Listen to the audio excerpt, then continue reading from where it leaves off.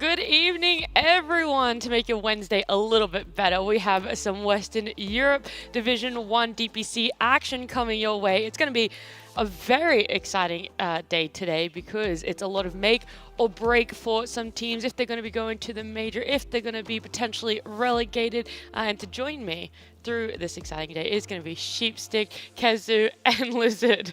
Why did you do this? Oh, what's up? What's up? Was it? How excited are you guys for today? Do you know the series? How important they all are? What's on the line for these teams? Yes, all that matters to me is that last time Secret were back, are back, and today Secret are Nigma back? will be back. You reckon? Based. Maybe. Where's Yeah, your so that's when you had to confidence? double down. You had to be extra confident then. I mean, Maybe. I don't want to be wrong in my prediction too, you know, like so I'll go half-half. What do you mean you don't want to be wrong? We're always wrong. That's literally why we're here. I do That's We're not why paid I'm to be here. wrong Yeah. on the panel. True. Yeah. I mean, you guys can be wrong if you want, but let's have a look at Monday's recap because we are in week 3. We had the Monday kicking off with Entity versus OG. This series went all 3 games. And it was the series that we thought had the potential to go 3 games. It hit that distance, and it was very even in skill level. I was very impressed with Entity's second game. With the skill level, it was definitely very even when it comes to mechanical playstyle from both of these teams, but we were robbed. We were robbed by a certain pick on the offlane. We were robbed of a really good game. Unfortunate, but it happens from time to time. Teams tunnel vision, they pick something that they think it's maybe an answer to an imaginary problem that's coming your way, but yeah, it happens. Razor offlane into sniper. Feels bad, man. It's hard. Yeah, that was that game number 3. That was a bit of a rough one, Cassie.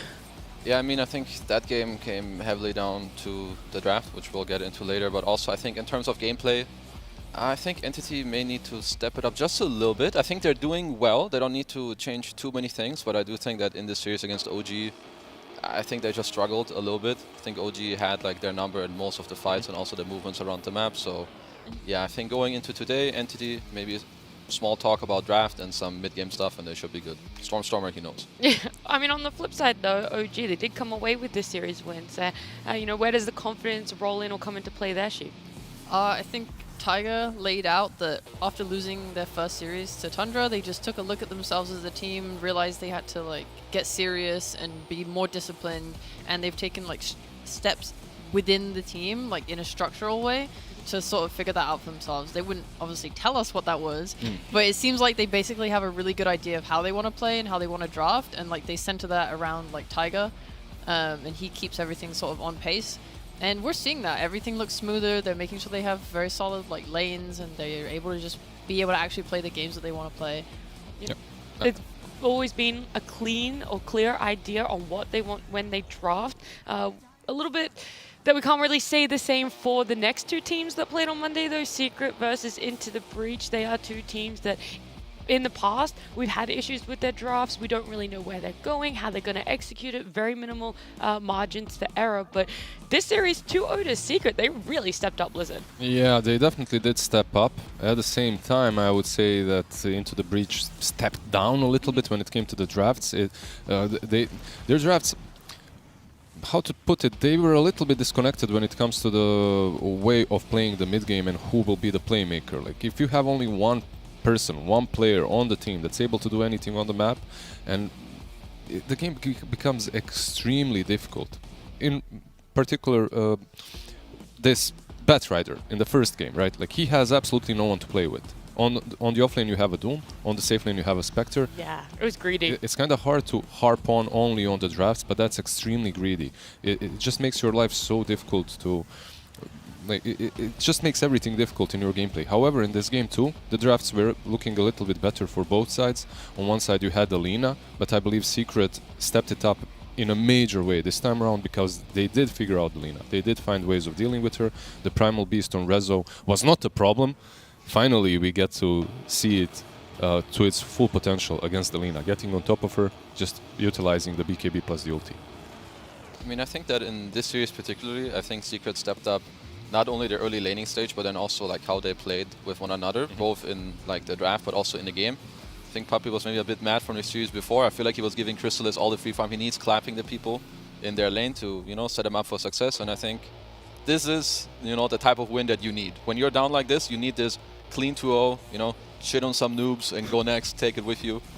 I mean, yeah, you can put it that way. It did feel a little bit like that. You do put it that way. It did feel like that for that series, and hopefully that's what Secret get from them. They get the morale boost. But the third and final series, I think, is one that everyone was tuning in for. This was the trash talk central between Liquid and Gaming Gladiators, and it went to the 3 games as well. Sheep Gaming Gladiators took game number 2. Yeah, the first time Liquid's lost a game this entire tour. Obviously, it was to a Huskar last pick. Like, I'm not going to sugarcoat it. That was the definition of a last pick cheese. Yeah. And I think, despite that, Blitz revealed in the interview afterwards that like the team was quite frustrated with the loss still because they felt that they could win. Yep. So clearly there was some level of like execution and like misplays from them that they weren't happy with. So I guess you can't like entirely blame it on the Huskar. They took some responsibility for the draft, some responsibility for the play. But Gaming, good to see them win a game. Good to see them come out swinging. Yeah. I feel like every team, when they lose to a cheese pick, nah, we could have won. We could have won. Then you don't ban it the next game. We still could have won. Third game, you're banning that out. Like, you just don't want to be in that position. But it's difficult. Like you said, it's a last pick Huskar. Like, there are so many meta heroes that you're worried about. You ban those out, suddenly you get hit by this fiery boy. I do think that that's a really cool point, though, that Blitz also answered in the interview that Cheap just brought up. Like, even though you lose against this like Omega last pick cheese where it is really hard to win, they still know that they could have won. Yeah. And I think that's what really differentiates like the best teams from like the one step below, where even if you don't have a favorable draft, they always look for ways to win. They will find the ways to win, and they know there's, even if it's just 1 or 2 timings, that they were there, that they missed it, and it's just a great sign, really. Because other teams are just like, yeah, last pick Huskar, move on. Which is true most of the time, but there's still things you can get out of these games as well. Yeah, and in that interview as well, I mean, the interview was just great. If you guys have the time, you should definitely go back and watch it. There was a lot of information that Blitz gave us. But he also talked about how they were able to move on from it, right? It was that fine line that they moved on from it being a last pick Husker cheese and looked forward towards this game number 3 and just made sure that they weren't in that position to let it happen again, but also not have to focus too hard on it. So it was a great balance from Liquid. They took that series, and it does mean when it comes to series, they are still undefeated. They have 6 wins at the top, and then it's OG and Tundra on the same scoreline, 4-1. Then Gaming Gladiators in that danger zone to potentially not make it to the major. Entity, though, in that zone to potentially take that last major slot into the Breach, Secret, and then Enigma Galaxy there on the standings. Is that what you expected for the leaderboard when we came into the start of No. DPC? I know, right? Who? Two teams that stand out to you the most of being nowhere near where you expected them. Well, I had secret third. I guess Okay. there's two obvious ones because I think I have secret third. Which two teams are the obvious ones? Please tell me, because I really cannot say. I know it's very hard, right? It's so difficult to understand. I mean, I didn't see it coming with these two teams. As you can see here, I have secret third. There Liverpool you has go, them look at second, that, so maybe I'm not the Liquid. worst, but I'll be real. Okay. I'm kind of balling with mine. The thing I got wrong the most was You I have thought Liquid Secret would first, be I think. way higher than they are. yeah. Wait, your top four might actually still be Yeah, accurate. mine's currently correct. Secret other than, is like, my top Damon four, being damn. third instead of Secret's my top three. It's Nigma the fifth. Okay, so my Yeah. predictions in shambles. Well, that feeling is good. I'm yeah. feeling- I was that's gonna say all that I'm is saying. what we all thought coming into this. We hadn't seen any of these teams play since TI, and that was where we all thought it was going to end up for this DPC. Now there are still a few days left. We have 3 days. This week is bonus day on a Sunday, so it's 4 days this week for Western Europe. Yeah, sneaking in a last little series there, and it's I don't know what I was gonna say. But it's gonna look good to have those 4 days, and we always highlight a team at the start of a broadcast. For today, it is going to be Entity. We're gonna have a deep dive into their team, how they sort of came about, how they ended up in this position, why people placed them where they did in their predictions, because they were a team that won the TI11 Western European qualifiers. They beat out Team Secret. Not an amazing showing though at TI itself. Well, they did show a lot of potential at TI, but it just didn't work out for them. Their run, for me at least, starts a little bit before the qualifiers. It was at the Arlington Major, I believe.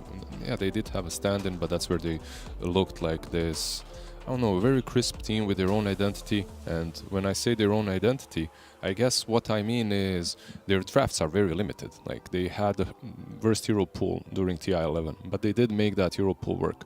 Now, the problem always is with teams like these, eventually they get figured out. And if they do get figured out, if there aren't too many heroes that fit their playstyle, they start losing and dropping games, which is kind of what has started happening here. They actually, in terms of heroes, like when they still had Pure, he would usually be the one that would suggest like really crazy heroes. They said that they had to turn him down a lot. I also know that Fishman, Mitrim, and Toby, they all really rely on like statistics, or not rely so much, but like heavily believe in. There was like a draft they said that they did once where they really wanted an Omni Knight last pick, but they looked up the stats of like what was good versus what the enemy had, and so Jakira was better, so they slammed that instead. And like the confidence to do that, it worked out for them. But like that is a line of thinking I've never heard anyone like outright say. Like in Dota, I've never seen that. Like, I've seen it in a movie. Is it Moneyball or something like that? Some American baseball this thing one. I don't know. based only on statistics. I don't even know the rules. I just watched it for the lols, I guess. Well, But, we can have a look at the statistics of Entity for this DPC, for this tour, where they're sort of shaping up in comparison to a few of the other teams. I think they are still the least diverse in their picks, but it's not the worst. There's a lot of wins for them, so being least diverse isn't necessarily the worst thing. I mean, I think they're doing a little bit better in terms of their diversity, but I do think, losing out on Pure is definitely gonna, I think, give them a bit of a different playstyle, which I think they still need to get used to, at least one way or the other. I am very impressed with their coach. I think he does a lot for this team, and I do think, so the hero pool was very low before TI, and they made it work. But I do think right now they need to find this a little bit again.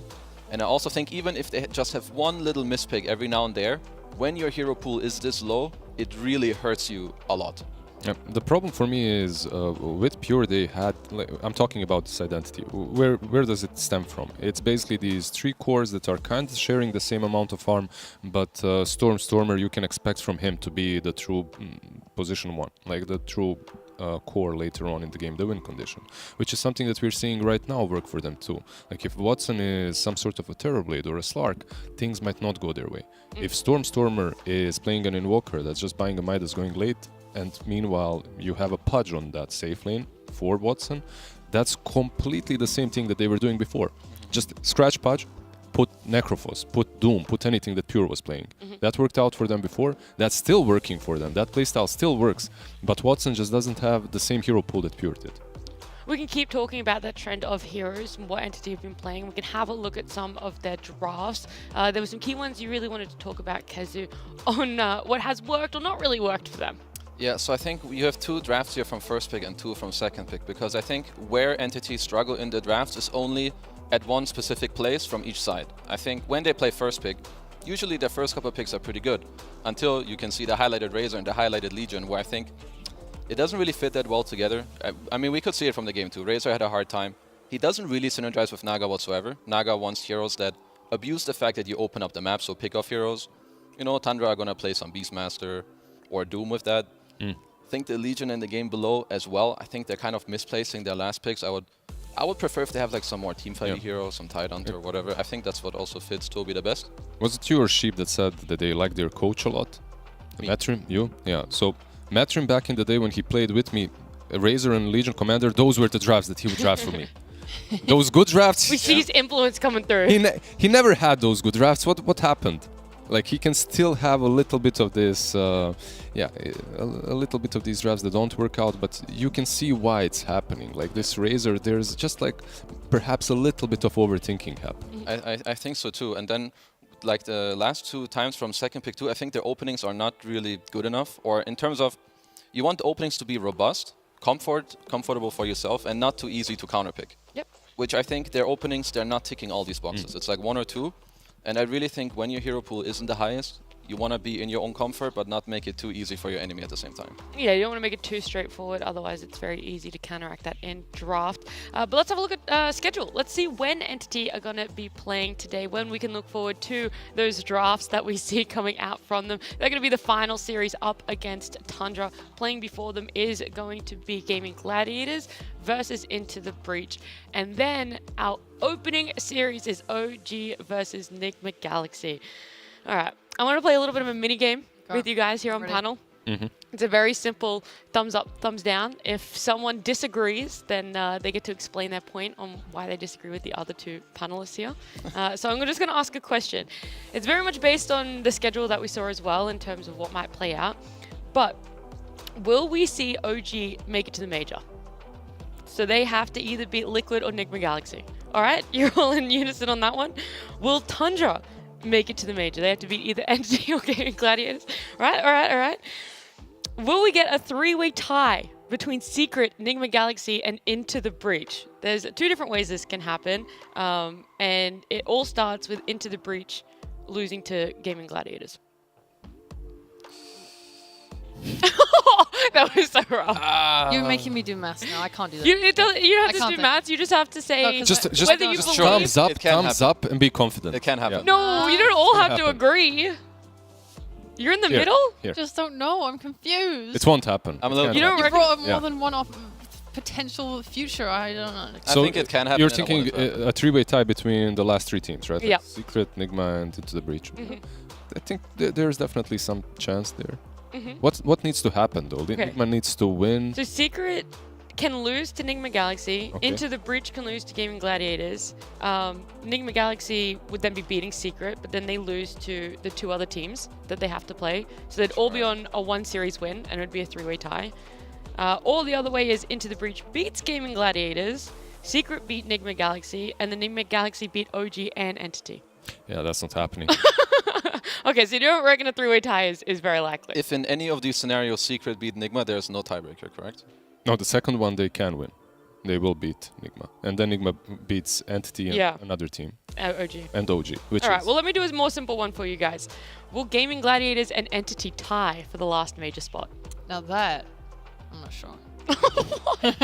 so for that to Maybe. happen, No. for that to happen, No? actually, Who has to beat who? Like who Entity needs to beat Tundra, I believe in They that. need to beat Yeah. Tundra and OG, I think. Yeah. They need Entity need to beat Tundra and Enigma Galaxy, Okay. or if Tundra beats Gaming Gladiators and Entity, then Gaming Gladiators loses to Into the Breach and Entity. Game would have to lose to Into the Breach. Pretty much, yeah. Okay, that won't happen. That won't happen. I don't. You all agreed on everything. I can't Before I believe heard all this. the other information. I actually, I Yeah. thought there was going to be like some discrepancy between what you guys thought was going to play out. Dude, this is Gaming Gladiators, leader of Liquid, Quinn God. How you're telling me this guy's gonna lose to Into the Breach? No, ain't no way. He won't let it happen. Ain't no way. All right. Okay. Well, that was my fun little minigame that we can now move on from. That wasn't was- it actually was- fun because you all agreed. Thanks. Great You all minigame. agreed. Thank you. I can't believe it. I am genuinely in shock. Well, let's talk about this first. Okay. You're yeah. trying to make us Dota players think more than like 2 steps into the future. I gave you one. I gave you one step, and it was all down to this Gaming Gladiators Into the Breach series, and you guys still all answered the same. Yep. Yeah. Okay. All right. We can talk about it more when it happens. Right now, though, we're starting off with Nigma Galaxy versus OG. It's potentially a little bit of revenge for Amar. He's coming up against his old team, but in your eyes, Kazu, how much advantage does OG have coming up against an ex-teammate like this? Honestly, since he's not I guess he's not playing the same role, but he's playing the same heroes. Yep. So I guess Kind of the same role, to be honest, yeah, as well. I think they kind of know what's coming. I don't know if really either of them have an advantage in that sense, because Amar also knows how they think. Okay. But I think if Nigma want to do well in this game, they need to have looked at all of their replays up until now, because they need to make a drastic change and try to figure out how to put their players in what roles and on what heroes. I feel like Sind was talking about that before as He well. was, yeah. He was talking a lot about how they need to maybe just move Amar away from the carry position, put him on the offlane. This is do or die. You need to adapt to these last couple of series, and they did look the best when he wasn't really playing that position, when he wasn't the carry. When he's playing even the carry role, even when he's playing the carry hero, but on the offlane, they looked better than he was on the safe lane. Something just clicks differently for him. Yeah, I would like to see that flexibility come out for them. I don't think they need to necessarily come into this series saying, all right, let's not put Amar in the off lane, but it's definitely nice to be able to see when they have that flexibility. That's when it's brought them the most amount of success. In your eyes, Sheep, how are OG going to have to counteract this? What strength do they have to shut down the flexibility from Nigma Galaxy? I mean, honestly, I think they just keep. I don't think they should even care about Nigma Galaxy. Okay. Gameplay. Like, honestly, though, they've been playing really solid. They have clear ideas of what they want to do. They even said in their interview, like, we don't care what you're going to pick. We're just going to do our own thing. Yeah. They're clearly very confident, and I like that, and I want them to just keep pushing with it. And as long as they just keep performing and executing, then they're fine. Like, Nigma Galaxy are just, like, not good enough right now to threaten their comfort, I think. Yep. And if they prove otherwise this series, I will be very happy and impressed. But from what we've seen, I don't think that's the case. And in that case, OG just stick with confidence. Yeah, I'm just interested in the Timber ban. Like, they're really getting rid of Amar's comfort zone instantly in the first phase, but they give away the Tusk. So I guess OG now has room to go for a Treant or Rubik, Rubik. Treant. Yeah. Yeah. Rubik is the most picked hero in Western Europe with the highest win rate as well Easy at the same clap. time. Not too surprised. 30 Hero. games, 65%-ish. Holy. Yeah, that's stats don't lie here. Stats don't lie. When it comes to Rubik. I'm going to say it too. Stats don't lie. I don't want to say it. I want to say something. OG, are these players like all not ready to go to the bathroom early enough because they have a reserve time once again? They had Oh. 1 minute reserve time only. Yeah. This is like the third, fourth, or fifth time I see a penalty on one of the teams. They're Just want to point that out, They're just trying to make it easy for their opponents. I guess. Bro, don't do that, bro. Or maybe they work better under pressure, you know. But that If- works. If you get too much Yeah. time, you end up picking Razor on the offlane. Maybe it's better to just like Maybe it's the lack Be of on a boot timer. camp. do No. a timer. Yeah. They go with the Tiny, which is also something that they love picking up. Flexible for them, but interesting that they do not pick the Treant or the Rubik in that first phase. I guess, well, we always said it would either be a Tree +1 or a Rubik +1, right? The Tiny has that flexibility. Tree can either go 5 or 4, so more likely to potentially pick it up here. Yeah, I mean, It's they can still take the supports. Yeah. They have second pick, so it's yeah.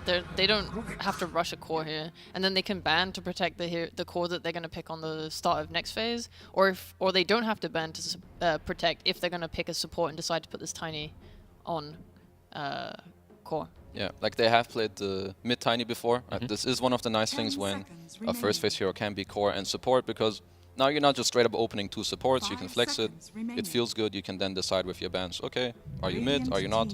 The last It's game that just they solid. played, right? Like, I believe the last game that they played was Tiny and Sniper. Yeah.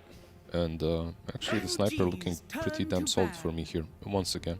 It was against the Razor though, so a bit different. Are you thinking about Nature's Prophet here for OG maybe? That's also a pretty good option versus the Dead Prophet in the lane. Definitely can. I mean, DP has like quite a few heroes that she does not like to play against, either like these fast tempo heroes like some Nature's Prophet or the range carries. your sniper draw, stuff like this. So definitely something OG can think about. I would also love to see mind control on more Nature's Prophet. Maybe not specifically in this game, but overall. I just love these bans from OG, man. Timber, Huskar, get rid of the cheese, plus get rid of Amar's heroes, and we're set. We're good to go.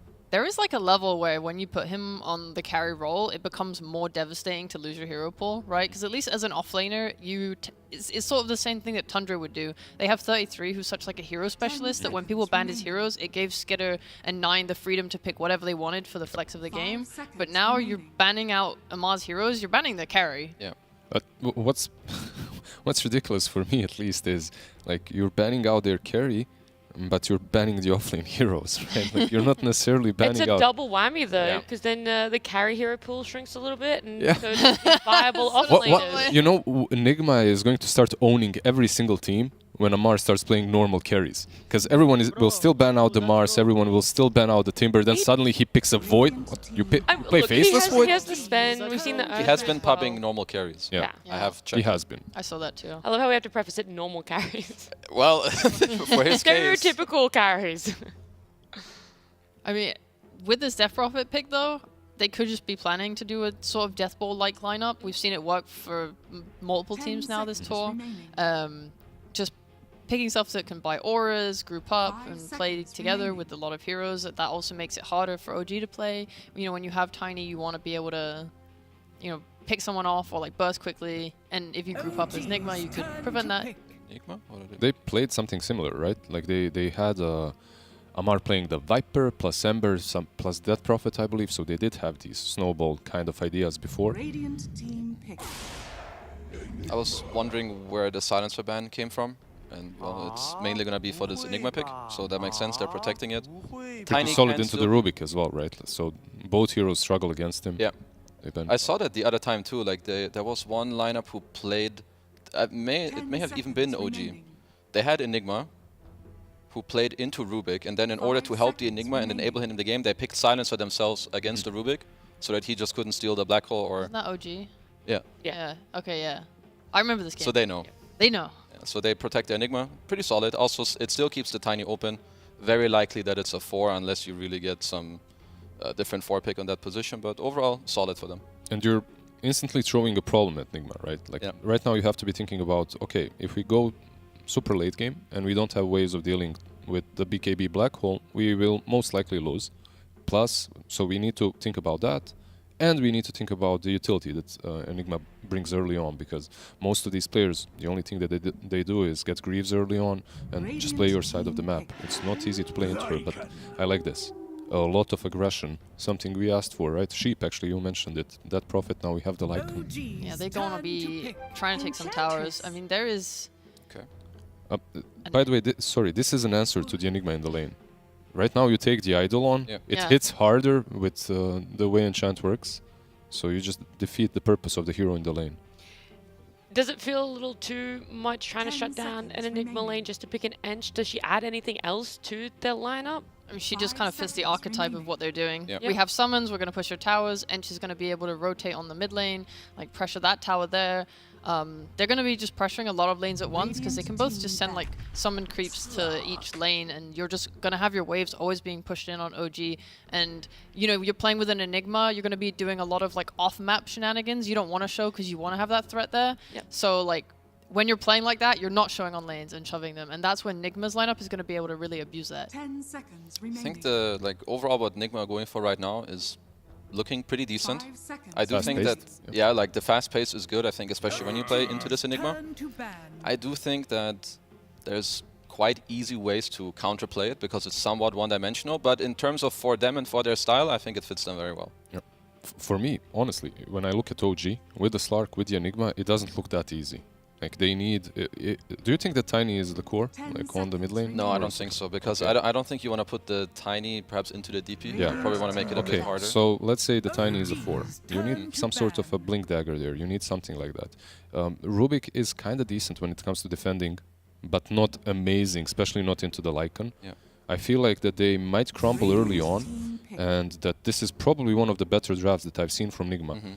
Especially when it's picked into the style that OG is drafting, which isn't necessarily the least greedy. Like I sense a lot of greed from them at the moment.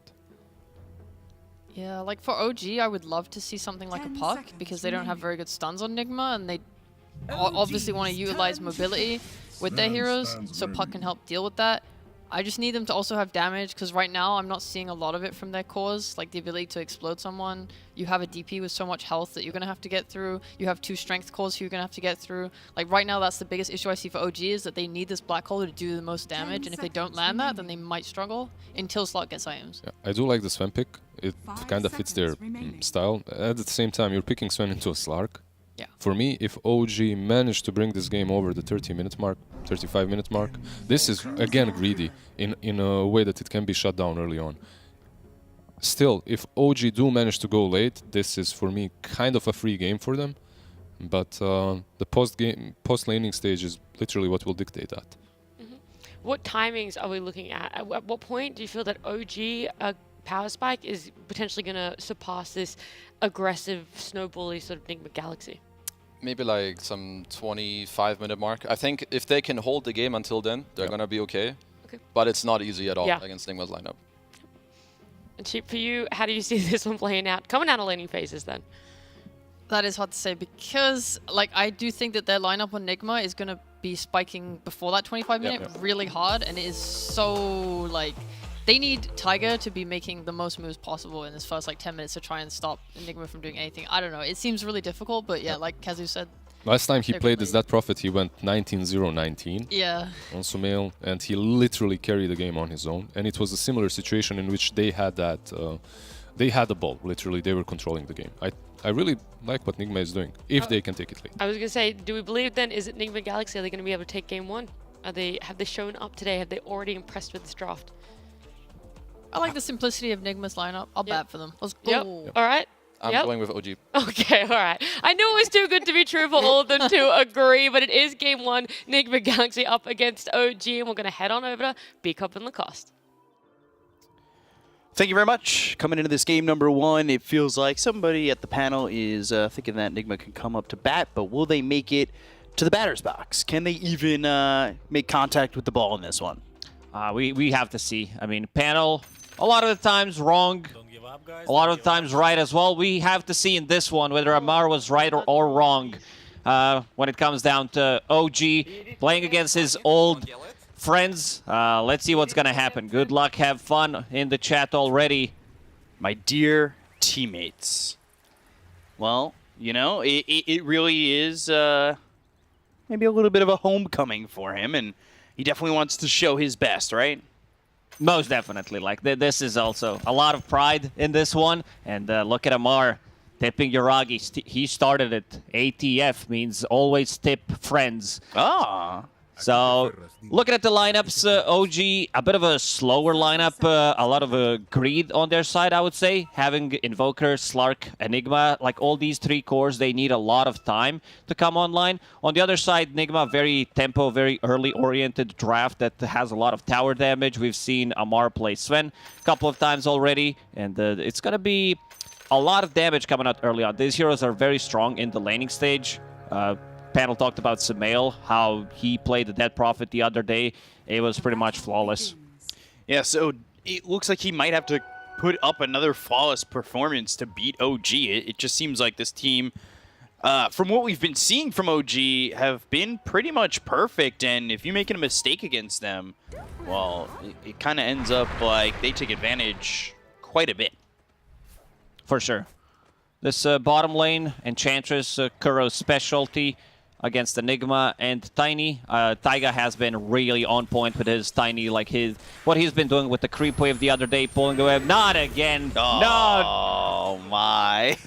It's We every cast time. like 5 or 6 games where Invoker tries to do the same thing and misses that creep. It's just, I think at one point you just need to stop. It's not working out. Everybody's trying it. Somebody's gonna get it. I think we're like 1 for 6, right? In the last like 2 play days. It's I'm gonna go back, watch the replays where Invoker has been played on a mid as an Exort and see how many missed Sunstrikes we had. yeah, because it seems like that creep is 100% deny every time. It really is hilarious how common that is. Top lane we're looking at right now, Misha and Yuragi. This does feel like a lane with a couple levels OG could be aggressive with. I'm not sure how easy the kills are going to be, especially once they can get the GH kills snowball. in this one. I don't think Slark cares too much about this lane because Lycan doesn't provide you with any kill threat. It's going to be like maybe Rubik if Misha gets blocked by shards with the tag team, even with the snowball. Wolves damage, Lycan as well. We'll see, but I think Yuragi is definitely fine in this lane when it comes down to farming. There's the pounce already. That'll leash up GH, so getting a couple stacks in this Essence Shift already at 4, and you can see the damage that GH is taking, and that's the combo we were just alluding to. Bottom lane, DM and Taiga. We have seen some great micro DM performances, and I've been impressed with like his Enigma, his Broodmother, both up there for sure. He definitely knows how to control more than one unit. Yeah, you maybe what? I 6, 7 remember, units? yeah. I remember back in the days I could control more than one back in 2007, and then it suddenly just stopped. Most of us are kind of used to controlling that one hero. It gets difficult. Chat knows the pain. Ask me how many times I've ever controlled more than one. None. Yeah. I get an illusion rune and I panic. Send it so it dies immediately. Get it out of here. Leash again on Tusk, but Rubik not close enough to use the lift. Yeah, Misha was trying to potentially get that lift. Already got the pound, so it would have been still close on the kill. I'm not sure if he would have gotten it, but still the harassment is not going to be that great for GH. And GH is now going over towards mid. He's got 2 mangoes, so they'll have the snowball as well as the shards. BZM's also sitting quite low here. BZM is getting in a really tough spot right now, especially with the rotation from GH. Sumail 17 and 10. King is back against 7 and 3 on Invoker. There's been 0 kills, 2k net worth lead for Enigma too. Like, that's insane this early on. 3 minutes in. Strong start. You have this Sven, who doesn't have a point in cleave yet, but they did use a Storm Hammer on his Eidolons to be able to get some extra last hits there. I'm a little worried for this mid lane. Yeah, it's not looking like it's going to be that good, and all the lanes right now aren't looking that great for the side of OG. The only one that is staying on par is Yuragi on the Sark, and well, we'll see what that ends up turning into, because when you've got Sven and Death Prophet free farming, especially if Sumail really dominates the lane, first Exo could be an objective, and OG's map could start to shrink very quickly. Yeah, if they open up the map, if they kill a tier 1 tower on the mid lane, on the top lane, we'll see the rotation from Enigma Galaxy on a mid lane once that Prophet hits that level 6 with the catapult as well. See Invoker level 4. That Prophet already hit 5, so that means 3 charges on Spirit Siphon. Has a full Falcon Blade being delivered right now. Wow, yeah. Sumail doing everything he can to make sure this mid lane is an advantage here for the side of Enigma.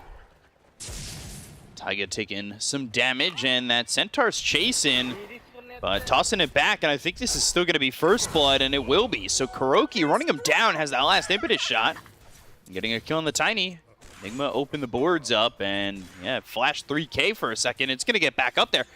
Man, I don't know the last time I've seen a lead from just farming like this. Yeah, they've been farming the Eidolons, and Misha trying to help on the mid lane, but this is not your like high impact position 5 this early on that can't do as much. You can't refill Invoker's bottle because he doesn't have one. Snowball, shard perfect block. shards, and BZM, he throws down an ice wall, but it doesn't do anything for him, so GH gonna get a kill. It is really just the perfect start, and I don't want to harp on it too much. I don't want to reiterate that point, but this is exactly what they need right now. It's a difficult one. Like we talked about OG having a greedy draft, and they're already down 3,000. Mind Control's having a free farm. Pretty much every single core is 7-1, and Kuroki off to a good start. Taiga, I don't think he's going to be able to find the openings. Both supports and OG, they definitely need levels to make stuff happen. Last time, you saw Taiga on this Tiny, it felt like he was moving around the map so fluidly, and honestly, this game is completely different. He's got 8 mangoes and a windlace, but hasn't found any opening opportunities for him and the rest of OG. Yeah, it looks like he found a mango tree, considering the amount of mangoes that he has on that Sumail tiny. moving forward, and there's 3 heroes here. They've got the double damage. They'll have the toss. The ice wall's down. The snowball coming in. Sumail, he'll drop. That's a big kill. Yeah. Double damage definitely helped out. He tried to use the Spirit Siphon, gets the toss, gets the Cold Snap. And BZM, looking at his item build, he wants to get Hand of Midas. It's recovery time. Might change his mind. He's one of the invokers that I've seen that does tend to get different items when things like if the laning stage goes really bad, something that Stormstormer also does. Right. If he feels like he needs an item, he will get that drums just to be able to help out the team be a bit more active. And Amar is just cleaning up every single idol. They're going to TP down towards bottom. They've got the telekinesis.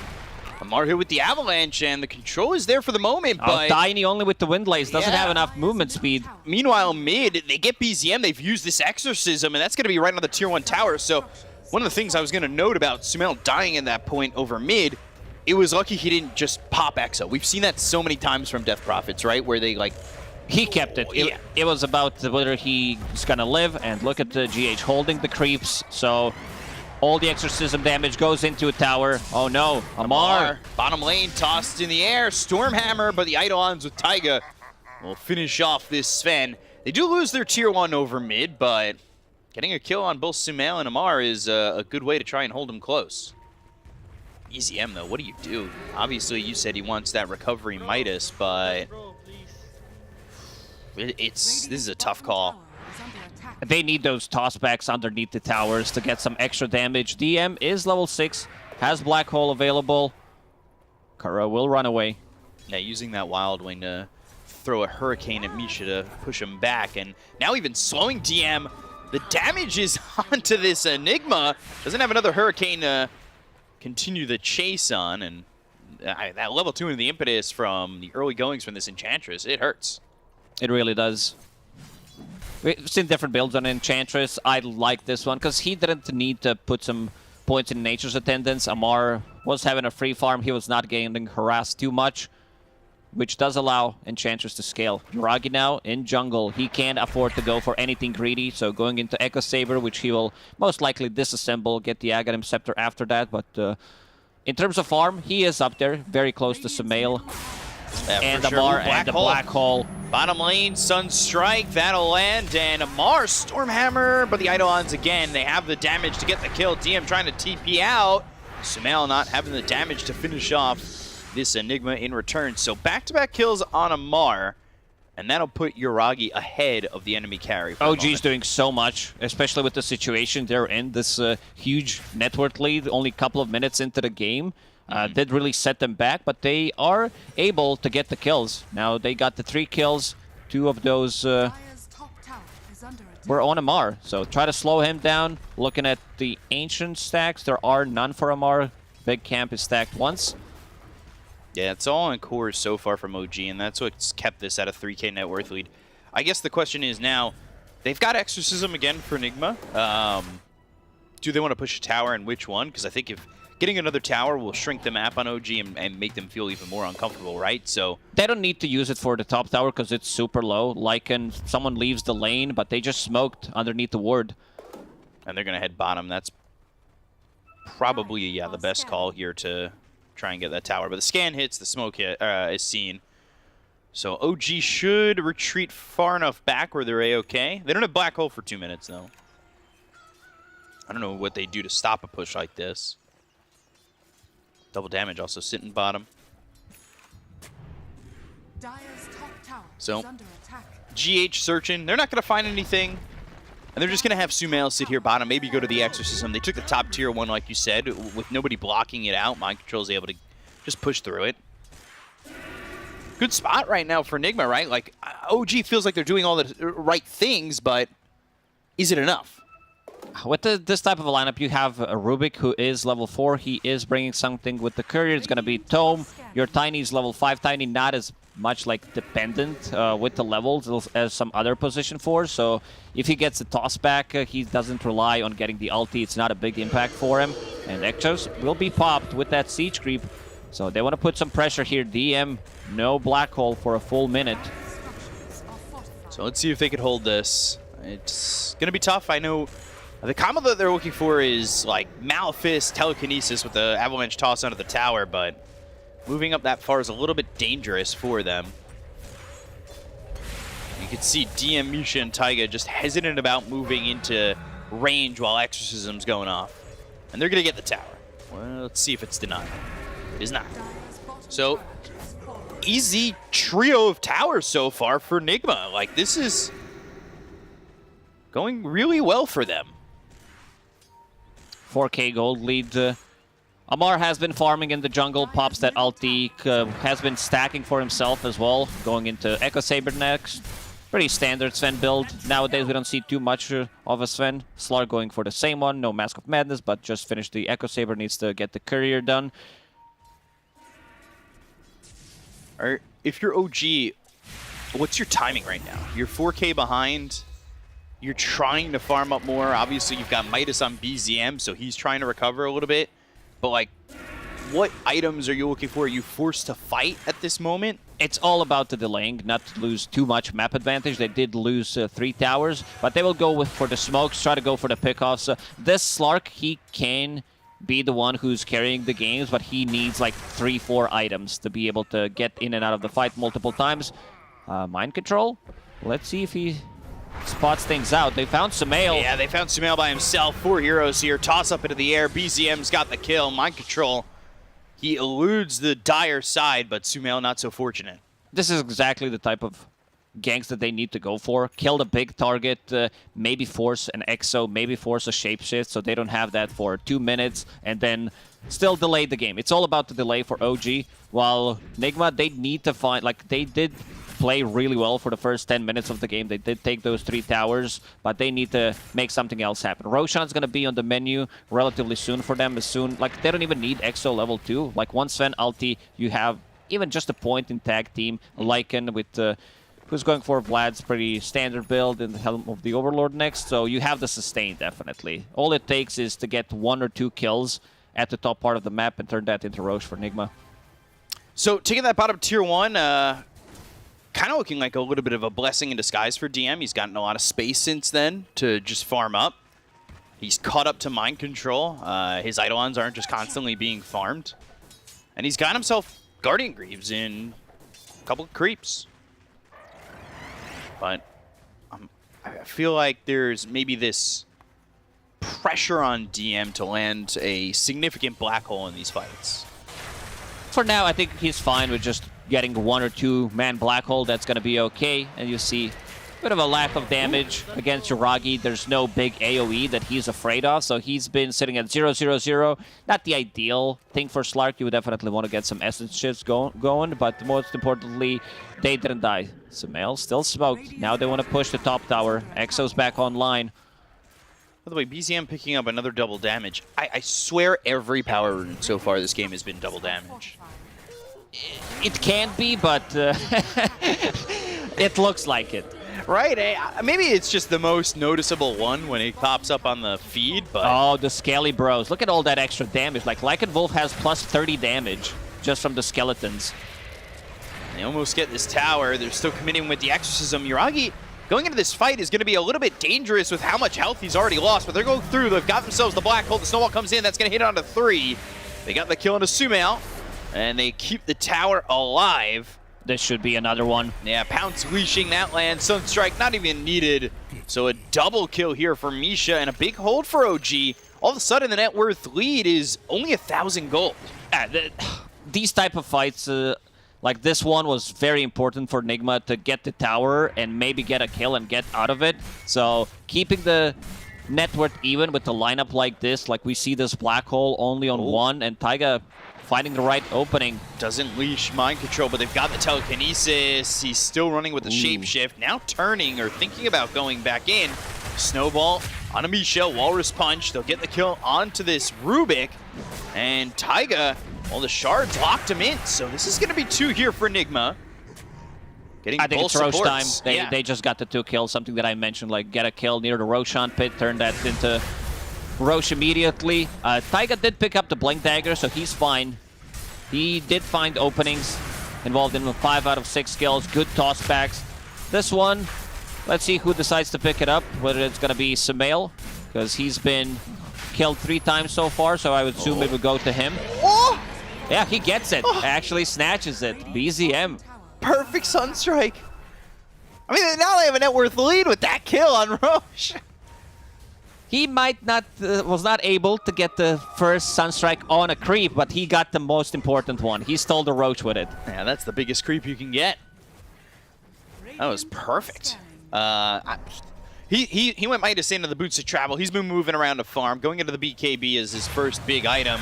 Pounce now leashing onto GH, trying to use those shards to get some distance away from Yuragi. Also throws the snowball. Meanwhile, at the same time, Kuroki's going down to BZM over in the bottom lane. They had 4 heroes set up to get that kill. OG's buying time. You see, we've seen Stormstormer, how annoying he is on his Invoker once he picks up the Boots of Travel and the Blink Dagger. And now Yuragi, he understands that he can go for these solo pickoffs, try to force a rotation. Yeah, I don't even know if at this point it's buying time. It feels like, honestly, OG are kind of stealing time from the faulty plan of Nigma. Definitely. Yuragi picked up that Diffusal Blade, so having a little bit of extra slow, a little bit of damage that he can go for these solo pickoffs. Bottom tier 2 tower is going to fall. You would definitely not expect OG to take a tier 2 tower before Nigma's lineup. No, not at all, considering their tier 1s were taken immediately. Toss. Onto the creep. Nicely done combo. Yeah. Sunstrike again. That one's Misha going to land. having that enchant stolen. Tier 2 tower is gone. Yuragi does have ulti, so he can always get out of the trouble. Tumbler's toy, stolen snowball, bringing Yuragi forward. Exorcism pop. Taiga comes in with the avalanche. They've done some damage onto these heroes' shards. But Toss the toss back to BZM. That's going to keep the Rubik safe, but Taiga not going to be so fortunate. The Crypt Swarm, that gets the kill into Taiga. The sun's going to be thrown out. They've got the snowball going in on Amisha. Tornado lands onto 3 heroes, and now the snowball the other way, the one that he stole. They still don't have that kill. The black hole, it's only going to be on OMR, but is it going to be enough to really salvage the fight here for OG? Ooh, bit of a late. Nobody dead just yet. They get the kill on Amisha. They'll take out this Rubik. They'll look over at DM. Down goes this Enigma, and 3 heroes dead on the side of OG. Enigma somehow come out unscathed. That was a very risky move, pulling in Slark like that with the snowball. Yeah. It was a good steal from Rubik. He went in, Taiga saved him with the toss back, but they needed to fall back because they popped the Exo, and now Yuragi, every single time he has ulti, he can be anywhere on the map and not care about many things. Yeah, he's playing aggressive. I think he's starting to feel the pressure of him needing to really bump up, right? There isn't a spell that he's afraid of. Amar will get a Blink Dagger eventually, but he can dodge the silence, he can dodge the snowball, he can't really be instant stun. So Yuragi understanding that this is the type of a game that he needs to play. Shard. Who's that for? I saw it on the courier for a split second. I missed it. Well, I'm not gonna do the work for you. Like check it yourself. All right, It's Rubik. It's gonna be Rubik. So this is gonna push people out of trouble. It's a good one. It's a good way of saving people. This shard has been so popular. I mean, Rubik has been one of the most popular heroes. I kind of like the versatility that you can have with a Rubik, even though, you know, we see shard on and off. Sometimes the gold is saved. Like we've been talking about Aether Lens or Glimmer Cape, Force Staff, that kind of build. Ooh, DM. They almost got him. Amar. Oh, Stormhammer at the last second! Oh, Snowball. They've got the Walrus Punch. They'll knock him out.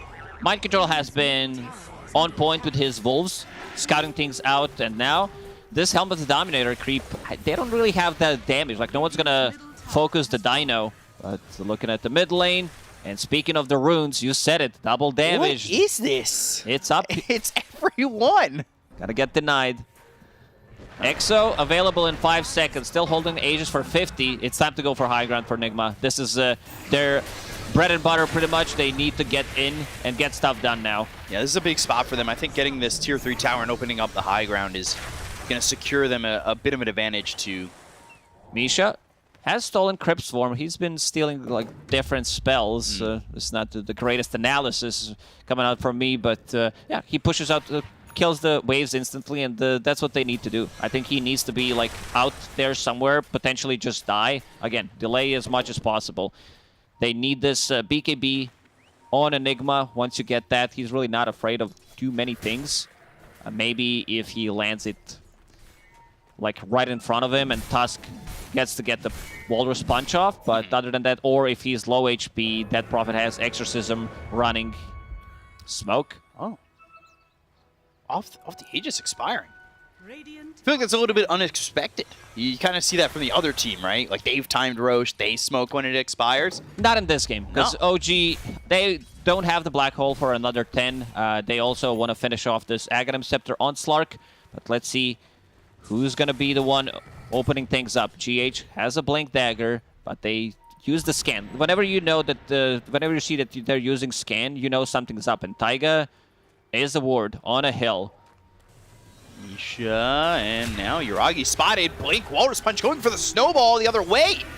Wow, actually hit it on the Slark to get the kill to Misha. It's not going to be enough to go after Yuragi, but a pickoff nonetheless for Enigma. Nicely done. Ooh, Yuragi also still playing pretty far forward. Like you said, he's very comfortable having that ult. But can Enigma take advantage of Yuragi's aggressive forward play? Dire's middle tower. Taiga tosses Amar back. Sunstrike? Dire's Ooh. Down to half HP. Yeah, Amar needs to be just a bit careful. Alright, never mind. He's turning it around. Toss isn't going to matter. Avalanche lands post-death, and Amar gets a kill there onto Taiga. Chisels him down to death. Bottom lane has been pushed in by BZM. He TPs back to safety. Now does have that Blink Dagger and the BKB.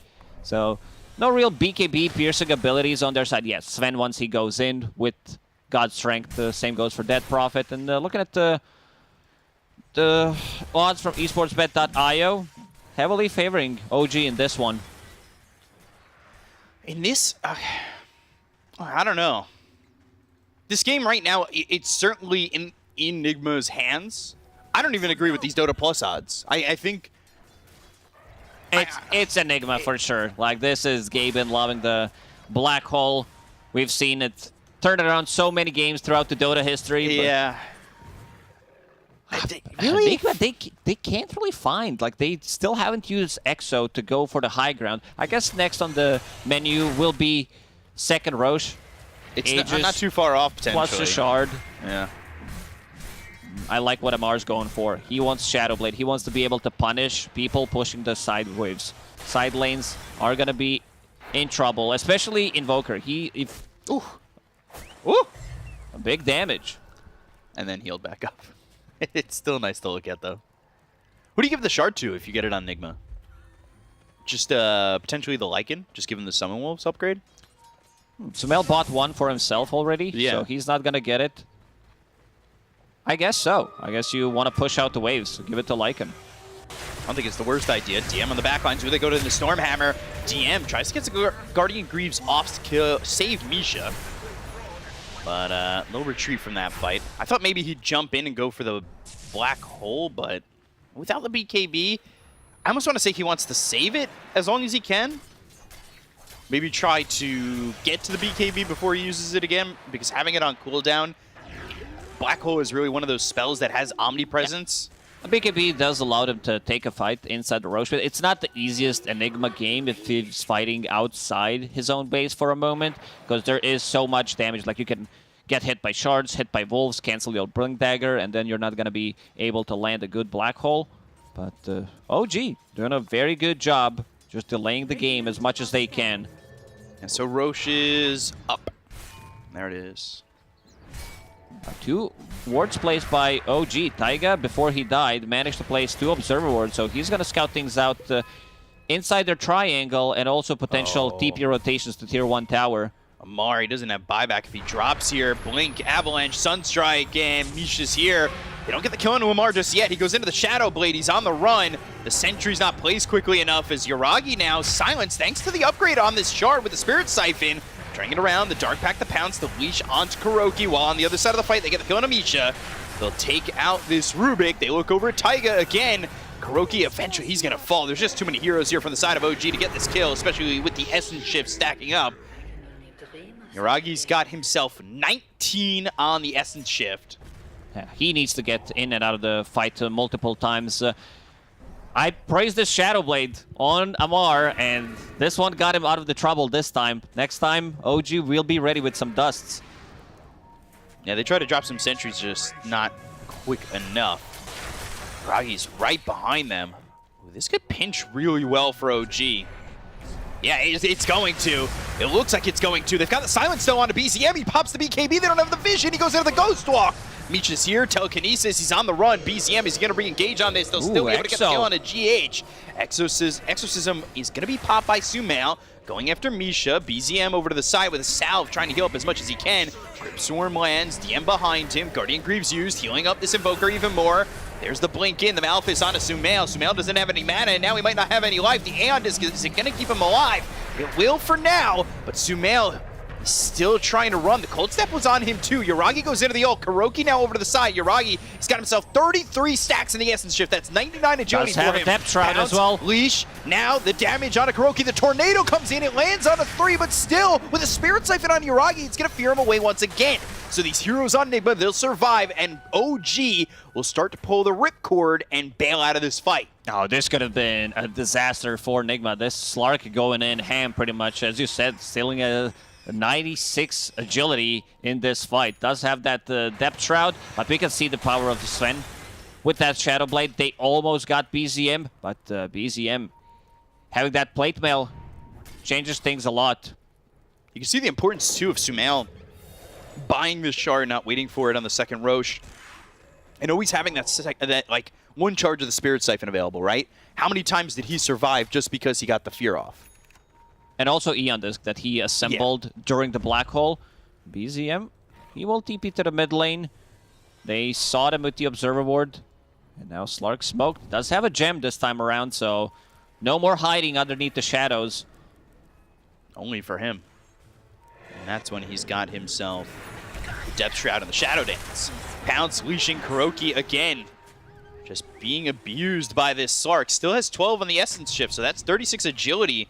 The rest of the team is behind him. They'll get Kuroki's Courier, and everybody from OG is here. They don't have Black Hole, though.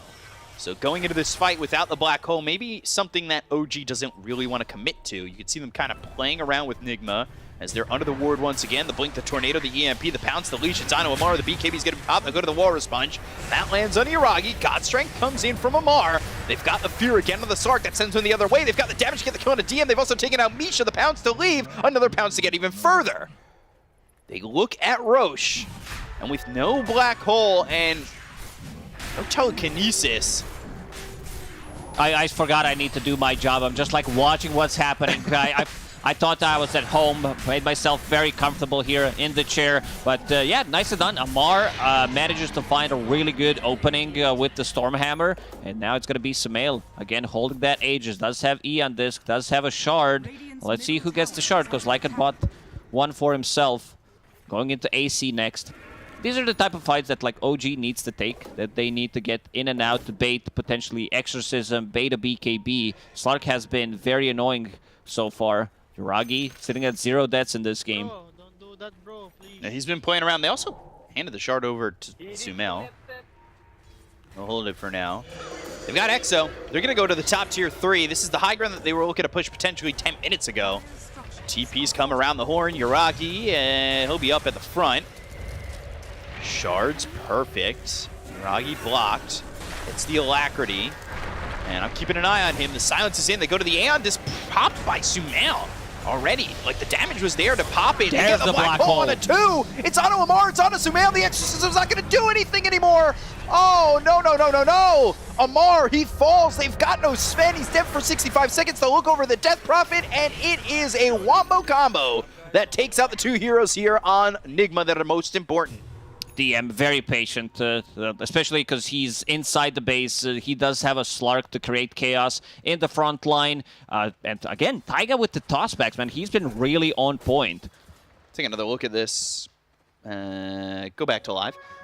Kuroki, he's back. GH, you need to be careful. But Yuragi, the TPs were in, and it was all well played. And DM, like you said, perfect black hole. Things are not going to get any easier for this Enigma's lineup. Playing against Enigma.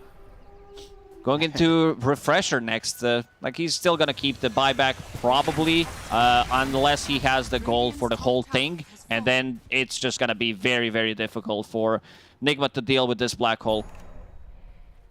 BKB now for Yuragi. It's going to be delivered on his courier soon. Radiant's top tower. Got these heroes back up for Nigma, and they did get the tier 3, but now they need to get this Slark. Oh, Pounce actually leashing and hitting Mind Control, but he's got the second one, so he'll say, see you later. I don't see any observer boards from Nigma on the map. No, they're all they pretty much see cleared nothing. up. Slark with that gem that Misha bought for him, so he's getting some extra gold. And that is really unfortunate. I don't know what they can do. It's just such a lack of vision. They don't really see anything, and anytime they're going to put vision up, well, they can't do anything with it because it gets cleared up immediately. Problem is they didn't have for a long time this instant initiation. Sven did eventually pick up a Blink Dagger, so did Tusk, but if you're fast enough, you can react to it. They don't have the control to kill Yuragi at this time. It Oh, doesn't feel like it. DM outside of the base, pops a BKB. TP back, and no way to keep him still.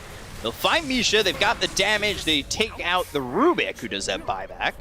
They popped Exo, so they're going to need to get more from this, and I feel like popping the Exorcism is going to put them in a position where they feel forced to go. They'll buy back on this Rubik. Yuragi again standing his ground. Ooh, Blink Taiga this time a little bit of a misplay. Didn't get the avalanche and the toss off. They've got him up into the air. They'll get the telekinesis from Misha to try and throw him back and save him. There's the fear from the Spirit Siphon, and the stolen Walrus Punch hits on a Sumail. Ooh, hits the pounce. Leashes. Sumail in some trouble. And now going into this ulti, Yuragi's going to start chasing. The triple meteor is going to be dropped down by BZM. They've got the Walrus Punch as well as the Snowball once again with the BKB being popped here by Yuragi. Now the blink in. Stormhammer. Telekinesis again. BZM being saved by Misha. They've got themselves the black hole once again. And this will lock down Amar. They'll get another kill out of the Sven. They'll take out Amar. They've got GH. These heroes are not surviving on Nigma. Misha, some clutch telekinesis twice in that fight, and I can't believe Yuragi's hitting the max distance pounce like that. All they needed to do is just, again, create chaos in the front line, wait for DM to find the perfect opportunity, find Zamar during the BKB timing split. Like, fights has already been split. You see this first one, save from Misha, they get him out of the trouble. Depth Shroud as well. They have so many saving tools. Yeah, and Yuragi landing these long-range pounces, like you said, the tornadoes coming in, the meteor, everything seems to be lining up. Sunstrike, Mind Control, he'll go into the Shapeshift. Yuragi's actually getting a little bit low, but he goes into the ult once again. Silence lands, connects. Can they find him? I think Walrus they Punch. will be able Do they to get finally him this time. Taiga comes over to try and get the save. They get the first kill on Yuragi, and now impetus damage, and they're right onto this Tiny. Doesn't look so big anymore, and they'll take out a second. 70 seconds without Stark. He does have a buyback, but let's see if Nigma wants to push it. Like, I think they need to. And another double damage. All I hear is double damage, but picked up by different heroes. Every second rune is DD, pretty much. Yeah, it's 50%. It either is or isn't. 3K lead for OG, but that kill that we just saw, massive. If they can force the buyback from Yuragi, that is a clear avenue to victory. Melee Barracks is sitting at 700 HP. I don't think OG cares too much about that barrack, but if they pop the Exo, they will just go to the mid lane and try to take the mid tower. So 50 seconds, let's see how long they can hold. DM trying to farm this refresher, getting closer and closer to it. It would force him to buy out, though, if he wants it. And I guess him buying out might even be dependent on whether or not Yuragi holds his buyback, right? Like, if he buys back here, I would say you don't buy the refresher. No, Yuragi doesn't buy back here. No, it took them there's no way pressure. too long. Yeah. Is under attack. They're going to try and take this melee racks. It's just with wolves as well as the ancient Thunderhide. Dire's structures The glyph. fortified.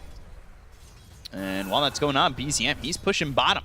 He's also got a little bit of help here from DM, Dire's so top barracks are under attack. get those Eidolons started and get the push going. Dire's top barracks Like you said, they didn't care about the melee racks, and that's very evident with where OG's position on the map.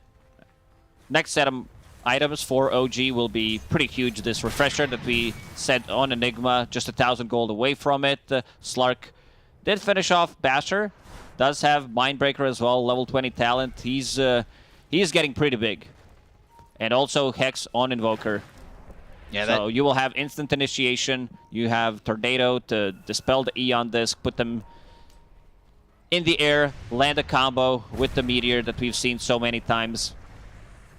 that always seems like the jumping off point for a lot of these Invokers, right? Like we saw Stormstormer when he picks up the Hex, it comes with so much confidence attached to that item, right? All of a sudden, like you said, instant initiation, when you've got that blank Hex, Tornado, everything, it just feels like you can be a much more aggressive Invoker. What does Sumail have? He's going Octarine next into the Shivas.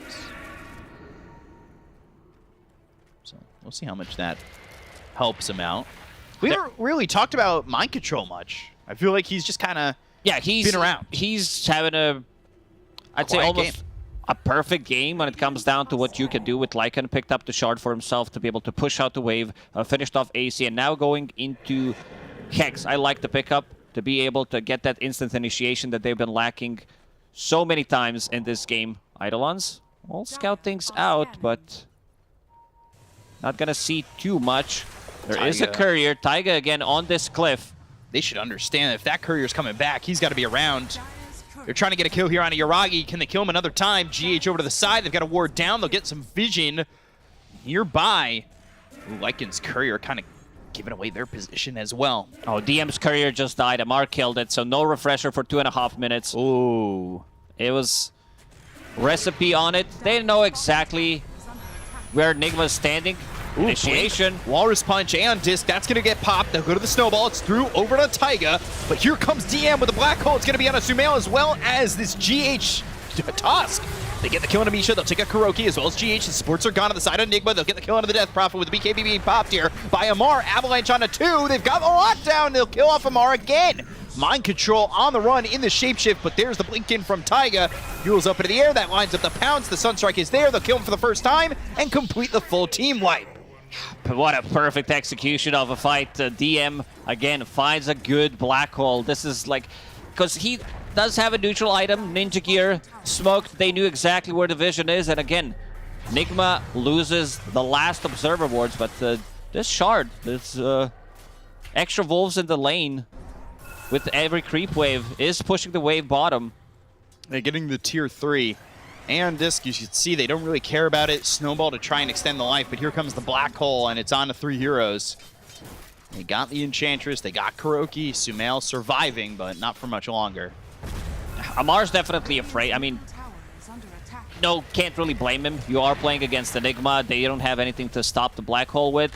So you know that if you go in... And his damage, can we see the damage output from the heroes? I want to see how much he's been able to do so far. Dire's Misha's under like, attack. hell yeah, you Let's go. only got me. Rest of the team did clean up. I know that feeling. Hands off the keyboard for a second while you're dead. Hands off the keyboard while you're casting a Black Hole. That's the best one. Yuragi now, well, he's sitting second to the net worth. You've also got God, BCM has so much farm. I always get shocked. I feel like I look over for a second, 22,000. Look over again in like 8 seconds, 28,000. It's such fast farm from these guys. Especially BZM. Roche up in just a second. It'll be the Ag's Blessing on this Roche. So, Nigma have taken both Aegises. They didn't kill the first Roche. That was stolen by BZM with the Sunstrike. But will it put now Nigma in a position? Can they get Roche again? They're down 10,000 gold. It is really a bit of a rough spot for them. They've been resilient thus far, but their lineup was kind of on this It was peak timing. Yeah, pretty much. The longer we go in this game, the lower chances of Nigma winning this game are. Can we see the Dota Plus as well? I think this is like 95-5 pretty might much. have something to say. Never mind, 22%. So it's all about the execution. This feels like the same numbers. Scanning. It was kind of close to this when they were down 5,000 on OG. There's the damage you were looking for, and look at that damage from Yuragi. 27,000. Sven sitting at 18. He's been doing okay. It's not that easy of a game. Like, he needs to get in, then the toss back, the lifts from Rubik. We've seen it so many times. And if he doesn't pop a BKB immediately, a BZM will hex him. So he needs to get a lot of things done during his BKB. Refresher done on Enigma. BZM. Uh-oh. No way. That actually put GH in an awful spot. Uses the Seal Totem to get away. And they also got the silence with the BKB pop. They'll go to the black hole. It's going to be on a mind control as well as Kuroki. They've got the toss up into the air on a Sumail. Into the black hole. They get the kill though on a Taiga. He's going to buy back. They'll buy back on the Tiny. Now they'll look over as the refresher is going to be used by DM. Can he find anybody? Abyssal Blade on a mind control. They'll take out the Lycan. He's also got buyback. Taiga TPing into the shrine. Oh, Amar. Stormhammer and Stormcrafter, but they've got the Fear. No, he just bought back. Coming through. He did just buy back. GH trying to get the kill. They'll take a Taiga again. He's going to be dead for 90 seconds. The Andisk is popped on GH. They blink forward. They got the Ice Wall down. Tornado also landing on a Sumail. Infinite shots coming out of the BZM, but here comes Amar from the back lines. They've got They the silence. see him. A couple of heroes. They've got themselves the vision. Now with the BKB, but is he going to get out? Bash. The Sunstrike, the black hole that was refreshed earlier in the fight to make sure, Amar, you do not get away. And Kuroki's going to be spotted too and killed once more. Looks like it, and everybody's here. Maybe GH can save, but GH saving this might just give up his life too. He's save your friend syndrome. They're not going to go in. Sven and Dead Prophet, they need to fall back. And would you look at that? There's another double damage that just spawned. Amar will pick it up. There's way too much control on OG right now. This Enigma can do whatever he wants in a fight. I saw Mind Control using the Wolves to try to cancel the black hole, but he does have that ninja gear. Amar? Oh, the timing! Amar! Iragi's got the Abyssal Blade, now he's got the Hex from BZM, Amar! I'm not sure what that was. Like, he definitely can't solo kill him. The rest of the team not close. This is Slark that has 43 armor, which is 72% physical resistance, and now Alacrity on Slark that we've seen so many times so far being used. This is going to be Aghanim Scepter as well. I guess this one goes to Enigma, or they can give it to Invoker. I don't mind the Invoker. If he gets it, then they have a black hole plus a Cataclysm on top of it. This is... He almost has a refresher, or where's he getting the goal from? He's just... BZM has been, like... He's at 30... I just said he was at 28,000, right? He just got 6,000 from that Aghanim Scepter. Fair, but also that still means he's at 33. Minus that Ag's Blessing. And considering the start that he had, like, he's been really struggling. But recovery Midas. And now Amar dead for another 50 seconds. Thinking about getting a Divine Rapier. There's no way that they get to this. Alacrity Slark. He got silenced. Does have a BKB if he feels threatened. Whoa! Middle tower is under attack. Almost. Does have a cheese as well in the backpack. Starting to ferment there. This is a difficult hold for them. So standing towards the front, Taiga again. There's the Hex coming through. It's onto the Tiny, but they get the kill on a Kuroki. Double E on this proc. Just right in on this. They'll also kill off GH. They don't have buyback. This is at least the mid set of racks. Ragi's also picking up the Essence Shift. He's at 29. Look at the bottom lane. Mind Control managed to take down range barracks, those extra wolves, and also the Ancient Ice Shaman. The best looking guy in the game. Look at that face. He might need a dental plan for this push. That's for sure. It doesn't deal that much damage, but if you use it multiple times, if OG is busy doing something else.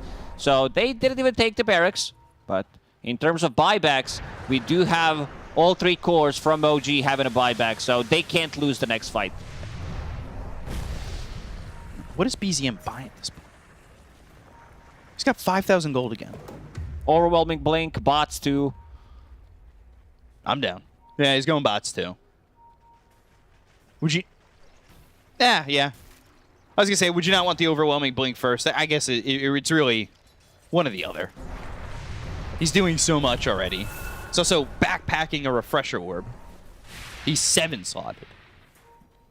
Could be 9-slotted by the end of this game.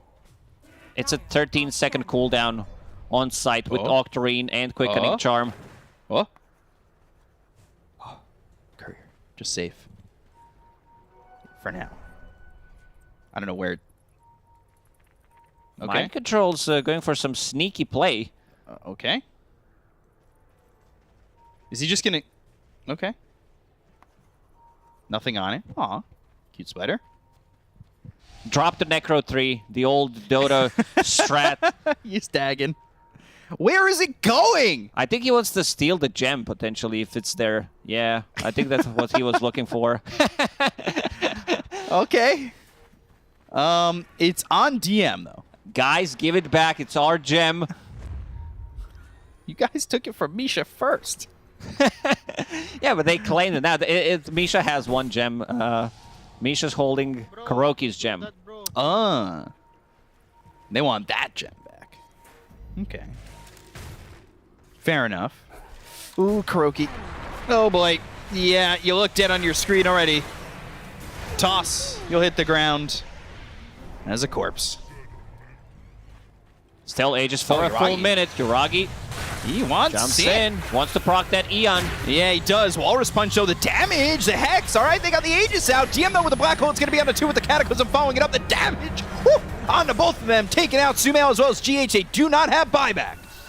This is game. They just, for the last 10 minutes, maybe even more, Nigma couldn't really fight back against OG. They got outmaneuvered. So many times you've seen like one of the supports from OG dying, and they're gonna go for the finish. Yeah, they're also trying to fight Sven at the same time. They've got the Black Hole once again with the BKB being popped here, but they'll bring in BZM, Meteor Hex, and there is the Tornado. Dropping down, and eventually killed by Misha's Fade Bolt. No buyback. That should be all they wrote for this one.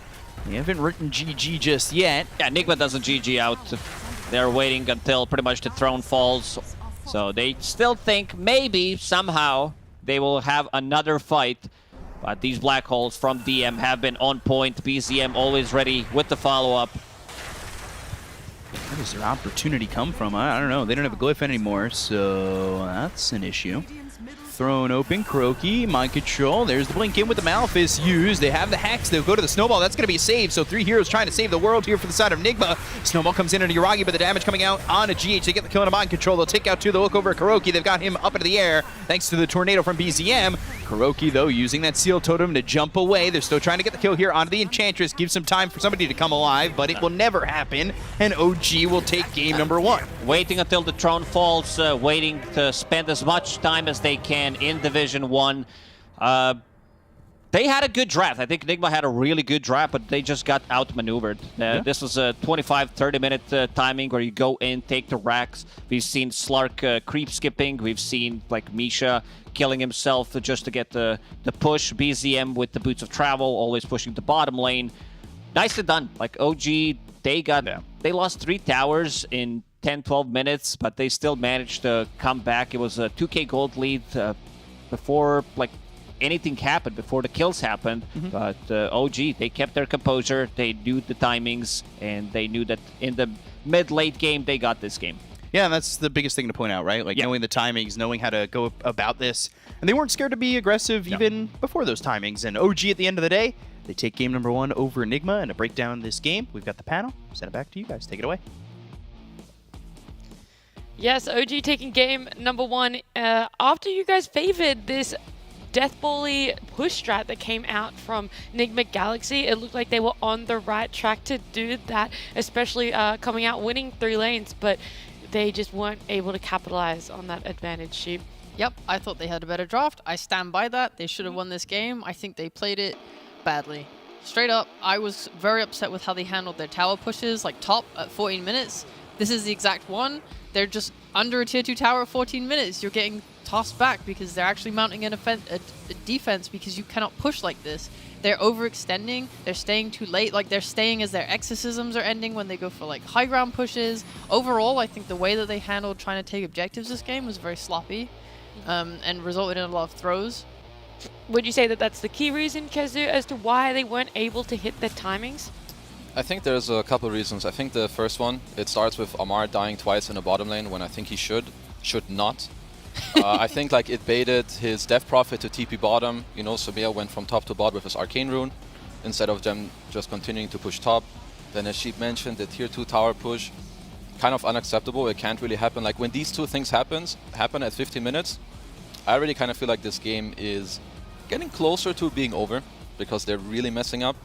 And then on top of that, I think their itemizations are not good. I think Amar should have gone for an earlier blink. Look at all these heroes. Your Lycan wants to play fast, your DP wants to play fast, your top net worth, go in, play fast. He didn't do it, so I feel like they're just playing into OG's hands, and then they get outplayed. Yeah, a couple of times they run into OG's hands, literally. Like, there's a smoke on OG, Sumail is running into them in the river. I think OG is, when it comes to anticipating the movements of the enemy team, they're probably one of the best that I'm seeing right now. That's what they did versus Entity, that's what they did now versus Nigma. And honestly, if you have that power versus a team that's basically, if they don't snowball, basically if they don't finish the game early on, they lost. If you can anticipate their movements, like the tier 2 on top, like the movements from that Prophet in the river early on, it just swings the game in your favor too hard. Eventually this game, for me, like we were talking about that during the drafting panel, there is no way that they take this game late game and that they win. They can't. There is no answer to the Enigma, there is no answer to the Slark. Eventually this game feels just completely free. The one that Yuragi came off of an incredible block from MC and a bait on the Slark. So overall, just well played by OG, but nothing incredible. This is how you expect their draft to play out versus a snowball type. Yeah, and like on top of this snowball, it does lead to them like grouping up. I don't know if that was like without thought, but seeing like Death Prophet and Sven both getting Black Hole in this game feels pretty devastating to see, especially when you're pushing, because it should just be one person up front, you know, with an Aegis, with Lotuses or 4 staffs ready or what have you to take it carefully. Yeah. Absolutely no heroes that utilize that Aegis well. That's Yeah, the sole that problem, was so right? sad. Like you have we literally talked about this in the green room. We were watching the game, and I'm like, wait, why did they give the Death Prophet the Aegis? And Sheep is, yeah, because there's no one that actually utilizes it well. I think they also shouldn't really be stacking up on the high ground push. I kind of get the consensus, okay, you put it on DP because Sumail can go up front and push the tower, but then they end up together, they get black holed. And yeah, I mean, at that point it was already not amazing. I do think, or what I want to mention is, I think Sumail really heavily owned his mid lane, probably way harder than he should. And for me, I think one of the standout players, I don't know if you guys would agree, but I think that Yuragi held this game very well for OG. Yep. He delayed the tier 1 top push, he delayed the tier 2 top tower push, he was playing aggressive in areas to like make space for the rest. I think they all did their individual jobs of delaying the game, but I think for me, he would be at least my standout player in MVP. I think he did a lot with the gem, holding the towers and... Read my mind. Yeah. I was literally going to ask MVP next. It's like, you know, they're on a show already. Well, I do try. The guy. All of them kind of played well. For me, I agree with Yuragi. At the same time, it's such a free Slark game. The early game movements and the blocks on the push, the delays, were probably the most important ones. Yep. Later on, it's just the game plays itself. I have to honorable mention to DM, honorable mention to the Invoker, to BZM. BZM specifically because he recovered from that abysmal laning stage, and the two of them were pretty good when it came to just delaying the game, split pushing, slowing down the pushes on the other side. And an honorable mention to my boy Tiger, who sat on that cliff in the jungle and broke smoke after smoke. My man, he started so many good fights. Big respect, great tiny player. Mention Misha, please. Like, Please mention Misha. Misha used spells and defend the tower. Oh my God, he's Yeah, he did. good. He did what he was. They all did their job. Let's be. Yeah, I mean, there's obviously going to have to be that element where they're all doing exactly what they need to do to be able to delay this game, to be able to get that win. But yeah, overall, it is going to be Yuragi. You called it, Kezu. Wow, great work. Great work. Great team effort from OG. Slark got body blocked once by mind controlled, outplayed, owned. He was griefed that one time by BZM. I guess like that's why we didn't give BZM MVP. It was that tornado fight. The tornado. Oh, Yeah, when Slack was like did the pounds was got a little bit Is griefed there there. anything more game ruining in your team? There is. There's always something more, but I swear every time I see an Invoker in my game, if I'm the initiating hero, I'm just waiting for him to use the tornado first. Like my own teammate messes me up It harder always than happens. anyone else. They did do that in one fight where Invoker tornadoed 2 heroes and then DM Black Hole the Afterwards, tornado. yeah. He was just like, I'm ready, let's go. It's great synergy. But we are going to jump to a break now. When we come back, game number 2, we'll see if Enigma Galaxy has it in them to be able to push this series further.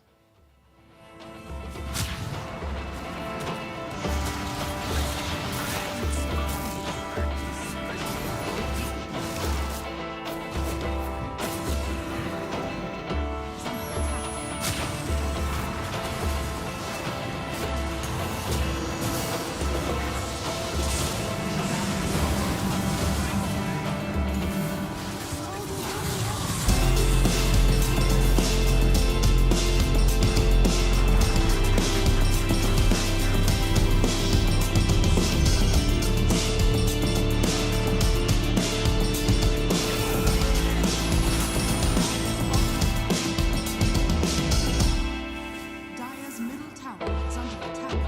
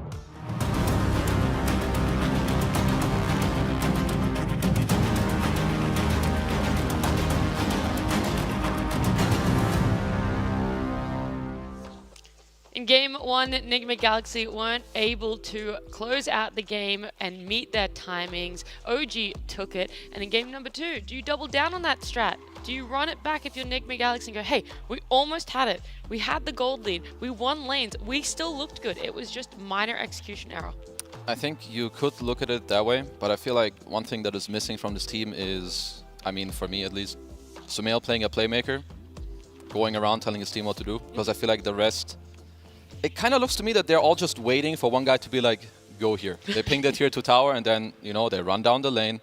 Well, it doesn't feel like as natural. I think they need him to do that. I think Amar is very farm heavy.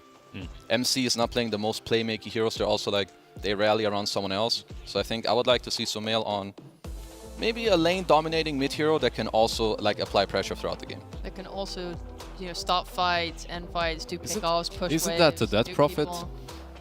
No. No? No. Applies pressure.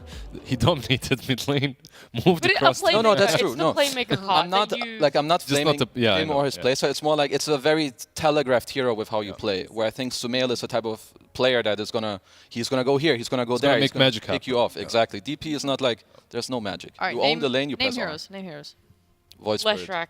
Yeah. Well, this works for me. This hero can run around the whole map. IO enables him. You can play fast. You can make stuff happen, and it's not like it's not as telegraphed around the map. You can farm, you can pick off, you can team. I What like team did, which team did this? Gaming Gladiators, Yep. right? Yeah. Gladiators, yeah, okay. And I'm it a- worked out for them, so. I must say it. I think Samael Leshrac is one of the best in the world. This man is so impressive. The last time I watched him play Leshrac was like somewhere in the TI qualifiers. He destroyed. He absolutely annihilated. He was pushing the hero beyond the limits that I thought Leshrac could even hit. Like he had a blink. He was going in. He was always like absolute maximum efficiency of the hero.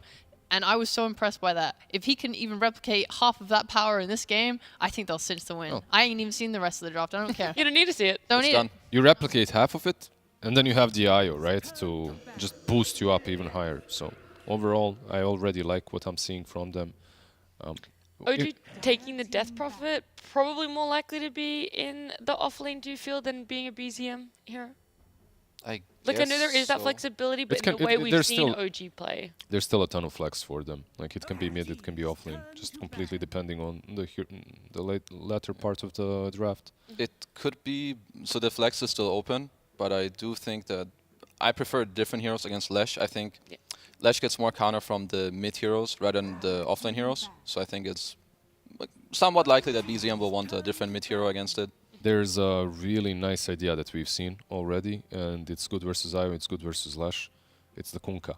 It's been banned out in the last game, and in this game I believe it could be very valuable for OG. We'll see if they decide to pick it or not. It's not a hero that every team just pounces on and picks it, but the Ghost buff against Lash, the Ghost ship buff against Lash, overall just having X marks the spot versus IO is always good. So I wouldn't mind seeing it. It would give you like these mid lane, the mid laner and the off laner would kind of do a similar job, but they cover each other as well very well. So I'd like it. We'll see. Well, the problem that I had with the last draft, by the way, it's like you're playing into a Slark, you see it, and you're still last picking a Sven. The hero pool is still the biggest issue for me when it comes to Nigma, that carry hero pool.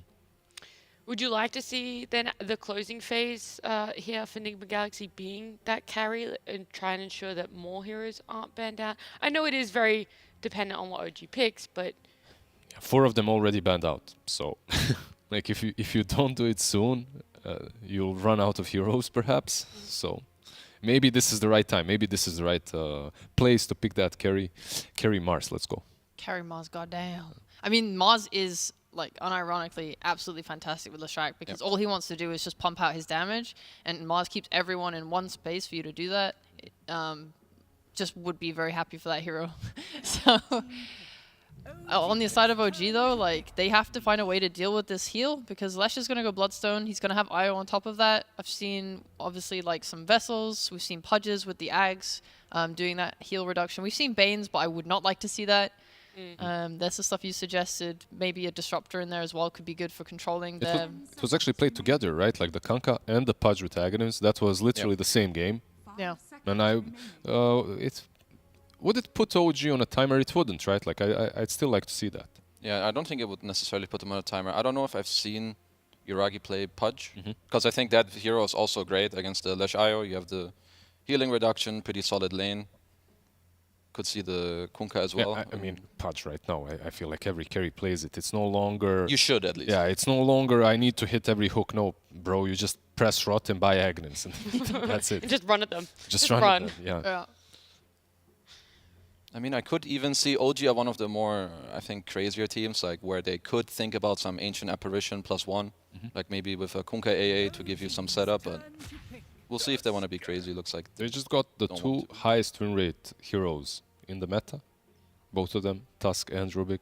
Do you think that one is carrying the other? Because they're most of the time a tandem. They're picked like 1 and 2. It's actually just Nisha picking Tusk mid every game. And that's it. That's Yeah. true. That definitely does raise the stats on Tusk. It's also Team Liquid picking Rubik every game. Just saying, if I don't know. It's always conditions to statistics. Yeah, Yeah, if to the count team off. that's like dominating, everyone is picking a hero, obviously the hero has his stats a little bit skewed. But they don't go for the Pudge, they do go for an Ursa. That's also kind of putting the game on a tempo. Like you're bound to play a bit faster. okay, it's a decent start game. I think it's pretty good to have Amar on this type of hero who I think maybe naturally wants to join a little earlier in the game. it's also, again, I think it goes into the lineup what Lesh likes a lot, where you don't just rely on the IO saving you, but now the Slark can save you. You can go in for him, he can go in for you. So I kind of like this from Nigma. OG, let's talk about that Ursa pick a little bit more. I know he is seen quite often, but why the Ursa and why now? What is it adding to this lineup that we wouldn't have been able to see in potentially different pick? Really good burst potential, especially with the Tusk. Like both these heroes are going to be able to start fight with a blink in, punch. You're doing loads of damage all at once. On a hero like Lestrak, you want to be able to kill him before relocate can get off. That's why I think they picked the heroes. Yeah, I think that's like probably one of the main reasons. Then the other thing, picking your carry there allows you to keep the DP flex for one more pick. Now you're like, okay, are you happy going into Slark? Then you can pick a new mid against the Lesh or the other way around. So I think the pick is good. And yeah, Lesh hates heroes who can jump him, burst him, but also when he has to itemize for multiple damage sources. I feel like the drafts have switched. At least the Yeah. play style of the drafts have switched. Like last game, we had Nigma going super snowbally kind of a lineup, early game aggression. Needed to close out in 20 minutes. Exactly. Try to close out the game 25th minute mark. Right now, OG, not necessarily on a timer per se in the same way that Nigma were, but definitely would like to play the game a bit faster and win that early game. And then from the mid, what do we need from OG? Do you think they have that burst enough for Lesh, or would you like to add a little bit more when it comes to that mid lane hero?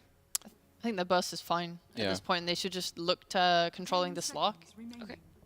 Some AoE control, AoE damage against him would be pretty solid.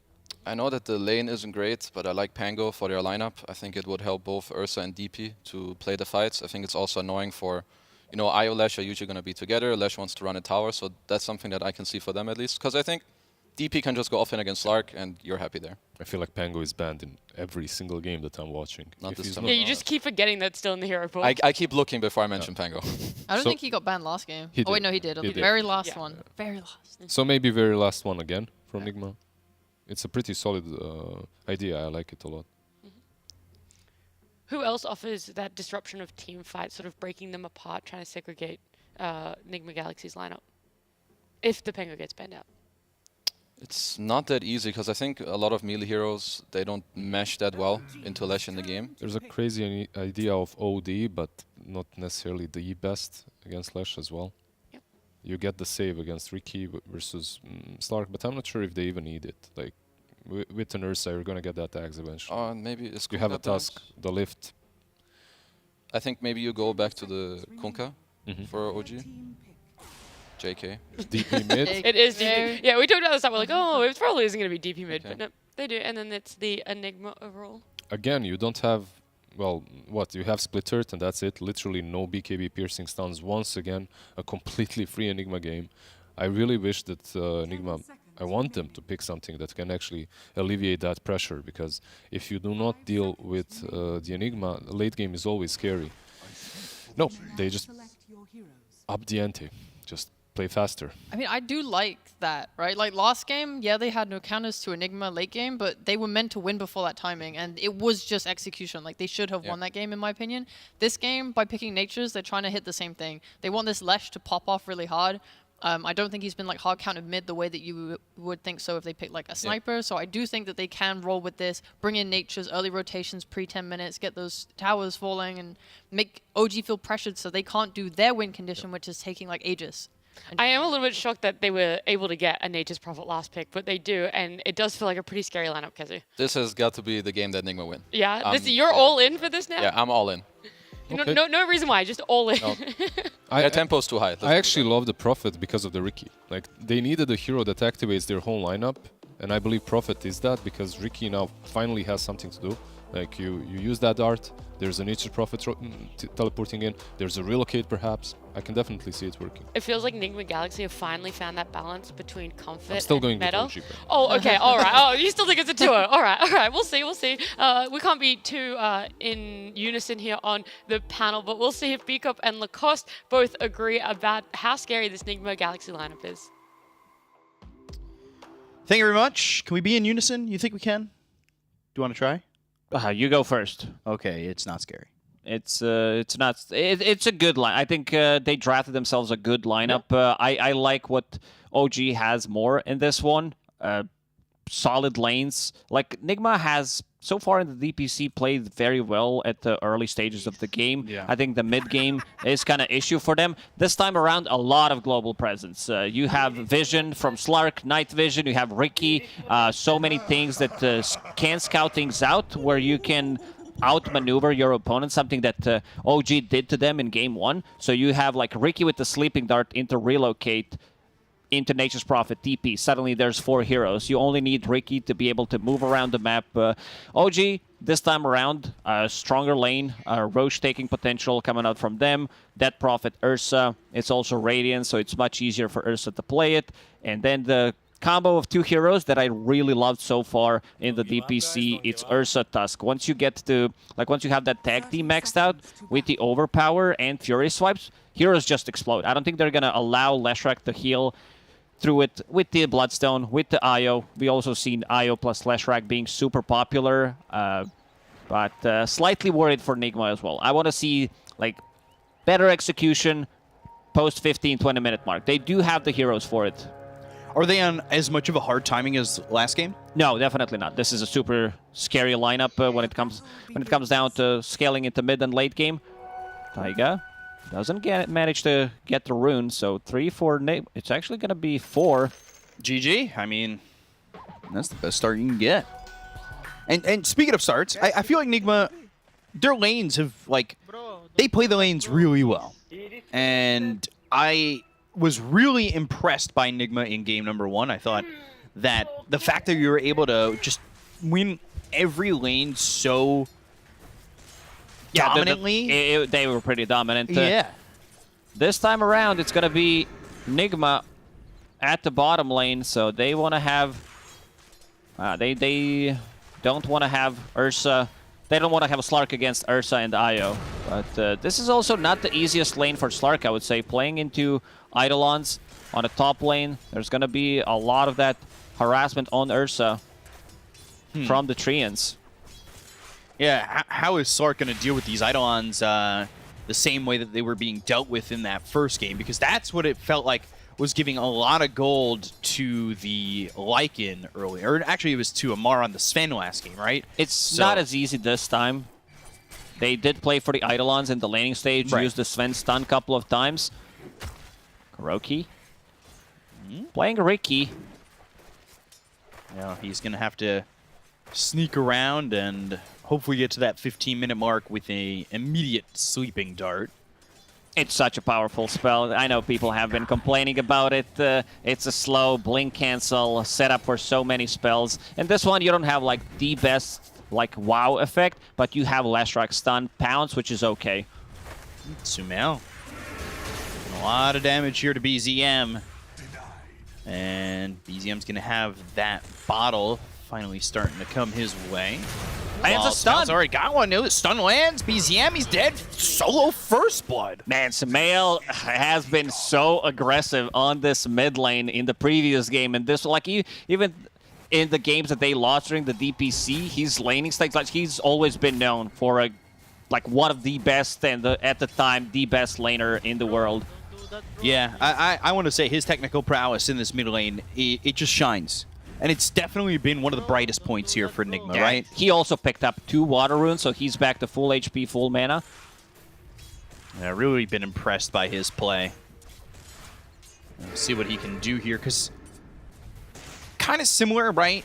In that, you know, you're not as reliant, I would say, on a long ulti cooldown on this Leshrac, but you're still looking to potentially push and take towers. Maybe not at the exact same timings, though.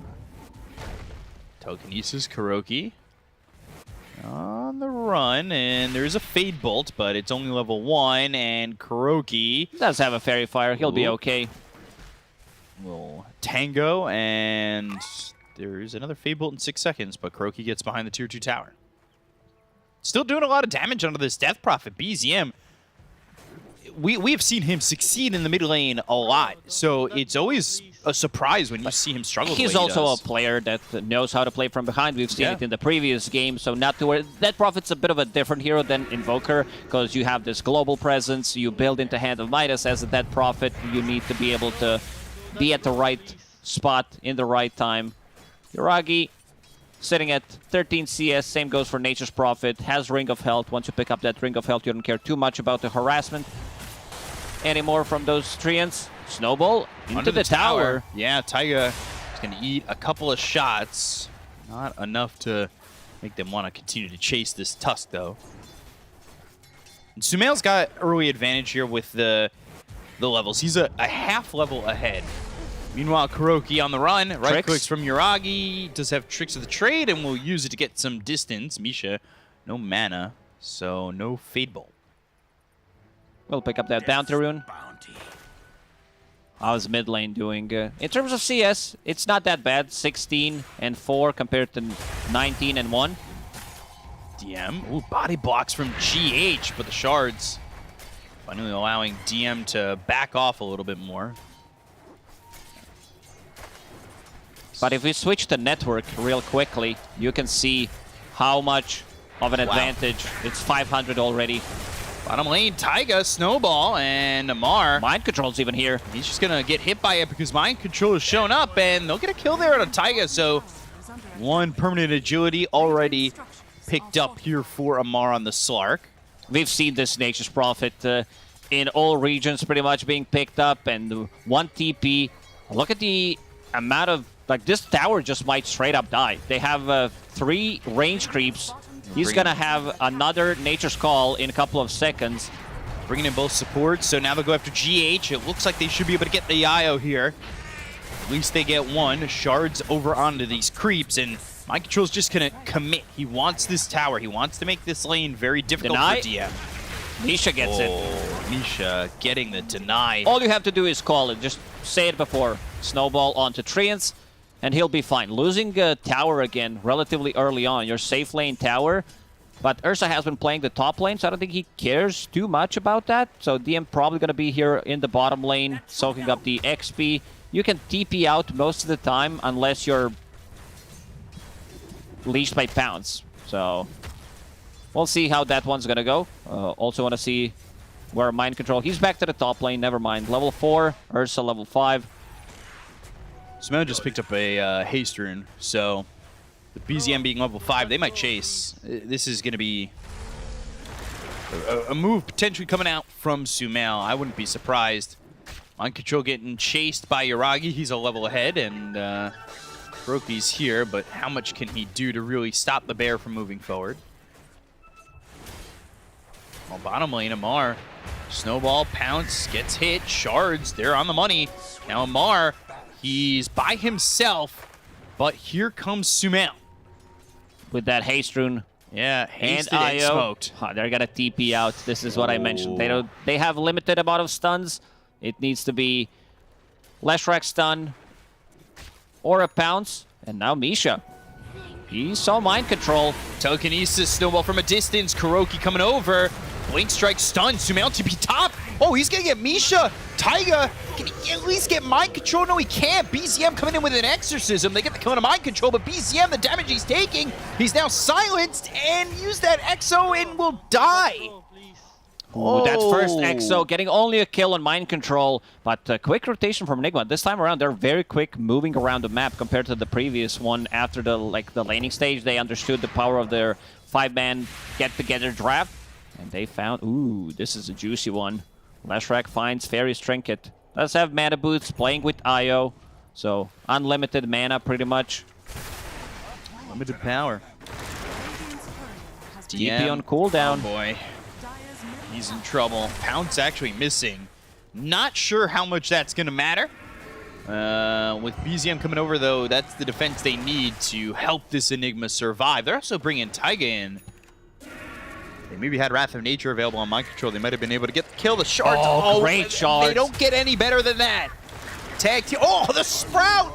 Still, the Crypt Swarm gets the kill just on the edge. We've seen some really nice played shards to get on the high ground. The same goes for Sprout. Sumail's causing a lot of issues. He's sitting at 4.2k net worth compared to Dead Prophet's 3.3. Going into that Bloodstone. Playing with IO all the time. Level 7, about to crack level 8. Yuragi TPing mid. And he TP's mid. Now he can just back off into the triangle and farm this. Are there any stacks here for the side of Nigma as well? Does not look like it. Dire's bottom tower is under attack. No, they've been heavily focused on the laning stage. They've been pushing out the wave, fighting, and then Mind Control TP'd. Mind Control's farm got slowed down. Those 2 deaths did hurt him. The seeds of fortune. Kuroki top. Almost has that level 6, and you can see he's got the shard queued up. So they've given him a lot of open space here for the Riki, and wanting that sleeping dart ASAP when it's available. Telekinesis into the snowball, but Kuroki tricks of the trade, and then a blink strike. One more. Oh, will still go down. Yuragi, even with that smoke Bought screen. some time, and rest of the Enigma. They are on a mid lane. DM does have a black hole, will land it. Yeah, it's on a 2. But do they have the damage? They're gonna pop the illusion rune, shards out, Even Sumail Exo. low, and now another exorcism coming through to get that and secure that kill onto the Shrek. 3 kills across the board, well done. But they need this Exo to get this. They more will- than just that kill. They will get some damage on the tower. Rest of Enigma will be ready there to defend. Nature's Prophet does have a TP available. Dire's middle tower is under Another attack. haste rune. This is something that OG did well in game number 1. I think they adapted well to the game plan coming out from Nigma. Yeah, this was definitely not their plan in game number 1, but they were very quick to realizing what the real issue is. So they creep skip, as we said. They just bought the time, used the supports to die once or twice, draw some attention, DM, reload. relocate. Just has to find him. Pounce, leash, got him. Amar in on to DM. They'll get the stun help from Sumail. And so that is another kill there onto the Enigma. As Kuroki's now level 6, so he's just been farming some experience up top. Yeah, Kuriki. He's saving up for a shard. It's a good thing when you have tower damage, so you take those early on. They did pick up 4 bounty runes early on, which means that he is going to get the gold from it. Yeah, so Ursa's still looking for the Battle Fury. Tower is Not too slow at the moment. Smoke screen thrown on. I think it's still just level 1, right? Yeah, so it's only 30% mischance. Level 4, 75% is insane. Truly a ridiculous number. It's tier 1 looking like Yuragi's got it, signed, sealed, and delivered to die. As sentry's placed to try and catch Kuroki. Another Double sentry. sentry. And okay. He does have tricks as well available. Oof. No trait. Still going to be a good timing on the Battle Fury that you mentioned. BZM will get the courier. has been killed. Yeah, it gets GH's courier. But they're still trying to catch BZM. He's got a haste. There's just no way. 12-minute Bloodstone on Leshrac. Boots, Magic Wand. Really good timing. A new rune is about to spawn. Let's see. Regen top. It's regen. A lot less double damages. I'll say that. This is a haste rune type of a game. Amar Yeah. with his Diffusal Blade slowing down DM. Can they get another Where's kill? the follow-up? Able to escape. Has that early mech. Almost has the Guardian Greaves again. DM just finding room to farm as much as he can, and they get the smoke on the 3 heroes. Underneath the ward, I think it caught a glimpse of it, but running to the mid lane, BZM drawing attention. Yeah, no longer has that haste. They've got the snowball coming into Sumail. Shards block him from leaving the fight. Walrus Punch onto Amar, taking a lot of damage, forced to use that. Oh, now they go after Taiga, but they don't get the kill. They've got the dust on a Kuroki. BZM still moving forward. Tricks of the trade to avoid the Crypt Swarm. Good old Dota. 8 heroes fighting, no one dying. I like that Taiga didn't fully commit, did not want to go for Walrus Punch, instead realized that if he goes for it, most likely he's gonna die. So, Ursa, Battle Fury done, needs to use the Courier, which is gonna amp up his farm. Looking at the stacks, there are no stacks being made in the triangle right now. A little surprising. So Kuroki, he's gonna spot Yuragi, but they have sentries everywhere for this Riki, and well, they're gonna get Misha as they've made the turn, and they're gonna go for Yuragi. They've got 3 heroes here for Nigma. Looking at some of the spells that Ruby can steal in this game. Ooh, Mind Control deeping in. Good way to get past those shards. Still keeping this tier 1 tower mid alive. Very low. Next time it's gonna drop, but I said Rubik spells that he can steal in this one, not the greatest one. Like, it might be one of the worst Rubik game I've seen in quite some time. Like, Cloud is good, of course, the Sleeping Dart and Leshrac stun. Other things, you really don't care too much about them. Yeah. I don't really want the pounce. Maybe you want Diabolic Edict at level 4? It's very situational. Like, it's a good harassing tool. I wouldn't mind seeing Nature's Call. Like, Wrath of Nature is fine. I don't think you're going to be able to steal that one in a fight, especially since you're playing that 5 Rubik. And you're also level 6, slightly under-leveled, don't have point in Arcane Supremacy. So, a bit of a difficult game here for Misha. Yeah, and trying to get that Wrath of Nature is difficult because usually when you're the Nature's Prophet, you're not using it while you're in the fight. You're using it as Before you're the fight, engaging yeah. and initiating in the fight. Yeah. You use ulti, rest of the team providing vision, then you TP in, and you can steal teleportation or a sprout. Yeah, which isn't anything you really want. DM. Silent, stunned, and most likely dead, pops the mech, but unable to get out as that Wrath of Nature that we were just talking about lands onto the Enigma. So Amar, he'll TP top, and they've hit the 15-minute mark. So coming on the courier here for KuroKy will be that shard to activate the Sleeping Dart. This is a very scary timing right now for Enigma, having that Sleeping Dart into pounce, into stun from Leshrac. They have this global presence, relocate. Sleeping Dart is 3 seconds, so you need to like pre-cast it to be able to get there on time. Relocate level 1, 3.5 seconds. Put down a sentry. Telekinesis, Walrus Punch, and KuroKy, Tricks of the Trade. But Silence, ooh, they still don't get this kill onto the Riki. He's actually got the Courier coming over, so he'll have Sleeping Dart if he can survive long enough. Rubik has stolen There it is. Smokescreen. It's a level 2 Smokescreen, so that's one way to kill the Slark. If you can put that on top of him, that's pretty big. Misha will kill the Courier. Places down that Cloud we talked about. Tricks of the Trade to get up there, and Blink Strike to get down. Sleeping Dart, and that hits Yuragi. They've got the relocate as well as the teleportation in. They're going to pop that ult, but they've got the Sprout. They're starting to right-click away here at Yuragi, and look at the combo that we were talking about. The Wrath of Nature also goes out. The Blink Strike onto Misha. They'll land the pounce. They've got a second. Enigma making it look clean as they grab themselves a pair. And they're maybe not done. Sumail. We Finds said BZM. this is a haste one. Whoa. Lands the stun, too. Sumail has it. So stealing some of the CS. They do have an Observer Ward placed here. Sumail, haste ran out. Not gonna chase. Yeah, meanwhile, they're going after this Tusk. Amar trying to take care of some Eidolons. They go to the Exorcism. They land the Black Hole. It's going to be on a 2. These are 2 dead heroes real quick here for OG. Just overstaying their welcome. I think it's time to go for Roche, most likely. You have Ursa, Fury Swipes, Exo running for another 15, 20 seconds. Amar, he's scouting things out. Does have a Sentry Ward. Oh, no. we've seen Amar invis near the Roche pit before. I don't think initiating into an Exo is going to be that wise of a move. But he will have his heroes back up relatively soon. I just don't know if it's going to be in time to get in. Ooh, shards don't block. Roche is low. Pounce in. Amar, he's going to go after Yuragi. They've got the leash. Can they get the kill on Roche? He Aegis can. picked up by Yuragi. He's going to have that second life. They'll get the kill here on a Taiga. They'll look over at BZM. They'll take out the Death Prophet. 2 heroes dead. They've also got the Aegis out of the hands of this Ursa. Ursa doesn't quite have the damage. Look at how quickly they kill off the bear.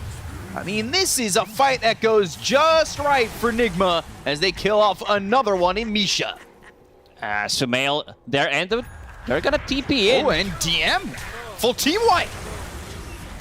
It was a risky move. Like, it looked good, but didn't go down as quick as they expected it to happen. But Nigma strikes back. They were very clean in that execution, getting in. Roshan was killed by Ursa, a lot of stacks, and you can see Sumail getting in. They try to burst him. Bloodstone already used. Kind of limited in terms of damage on side of OG if it's not Ursa focusing you down with the Tusk, Exorcism running, and he does have full Kaya Sanj now. I don't know how you slow down this game right now for OG. Some deep vision placed from OG, from Nigma, that they see anything that's happening in the lanes, which does allow Kuro to set things up. He's going to be the key hero for the next couple of minutes, 10-15 minutes. There's Yoragi. Let's see if the rest of the team wants to be there. Relo, not available for 30. Ooh, Amar, though, he's still going to run over. Telekinesis, Dark Pact, now Silence. It's onto the Tusk. Yoragi going after Kuroki, making sure to try and get the Sleeping Dark out of the way. And they get the kill on Kuroki, so the Sleeping Dart's not going to be available, but Mind Control already has Gleipnir. They go to the ult on Yoragi. He's trying to run from Amar, but he's starting to get those stacks in the Essence Shift. So it doesn't matter. Sumail comes in. They'll take out Yoragi. Down goes Taiga, dominating for Sumail, and another couple of kills for Nigma. What's the worst that can happen? Nigma's moving around the map so quickly. I don't think they have enough damage to kill this Leshrac. It's just too tanky. He's also holding a Pupil's Gift, so 2.4k HP. This is gonna be first tier 2 tower Relo. 3-man Silence, Gleipnir again. There is just no running away for OG. Something that OG did well in the first game was getting rid of this vision, but Nigma, they've been able to keep the wards up and use it to their advantage. 1.26 on the odds here, provided by esportsbet.io. Nigma, massive favorites in this game. And Bear needs to run away. He definitely doesn't feel too comfortable. Does have a good neutral item. Having that Brigand's Blade synergizes well with the Furious Swipes, your overpower, but definitely needs a BKB. 96% win rate. Gets the Sleeping Dart. Gleipnir. I mean, yeah, that looks like 96% for sure. I mean, it's just an easy dart into a Gleipnir, and the timing's easy. Nigma did not want to get outmaneuvered in this game. They picked a lot of global presence. Kuroki using a smoke. Taiga holding the ramp for now, but if they find an opening with the Sleeping Dart, it's a guaranteed kill. Let's see. Misha stunned, gone. He also found the Bear. And yeah, Yoragi, he's going to be Pounce Leashed and killed. They're going to go for a third. They'll get Taiga. I don't see them coming back into this one. Like, even if they land some sick 3-4-man black hole, if you get the Bloodstone off, this Leshrac is not dying. And Amar starting to tip his old friends. This game's going much better for him. Does he have a mantle? No. I just had to do a mantle check. Sleep, Silence, Gleipnir, DM gone. Amar gets the kill there, looking now over at BZM. Misha with the telekinesis not really doing much, and a lot of tower damage on Nigma, so they can push in the towers. I love the build on MC. I've seen these Nature's Prophets building like different builds, Witchblade, going for Hand of Midas as well. Not a big fan of it. They're going to try and go in. Snowball, Mind Control. He's on the run. Crypt Swarm, Spirit Siphon with a BKB. Oh, Mind Control finally falls. No buyback. Now the look is over on to Sumail. Black Hole on a 2. They got the kill on a GH. They're going to look to get the kill here on those tracks, but he's surviving with the Spirit Siphon as well as the Exorcism. They'll take the Godlike Spree out of his hands. They've got 3. They've bought back. They'll look for Amar. They want to get another one on the Slark, but he's slowed down thanks to the Diffusal Blade. Silence, Dark Pact now. He's able to pounce away. He's also got that Ag, so he'll have a second one in a second. Heavy commitment from OG to win that fight. Buyback from Enigma, buyback from Taiga, Black Hole. But what happens after the next fight? Like, I think Enigma should respawn and try to go to end the game. If they get the kills on those heroes, this is good snowball save. Dangerous, yeah. It's gonna lead to them trying to kill Kuroki. And finally they get him, but Amar taking a lot of damage, forced to go into that ult again, and now trying to run. But Taiga, ooh, Sleeping Dart, this is what's been stolen by the Rubik. Is a big one to steal. That's what helped them in that last fight, too. Yeah, that's a big steal. That's the best spell you can get on Rubik in this game, to be able to set things up for a Silence, for a Telekinesis, Snowball, Punch, to control them. He's got level 3 in the Arcane Supremacy, so he's got an extra 200 cast range for that Sleeping Dart. And you hover over it, you could see that is Misha, his objective now, sit back, don't lose Sleeping Dart for the whole duration, and you could potentially open up fights. Forcing a BKB here from BZM. Yeah, but it doesn't even look like the BKB is going to keep him alive. Mar comes in and takes away the spree. Bro, don't do that, bro, please. That is, I like this voice line. Bro, don't do that, bro, please. It's the old bro from OG. yeah, especially in the context of this match, it's very, very good. Ursa trying to find some farm to get his BKB up. Then once he gets that, he can jump in. He's got the gold, so he's going to back up and have it. No black hole for almost a full minute this time around. Misha, Sleeping Dart, and Dark Pact timed right. Not sure if Amar's really the one you want to sleep initially, but it's hard to pick and choose when you're in a situation like this. Sleeping Dart again on a mind control, and he is still got Treants doing his bidding.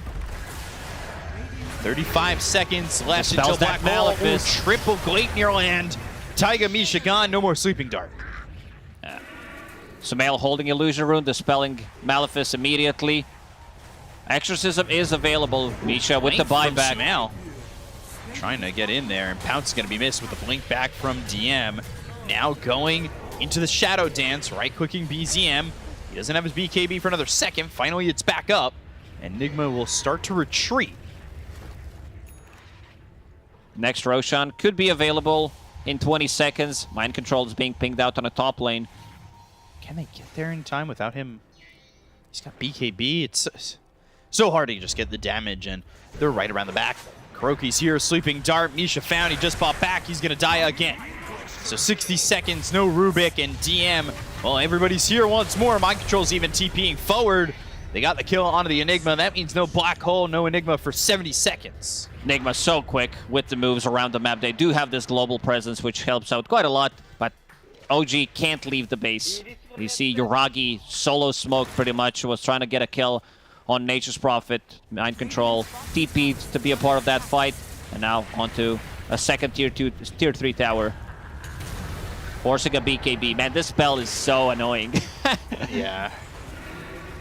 Now no BKB for the fight. Amara, he's even going to get the defusal off. They'll go to the Sleeping Dart. Yuragi goes after Kuroki. They get the kill here onto the Riki, but I don't know if that's going to matter. They get the kill onto BZN. They'll take out this Death Prophet again.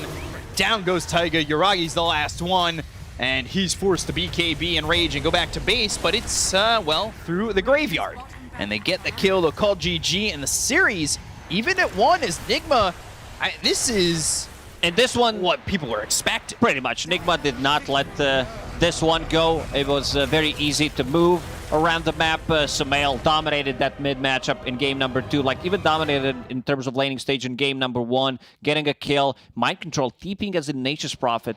Level 4, they kill the tower, which opens up the whole bottom part of the map. And once they hit that level 6, Kuro was also farming, being annoying on the top lane, collecting the XP, finding the farm. 15 minutes into the game, he picks up the shard and start moving around the map, setting up kills, setting things up for his own team. Yeah, the pace at which Nigma played this game was very fast. Just, I don't know where they were able to keep up for OG. There was no spot where, for a while, it felt like they were making the right calls to kind of get a kill here, kill there, maybe, you know, find a pick off where they can. But eventually, well, Nigma went plaid, and there was no way to even stay close to him. Yeah, they had some issues post 15-minute mark, how to approach the game. Definitely a more difficult game for rest of the team on side of OG. Ursa, he did farm well, but this mid Death Prophet like didn't really get the shine. Yeah, and it's Sumail looking good, winning mid again, and through that, Nigma, they take game 2. They even the series up at 1. To break down game number 2, we've got the panel. Take it away. Yeah, let's just jump right into it and let's have a chat about that mid lane, because Sumail dominates it once again and he gets that solo kill on BZM on the Death Prophet. Looking back now in hindsight, Kezu, are you even more against Death Prophet going to mid and they should have picked up a different mid hero for BZM? Yeah, I think so for sure, because you can put the DP against Lark. You know that you're already happy in that matchup. You know the enemy team is playing around this Lashrak, so it's like the main condition where Enigma doesn't really answer this hero until like way later. Like in the early game, you don't really exist against Slash. He's gonna run around as he wants. You don't stop that. So I would say that's quite a big mistake. But Sumail just kind of popping off again and taking the game on his shoulders. Doing what Sumail does best. This definitely felt very different to game one in the sense that Enigma Galaxy were able to transition out of lanes and they held a lead and kept farming and kept being very active on the map Lizard. Yeah, they switched everything up. They switched up the way they laned. They sent Slark bottom. They also rotated MC's Prophet like, what, 3 minutes in the game? Like 3 minutes in the game, you were already taking down the tier 1 tower. That's pretty damn good, pretty damn solid. And then you continue laning properly. Like, overall, I feel that their draft did exactly what we were hoping it would do. It applied pressure across the map, and you literally cannot play it. Like for OG, it's just so damn difficult to play anywhere. Like there's a 4-man fight happening on the mid lane. Meanwhile, DM is split pushing. They win the fight, and they then kill DM because there's a Riki with a sleeping dart. They just catch him into the relocate or into the Prophet. This game for OG is, in hindsight, I mean, even when you look at Enigma's draft, it's extremely difficult to play. Like, you cannot show yourself anywhere. Just keep in mind that this Riki is... You only have so many sentries. You can't see him at every single point. And how do you leave the base? Like, if I was in their shoes, I would be afraid to farm anywhere. Every time we did see them leave the base, they were just getting picked off. There just wasn't anywhere for OG to be able to exist. Yeah, I think in two parts. One was this really, really lovely ward that Nigma managed to get down incredibly deep in OG's jungle. It was like in the bottom left of their jungle, and this spotted their smokes, this spotted their movements. It meant Nigma kind of had their card on everywhere that they were. And on the other hand, I think Amar did a very, very solid job of being involved in this game. Like, he was, playing away from his team and finding heroes himself for this relocate or this Nature's TP. It wasn't just this dart. Like, pre-dart, I think Amar was doing a good job of helping set up kills too. Yeah, well, we see the scoreboard here. It was a new hero for Amar that we see him on, the Slark. He goes 10, 0, and 15. Is that enough in your eyes, Kez, to be like, yep, stamp of MVP approval? I have to give it to Sumail. Okay, but I know that you're a big fan. You know, that's why. He did great, and I think these are the heroes you want to put him on. I think Abuse his Bloodseeker, like the early laning stage carries that transform into like aggression early on. Because I think Nigma, they're really good at laning, but I want them to do the same thing as they did in this game, where they use this lead and push their game forward. Would you be all in for the Sumail MVP as well as it? Hard to go against the Slark, but sure. Like, Sumail with Yayo dished out so much damage. Like, he literally soloed that teamfight around Droshpit as well. Didn't get them the ages, but did win them pretty much the game on spot there. So, yeah, I'd go with Sumail. The laning stage and everything else around him, it's just way too damn good. Like, if nothing else, the MVP that he should have gotten in that game 1 carries over here because they lost game 1, so... All right, that's fair. You can try and mold them both into one. Well, let's focus on the support. Whoa! What about me? I didn't get an opinion. Okay, Sheep. Say it. Are you going all in for Sumail as well? No, I'm of not. course she's not. I think Kuroki was the MVP. How did I know? I knew you were going to say the Riki. That's why I was like, let's talk about the support. All right, Kuroki. Yeah, Riki MVP. Let's go. All right, why? Thank you. I think this Riki pick was absolutely amazing. I think on top of it setting up things with the sleep dart, I think his smoke cloud was single-handedly destroying fights.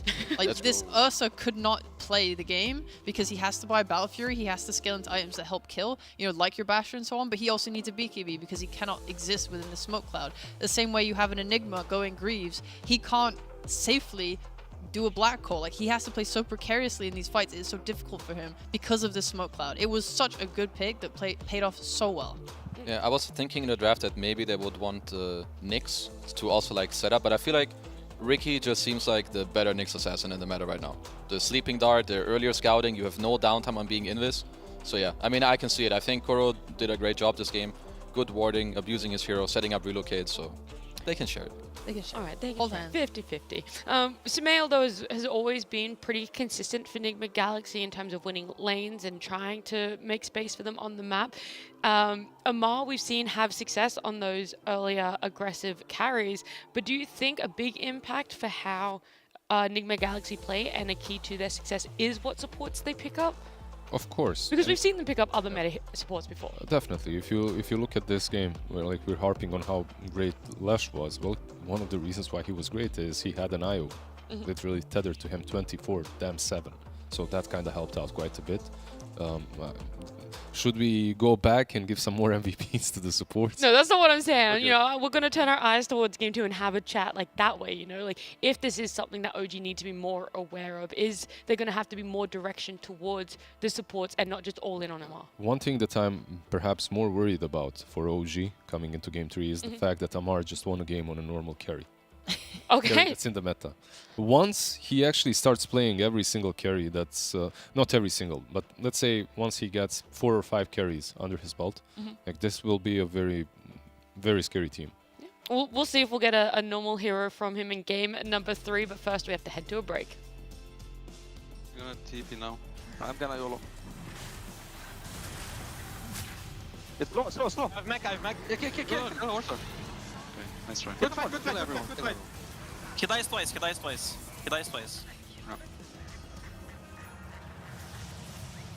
I'm going for backline already. Go, Rubik. Yeah, I know. I'm just getting manifest. Sorry, baby boy. Let Amar kill Getting Bishop. Enigma too. Look. Enigma. Reload. I reload Sark. Yeah, thanks. You do, you baby boy. Get the tower.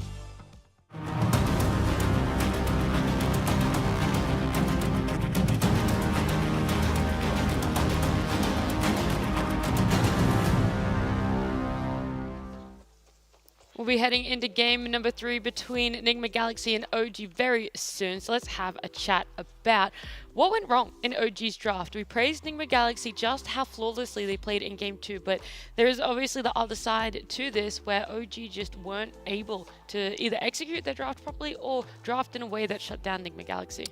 I wouldn't say necessarily that anything went super wrong in the way they drafted. I think their draft was well rounded. We have seen something very similar in game 1 in which they won. I would just think that it doesn't work versus what Nigma had. Sometimes the draft on its own looks okay. Yep. You check all the boxes, but then like let's look at the Enigma perhaps. Like you go Greaves, but you're not really able to pressure or do anything with those Greaves. So maybe the itemization should have been a bit different. Maybe if he gets a BKB and a Blink earlier in that game, they can actually have a couple of good teamfights in which they're setting up the pace and the way the teamfight is played. Yeah, like I think for OG it's important that they answer the tempo a bit better than they did in the last game. I think last picking this Enigma into this high tempo with your other heroes that also need a lot of space is probably not the best way to go around it. I would agree that the itemization was not on point, but that's what OG need to do in this game, because otherwise, with what Nigma showed last game, they'll run them over again. I'd just like to point out this time we see 2 very different bans for OG here. They decide both the IO and the Riki are not worth letting in the pool at all. They're like, we don't want to deal with it. Let's just You called it. Yeah. You called it, Nat. Like you talked about the focus on supports, and if that should be the main thing OG thinks about, yeah, and they ban it out. It'd be interesting to see how Enigma Galaxy do open up then, because they got the IO and the Lesh combo in the opening phase for game 2. Yeah, I mean, in this game, sadly, they can't, because there's no IO. I would assume that maybe it's some Tusk +1 opening. I will just want to make sure that Sumail can play on a hero that can move around as he did in the last game. Okay. Maybe some Tusk Phoenix versus the Rubik, something like that. Two you heroes want- that don't give anything to him. I was going to say, do you want a Sumail hero picked up in What the opening the and hell? what? What in the... yeah, Didn't okay. Mind Control play some offlane Naga Siren at some point in this tour? I feel like it's so flexible, right? Like you can have the Naga on carry, on 4. Probably not I on don't carry. think Actually, it- I take that back. Not that flexible. They played it Support. 4. Yeah, off they it. played it. Yeah, we had Four? support Naga. My bad, my bad. I think they won that game, right? On Yeah, 4. that was the game they won. Was it the Tundra game they won with Naga Enigma in the second phase? Yes. Yeah. Yes. It was. So definitely a different approach to the early game. It kind of closes a couple of picks for OG. Maybe you don't want to go into the Nature's Prophet now, but it's still perhaps an option if you know that Naga won't be the carry. No one can say Enigma Galaxy is one-dimensional, that's for sure. Somewhat true. This opening is so awkward in terms of like both of these heroes are just directly counter another set of heroes. You talked about the Nature's Prophet, but it's also like any melee carry is now sad at the prospect of having to lane potentially against a Razor. So it's like, okay, well, what beat a Razor last time when Toby played it offlane? How about a Sniper? It's like Sniper into Naga also doesn't feel very good. They kind of cover each other in a sick way. I don't like it. I mean, the only thing they're really missing is if their cores do have good matchups into the Razor, I mean, they're lacking a little bit of damage. They should probably get some more like magical. And now you On their pick next phase? now you pick a beast, which is basically, for me at least, saying, okay, this Naga is not a core. We're picking beast. We don't care. Like this is an offlane Naga or a 4 at I mean, most. what are the odds that they're going to open with 2 cores here? 10 seconds remaining. Probably not that high. Yeah. Also, I don't know if Amar does play Naga. Exactly, His yeah. Razor is like one of the best heroes, so I think both teams are probably okay with this. I don't know how much. I think Amar doesn't care laning into Beast, but in the game the hero's a bit annoying. You have the Boars, you have Roar to take over the area, so I think both teams have a pretty interesting but solid openings. Yeah, and OG just continuing with the support bans. Like now the Enchantress as well. This is more or less just to protect the Beastmaster. Now, do you think they're going to be focusing on Mars? Or they're just like, it's the Razor, now we definitely turn our eyes towards different bands, maybe look towards Sumail, try and take those playmaking heroes out of the pool for him? Perhaps the supports and Sumail, I think, is what you want to focus here. I think it's very likely it's an Amar Razor. At least that's my read. That would make sense. But this is the weirdest flexible Yeah. opening. I don't know. I feel like anything could go anywhere, and They just continue banning out heroes that are good against Beast. That's Yeah. pretty much it. Like they banned out 4 supports. You don't really see this versus Nigma. Like usually you see all the Amar heroes going out, But because of the first phase Razor, I think they're agreeing with Kezu. Okay, this Razor, it's a Mars hero. Let's focus on the other things. I do like the Chen ban. Even though Beastmasters don't play as much on boards nowadays, it's Beastmaster is a hero that sometimes runs into a lack of damage, and Chen has an early heal with his ult and mech. It's also nice for Razor. Razor runs in for you, so he kind of enables your playstyle. So I think OG with their bans are doing a good job right now. Yeah, Enigma just covering the Razor too. So yeah, all of these things kind of putting Razor, cementing him into that position 1. You ban out the Morphling against him. Is there something else? Like, there is the Sniper still, and you are playing into a Naga, but I wouldn't mind seeing OG pick that up. Yeah. It's just so scary just because of the range of Song. Like, Sniper just really struggles when you get on top of him, and the Song allows you to pretty much position yourself exactly how you want around him. It's really, really hard to play into, and it doesn't have to be a core Naga for you to achieve that. Where would you like to see Enigma Galaxy go for their next 2 picks? You can pick your 5 and a 3. I Okay. think that's a solid way to play. But then that around would it. definitely be looking in the Naga for support. Like, Yeah, it just I think eliminates all like the just flexibility. seeing the look. It's a Naga. Like if we go super late game, super late into the draft. Sorry, late game into the draft, and it looks like it's a solid Naga game, which it already looks like a solid Naga game on a position 1. There is a chance for them to transition her into that core, if everything aligns. But knowing their carry and knowing what he likes to play, that's kind of out of the option. So, but he did play Slark last game, which he didn't do before. So, yeah. Maybe some new things coming out. I could see some opening pick here that lanes well with Razor, if that's their idea, that also does well against Beast. There's a trees open in the pool, I think that can work. Anything else that plays aggressive and helps Razor in the lane, I think is fine. So I think here you'll kind of get to see what they value more. Do they want to go for like only lane domination or a little less lane but also team fight? But I think they have a couple of options here. Do you guys have any other options for them that spring to mind outside of the tree? For 5? Yeah. I mean, it's maybe a bit out there. Snap is good.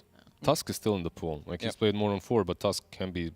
I still like the 3 and probably the most. Like The thing is, it still could be Amar playing it, but he could just shift it to the offlane too. Yep. So they could open with a different 4 potentially.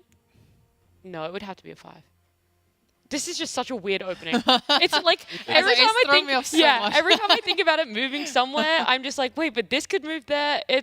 I think I like the 3 and the most that you called for. Like it's really solid here versus the Beastmaster as well. Gives you not necessarily a save, but a little bit of time once the target gets roared. Also, Beast loves to go for towers for objectives. You get to heal them up. Okay, a different kind of a brawler. Yeah. I think I would have not liked Tree, just in the sense that I don't think Amar is playing Naga. He's still so far away. Yeah, but 3 plus Razor on the lane. Yeah, but I'm thinking about you have a Naga and a Tree support duo. They're not going to do anything. Okay. They will do literally nothing, and your Razor is going to feel so sad because he wants to do stuff and he has no one to enable him. Do you think that Undying enables him? No, I don't think Undying does either. It's kind of the same, right? It's like a weird team fight setup where you're going to put the tombstone down and Song, and then the zombies will build up. I think that's the idea there. Yeah. But it's just very reliant on Song. They have a lot of build-up. The static link during the song, the zombies during the song. That's a lot of importance on one Get ult. the egg next. Yeah. The egg in the song. It's everything there. But Okay. yeah, OG just go with a 3 sniper. I think this is... Pick Bad Rider, please. I would call for Bad Rider here. If I'm playing on Nigma, I think that's a very good pick. Yeah, you enable your Naga in the lane. You help your Razor. You kind of break this lineup of OG, which relies on having the sniper in the back. Maybe they see it different, but I know that... And you have an ultimate last pick as well. So if you pick a bat here, you can still flex it a bit. Yeah, it's also flex to both lanes. So I think maybe that's at least one way of how Nigma could maybe abuse the ban phase where OG did focus on 2 supports. They'll go with something else, which it fits them more. I think it's probably one of their most comfortable heroes, at least for MC. So I'm okay with it. Running it back. A ton of illusions, 3 ants going towards you, so it will be kind of hard to defend this early game aggression from Nigma. And they are all about that once again. Like in the last game, in the second game of the series, they actually had a Slark that was the ultimate win condition. Yep. I see Sniper being that in this game. So you kind of need to think about closing this game earlier than not. So we'll see if they can do that. It didn't work out for them in game 1. I think what I do love about Sniper, or like my condition for liking it in this draft, is that it should destroy the lane. If you're playing with a Treant, I'm not sure how Nature's and Naga are meant to like contest them at all, especially with like some max shrapnel. I feel like you could just farm kills off of them and completely dominate. I think we've seen this matchup before, even maybe just a few days ago. Because I'm pretty sure you're correct. Nature's Prophet should not like heavily pressure the Sniper. Just pops a shrapnel, his Treant pops a slow, and what do? I feel like you're gonna have to run away from the Sniper. Yeah, I can see that. And then you're playing with two supports that can't make moves for you. You have no control, no stuns. Like currently your only form of lockdown is a Sprout and a net. Like OG can heavily abuse this. I'm not just feeling TP out, lol, every time. Literally. That's it. Well, I'm looking at OG and they're agreeing with you, right? The last ban is a puck, so they realize that Ingman desperately needs some control. And a Lash though, so a lot of control or just all in, snowball, that's it. Yeah. I so far personally, I didn't like these drafts from Nigma in which they are all in into the snowball. We've seen them not really succeed with them many times. Mid snap? Yeah, Feels like it. Yeah. Should be. It's they not played. The DM plays it as well, but it should be mid, right? It should be mid snap. I think so. It's not a particularly good mid Ruby game, so I think it's a mid snap. Dude, I love this. I love this OG draft, legit. I think it's so good. I think it's really good at poking from long range. I think it's got a nice mix of physical and magical damage. I think they have great team fight, BKB pissing, ability to push, take objectives. Like, I really like everything. It's very well rounded. What the froge is this hero? I have no idea. Mid Caudal. Oh my god. If anyone called these two last picks from home, you're a goddamn genius. God, yeah. Yeah. Snap Caudal mid last picks. Okay. What the hell? I mean, it's going to be an interesting matchup. You can't say that this isn't going to be an entertaining game to watch. The only yeah, I guess Kotl is one of those heroes that can push the tempo quite hard early on for you, so it fits in that way. But once again, they're putting themselves in this position in which if they do not close the game out early, there is literally no way you do anything to the Sniper later on. Or very... Like, he has to make a lot of mistakes. Yeah, feels like a little bit of a wonky draft. Maybe that's not the right word to describe it, but from coming out from Enigma Galaxy, a lot of heroes in positions we don't really often see, Kezu. This Caudal is a bit of a question mark for me, so I'm not sure if I can really tell what they're gonna do, but I like what OG have going for them. I feel like they have good answers, and unless Nigma abuse like this boots of travel with treants around the map and play super fast, I think it's the same as the last two games. If they're not ahead of 25 minutes, they will lose. Yeah, that pretty much sums it up for me. I just, oof. The Caudal's the big question mark as well? Yeah, because he can own. Yeah. Just, you need to get those stacks off and not be contested. And if the other lanes go really well for OG, then they can contest that jungle space. Okay. Well, we'll see that question mark answered as we jump into game number 3. And we can see what B-Cop and Lacoste think about this Caudal mid. Thank you so much. Thinking about what I'm thinking about this Caudal mid. I don't have my thoughts together on this one. Definitely didn't expect this to happen. I thought they might go with the slightly more lockdown because they do lack some for sure. Having like the only lockdown you have is Sprout and a Snare. I don't think that's gonna be enough, but I want to see if they can abuse the global presence that they had in the second game, having this Nature's Prophet, TP around, Keeper of the Light with the Boots of Travel. On the other side, OG, very solid, very like strong draft, a lot of stuns. You have saves with Living Armor, Cookie to get you out of the trouble. I think this is going to be the big one, like we've seen what Misha did in game 1 with Shard. Talking to the chat, I don't know if he's caught that. Behold, my powerful hero. Oh, he's back. He's back on Razor. Yeah, I mean... I think he also showed in the previous game that he can play like the real traditional carries. He didn't die a single time on Slark. Great performance. Want to see what he can do on Razor. He's back on this bad boy. Yeah, we'll see if he's able to do anything and if they're able to stop the Sniper from being a problem. This is an odd mid matchup. Snap Caudal. Not were you supposed to ask like, yeah, who's gonna win that matchup? I've never seen it. This reminds me of the was it TI or I think it was last DPC season where we had Spirit Breaker against Primal Beast on a mid that lane. I'm like, yeah, didn't think I'm gonna ever see that.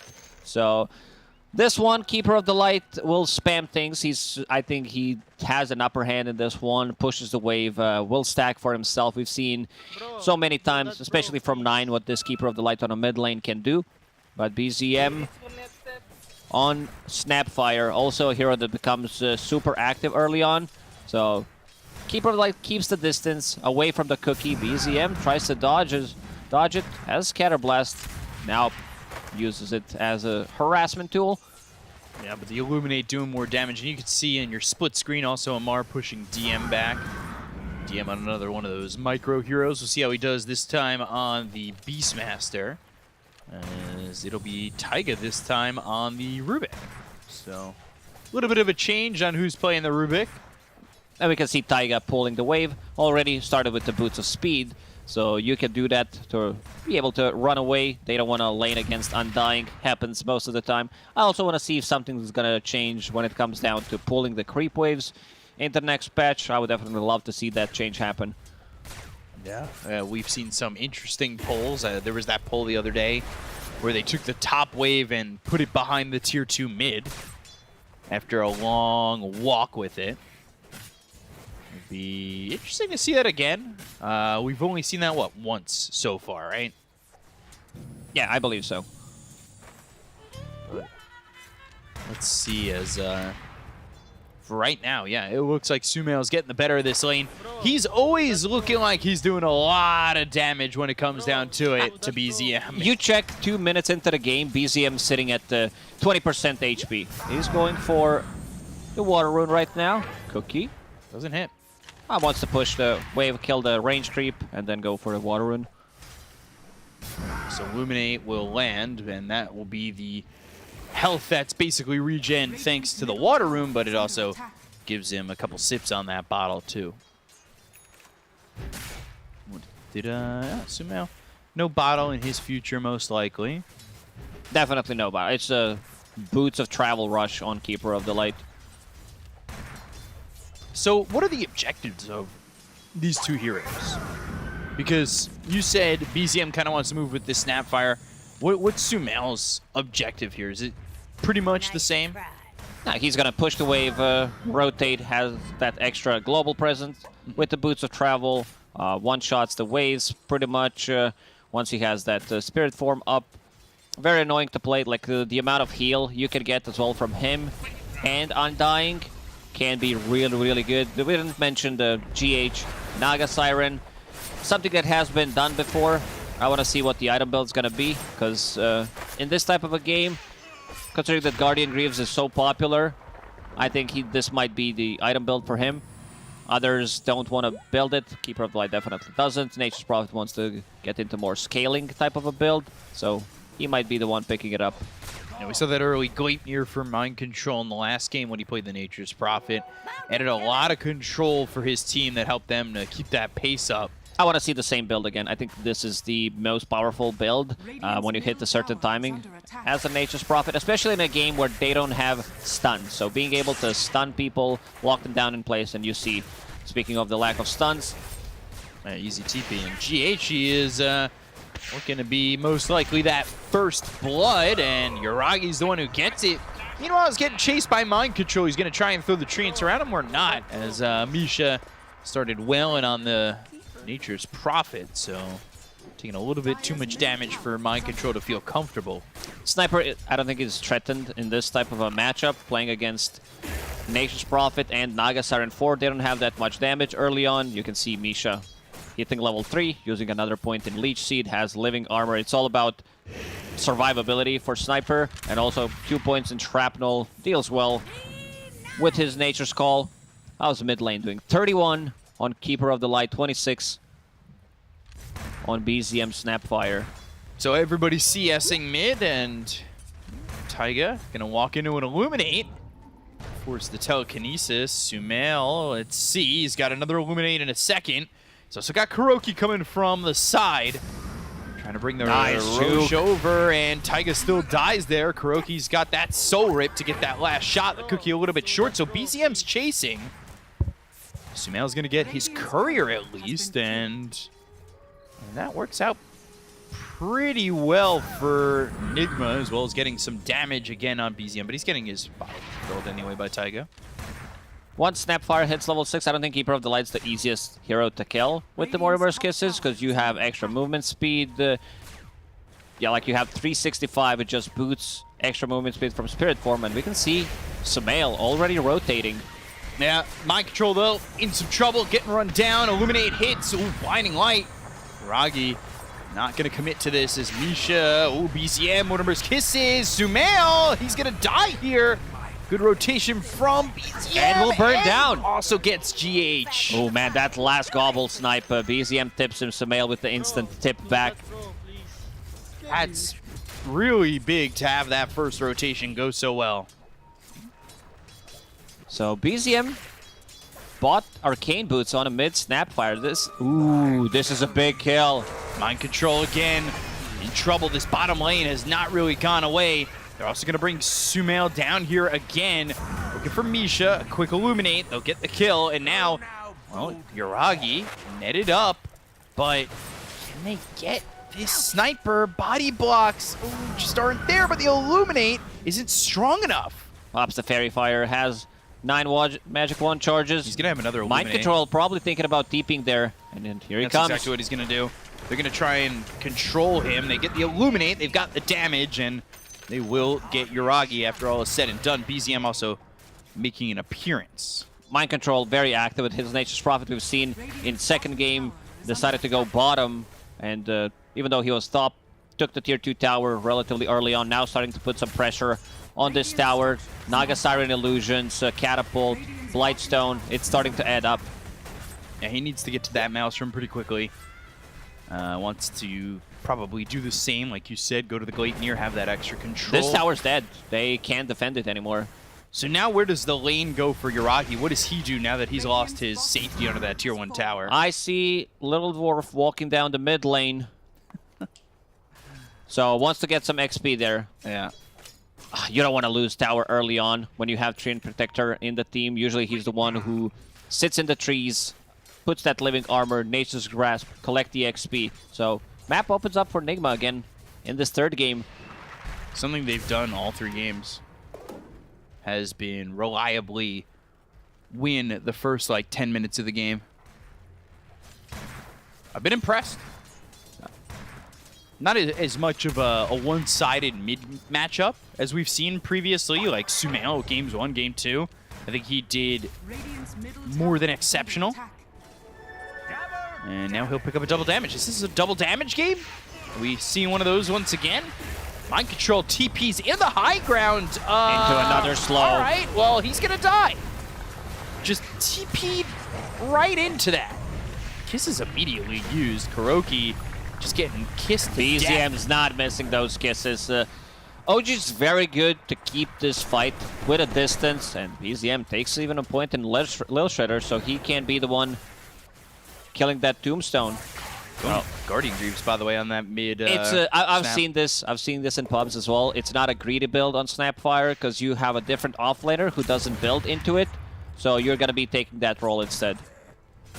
Yeah, the role for DM is Helm of the Overlord, right? Like, just have these this zoo under his control and help push. Go ahead. No, you. Fine, be so nice.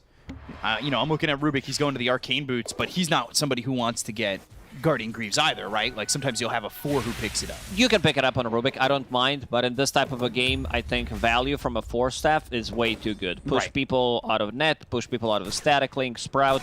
Probably the best item you can get. And looking at the items from Sniper, it's just gonna be Maelstrom, pretty standard. Camp stacked, Rubik stacked 5, Naga 2 and 1, Keeper of the Light for himself. Because usually Keeper of the Light mid ones, they do stack a lot more for themselves. But since he made that rotation bottom, moved to bottom by walking and also TP'd to get a kill, kind of made his game a slightly different one than what he would want it to be. So they're gonna smoke, and yeah, it was spotted. So we'll see if they can even kill DM here. A bit low on mana, does have Clarity running, so if they decide to dive underneath the tower, Roar will be available, has a Magic Stick. They're But, not. nice read there, and as you said, like I think they also got scouted. Ooh, Arcane Rune for DM. He would for BZM. He would definitely love to use that Mortimer's Kisses with it. Radiant's top Mech tower done. is under attack. I think also the reason why he's going for the mech in this one is they kind of crumbled 10-15 minutes into the game in the previous one with this global presence lineup that Nigma had. So he does not want to see this happen. So you want somebody who's going to be able to farm quick enough to get to that 15-minute mark and have sustainability ready for your team, right? You want to have a bit more team fight presence overall. Okay. Yeah, especially with what we were saying about who really wants to build it. Because even if you do have Taiga build it, he's not getting it at the 15-minute mark. There's just no way. So I could see what you're saying here for BZM. Things pretty quiet for the moment, and in doing so, Nigma have secured themselves a 2K lead. They did get a stack that was farmed up by Yuragi. And I believe this is the Javelin flying out to finish off that It's a full Maelstrom. Kuroki very deep here. Cookie doesn't connect, but Yeah, they still one got to kiss, get him, I two think, with kiss, Shrapnel. 3 kiss, 4 kiss, 5. Oh! Oh, Nature's Grasp also misses. 18 Taiga, health. Fate Bolt. Ah, he's got it. Never in doubt. Come on. They really showed that Undying. It was Mortimer's Kisses with your Arcane Rune, so he doesn't mind too much. 80-second cooldown. Meanwhile, DM takes the tower on the top lane. Amar, it's going BKB. Got the Falcon Blade, BKB. This is a big timing for them. If Right. they get a BKB, they get another item on Keeper of the Light, and then probably just a Maelstrom on Nature's Prophet, and then they're going to start to take a fight. They're very limited how they can initiate on their side. Like, you have Undying and Naga Siren, so even GH realizes that, puts a second point in Ensnare. Asthma Field. DM maybe even looking to go with the Centaur Conqueror to get the War Stomp, but they found themselves the Rubik. Taiga, well, soul ripped and uses a Plasma Field, not going to matter. Mind Control comes over. GH also used that Song, I believe, to maybe try and catch DM, but never got him. We can see the lack of control on their side, so only managing to get 1 kill from that. Sumail's going to walk into BZM. Just denies the bounty rune. Again, just still trying to farm up. He's only level 9 compared to the Snapfire, so they're on par with each other. And he's got that Force Staff. How do you feel about that Force Staff to start for Kata? I think he realizes that against Sniper, against this Mortimer's Kisses, like, he can push himself out of the trouble. Anything that benefits from a cast range that you get from your ulti. Same goes for Rubik. Like, these support items are much more valuable. Dire, they use the scan, so they should know something is up. MC. Kisses. Hitting a few. They do have that Nature's Call, so the Treants will move in. There's They've got the the Force vision on Staff. Mind Control, and yeah, Force Staff used to save him from these kisses for a second. Tombstone, little shredder. Tombstone gone. Free 125 gold. Primal Roar also used Kuroki. Blinding Light, so Cookie doesn't connect, and Kuroki, now he's surviving. Mind Control coming over from the side. Stone Illuminate flies across, and now they'll look for BZM, these 3 heroes. Well, they got 2 with the Overgrowth. Kuroki still surviving. The Centaur Conqueror with the War Stomp, the Control and the Mind Control. BZM, Cookie out, doesn't land once again. Amar coming over to get the kill on Amisha, and that's 2 dead on OG. But Kuroki with that Tumbler's Toy trying to catch up to these heroes on the side of OG with Sumail by his side. Not enough damage on OG. They needed those Mortimer's Kisses. They also need Sniper in a fight to slow things down with the Shrapnel. So, good fight for Nigma. You see the sustain on their side. Illuminate heal with Keeper of the Light ulti, Soul Rip. And yeah, GH going for that mech. Guardian Greaves being that full support. Even puts a 3rd point in Ensnare. So, is the build for the Naga Siren just Guardian Greaves into the Shard? Probably. Yeah, you want to be able to heal as much as possible. It's a good shard upgrade. I've even seen carry Nagas pick it up as their, like, 4th item, maybe sometimes even after a 3rd item, if you want to finish the game, if you want to be able to reset, heal up.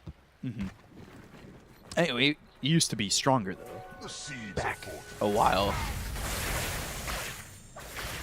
BKB from Mar as he's getting some co-op stack taking with Sumail. He's throwing the Illuminates here. Plasma Field, who's gonna get it? Ooh, that's a lot of Sumail numbers. Amar's laughing. He's like, bro, I need 100 for BKB. Yeah, come on, man. Also, they don't have that one hero that benefits from Chakra Magic other than Keeper of the Light. Sure, you can put it on Razor. It's okay-ish, but it's nothing spectacular. It's not Pango Ember. Yeah, there really doesn't seem to be a standout Chakra Magic person. But I guess that means just Chakra Magic yourself, more Illuminates, right? Yes, and he's going for Aghanim Scepter on Coddle.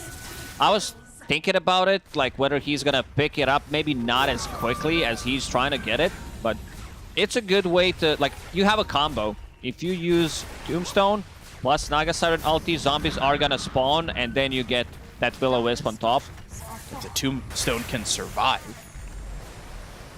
The last one made it all of about a half second. You can ban Visp against Nigma. Most of the time you need to ban it, like even throughout the history, but they find a way how to get that Wisp in the game. They build Aghanim Scepter on Coddle. If there's a will, there's a Wisp. So top lane, Mind Control, Gleipnir coming through in a bit of gold. That's going to be extra lockdown. Seems like they've been, that's like the name of the game, right?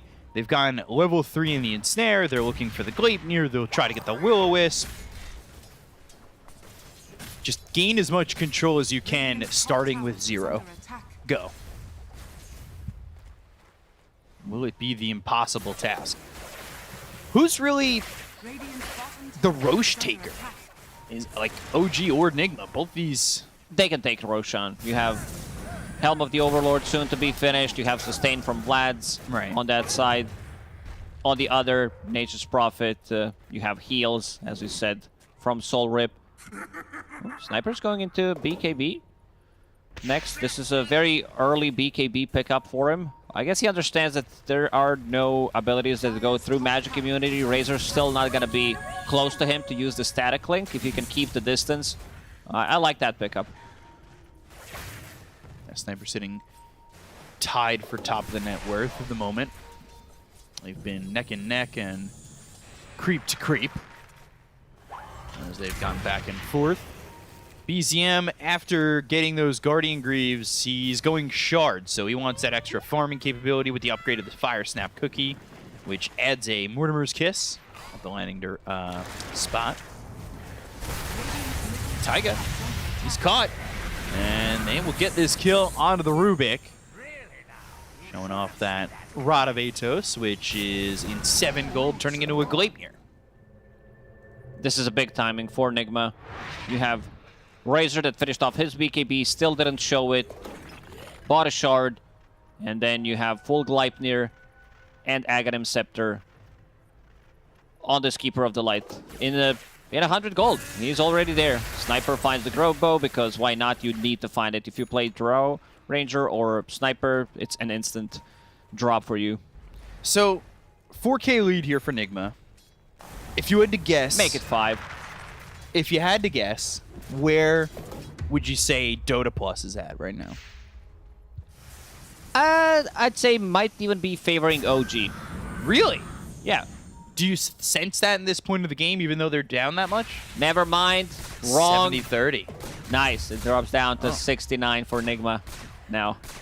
That is way off of 50-50. But I can feel that. Like I don't disagree with you. Yeah, I don't know if I see the same. We're pulling the stats from Razor, played by Amar. Yeah, and you look at the odds set here by esportsbet.io. They just updated live on your screen. 1.41 for Nigma. So a lot of favoritism coming out for Enigma from the odds makers. Yeah, I also showed where my favoritism is pretty much with, with that statement. The reason why I think is Beastmaster plus a Sniper. Like these two heroes combined can do so much. BKB still not done on Yuragi. Needs another 500 gold to finish it. Would definitely love to have it. But looks like if they can keep the distance, there's a lot of slow. Only one BKB so far. on Enigma. And Amar will siege this tower. Radiant's top tower has So they get the tower, they have OG rotating to their left, not finding anybody. Mind control now with this Gleipnir, he's farming bot. He's sitting pretty healthy with net worth. BZM is kind of losing out, it feels like, in terms of where we've seen him be in prior games. He's more of a utility in this one, and I like the build. Like, if you go for the Greaves, you do pick up Aghanim Scepter and the Blink Dagger. It's going to be a save, and it's going to be some extra damage. Not sure who's going to go in, who's going to be, like... If you want to throw in any of these heroes, maybe Treant Protector lands a big overgrowth. Other than that, it's griefing your position for Rubik doesn't want to get in. He wants to keep the distance. Same goes for Sniper. Yeah, maybe a gobble up for your Sniper to spit him out further away. And speaking of heals, sustain, Kuroki just picked up Holy Locket. Not an item we see too often, Will-O-Wisp. And they've got the cookie, so BZM getting a little bit further away, but they've got the root. It's on a DM. These heroes are here for OG. Tombstone on the high ground, getting shot at. And he's continuing to miss. The Primal Roar, it's on a mind control coming over from the side, but the Mortimer's Kiss is going to do the damage. Ooh, Soulrave not surviving. There's the song. They get the TP out from the Sniper, but can they get the rest away? Misha ends up falling. They have the Ensnare that'll land on a BZM. They get the kill on the Snapfire. That's 2 dead on OG. Quick little skirmish in that exchange, and Taiga, Plasma Field, will kill him. Amar still holding on to that BKB, still at 0 deaths, and BZM will tip Amar back. We see the power of this Will-O-Wisp, Naga Siren. They spent a lot of time trying to kill this Tombstone, and Sniper in range. I also want to see if Amar decides to pick up Blink Dagger at one point. For now, he just wants to cripple Sniper. He understands where the real threat is coming from. Going into Heaven's Halberd, and then Manta Style next to be able to get out of the overgrowth. So just making sure he can move around the map, right? Now he's super tanky with this build on Razor. Or not the map per se, I guess more so the fight is what I should have really said. Taiga getting his hands on Decay, but now another Will-O-Wisp is down, and they've got some control. The cookie over to the side, Tombstone will be placed, and, well, it'll be a dead Rubik once again. I want to see some Force Stabs being picked for OG. There are none at the moment. Like, even Sniper doesn't have it. Treant Protector decided to go with the shard for himself. For Rubik with the Blink Dagger. Usually we don't see the Blink pickup. Yeah. Especially in a game where there aren't that many good spells to steal. Sure, there is a Tombstone, Will-O-Wisp. Like, these are great, don't get me wrong. But maybe a Force Staff would have been of a greater value. Speaking of sustain on Enigma, Guardian Greaves just picked up. This Roshan's not going to get contested. And he's going into the shard next. So I was looking at Suman. We were talking about the fact that he really doesn't have anybody else to Chakra Magic, but he's going to just do it to himself every time off cooldown. Basically making Will-O-Wisp feel like it's got no cooldown, so that control is pretty much always going to be there.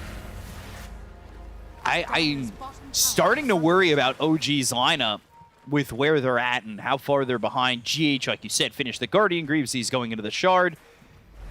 High ground is still easily defendable. Yeah. You have Sniper, spam from Axis, Fade Bolt, Nature's Grasp, and also Living Armor. There isn't that much tower damage from Nigma's heroes. Razor is not the one who gets in, gets the stuff done. It's mostly going to be from Nature's Call.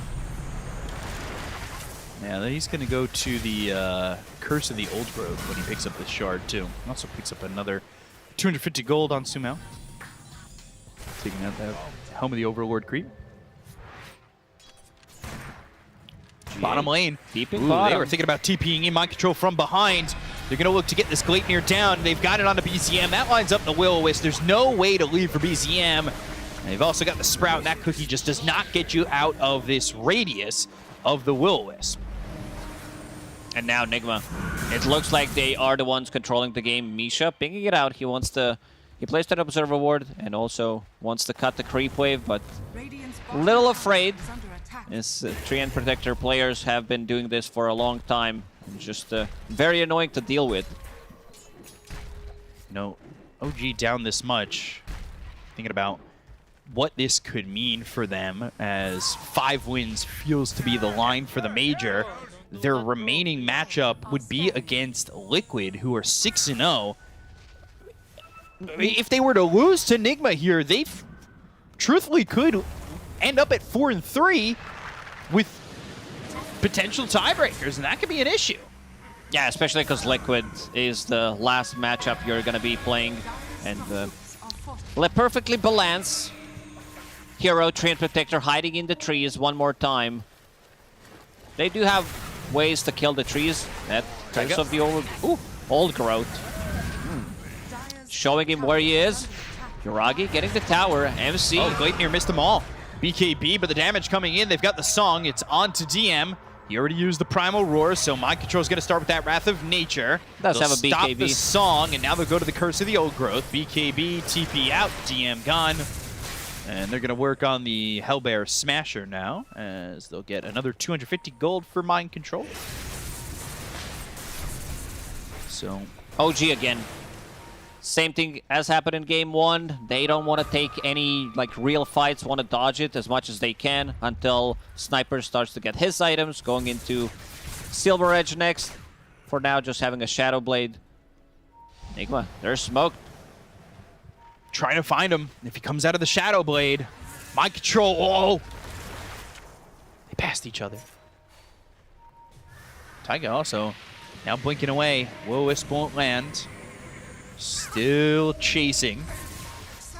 Asmofield hits him on the edge. Telekinesis and the stun, but Solar Bind and another Illuminate. Sumail's got another one. He almost has a full Octarine core on Keeper of the Light. Cooldowns are going to be very low here. Gleipnir catching this Ancient Thunderhide, just trying to get another 250 gold. Big power spike for Nigma will be Nature's Prophet hitting level 20, which Sprout leashes mechanic, and then they're not going to be able to TP out with their BKBs. I think you might even want to give him the Tome, just to get that slightly faster. Because right now, OG does not want to take a fight. Right. See, Mind Control didn't have enough mana for Gleipnir. And now he's got it. Has this Aegis for another minute. And we'll get another 250 gold, I believe, off that Ancient Thunderhide. So they're really farming these Helm of the Overlord creeps. They've gotten a good amount of them. I would say as far as maybe 6. Could be 7. Amar, again, getting very close to Sniper. Misha even plants down a Sentry Ward just to be sure that they don't see Yuragi. Now they've got that Ags on the Snapfire, so Gobble Up, Spit Out available to BZM.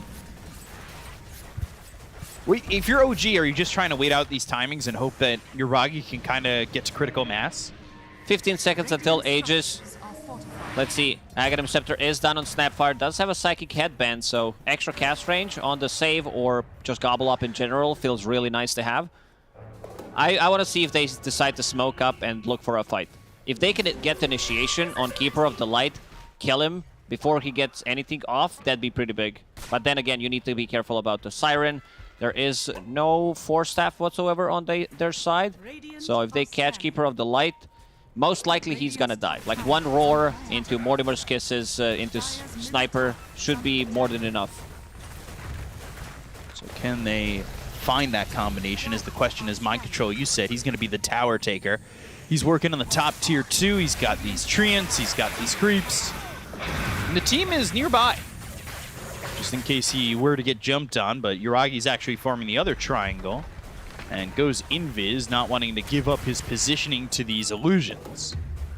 OG kept it at steady, like 5 to 7k gold in the last couple of minutes. Spit Out will only kill the illusions. Hex being built for Sumail now. Good one to have. DM, Yuragi, Taiga. Well, here they come on the side of Nigma. Dropping the Will-O-Wisp, but the immediate blink out of the Ignis Fatuus for the Rubik means he's able to leave. And everyone just TPs out. It's that easy. Get that level 20 on Nature's Prophet. Amar bought the book for himself. He wants his level 20 talent. Yeah, he wants, you know, either the Storm Surge or the Eye of the Storm Strike interval. I was going to guess. You gave me a look. I gave you a look. You know, I'm like, there's no way I'm guessing it right. I just didn't want to say anything stupid. I'll keep it to myself. I felt the pressure. Hurricane Pike not doing a lot of damage here, and the Will-O-Wisp is up again. It actually caught Yuragi on the edge. Misha, though, there's no way out for him. Amar's got a killing spree, and they're trying to chase Yuragi. They've got the Gleipnir, but the BKB that was helped also with no patience TP from Yuragi, but is it going to be enough? Primal Roar, Static Link, onto the Sniper, Mortimer's Kiss is coming in, but now here comes Kuroki over from the side of the Plasma Field with a cookie to get Yuragi even further out. BZM, though, he's rooted up, he's killed off. Amar still going in. What are you running in for? He's getting shot up, and now finally they've got the Gleipnir, so with the team he can raid the high ground and finally kill this Sniper, but by himself it looked a little risky. Our Sniper did not have a TP available, already used that Hurricane Pike, and Kuroki comes from a different side, starts to slow them down. Look at the damage from Amar, like one of the reasons why he's still picking the hero. Safe lane, off lane, mid lane, doesn't matter for him. 407. It's all the same. DM, Will-O-Wisp on both. Taiga hit with the Gleipnir, DM popping the BKB, goes to the Ogre Seal Totem and will jump away. But this is looking like Nigma are gonna break the high ground. Just how much are they gonna shatter? There is still a tier 2 tower on the mid lane, so they can take that one. Roshan will respawn in 2.5 minutes, and they're already pinging it out. Mind Control does have a full nullifier, so this is gonna dispel nothing too fancy, Living Arbor, but we'll keep them in place, and he just hit that level 20 talent as well, so Sprout leashes, goes through Magic Immunity for whatever known reason there is. By the way, it was the 21% Storm Surge move speed. I obviously, I was gonna say that. I knew that. He was listening. He's like, I'm gonna make B-Cop look smart this time around. We can listen to their comms, and they can also listen to us. Get a confirmation on that. Will-O-Wisp, Taiga again, just cannot get away from the Ignis Vatus. He finished off Lotus Orb. Yuragi? Oh, gobbled up. Spit out, back to the base. Lotus Orb on Rubik, great against like Static Link, so Sniper can actually fight back. Great against the Ensnare, but other than that, not as great. We see them struggling. I talked about the importance of the Force Staff. There is one on Treant Protector. Sniper did finish off the full Hurricane Pike, but I think that they needed those Force Staffs to come in slightly earlier. Yeah. There we go. Slightly earlier. You got it. We got there. Eventually. Next Roshan, 50 seconds. This Will-O-Wisp has been causing a lot of trouble. Just constantly off cooldown. Blink Dagger for BZM, Silver Edge for Yuragi. And there's the Axe for GH. This guy's got almost 12,000 net worth. Yeah, not too bad. He also managed to farm up his Aghanim Scepter. It's Nagasen. Like, you know that he's going to be farming the jungle. Will-O-Wisp, Binding Light, pushing him even Treant's deeper getting in. it. That's the combo. Is the combo up and the spit out with the Overgrowth. They got Sumail, who'll take out this Kato. They'll look towards the rest. GH trying to TP out with a song. As they'll get the Tombstone, they got the Kato, and that might be enough to go for Roche. He does have a buyback, though. 60 seconds, he was saving up for a Hex, but this is the combo that I mentioned. Like, they don't have many things that they can throw in. They throw in 3, lands it on 3, and now Roshan. This is not the easiest task for OG. Sumail's definitely gonna buy back. They do have an outpost. He has somewhere to TP to. It's down to half HP already. It's kind of quick. Man, the Wrath of Nature is such a powerful spell. And look at the lanes. Top lane's pushing in, bottom lane's pushing in. In the base. Right clicks. Will-O-Wisp again. Gets Misha, but no damage to get the follow-up. just yet. Lotus Orb, don't want to link him or anything like that. Misha now running back, but the Gleipnir comes in. Curse of the Ogre's going to be popped. They get the kill into the Tree and Protector. Now the rest of the team needs to start to retreat here. They did buy back on Sumail, who's blinking forward. You just bought back Sumail. You need to be careful. Ooh, if they had the Blink Dagger on DM on cooldown for 4 or 5 seconds, if he lands our Primal Roar there, the Roshan belongs to OG. They want to do this combo again. They want to gobble up. They want to spit out. They want to get the ult out there, but it is on cooldown for 10 seconds. They can scout things out. They can use the shrapnel if needed, but look at these Treants scouting things out. They are smoked, however. Let's see. Yuragi. Ooh, risky positioning. Very risky positioning. Misha. He's trying to lead the way. They've got a Satanic now finished off for Mind Control. Rest of the team near him. Smoke used. That's right by this Tree and Protector. Oh, they saw him for a second. They definitely did now. Lanes are pushing in. BZM will TP back. Push it with the Cookie and the Scatter Blast. This Roshan, it's a big one. Mind Control, he's in. Telekinesis, but the rest of the team is here to join him. Look at that. Quick kill onto the Rubik, who does have buyback. They've also found themselves Misha. He bought back in the previous fight. He is going to overgrowth all the heroes, but, well, trying to buy spread your time. roots and die. As soon as he respawns, there's going to be 20 seconds down on that overgrowth, but Nigma finding the right moment, finding the opportunities. And this Roshan, the second one, has Shard as well. We didn't talk about the Aghanim Center. You mentioned it on Naga Siren, so you can pierce through magic immunity. This is a pretty big one. Like having that and also having a Sprout that goes through magic immunity with the talent. He's been farming so much with Naga. Almost has the same amount of farm as Beastmaster, sending out the illusions in their own jungle while the rest of the team is farming. There's a bunch of items. There's double... Is that double Mindbreaker? No, it's a Stormcrafter. Picked up by Razor. Gonna keep that one for now. By the way, the Shard was used by Sumail, so he's got the recall. So even more global presence. Trying to defend the high ground. It's Divine Rapier already queued up here for Yuragi, but getting there is going to be the question. And we'll see if it gets answered. Defending the high ground is something we talked about that OG they can do with proper lineup. And Mind Control now. Ooh, Sprout on him. Song comes in. That's with the upgrade, with the Shard. And the Tombstone. They immediately drop Will-O-Wisp plus a Tombstone, and they found Misha. The again. And oh, Plasma Field with the Treants. Cookie away. Misha surviving. There's so much stuff on the ground. Yuragi doing his best to kill both Will-O-Wisp, but gets disarmed. Very far forward. Now he's got the Hurricane Pike, but oh god, the Blinding Light! Damage onto Yuragi, trying to run, and now trying to get a kill here on a Sumail. No. Misha, you're getting chopped down, my friend. This is the last set of barracks for them. No Misha for 35 seconds. No Snapfire ulti. This is going to be mega creeps. They cannot defend. I don't know if they have enough time to try to buy this Divine Rapier that you mentioned. They're slightly running out of time. Amar is the one sieging it with that freshly bought AC. And the clock, the timer just gets lower and lower on how much time they really have left.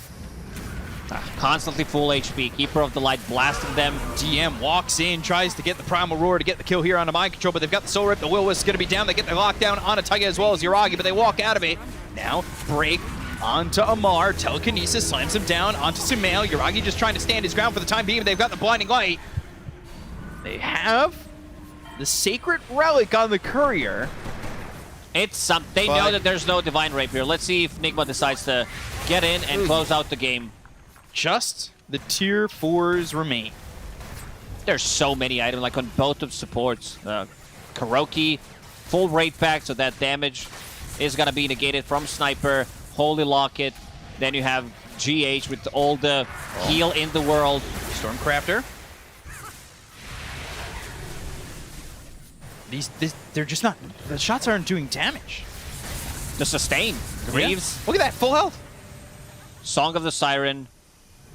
Constant blast from Keeper of the Light. Also, Kuroki, he's got the Holy Locket too, so, I mean. There's so many, like pretty much every single hero has some kind of a Oh, look at the total healing to allies. 21,000. Wow. So how do OG hold? How do they defend? What can they do? Wrath of Nature flying across. That courier is looking to get a Divine Rapier. It's up there, but Song, Yuragi, uh-oh, you are surrounded. And can he get out?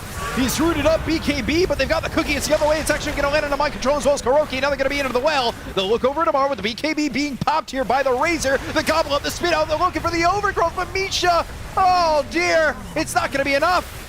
He got hit by a Mindbreaker and got silenced there. They've got the Will-Wisp again. That's going to lock up Yuragi. They've got the Gleipnir to follow it up for mind control. They get one of the tier 4s. They get the gun to Taiga, who's going to buy back. Now Yuragi on the run. He does not have buyback. Nigma from the bottom of the table. They have done it. They have defeated OG. Oh man, what a series. The first one, OG not wanting to take a fight, then Nigma complete domination in the second game, and the third one as well. They were not able to fight them back. Nigma, very strong opener every single time. 10 minutes into the game, they do have a lead. Yeah, it was impressive, right? Like, if there was one thing you're confident about with this team, it's that they win the first 10 minutes of the game. Like you just, and I'm repeating you, but like, it has to be repeated because it was so well performed games 1, 2, and 3. And I understand game 1, they were on a hard timer. Sumail dominated all 3 games, dominated the lane. Keeper of the Light, I love the Aghanim Scepter pickup. I love these like heroes that are coming back slowly. We don't like, sure, there is a meta where Train Protector, Ricky, Lina, they're super strong, Rubik, but I'm also glad that we see different heroes that beat those super strong heroes. Yeah, Naga Siren for GH. I mean, the amount of farm that he was able to get while kind of having a bit of a greedy lineup, right? Like, he was still able to acquire farm. You've got Nature's Prophet on your team who's farming the entire map, and they were still able to get the farm and the supports. They were able to push their pressure, their pace. Again, games 2 and game 3 felt the same, and they get the victory over OG. I mean, that's massive. Like, Enigma, they get the win, they get the series victory, and to break it all down for you, we've got the panel. Take it away. They had us in the first half. Enigma Galaxy, I didn't know where they were going with this draft. There was a lot to be left desired, but they executed I'm going to say amazingly, right? It was just so exciting to watch this mid matchup between 2 heroes you don't expect and see how they were enabling the rest of the lineups on both teams. Enigma Galaxy, though, doing it that much better, Sheep. Goddamn, yeah. I mean, at first the rotations of both of them to the bot lane went in favor of OG. They got like the double kill on BZM, Sumail died, it was looking pretty good, but I think the main problem is the itemization. BZM rushed Greaves on Snapfire this game. I think this was a massive problem because what I didn't expect from this Kotl and what we found through watching is that he did a very good job of damage mitigation. Like in these early scuffles, Beastmaster and Sniper both struggled to output their physical damage into this blinding light. Yeah, I don't think it's only in the early game, like throughout the game. This whole game, OG struggled with damage. They just never had it. In the even in the end, they just never had it. Sniper never got there. They just never had enough to take down all the mess that Nigma is throwing at you. And it's not only the illusions. You have treants, you have little zombies chasing you. Then you have Ignis Fatus, Will-O-Wisp, or whatever it's called. I haven't seen that thing in a year at least. We have that being built by the Kotl too. I honestly thought that OG's draft is better and that eventually the Sniper would just solo carry it. Yeah. But I guess too many problems were thrown at him. Yeah, I think like also the other itemization, you have the Greaves on the Naga, so more heal. You have the maxed out early Soul Rip from Kuroki, so there's more heal there than the Song that protects you all the time. I heavily agree with Sheep. I think the itemization from BZM was not, perhaps what it could have been. I don't know if that would have allowed them to win the game. I think I misread the draft a little bit from Nigma. They also played fairly well. Amar didn't die a single time. I think his items were pretty good. I think this Kotl did way more than I thought. And this Naga 4 is also continuing to impress me as well. It always looks good. Do you want to talk a little bit more about the Kotl mid? Because it has not been in the meta or a staple to see Kotl mid since we had that map change, really, since the triangle got downgraded to just the line. But why in this game did it come to be able to play out like it did? I feel like it's what Sheep talked about. It's mostly about the sustain that he brought early on in the game. Later on as well, like in these team fights, you can't really damage anyone. Sniper can't just slowly chew through you, as you have Kotal just healing you up constantly from distance. I actually like the Aghanim too. It's kind of a silly build that you never see on Kotal. But what did we talk about during the draft? Like, they had limited to no control. So they all kind of itemized in a way that brought them that. Like you had GH with the Blink Dagger, so he blinks with the song. You had Mind Control with the Gleipnir, with the Shard, definitely helps. And then you had Kotal with the Aghanim. So overall, they just made sure that the things that they were lacking in the heroes themselves were compensated by the item builds. Yeah, and on top of that, it's like the ability for Nigma to run at OG versus OG's ability to leave a fight. It was pretty much non-existent. They had no ways to disengage on OG, so whenever this tombstone went down and they weren't able to kill it because of blinding light and so on, it just meant that Nigma have your Razor running in, your big zombie Undying running in. It's like way too hard for them to deal with everything going on, like you said, Lizard. It's crazy though, like the Beastmaster DM 002. 0 kills, 0 deaths, 2 assists, that's it to his It feels name. like something you'd see like if a team GG'd out like 10 minutes. Every time he would roar someone, GH would come in with a song, and that's it. Like they just didn't have the damage, they didn't have the burst damage necessary, and for me, that comes off of the fact that they had a Snapfire mid. They must have had some reasons why they did it, why they picked the Snap. Perhaps all the heroes that they were looking for besides it were banned. But they definitely needed that extra damage, that extra from the mid lane, which they weren't getting. So many times BZM would just be Mortimer's kissing without any setup. Like that's it, just Mortimer's kisses. Felt like at the start you could kind of do that. It worked a little bit for him, but just, yeah, when it got to the later part of the game, wasn't really working out that way. Who stood out for you though, Kezu? Who really shone for you on the side of Enigma Galaxy for this game and the series? I think in terms of all the lanings and the performances, I would have to give it to Sumail.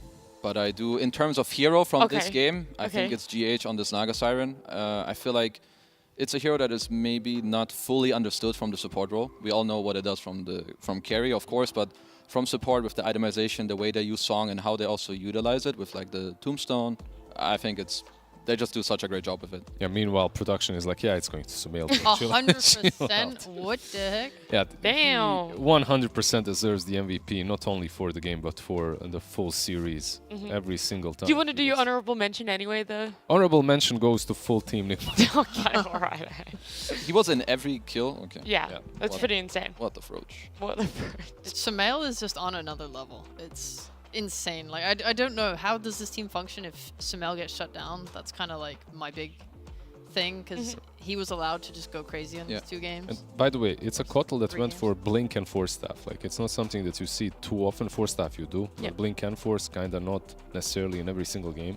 And he needed them. Like, it was crucial to get on top of Sniper and just bring that one extra piece of control. Every single fight you see Sniper just kind of trying to run away. It's from the Naga, it's from the Gleipnir, it's from the Ignus Fatus and Blinding Light. Like, he just has to run. We've seen Sumail do well before, though, in other series that they've played, and it's never come out as a series win for them. So here up against OG, what was the biggest shift that you felt in between the Enigma Galaxy lineup or execution? Well, I would say that they could actually, his hero would, like, they were able to use his hero more in these games. Okay. Compared to the other games. Like in some other game, he was what, some OD that's 10-0, where it's just a hard OD game where his team can't really help him, or he's like playing some DP where it's all reliant on what they do. I feel like here he was more free on his own, or he could play with his team. Is that the same for you in your eyes, Liz, that it was utilizing Sumail? It still feels that it's very reliant on him in this team? I feel like it's still very reliant on him. They are utilizing him very well, but they still, I feel like that he's on a different level and everyone else is a little bit behind. Like, if they stepped it up on other sides, they would be top 4 and not scraping to just get through. Okay, all right. Well, I do know interview is ready. We get Enigma Galaxy interview. It's going to be GH joining us. Congratulations on this series win, GH. How are you guys all feeling at the Enigma Galaxy bootcamp? Hey, good evening, everyone. Long time no see. We're feeling good here. We just went outside, took some fresh air, and I'm here. Yeah.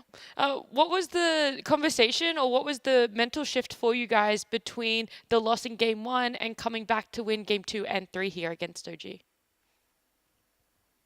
Well, honestly, the first game didn't really pressure us, and we felt like we lost to ourselves. So we just had to fix what we were missing and improve our, I think, play, and that's all we needed.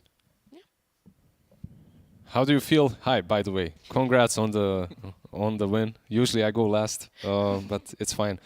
How do you feel about Sumail and his performances so far? We are literally doing nothing but praising him almost in every single game that you guys have. Good evening first, and I feel great. I feel like Sumail has really stepped up. He's an amazing player for me. I like sitting behind him, watching him play. Even in pub games, sometimes I like how he outplays almost everyone. He always owns mid lane, so I'm happy about that. But I feel like he's a special type of player. Okay, thank you for that. And when it comes to your full team's performance, we obviously aren't impressed. I suppose you guys aren't too. Like, you've had a really rough season. Like, how easy is it to pinpoint the problems that you guys are having and to work on them? Like, what do you think is the main reason why you're in the position that you are?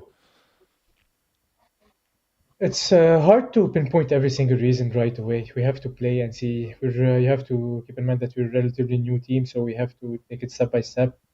I would like to say that our support system is really good, especially our coach, captain, and everyone else, including manager and the support staff here. So they're doing a lot of things to help us. And honestly, I believe we just have to focus on our games. Us players, we will make it. Like we will be the difference. So I believe truly it boils down to us playing good or playing bad. But I prefer playing good. So. Congratulations on the win.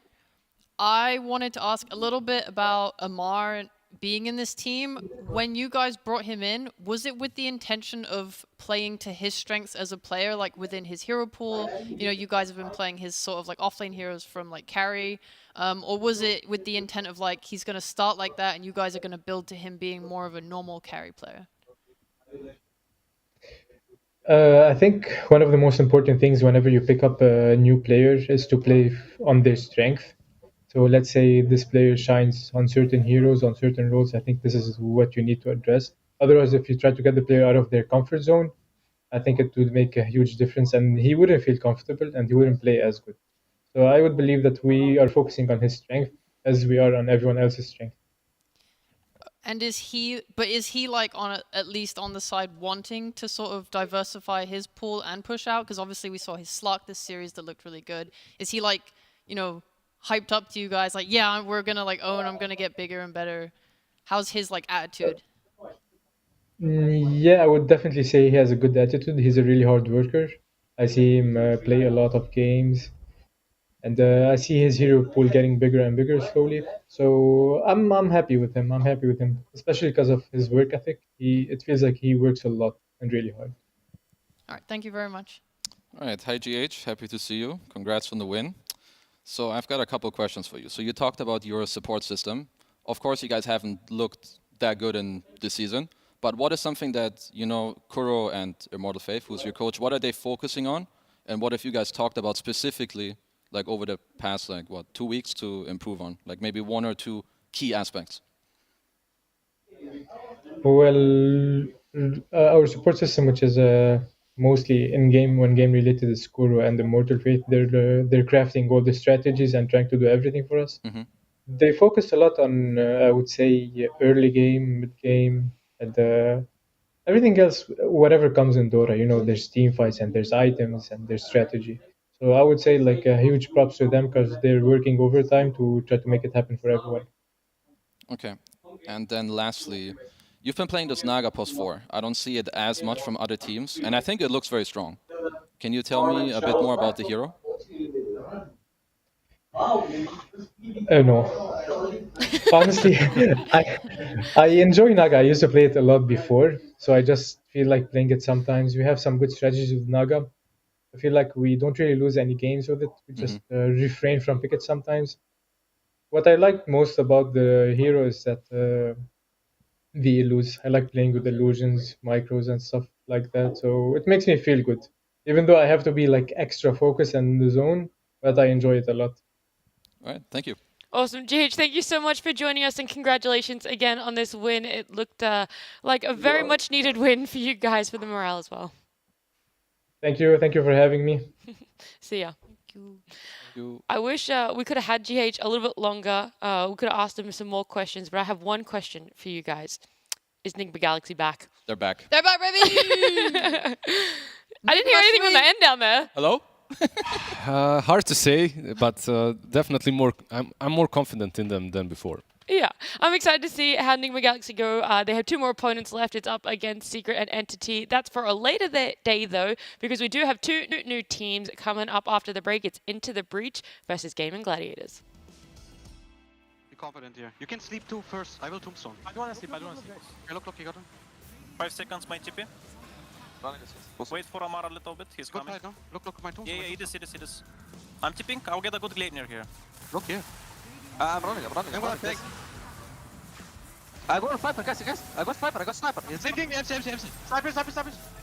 He's tipping out. Okay, It's still good. CM. Nothing. Nice, boys. Creep. Kill it. Oh! Yes, Vic. Nice, I'm on. Nice, boys. The water more.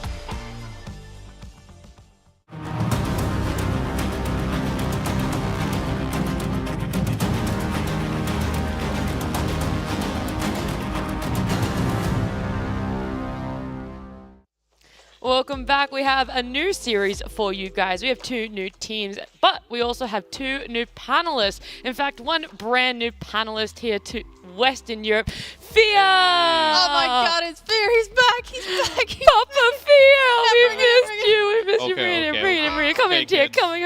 Yeah. It's a family of 4 now.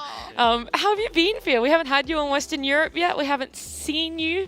You've been over there doing the NA shift. Yeah, I decided to join Sumel and Quinn and come to Europe here.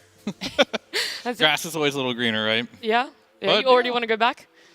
I mean, I love NA Dota. It's fun. I get to watch some EU Dota now, which is going to be a change of pace, to say the least here. So I'm really excited for that. Yeah, I'm going to have to ask you at the end of this series the comparison between the excitement levels. But I am very excited to have you on this broadcast, on this panel. And T, you as well joining us here. We've seen you on this panel before. We've seen you on this broadcast. So I get to ask you some of your thoughts about Gaming Gladiators. We can have a chat about them.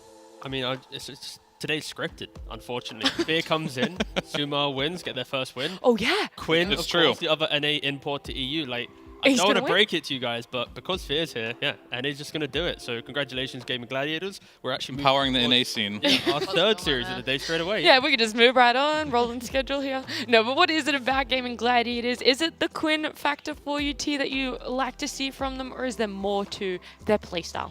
I think, at least in this tour, they've shifted away from Diracho being a bigger carry, and he's been a bit more aggressive. And there's been a lot of times where Quinn has had to do a lot in the game to win them the game. I feel like if he's not doing so well, they look a little bit lost, maybe. So I think they're still trying to find their identity and balance between the addition of Quinn.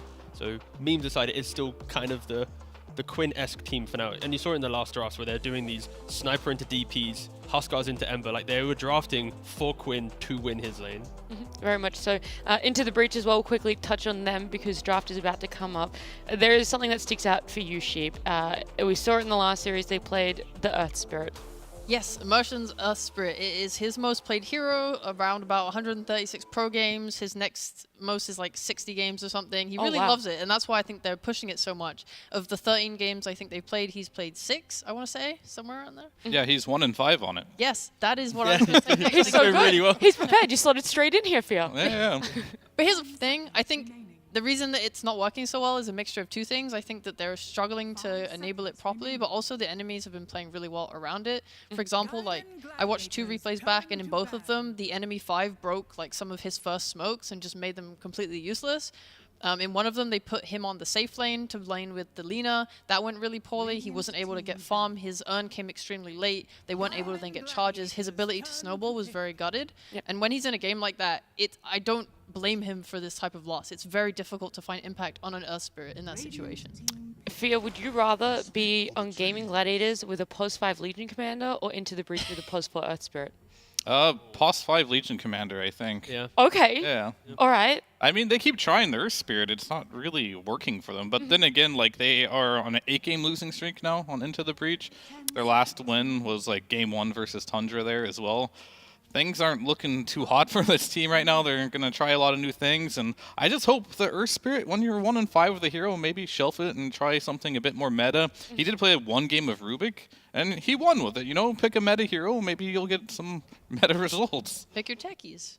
Yeah, you want the techies too, right? Oh, finally, we got a... I'm fine with it. Let's go, Yeah, my why man. not? Okay, all right. I mean, it's a strong laner, at least. It has a lot of aggression. I think everything Sheep was just mentioning about Earth Spirit, that's kind of also the theme of some of ITB's bigger picture of their drafts, where they pick heroes or certain combos that need to do certain things perfectly in a game to actually execute. If they don't, then it's like, why do you have Phoenix and a Earth Spirit and the Lycan character? Like, things can look weird for them, but that's where they lean on like insane plays to help them out. So I think maybe, if I mention this loss streak, maybe they get some grounded drafts coming into this game just to show off how good they are in the game. And already, Brood's in the pool.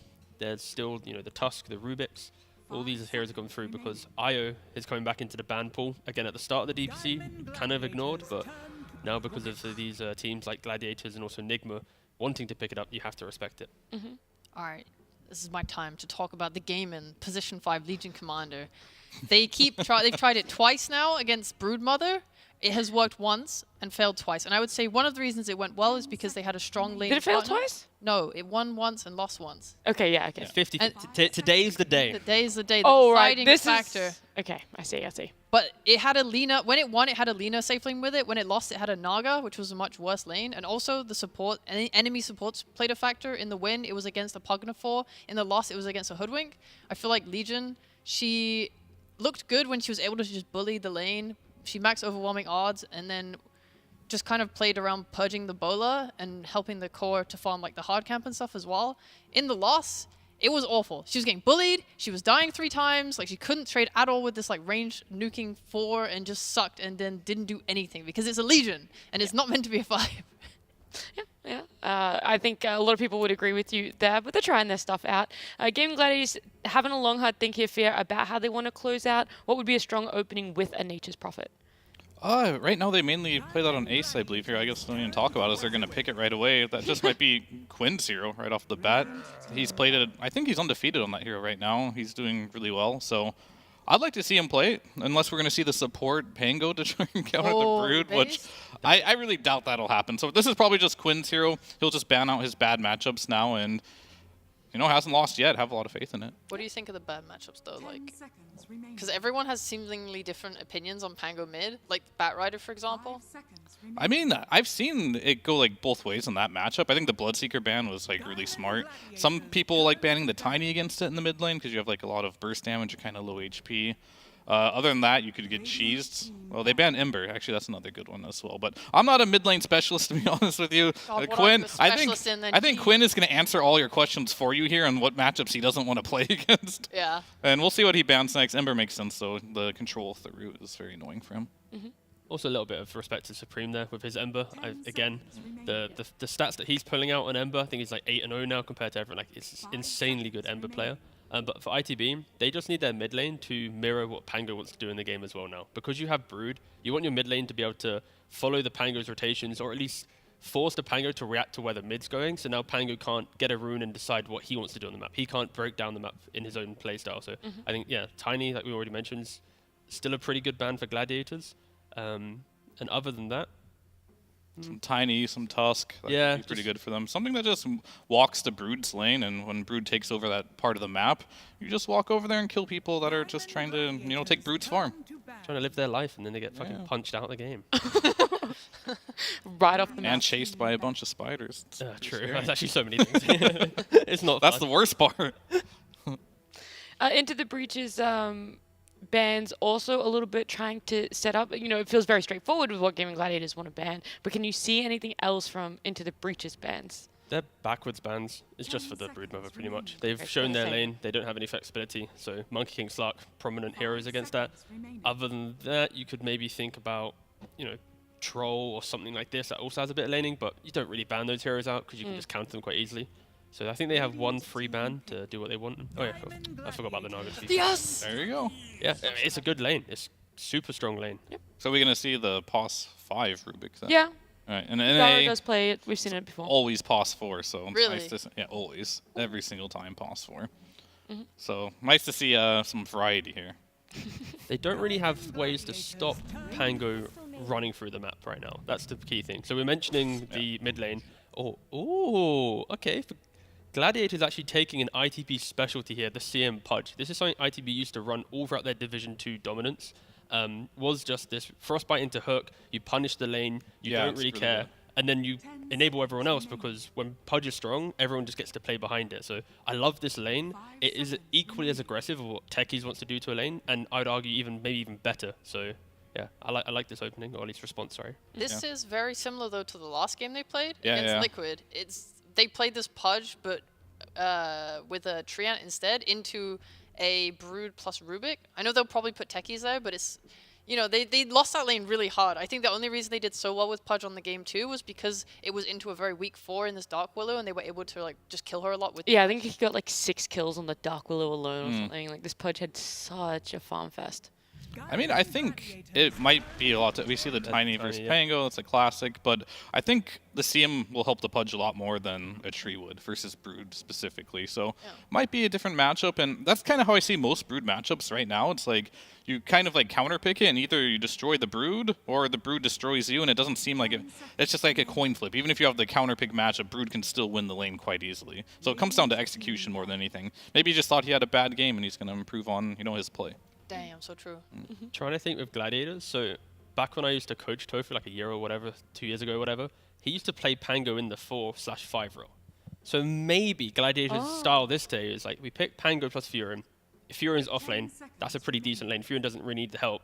You get to see Quinn's mid matchup through them just going, has to be Pango mid. And then Quinn, even though he doesn't have last pick, gets to pick his mid lane matchup that they relied on in their previous series. I think I am reaching quite heavily there. But it could be a scenario. You're onto something. Well, I was gonna say, what is the Tiny Pango? You guys, I know you just talked about it, but is it significantly heavy favored towards Tiny that you want to shift the Pango? No, probably not. It's more like if there was something else that occurred, and but I just thought I'd air it just for the fun of it, because I would agree with you. I think on this team, Quinn, more so than the last teams he's played on, he's had a lot more freedom to play new stuff in the mid lane. And especially with the Pudge carry, he could do it. I could see it. Like, they're definitely discussing it for sure. Whether they do it or not, it's another story. If you were to relive your glory days from the mid lane, what would you play here? My mid days? Yeah. I mean, I only played Brewmaster, Venomancer, and Puck. You think this is a good Venomancer game? So, if I were to go mid here. Actually, I played DK too. Never mind. That was a good time. Okay. What about Viper, bro? Oh, yeah. I like that one as well. Okay. Yeah, we're up to 5 heroes now, yeah. This guy's got now it's just hero old man telling stories here that are not even relevant. We're listening. We're listening.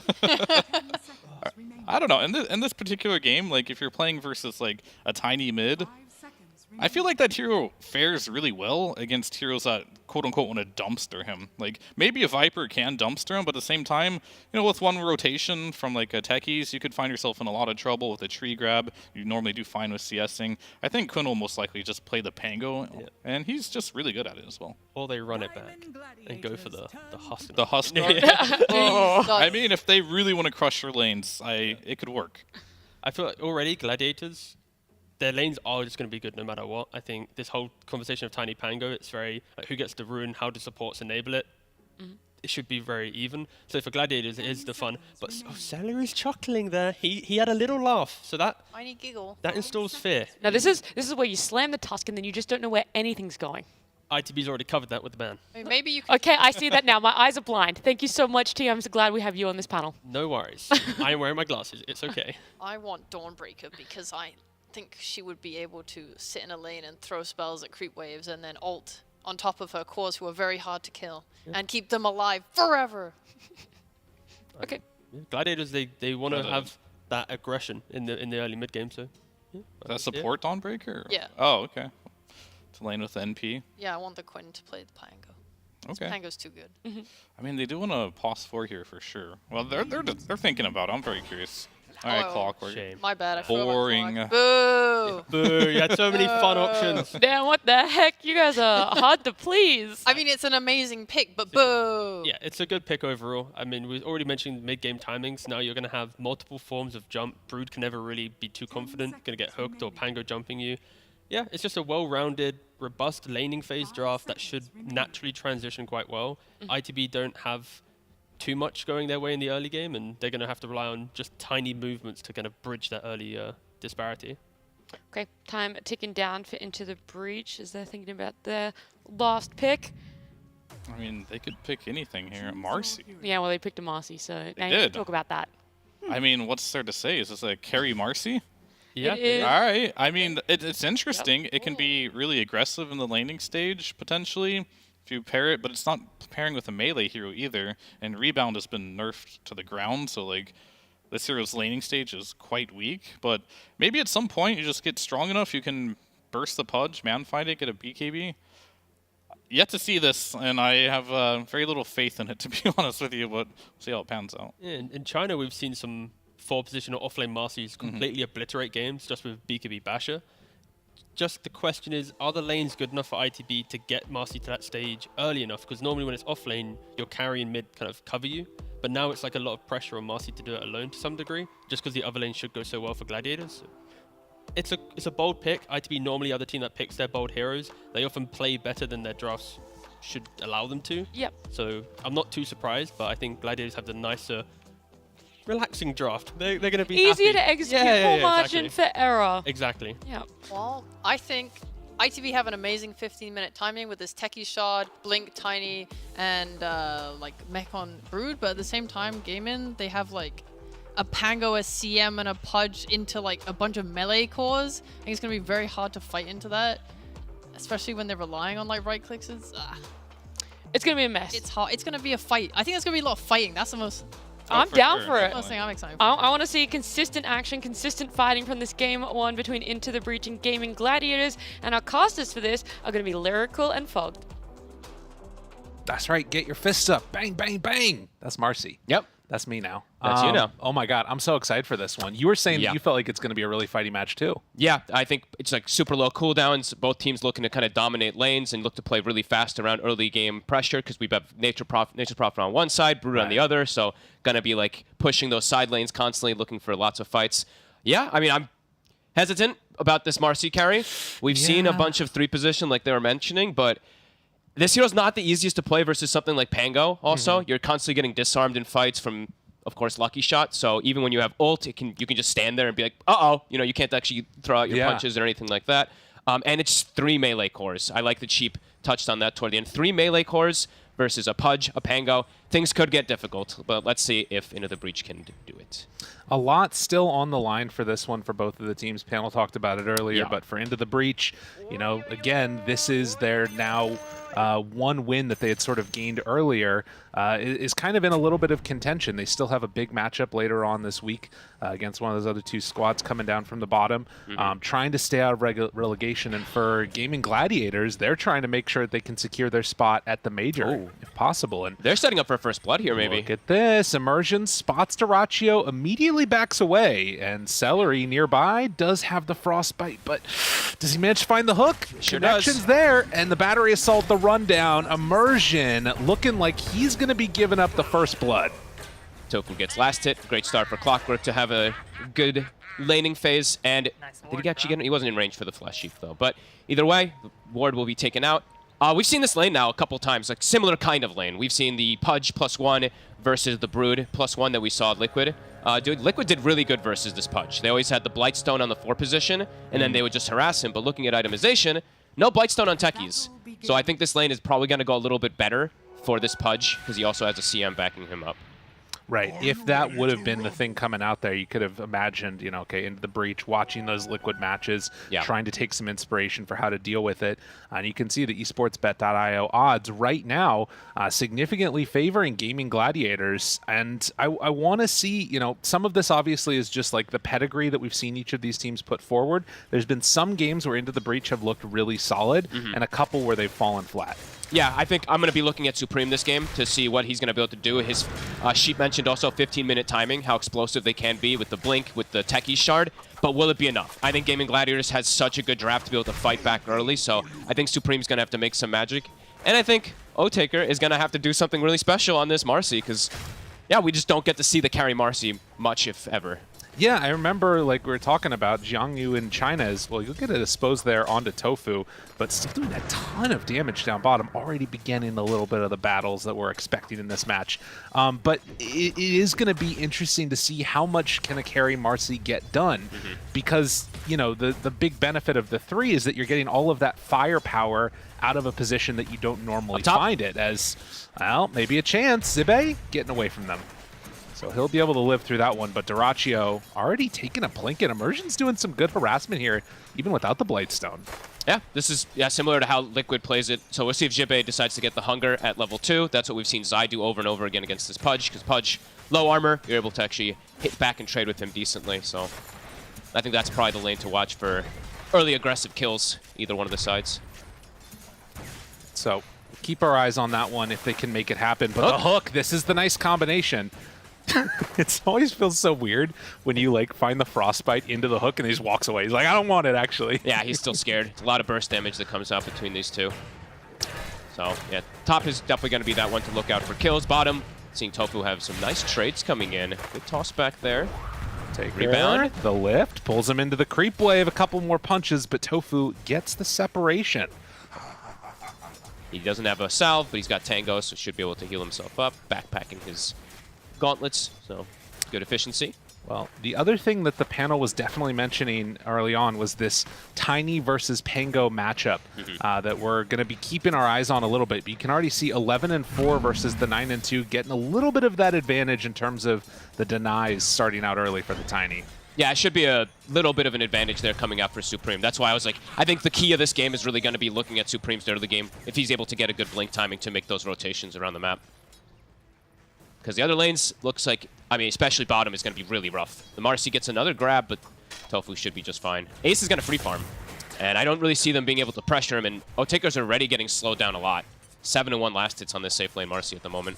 So what is the other issue besides just like the Pango later on disarming constantly? Why don't we see Marcy that much out of the carry position? She doesn't farm very well. She's like just, you know, you need to use rebound and stuff to farm. It's never going to be the case. You want to max sidekick, so she does have some farming issues. She has great fighting, but the farming can sometimes be a problem. Because how do you want to itemize? This is not a Battle Fury hero. This is usually like an armlet, some type of early game items like that. So we'll see what route it is, because like we were saying, I don't see safe lane Marcy almost ever. So right.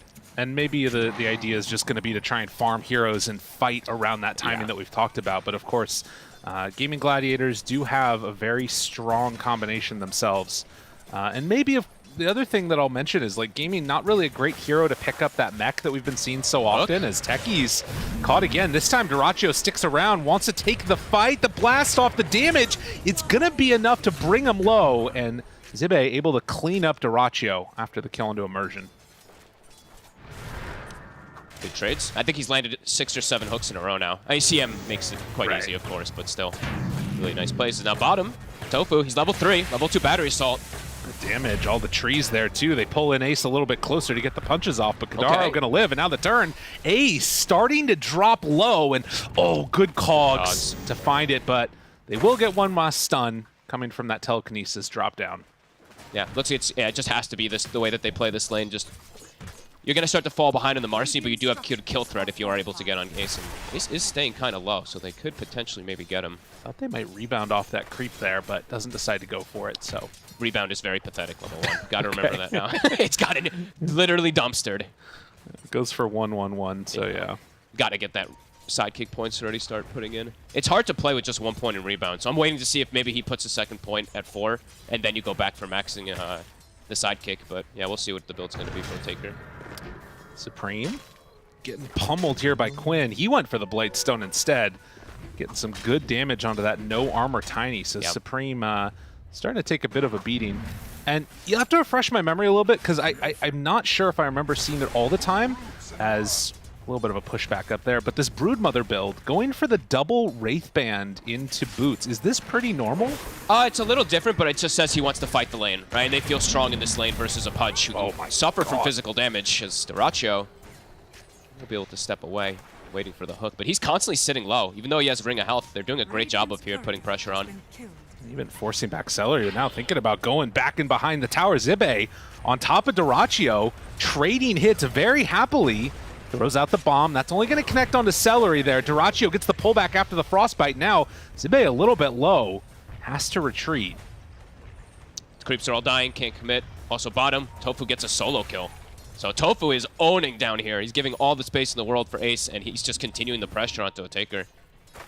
We've been definitely praising Tofu and his gameplay over the past couple of games we've seen of his. Here comes Quinn, perhaps. Pops the haste. He's doing amazing mid, by the way. I did not think that he would have the CS advantage versus a Tiny. That's usually not the way we see that. Oh my god, and this rotation. Dude, he's level 3. Quinn is 6.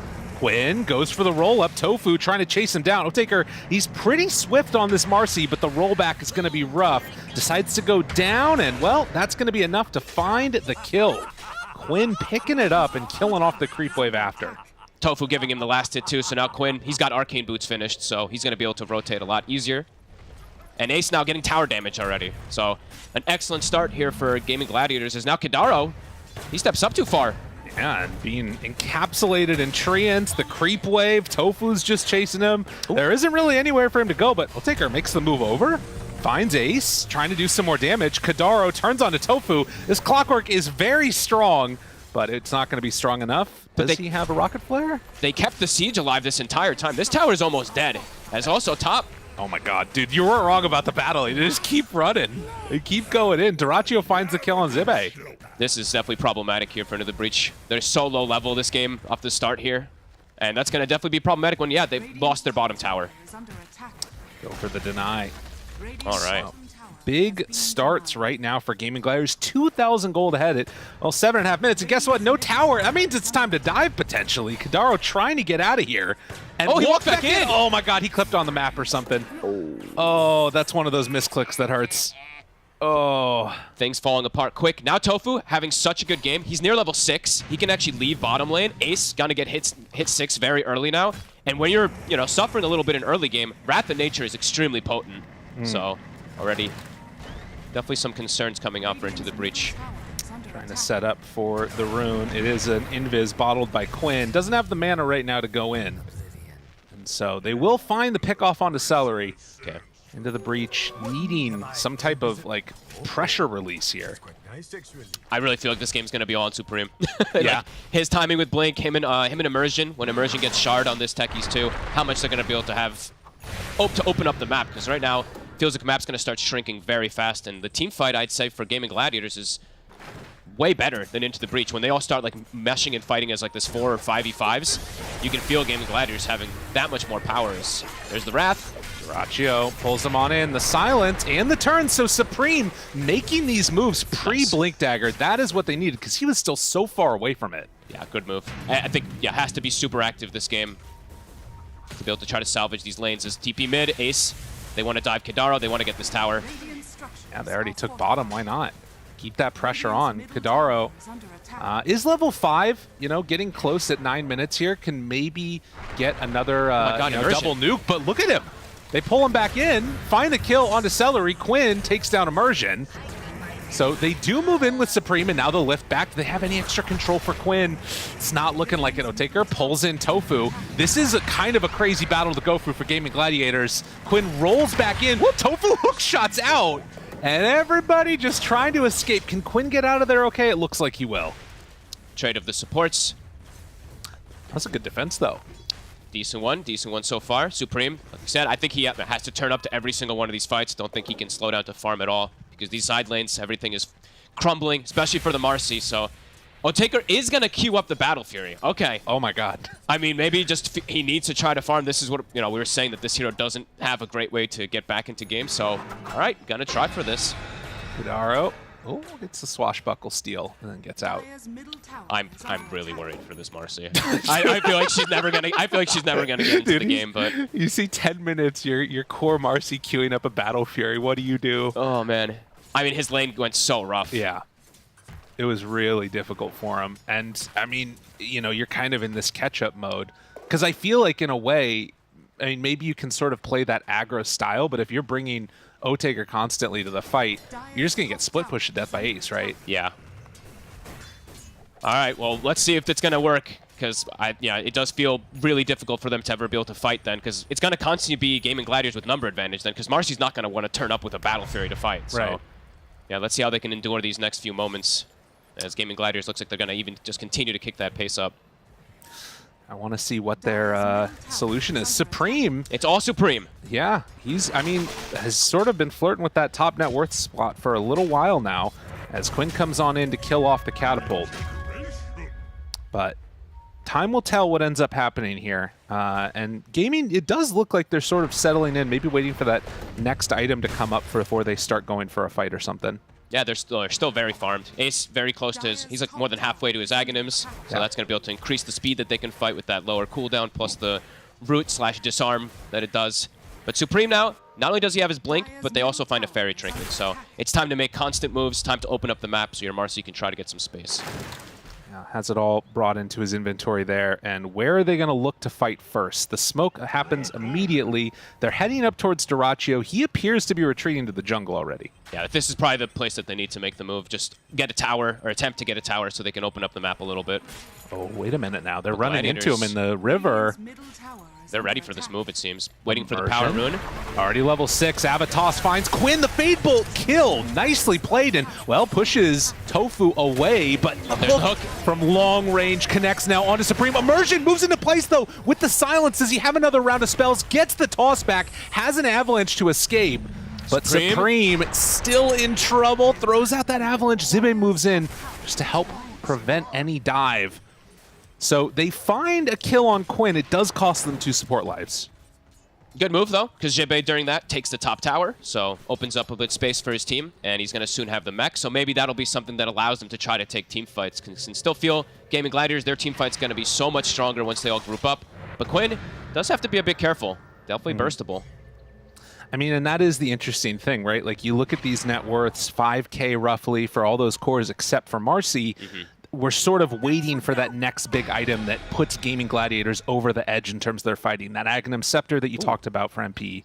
It's a good steal. Could be one of them. Gets a jump. Okay. Ava, toss, finding Quinn again with the silence, but the follow-up damage. The Verdus Dale, it almost kept him alive, but not really. And Tofu, well, now going to get ran at. He hook shots away to the creep that was barely alive. And so they find some plays. He's still looking perhaps for more. Yeah, he's having really good game, this Tiny. 4-0-1. He's the one who's going to be dictating pace and making that space for the Marcy. So, so far, not too bad for the side of Into the Breach. They got to keep that pace up, though, because, yeah, as you mentioned, Gaming Gladiators, they were sitting back a little bit, waiting for timing. That Aghanims is about to be done for Ace.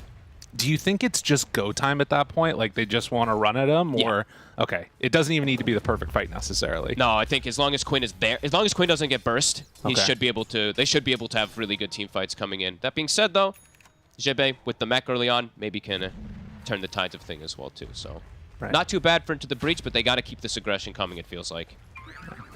Playing around. And Supreme finds that one. Another hook. Getting the hook shot. Kadaro making some moves. Avalanche toss. Tries to kill him off. Oh, he moves in and takes down that mine before he gets a chance to explode. Well played by Tofu to keep himself alive. And now Kadaro going to drop. Duraccio looks for that hook. Not quite on the mark. And Otaker shows Duraccio's up. deep. Pulls him back in. Do they have enough? I think that they do. Blast off kill. Celery now getting surrounded by spiders, but pops the ulti. Do they have anything to break this? Hook shot in. My God. Oh, the damage! Celery with the biggest CM ulti in the world, and it's still not enough to kill Supreme, but the rest of the team's going to clean it up after. They find a big old CM ulti. And still, not a terrible trade for Into the Breach. Duraccio in complete no man's land. He is so deep, gets pulled under tower. He gets caught off guard there. Into the Breach, bringing the battles back. Every single time they're bringing more numbers, it feels like. Even though they have this Marcy who's going Battle Fury, it feels like they're just in a better position of some of these fights. So can we talk about this Marcy Battle Fury and what it could do? Like, we're saying if they can wait for this like timing when she gets it and get some more time to farm, like how strong does she become if she actually gets a bunch of items? I mean, definitely is incredibly powerful once you start getting levels. Once you get level 12, it unlocks a different beast, but it's more about the item after the Battle Fury. If it's going to be something like BKB Basher or something like that, but we'll have to see. Because like we said, haven't gotten to see this hero, especially not with this type of farming build. It's usually just like phase, Basher, BKB. Definitely not in pro games at the very least. Well, Gaming Gladiators still nursing that 2 to 1k gold lead. And it's very much Ace that's just at the top of the charts the whole way through.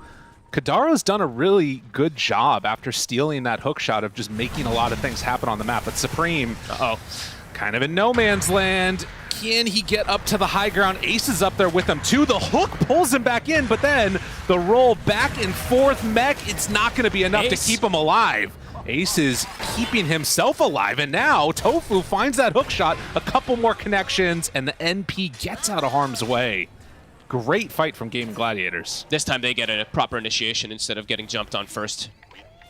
Been able to finally get some connections there instead of dying right away, so nicely done from them. And yeah, Wrath of Nature, we're going to be seeing constantly. Every 60 seconds, that big damage, the root, etc., it's going to be there. So it's hard for Into the Breach still to deal with it. They have to get the instant jumps, and I think it's going to have to be also up to what spell Kadaro steals. All right. Getting some good vision down, too. I mean, that's part of what set that one up, is just taking a walk through the river and then had the opportunity to jump him. So Ace becoming a menace, has Wrath of Nature back up again. Gaming Gladiators, they're set up kind of down bottom, though. It's constantly up. He's almost 12 as well, so that level 2 Wrath of Nature is going to be coming in very soon. But up top, Dyrachyo. Can they turn this one? He's the root tanky. is there, but a sound counter root. Supreme tosses Dyrachyo away. So they force out the Wrath of Nature. Can't get a fight off that from Gaimin. Looking to still get a fight. Yeah, into the breach with that on cooldown. Trying to find something here. Got to be careful. Quinn's in the area. Looking for it. Have the Avalanche connects. The Greaves are done. Silence onto only one, but Quinn, it's enough. And the CM ulti, the lift to break it, tries to run away, but they kill off Kadaro. So 1 for 1, but it's Quinn that dies again. And I believe that's now Techie Shard coming out. Yeah, it's finished. So they keep getting the perfect jumps onto Quinn. This is 3 times now they've been able to shut him down nicely. That ward placed in a very deep spot from Immersion, able to watch this Pango get the jump on him. Nicely done.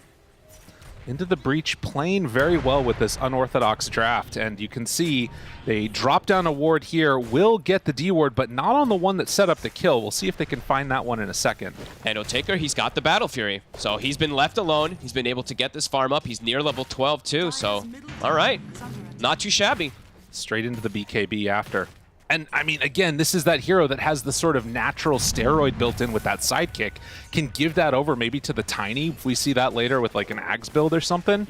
A lot of potential options you can go for Into the Breach.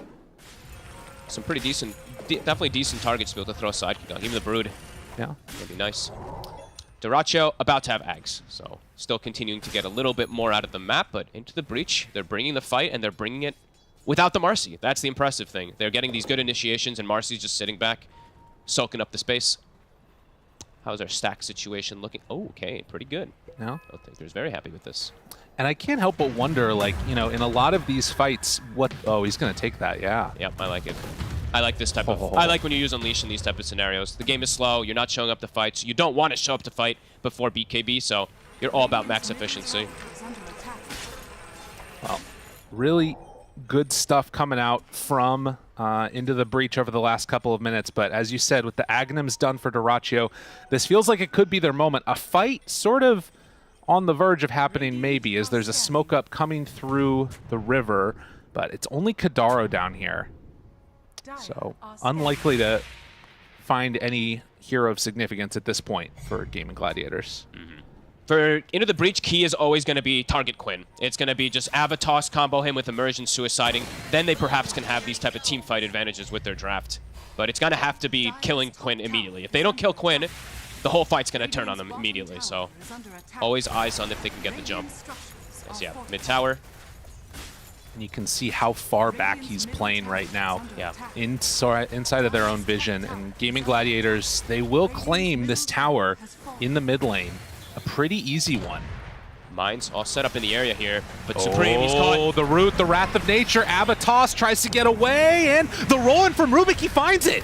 Steals it away. Guardian Greaves gets off. That keeps Supreme alive long enough for Zibe to move in, find the kill, and suddenly you lose one, but able to take down two. Nice little tumblers. Beautiful steal. Kadaro, I feel like he's really making this early game happen with Supreme. These steals time and time again. Zibe runs on through, tries to find Tofu, gets the disarm, and that might buy Tofu enough time. Tumbler's toy and the TP out. Well played. Two fancy little tumble plays. Nicely done from Tofu. I mean, I'm so impressed with the way they're still bringing the action, bringing these fights constantly. They're bringing down the Pudge too, over and over again. Dyrachyo not feeling as tanky as he probably thinks he is. Dude, with this Battle Fury, Otaker also is like 3-shotting waves or something. Yeah. It's actually crazy how much damage he does. He's level 14. He's been left on his own. He's been left on his own island. They haven't actually been able to pressure him because of the way that the rest of them are playing on Into the Breach. It's starting to look like it perhaps is going to work out for them with this farm for him. Look at that farming. Oh, hitting creeps. Feels so good. BKB soon on the menu, so he's going to be able to show up to every one of these fights after that. So one of the things that I feel like we're also feeling a lot here on the Gaming Gladiators side is not... Oh, wait a minute. Hook shot in, finds Zibe. Push back with the cogs, Ace moves in, and this is the type of kill that they wanted to get on Gaming Gladiators. Finally able to take down this pesky spider. Zibe's been very annoying too. Oh, look at that accuracy. Beautiful. I want to know what Kadaro's is. 7 out of 9, undefined. Oh yeah, and he still has level 2 roll. Wow, 75%. on the hooks too, coming from the Pudge. This is big. With Kadaro still with roll, they can perhaps look to take a fight. And Yo Taker, 1 or 2 more camps, and he has BKB. Denying the Invisor and right in his face. I mean, if nothing else, then it makes it feel like Gaming Gladiators probably not comfortable going for a full fight into that Rubik with the roll stolen. So it buys more time for the Marcy almost. Yeah, definitely. I mean, it's been amazing plays really from Kadaro after a really tough laning phase too. He had like probably the most miserable time as this Rubik down bottom. 2 great steals. It's kept this game really close. And fun. 29 kills in 22 minutes. That's what we hoped for. Yeah. Kind of what we expected with these fast-paced drafts. Ace, BKB is done now. You can see still very heavily win probability into the favor of Dire. But they are going to smoke up with 4 now and try and head off through the Dire jungle. Yeah, let's see what they're going to make do with Otaker finally able to show up with his BKB. See how much damage he's going to be able to do. Can he stick on the targets? Will they get the initiation? Will they kill Quinn? Or will they steal the Rolling Thunder? Like, which one's it going to be for people to shut him down in those team fights? Kadaro no longer has it, but does get the D ward, and now heading on through the mid lane. Tofu is the one that's there to break the smoke. Do they spot him? Uh-oh. Throws it out and goes for the jump away. Both teams hesitant. Tofu, oh my god, he's almost 3/4 of the way to Ags on the clock. Dude, he is so farmed. He had one of the best early games I think we've ever seen on a clock. 6-1 and 8. It's part of 14 of their kills, so. Now, scan connects, so Gaming Gladiators know that they're in the area, and it looks like they're comfortable now trying to take the fight into him. Yeah, Quinn with Blink. Same kind of thing. If he gets initiated on, or if they steal Rolling Thunder, into the breach could look for a team fight, but if Gaming Gladiators gets a clean initiation, could be really difficult. Quinn walking around. There is the smoke break and immediately blinks away. And yeah, now they see Supreme. Thought about going there for a moment. Tofu still has that hook shot. Connects Supreme. 4-staffed away by Kadaro. And then the lift to separate. But the Wrath of Nature, the root onto 3. The turn, Ace right on top with the BKB. They run away on Kadaro. Quinn gets the Rolling Thunder run back. And look at Otaker. He can't do anything. He's stuck there in the Sprout. The entire team is getting pulled apart. And Marcy can't find a target. And now Quinn wants more. He's thinking about it, going in for a bit more now. Immersion. He might have to blast off to get out of here, or saves it to try and turn. Otaker can't find Celery, and the Diffusal Blade keeps him under control, but there's the stun that they needed. Quinn in too far, pops that BKB, and now they can run at Celery a little bit more. Duraccio pretty far away. They can't quite connect. So they do manage to get a trade of mid laner kills. But, again, a little bit of a weird one. Yeah, Otaker, we're seeing a little bit of the struggle. Even with Battle Fury, stuck inside Sprout for a second there, then has to end up using BKB to try to get to somebody, but actually ends up being a wasted BKB. Doesn't actually hit a single target with an Unleash or BKB.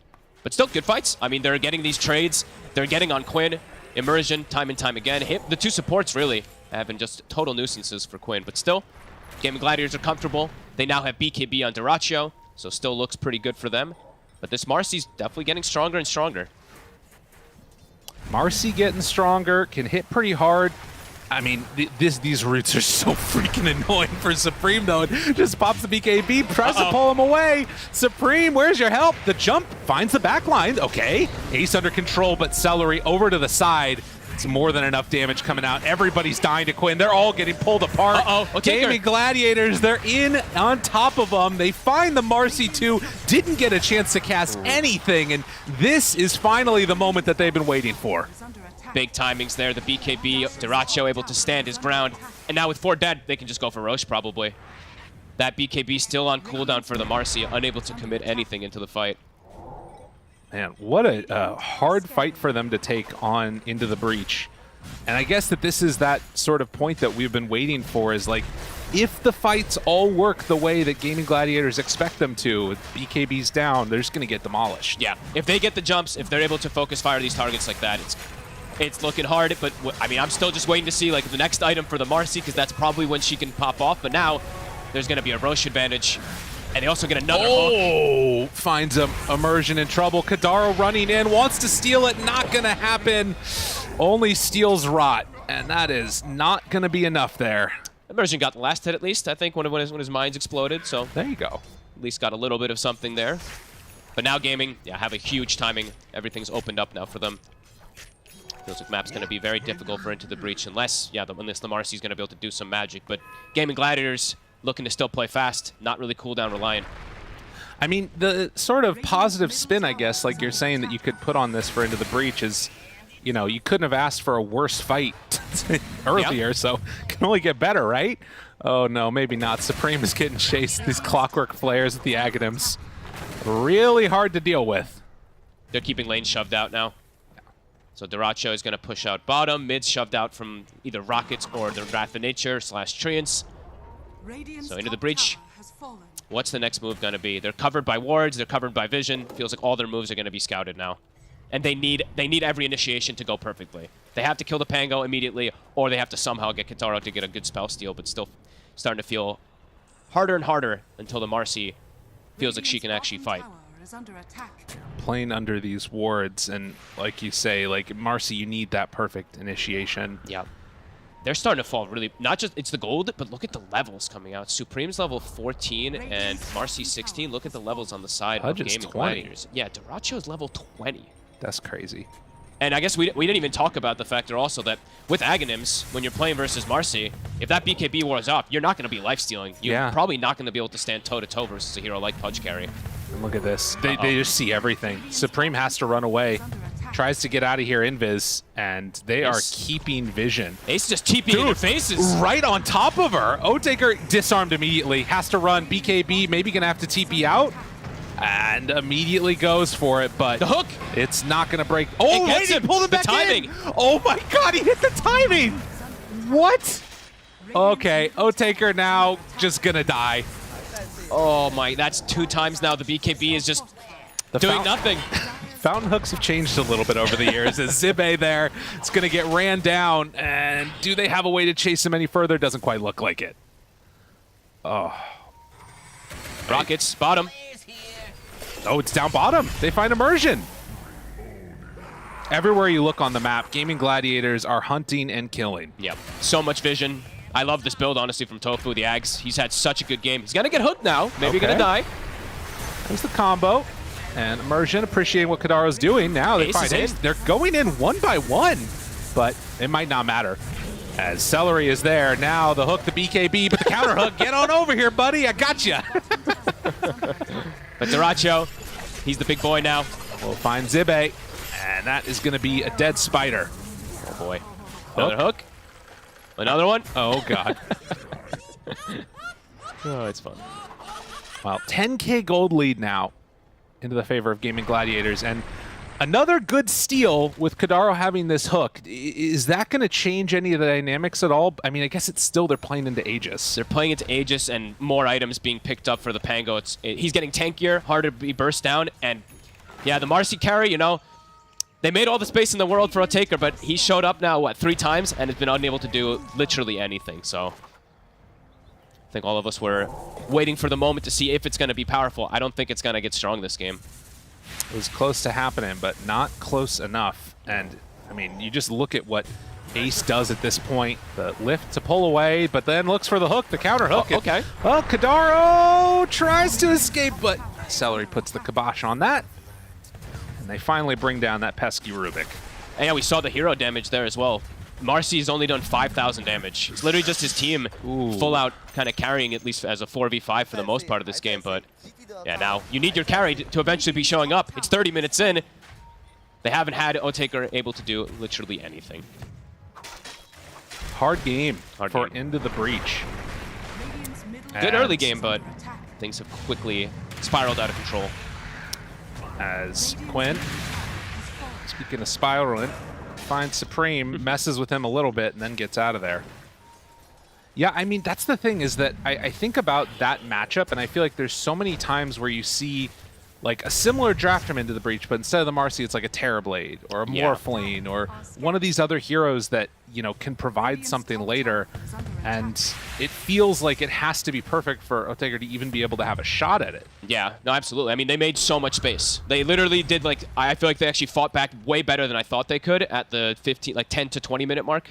And then, yeah, they don't have this carry to be like, okay, our Morphling's ready, our Terrorblade's ready, our big boy's ready to fight. Marcy just, yeah, unable to really find any footing in this game. Well, Now down 15,000 gold. It needs to be a hell of a fight from them. Shiva's guard done on Pudge. They're so farmed at this point. An AC coming up soon for Ace. I don't even know if they can kill Tofu. Smoke on smoke. Jiracho's just hit. Ooh, he's on all of them. Tofu goes for the overcharge. Now the chase down. They've got him under control. They're not doing anything at this point at all. O-Taker, get back over here. The entire duration of that BKB was getting dismembered. Celery staying alive. Dyrachyo running down Zibe, and yeah, everybody is just going to die here on the side of Into the Breach. Supreme, the last one to live, is just got to get out. Yeah, Marcy, unable to, like you said, unable to fight at all. Goes in, gets bitten. Look at the damage that she did. Pretty much nothing as Dyrachyo. He's way too farmed at this point.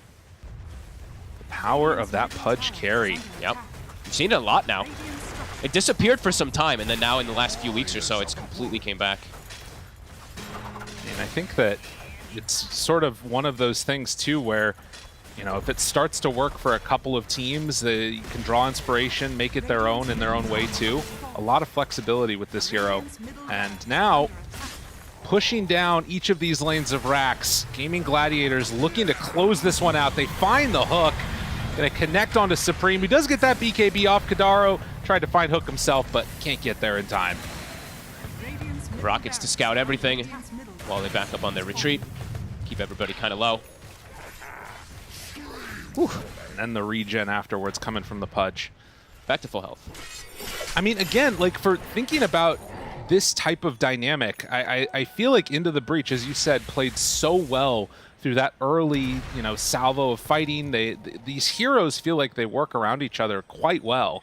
So it feels like, you know, potentially thinking into game number 2, if they're going out that way, there's still a lot of positives to take from this, I feel like. Yeah, from 4 of the heroes, I feel like. The Marcy just has had no involvement, has not been able to get involved at all. They did such a good job with techies, the Rubik steals, same thing with the Tiny, the rotations and stuff, but yeah, they don't have a safe laner. So at least that's what it's really been feeling like through the majority of this game. While Gaming Gladiators, it feels like they have 2 safe laners, Ace being an absolute monster and Dyrachyo as well. Oh my god, they got the courier. Was that his Ags? Oh, that I believe so. He's still 900 gold away from it, but nonetheless, it hurts. Yeah, he can disassemble. But, oh, yeah. You're right. But still, I mean, either way, yeah, 900 away now if he doesn't disassemble. As Ace now, AC's done. So yeah, I mean, the Marcy damage is starting, even when he's now going to be soon hitting level 18 with Basher, they've got all the armor in the world. The Shiva's on the Pudge, the AC on the Nature's Prophet, the innate tankiness of Pangolier as well, too. Yeah, it doesn't feel like he's going to be able to do much with this low BKB timing. I mean, yeah, if we sort of plot out all of the deaths that happened in this game, I feel like there were so many from Gaming Gladiators before, like, what, 15, 18 minutes, somewhere in that neighborhood, and then everything else is just all gone their way. Yeah, I don't know the last time they actually... I mean, they got Clockwork. They got Clockwork and Quinn in the last 10 minutes or so. And those are the only deaths. And those are like the only real deaths until like around 20-minute mark, so... Dyrachyo, refresher done now. And waiting for that next Roche. It's going to be 2 minutes till it's capable of respawning. He just pumps out items on Pudge. Every time I watch him play it, I think this is my favorite hero I see Dyrachyo playing lately. I like that, yeah. He definitely feels comfortable on it, and the team feels comfortable playing around him. Yeah, I think twice this game maybe played a little over-aggressive, thinking he was a little bit tankier and got punished for it, but then he found his footing once he started getting some items. Daro behind enemy lines. The scouting. The rockets are everywhere. Immersion looking for the jump in. They find Kadaro, going to kill him off, and oh, are they going to try and blow up one? They do. They get Celery. Now O-Taker in some trouble. So they got their CM, but are going to lose a couple afterwards as Zibe out in trouble too. The Spider trying to hide away. Quinn catches him with the bash, and Dyrachyo pops that refresher, looking for the Shiva's run down. The Dismember is there, and they will kill them all off again. Well, they got Celery. There you go. The Marcy. Full ult BKB to kill the CM, and then CM just buys back, and yeah, it looks like that should be the closing of the game very soon. Tier 3 tower going to drop down, as they did buy back on Celery even to come back into this fight that much quicker. And a lot of voice lines coming on out from both of the teams. Supreme's like, my Ags, my courier's back in 10 seconds. Oh, Oh, no. the bash. Poor Supreme. He just wants to escape. The dismember and the last little punch coming from Dyrachyo to end his life. Kadaro also is going to go down. And as they clean up the last of these towers, GG is going to be called. It was a valiant effort from Into the Breach, but they again get knocked down by the Gladiators. Some good fighting, right? From the 8 to 20 minute mark, it felt like, for Into the Breach. Some great spell steals. Getting on top of Quinn a couple of times, getting these early kills. But then it was, where's my carry? When's my carry gonna be like, hey guys, great space, here I am. Let's go. And then she shows up and can't really do much of anything. The BKBs 2 times gets wasted. Gaming Gladiators takes a beautiful fight after that BKB's cooldown. They wipe the mid, get Roche.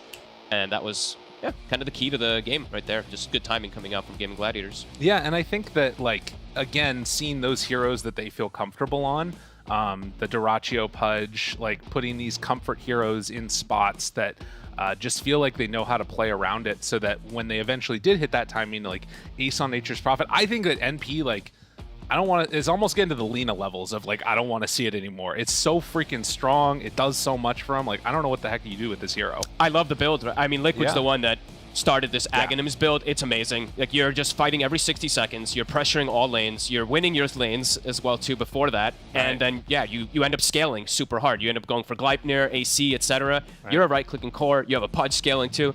This draft just feels like it kind of hits everything for the side of Gaming Gladiators. Well, we'll see if they can come back in the game number 2 Into the Breach, trying to put it on against Gaming Gladiators. But now let's head on back to the panel. Yes, let's have a bit of a chat about this game. Fia, straight up, you're going to put it bluntly to us, right? Yeah, Position sure. 1, Marcy. Terrible. It did not work at all this game. It was the overall last pick of the game, 24 pick. It had to have some impact, and it even had space to recover, but you just can't recover with that hero, right? And especially if you have a bad laning stage, it's over. Yeah, we talk about there being potential space for Marcy to recover, and that was during that, I would say up until the 15-minute mark of this game, where it felt like no one had a very clear gold lead. Yes, it favored a little bit to Gaming Gladiators, but it didn't feel like this was over, the Gaming Gladiators were going to run away with it, T. I mean, only for a taker. I think he was the only one in the game at 15. He was like, oh, God, I don't want to be in this done. Yeah. But I feel like a lot of these early scraps, it was pretty much who gets the initiation, who gets the jump. Either Quinn on his Pangolier breaking open the fights, or on the flip side, it was Immersion on his Techies, getting that 15-minute shards blast off initiation, quickly killing off Quinn, and then being able to fight from there. So, yeah, I think in the mid game, maybe if this Marcy had a better lane, these fights could have been a little bit different. It could have been maybe win a fight, go Roshan themselves, but because of how bad this safe lane went for this Marcy, it was mode recovery. It felt like the entire game, and that allowed Gladiators to comfortably, even after a couple bad skirmishes, to get to a pretty good point. Well, they had that one fight, I will say, when Marcy did finish the BKB. Oh, go on. She finished BKB, she's ready to go, ready to fight. I'm done farming now. Rebounds this is going to be the reveal. Misses, gets stuck, and just spends the whole fight in a Sprout with the Battle Fury. It was the saddest thing to watch. That was his moment to shine. That was their comeback potential, but nothing happened. Yeah, I fell a bit short. Very much a hard lane and a hard game for Oteka, but the Pudge Brood lane, we see that matchup once again, she play out for Gaming Gladiators. So it started in the Brood's favor, I think. I think they took a couple of nice trades. I think the Pudge even died. But then he got this Vanguard, and it was just kind of over. Brood died with a full wave under her tower. He just decided to get ahead on farm, and it wasn't really that much of an issue anymore. The CM definitely was nice and helped a lot. So yeah, it looks like they figured out that matchup a bit. Mm-hmm. Yeah, excited to see if we do see it in the game number 2, if it's going to be let through or whatnot. The fights, though. We said it was going to be a skirmishing game, and it very much was. It felt at most times, sometimes both teams had a lack of who to target. It was very split in the team fights. These fights are kind of meant to be like that, though. For Gladiators, they have Pudge hooking, they got Clockwork jumping in, Pango creates chaos. Both drafts are leaning on just randomness to be their kind of main. They don't have this glue to really lock down a fight. So I think it's meant to look like that way. So for Gladiators at least, it was a little bit more comfortable because they also have Ace with the Ags build rushing it. They mentioned it during the cast. Liquid popularized it, but now other teams are doing it. That also helps kind of fix the slight issues in their draft. But yeah, honestly, it was fun. It was refreshing to see this type of Dota rather than the old wait and let some Lena or Sniper get all the farm and A-click. This was a bit more, in the face. Yeah, I enjoyed watching play out. As our guest here on Western Europe, Fia, you're more than welcome. Yep, to pick that is you to pick the MVP. Who on Gaming Gladiators do you want to give the old Fia stamp of approval to? I'm going to give it to Tofu, I think. I think he played out of his mind on this clockwork. You know, he ended up getting the Ags. A lot of good vision he was giving, and I think his hook initiations are on point. That impactful last pick, I guess the team is looking for. Do you back that one up, Sheep?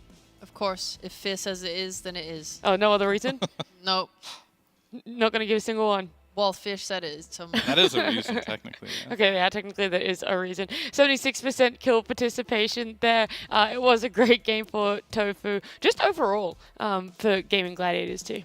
Yeah, it's just a clean game. It also felt like they'd gone back to their roots a little bit, just in regards to how they were playing.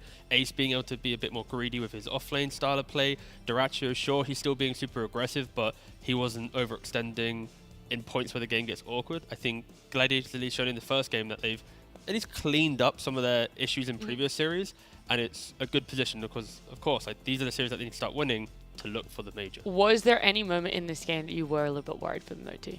Yo, I mean, Duraccio's got 4 deaths to his name, you know? Yo, I actually was, though. It was unironically, in their jungle on Dire, they had a, like, Into the Breach got a ward on their high ground cliff, the one kind of closer to their base, and that stayed up for legit the entire duration. And it meant that ITB saw everything Gaimin were doing. They all just left that side of the map at one point, and ITB are like, all right, they're smoking. Completely dodge it. You know, the amount of initiations they got onto Quinn as well, like from that ward, was so good. I can't believe it went undewarded. Like, I legit thought they would kind of springboard off the back of that ward.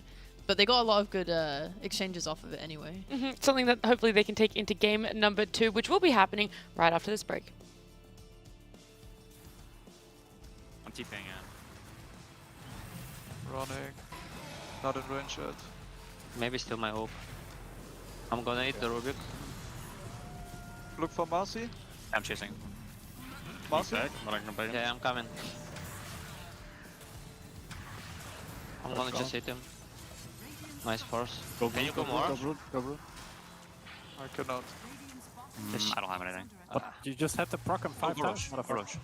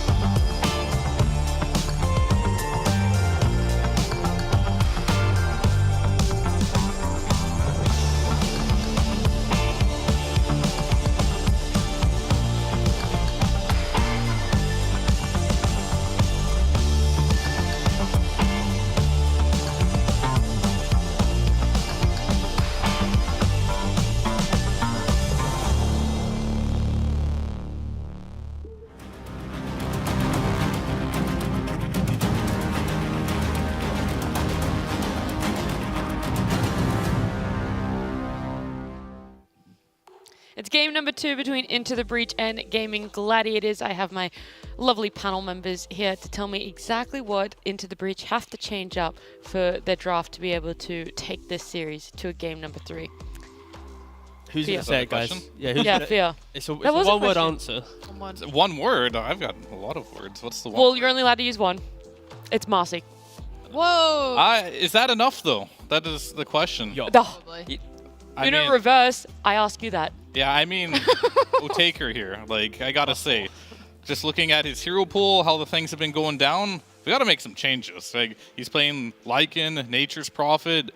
We ended up seeing the Marcy. Nothing's really working out for him. Like, maybe the Nature's Prophet's okay. Maybe he's good on it, but it seems like his normal hero pool is a little more specific to the matchup, right? But his blind picks, his understanding of the matchups right now, I'm not super impressed right now. He needs to step it up.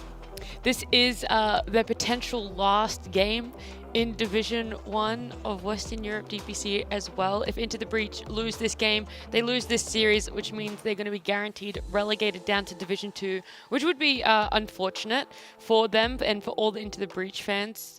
Sheep, do you think they're a team that this pressure somewhat helps them, or as a newer team, as a team that hasn't really experienced Division 1 before, this is probably going to be a lot for them to sort of process and handle? That's really hard to say. I know you're best friends. I mean, I'm not best friends with them. That's why I actually don't know. He did say, or Kidaru did mention that they have more adults now on the team, so maybe that does play a part in some maturity of understanding how to handle these situations, because I think Ari's quite young, right? Yep. Before he left. So Fear should know you're covering him over in NA. On TSM. Yeah? Yeah, he's okay, yeah, cool. Nice bloke. Yeah. I don't know his age, but he's nice. A nice lad.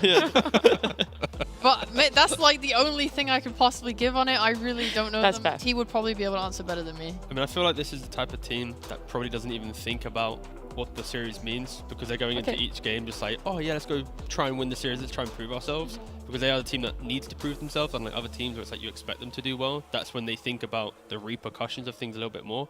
So I think after the series, if they are to lose, they'll be they'll load up Liquipedia and be oh, okay, okay, that's fine. But back to Division 2. I'm pretty sure in any team nowadays, you don't talk about the true meaning of the series in the moment, because it doesn't always help. You just go in and play your game, and then after, that's when you can dissect and understand it, celebrate the victory, or deal with the repercussions. All right. Is there anything else then on the side of Into the Breach outside of Otaker Fear, just from this game that you've seen that you'd like to see different for them? Is there this execution that you were able to notice? I mean, I hate to be really mean, but it's kind of a hard hero to pull off. They did everything they could. Yeah. Their Supreme was running around the map with supports or making kills happen. There's a lot of good stuff going on in that game. Okay. And for the offlane, it seemed like it was doing good as well. But they just had this one pick, just not doing anything. It had so much space. If it was any other hero, something maybe more traditional, it could have probably carried the game. Okay, that's a silver lining. It means there is a potential for a game number 3. On the side of Gaming Gladiators, they want to close this out pretty fast. They want to be winning game number 2. Sheep, is it still this idea of Quinn wins lane, Gaming Gladiators win game, or is that a different notion here in game 1? I think that they are solid. You saw Quinn die 3 times back to back to back, and you kind of notice that moment where they keep taking these really bad scuffles, like Dyrachio's diving mid-tower and dying and stuff like that, and they just take a deep breath and they calm down. And then you see them start to make more practice moves, like they do a smoke move, they try to spread out and farm safely with Treants, finish their BKBs, and then when they have the BKBs, that's when they took that really good fight that allowed them to take Roshan. So you sort of saw the little switch happen in game in last game, where they stopped letting these scuffly fights happen and just got on it. So they can just keep doing that, and they don't need to rely on Quinn having a good game. They clearly have good ideas of how they want to play. That is what I like to hear. Game 2 draft here. Just still in the ban phase. It's going to be Game Gladiators with second pick and Into the Breach with an opener. 10 seconds. And for you guys, what's some strong openers that you'd like to see? You guys tell me in this region. From my region, probably same. The Brood Lina, really popular. Tusk. Lina gets through? Yeah, it always loses too. Okay. And it's like a Beastmaster region for something. There's first Beastmasters in the region too, but there's Lina, might see Brood, but they let the Brood through and they beat it, so maybe they're just gonna try and do it again. Yeah, for Gladiators at least, I don't think they care too much about it. I think they at least, I think with ITB and when Jibe's playing, when he's on heroes that can enter team fights with initiation, that's when he's really good. I think he played a pretty good Broodmother, able to occupy and enable Supreme to have a fight, but it didn't feel like there was that eureka moment that was going to happen. And it also doesn't help, again, the Oteka situation on carry, but I don't think Gladiators care too much about the ITB playstyle on Broodmother, so I think they should probably give it away, unless they have some big brain strat they've already prepared for game 2, but I wouldn't be surprised if this isn't a Brood ban. There you go. It's a bat ban. It's a bat ban. Bat ban. It's not a bad ban, it's bat ban, and they're going to probably pick Brood. So first phase bat ban. Interesting. I mean, they have options. First for me. They could take Rubik if they just want to go stable. And This is Furion situation, boys. So it's going to be... They're banning the bat to cover themselves going for the Furion again. Oh, so now it's like a bait. Does Into the Breach take Nature's Prophet, or do they take the Broodmother? Along those lines, I think both of those heroes don't like playing against Batrider anyways. So no matter what ITB does pick, I wouldn't be surprised if Gaimin just pick up the Furion +1 here. But that might be a Slam it down, the Pudge, Nature's Prophet. But that might be a bit too linked to the Batrider. But that's where Pudge CM, I my don't mind care. goes to first time. Send it back. Yeah, straight Straight up. to Pudge Run CM. it back, baby. We saw them first phase Pudge in game number 3 against Liquid. Yeah, and they lost. They were hella Yeah. confident on it. Lost. Oh, okay. Yes, they did. I mean, Liquid just really good though, right? That's Yeah. the other thing. I think they're pretty comfortable. I was gonna say comfortable, but comfortable on this Pudge. Confident versus and Brood. comfortable. Yeah, like confusing words together here, but they seem to like it. It did well last game. I wouldn't hate that response.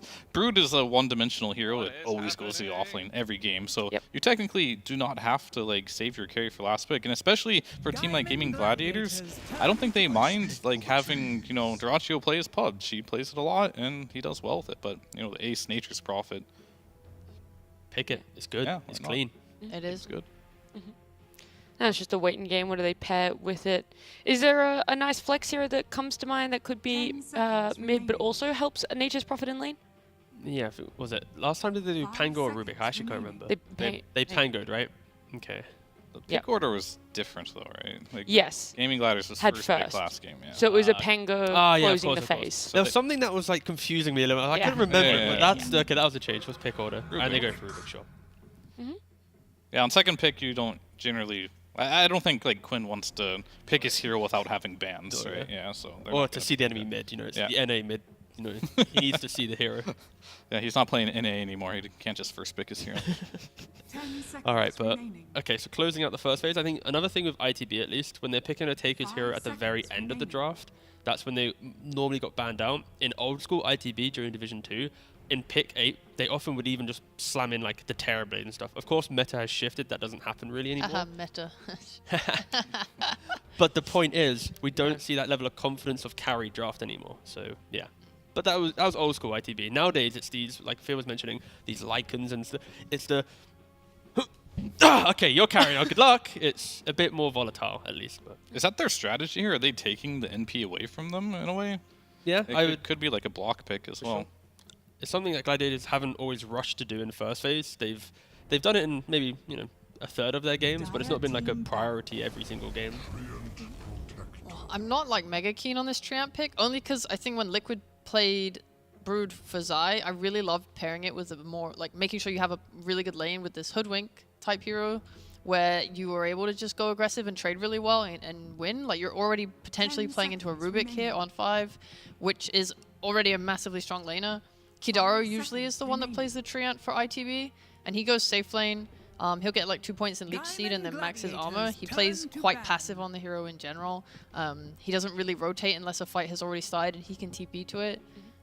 Whereas, someone like Whitemon might be more active going to mid lane on the tree. So they're quite passive with the support. It's a different way of approaching the game in draft so far. Yep. It still leaves way for them to get a strong position 4 to help that Brood. Yeah, I mean, right now, like, the drafts are just banning out the carries as usual against the Brood. I'm very curious if they're going to ban the Pudge this time, because it seems like whenever they get the Pudge, they'll go for it. It gives them a lot of flexibility in their draft here, especially for Quinn's hero. Whenever there's a Pudge, I feel like Quinn is like, all right, now I have options, because I got that stun carry. Now I can pick maybe a Sniper or a Huskar and try to dominate the lane. But outside of that, ITB, Yeah, they need a pos 4. Gaming Gladiators. Do they always play this Rubik on 5 or 4? Or like, do you have a preference of that? It shifts. I'm pretty sure we mainly They see it on Tofu on 4. Okay, on 4. I'd say more often than not, but we have seen it on both. Yeah, it's flexible for sure. I think for ITB at least, because they're going to have to pick 2 heroes out of the phase, that's where maybe we see them do the Pudge CM style combination. Okay. But the thing is with the Fury, it's like, it's flexible, but I feel like you need to pick with confidence, where it's like you just pick a lane that destroys it at least, so then you don't care about it entering the game. I think if you destroy Fury in laning phase, he can't then make the same quick, agile moves around the map. So that's where you just pick a really robust, kill-hungry lane. And for ITB at least, are they going to be banning out Naga, Slark, and Monkey King like they did in the last game when they picked up Brood? I would be surprised because of the different pick order, but... Yeah, what is that fine balance between banning to protect and banning to push someone off a comfort or something that's They're already doing the protection anyway, so... There's still one last left, right? And it could still be the Pudge.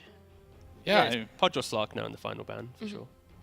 It just depends on the player you're playing against, right? Like, if they're a hero spammer, you ban their heroes out, right? If there's just, like, you know your heroes really well and you know the other player can play it, then you can just kind of go for more of, like, a blanket ban there. Okay. But, yeah, I'm very curious. I want to see ITB pick their carrier a bit earlier in this game. Because I saw it on the last pick last game. Maybe there wasn't enough there for him to pull. He should be pretty confident this will be ace on Natures, because I think he's the only one that's played it so far on Gaming Gladiators.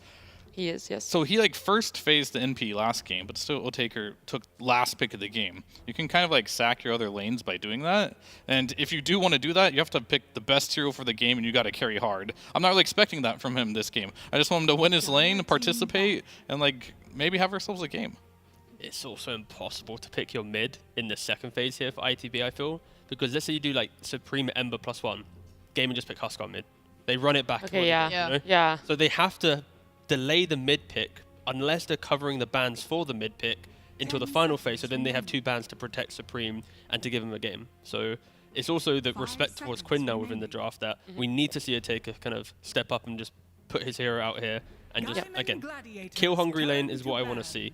Crush your lane and then play on the Brood and then allow some active mid hero and then sweep the map basically. Yeah. So Gaming Gladiator is probably going to open up with their pos 5 or 4. We'll see where the Rubik goes. And then you're expecting a pos 1 and 5, or at least would like to see that from Into the Breach as a response. Yeah, I do like the idea of picking a kill-hungry lane that you talk about, but I also really like his Lycan on Oteka. It's not like super kill-hungry, but I think Natures and Rubik both struggle to deal with it. And on top of that, the way that he plays it, he's very good at finding farm, and his lane isn't like super important because as soon as he gets the Helm, he's very good at using both the Helm Creep and the Wolves to farm multiple places on the map at once and upkeep his net worth. So it's something that he seems super comfortable on. Maybe that's what you need in this sort of situation.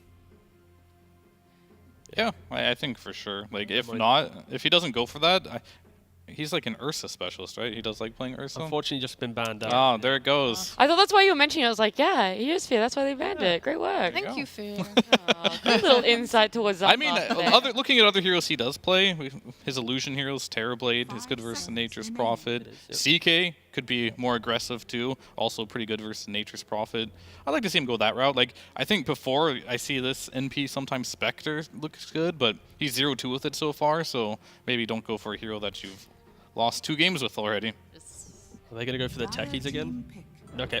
Oh, they just... Okay, they're doing the Ember. Pick Huskar, please. Instant Huskar. Do it, Quinn. Do it. Quinn, do it. Do it. And they're giving him last pick again. Like, what's I just wonder what the logic is behind this. Like, but okay. Okay. Okay. I feel like we literally just said that we were surprised if they were to pick mid. We didn't expect them to do this because of this no protection for mid lane. If there isn't a Huskar pick here, then Gladiators have a different change of pace. Okay, they go Pudge. Oh, look, the only feeling that I could give towards why Into the Breach would do this is they really love Supreme on Ember. That's a comfort for him. It's a very clear ban that can happen in the next phase. It's literally the only thing that I can think of when you don't know a matchup. I guess as well for draft-wise, they've already got the CM, so CM Pudge is just a strong lane they played before. That would probably get banned out if they didn't pick it now. So they're respecting more a hero that will complement the previous picks than just for instantly reacting. And now ITB, of course, ban out the Huskar, that's fine. But for Gladiators, like any mid now will look good with the first 4 heroes of Gladiators. Unlike if they pick the Huskar, then it's like, okay, now what's our carry to make this look like a good pick? You know, so I can respect it. I wanted to see the filth, but it's fine. I mean, I think he still has a lot of heroes that could dumpster Ember mid if he wants to go that route. Yeah. So that is always an option. Yeah, list him off here. There's a couple. I mean, he could go OD if he wanted. He could go a Viper. There's like, I mean, the Huskar's ban. There you go. I gave you 3. There's only Viper left, unfortunate. Now there's more, like Shadow Fiend does really well too. I'm not sure if Quinn wants to bust it out, but that's a hero that can beat the Ember really hard as well. You can also go for some Death Prophet mid as well. Yeah, TP ones. There's actually a lot, right? Yeah, there's so many heroes. Yeah. So that's probably why, in hindsight, the Pudge is the better pick overall, because we're just enjoying the memories of the past rather than the actual reality of the current game. Yep. Does make sense. And then what do Gaming Gladiators want to try and take away from Into the Breach here? A Morphling, great guess, guys. Now what does it leave Into the Breach with the pick? It's a CK, like, for me. Like, I wanted the TB or I wanted the CK. I mentioned those two. Heroes he's played before, they could use another stun. They don't have, they have decent AoE, I guess, for the Illusions, but it's not that good. Like, it should be a fine lane to pick CK here. I don't want to see Marcy, that's all I know. Yeah, I don't want to see Marcy. I think the CK thing, the only issue might be if the game doesn't go perfect, the Pudge into CK with the Ags, is CK explosive enough to actually go through that? I think so. I think, like, unless you're, I mean, Dota's always about net worth, right? If Pudge has, like, some Shivas and, you know, your last net worth on the CK. Yeah. But if you're equally farmed, you know, CK is really good at bursting heroes. Yes, that is true. Yeah. All right, Wrong. It's Dawnbreaker. I'm sorry, like I can't believe you didn't. I can't believe I couldn't guess that. I can't believe it. It is the first time he's going to see me here anyway. Yeah, we're getting rid of you after this game. No, Dawnbreaker, you wanted it last game. Sheep and Now comes out for them in game number 2. I actually just wanted it for this game, and they it was lag. Oh, yes, they were slow to respond to your request. But I'm glad we have it. I think it's a very nice, strong early game fighting hero, which is what they seem to be angling for here, because they do not scale into late game very well. I mean, potentially. We've seen these Dawns pop off really hard late with like the Rapiers and Abyssal Blades or whatever the hell. But I think what I really like about Duracio's Pudge is that he always goes for Refresher. When you have BKB Refresher on Pudge, it just means that you are going to be able to outlast the magic community on the enemy with your Dismember, and they don't have... It's very hard for them to save someone at that point. What if Dawn goes Lincoln's Refresher? Holy sheesh.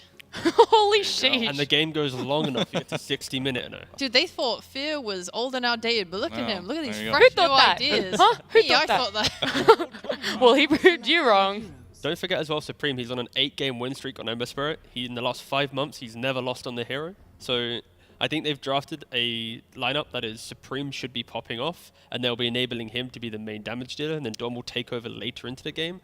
Gladiators, of course, just respond with an Ember Spirit. He doesn't really care about... a Kunkka, sorry. He doesn't care about the Ember Spirit. I still think I favor Gladiators' lineup for their aggression, but I could see a point where ITB will eventually outscale way down the line, but can they get there? That's my question mark. A lot of emphasis on Supreme, once again, on his Ember. Well, Phil will answer if they can get there. I mean, no. I mean, who's getting where, actually? Into the breach, are they going to... Oh, they're going to get to a point where you get the leash talent on NP, then you won't see Ember having much of a fun game. Oh. I believe in that. Okay, all right. That's the only thing Fear believes in. And Sheep, what do you believe in? This Pudge. Yeah. Yep. Me too. Yep, that's it. We're slamming it down. No GG take it 2-0. Ember enjoyers? Yeah.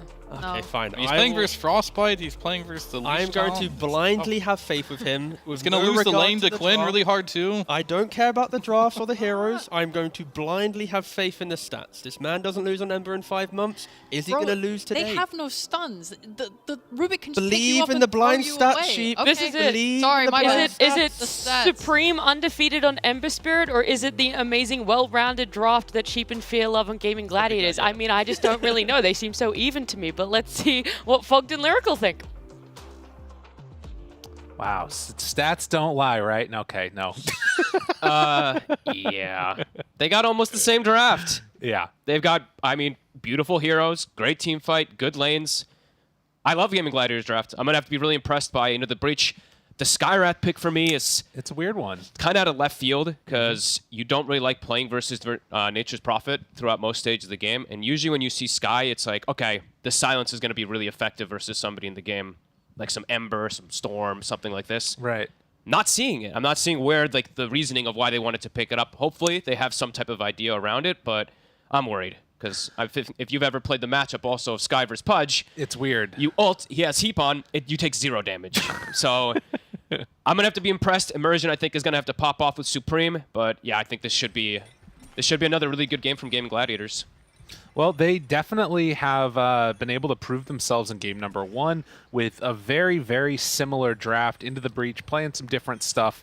Yeah, and I guess the other thing to me that just feels like it's going to be tough. So we were talking when the draft was going on. I personally always hate playing against Ember because I try and like X-boat him and I just die. But you're talking about just the power of this rum buff in this game and how strong it's going to be, you feel like. Yeah, I also want to see if Quinn does the Nisha build, the Blade Mail. That we've seen him do, I think, almost all of his Kunkka games in pubs. I think it looks amazing this game versus Ember, Sky, etc. You'll be able to reflect a lot of damage back. But yeah, I think it's for the lane, and then it also gives them extra catch versus Brood and great team fight. So yeah, it looked like a great last pick. I mean, Quinn kind of had pick of the litter because they showed the Ember. So then Into the Breach had to ban OD, they had to ban Huskar, so then Quinn gets kind of the choice there. Whatever he wants to play. Well, you can see those esportbet.io odds slightly more into the favor than last game. Maybe that's just the lack of Marcy effect or something. But regardless, that's one thing that we can give them. It's a Dawnbreaker this time, a little bit different. Let's see how this top lane goes too. This looks tough for Dawn. I believe he's gonna have the tree at his side, but bite the hook. Kishibe will catch it. Okay. Yeah. So it does get that bounty rune still, and that's going to be 2 apiece. As Draccio kind of getting bullied back a little bit here. The slow goes on to Celery. Kadaro chasing after him on the tree, the Leech Seed, and a couple punches on Celery's way to lane. Okay. Yeah, let's see how these lanes end up breaking down, because it's going to be double melee up top. So Dawnbreaker plus Tree versus Rubik Furion. This does not look like an easy lane for the Dawnbreaker at all. So let's see what they're going to be able to do. They're going to have to play just for kills rather than playing for CS too much up here on the side of Into the Breach. Yeah, have to make something happen against Tofu there. I guess that they could also go on to Ace probably too. And they're done right away. Starbreaker, not always what we see out of the Dawn there, but a nice little play gets a ton of damage onto Ace. Yep. That's kind of, I mean, they're going to have to play to, like I was mentioning, play very aggressive because eventually you will just get out-harassed and out-CS'd in this lane that we've seen Gaming Gladiators run so often. And looking at Quinn, as we said, pick of the litter, so he should have a very good matchup versus Supreme as that Ember. I have heard people say a couple of times he doesn't love playing as Kunkka, but I mean, in a match like this, it's hard not to like it. Yeah, definitely. At bottom. Ooh, Immersion. Oh, Zibe there to play a little bit of interrupt, though. Okay. And Celery now going to root him. But now Zibe. Oh, God. Oh, God. Does he find a hook? He's got it up again in a couple seconds. Tries to run away. They've still got eyes on him. And, well, hook just barely off the mark there. Good sneak away. Spider. They're still going for him, though. I mean, they're chasing him around. Lots of CS being missed. Okay, space created. Alrighty. Yeah, I'm not seeing the Skywrath, and I just think you actually feed stick in this lane. It's the problem with the hero. If you're not able to get really aggressive early on, you're just giving up constant stick charges to a lane like CM Pudge could be problematic. And yeah, mid, I think this is going to be really hard for Supreme. God, he is really taking him to town. And Top. Tofu lift back. Kadaro, Otaker try and make the move happen. And every single time this move doesn't work, you get planked on your way out. You're just getting punched. Oh, it feels bad. Yeah, it definitely does. This is the way they kind of have to play the lane. You just have to go for these type of super aggressive plays on the side Into the Breach. Otherwise, yeah, as we mentioned before, CS will be troublesome as Otaker. Can they get him? He's got stick on Ace. He's fine. Yeah, they can't do it. And now the TP back and then TP in. Oh, yeah. Oh, this trade is going to be rough, dude. Into the Breach are just getting walloped up here. They're having to use all their regen already at this point. Okay. So, I haven't seen something like this happen in a while, where a lane is just getting kind of bullied like this. 8-0 on the last hits versus the 10-3, and well, I'll see if Into Breach can do some fancy shenanigans with the lanes. They got a good pull. Kidaro did get, I believe, like a half pull, so we'll be able to deny a couple waves here. Supreme. You have been denied. Get more damage, and takes one of those Tidebringers on his way back. You can see Zive down bottom, trying to make do with what he can do. Gets the pull back, too, towards his tower. So a little bit of a better time there. And, you know, if you look at it, Ember is not getting completely denied out in terms of, like, you know, last hits and all that. Keeping him low, though. Supreme has to get the next rune, or he's going to get pushed out of the lane. So let's see if we do see supports checking that 4-minute rune for him to help him out. Don't know if they can, though. I don't think they can actually leave their lane, so they're just... Because there's just kill combos on all the sides here for the side of Gaming Gladiators. And bottom, Jibe. Chased. He'll be okay. Yeah, it does look fine. But yeah, we're not seeing anybody make moves right now. And in fact, the Torrent, oh, the and they're checking top rune. Dude. Oh, Supreme. Oh, man. Maybe he goes up and gets his bounty at least. Okay, so that'll be the case. As Immersion. Down bottom. Drops. Will go down to Celery. As well as Duraccio. So the quick and easy bring down. Oh, this game feels like it's going to be really rough. I don't want to be so negative, of course. Only 4 minutes in, but if you're Skywrath already, struggling a bit to even put any pressure onto this Pudge lane, it's going to get worse and worse quickly. As Duraccio, he's almost got Vanguard finished already. Right, and one of those moments, too, where you think about what this one means, it's potentially for relegation. There's going to need to be some type of crazy change-up that happens from Into the Breach, or at the very least, some of these lanes are going to need to start going a little bit better. Mid-game, maybe grouping together and trying to make plays. But whatever the case is, right now, Gaming Gladiators is very happy with what's happening. Definitely. Every lane doing excellent so far. Broodmother's unable to pressure whatsoever, and it's just constant battles down here between the two of them. As Duraccio, he's got Ring of Health, so he'll be able to heal back up quickly. Constantly getting fed tangos, too, from Celery. Quinn holding that lane over on his cliff now. Feeling very happy about things, and you can see Kataro even just throwing out these leech seeds onto the tree and to try and heal up his team a little bit more. Yeah. Doesn't feel great. Nope. And Quinn, he's got the high five. He pushed the Ember out of lane, high-fiving his own tower in a second. So he's about to hit level 6. So let's see. I mean, Supreme coming back to lane is going to be really difficult now. One rotation and likely to just die. High-fiving your tower. You're having a good time. And here we go. Duraccio, Vanguard is done. Pretty much no way to pressure him now in this lane with a Skywrath plus Brood lane. Yeah, all the top net worths inhabited by Gaming Gladiators. This laning stage feels like everything's been perfect for him, and well, if you can get a couple Flesh Heap stacks, that would be even better. Immersion getting ran down, but they won't quite get him. Instead, Zibe that takes down Celery. Now, I don't know what you're going to do against this Pudge with the Vanguard, but maybe the magic damage is going to be enough eventually to force him back. And in fact, the timing when the Vanguard comes out is when they put the most pressure on Gaming Gladiators. I don't know how, but it happened. Yeah, I think Duraccio actually turned Rod off when he was running down the Sky. Ooh. Didn't quite connect the hook, but yeah, Sky's able to slowly walk away somehow after getting hooked under tower. That was interesting.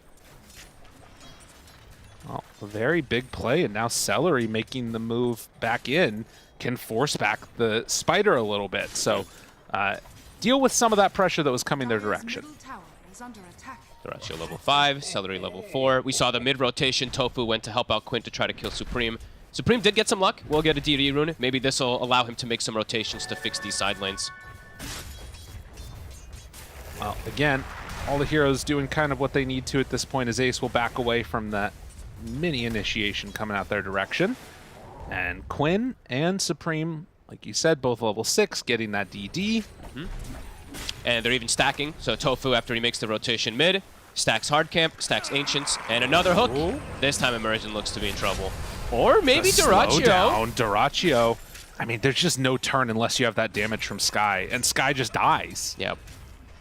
Yeah, it's hard to push and pressure that Pudge. As Quinn gets some damage now onto Supreme. That's the slight use. Does have the Remnant to dodge it. Still good damage. Tofu moving in. They have the boat to land, and they get the kill. Tofu coming in at the perfect time. He was going to slight dodge the boat, but yeah, it gets lifted just slightly out of vision there. Perfect rotation from Tofu. Hook. Finds another him again. one. But the Donald's online. The turn. This is big for him. Finds him right away. Duraccio goes down. Now Celery also in some trouble as they have the hammer landing. They take down Immersion, but Gaming Gladiators dropping a couple of heroes. This Dawnbreaker, that move was what they needed. Nicely done. But where's Otaker going to go? All right, TP back top. Looks like he is very low mana, but still wants to try to continue laning. But completely And you really do need that mana on Dawnbreaker to try and sort of stay survivable in this lane against the Nature's Prophet. Yeah, and you want to always just be able to throw your hammer out so you can slow down the push that's going to come from Ace. Wrath of Nature is online. Oh, Supreme slight dodges, but Celery moves in. The pullback. Supreme has to Remnant to get away. Some of that tree armor online too as Duraccio. They're trying for him. Turn onto him. Don't have level 6 yet on Zibe, so they won't be able to do much besides just keep Duraccio sort of uncomfortable. Immersion has to be careful how far he steps up. Okay. They just walked into him. That happens. Whoopsie. It's a free one there for Duraccio. We even saw Ace was faking the TP down there, knowing that the Skywrath was very vulnerable. And Duraccio's even going to get a pull onto the hard camp. So, stacked pull. So, Jibe going to lose a wave here. Yeah, that's pretty rough. Hard to come on over and contest that one with the Pudge right nearby. All three lanes looking really good for Gaming Gladiators. Quinn backs up, starts to take Ancients. We see Jibe bottom. Find him again. The root's there. The Dismember. Do they have the damage to bring him down, though? Trying to run away, gets the distance. And here comes Supreme. Okay, making some moves. As the Remnant chase right on top. Dismember's already been used. Hook is back online. And they don't decide to dive. Okay. Too scared of the follow-up rotations. They don't know where Kunkka is. They haven't seen Quinn. He's been farming. He's low HP, but they don't know that he's that low that he won't be able to show up. On Quinn. Okay, he's going to go for his own build. So we used to see this build versus Embers and Pucks sometimes from Kunkka. It's going to be the Orchid. So finding an extra answer for this Ember Spirit. And the Rune will spawn bottom. Oh my. Where that was a solo kill. Yeah, he just took him down. And now Quinn throws out that boat. The connection stolen. Dawn ulti. That is a big one. Yeah, that's huge. They might be able to look to make a move off of that. But yeah, Jibe, I did not expect him to get a solo kill on the Pudge. I guess Duraccio just, walked in way too low versus all the spiders. Gets caught. All right, not bad. Still a 3K lead, though, for Gaming Gladiators. They're probably very comfortable with their positioning, with the way that everything's been going in lanes, even if Duraccio died. And having that, like, stolen Dawn ulti, too, right?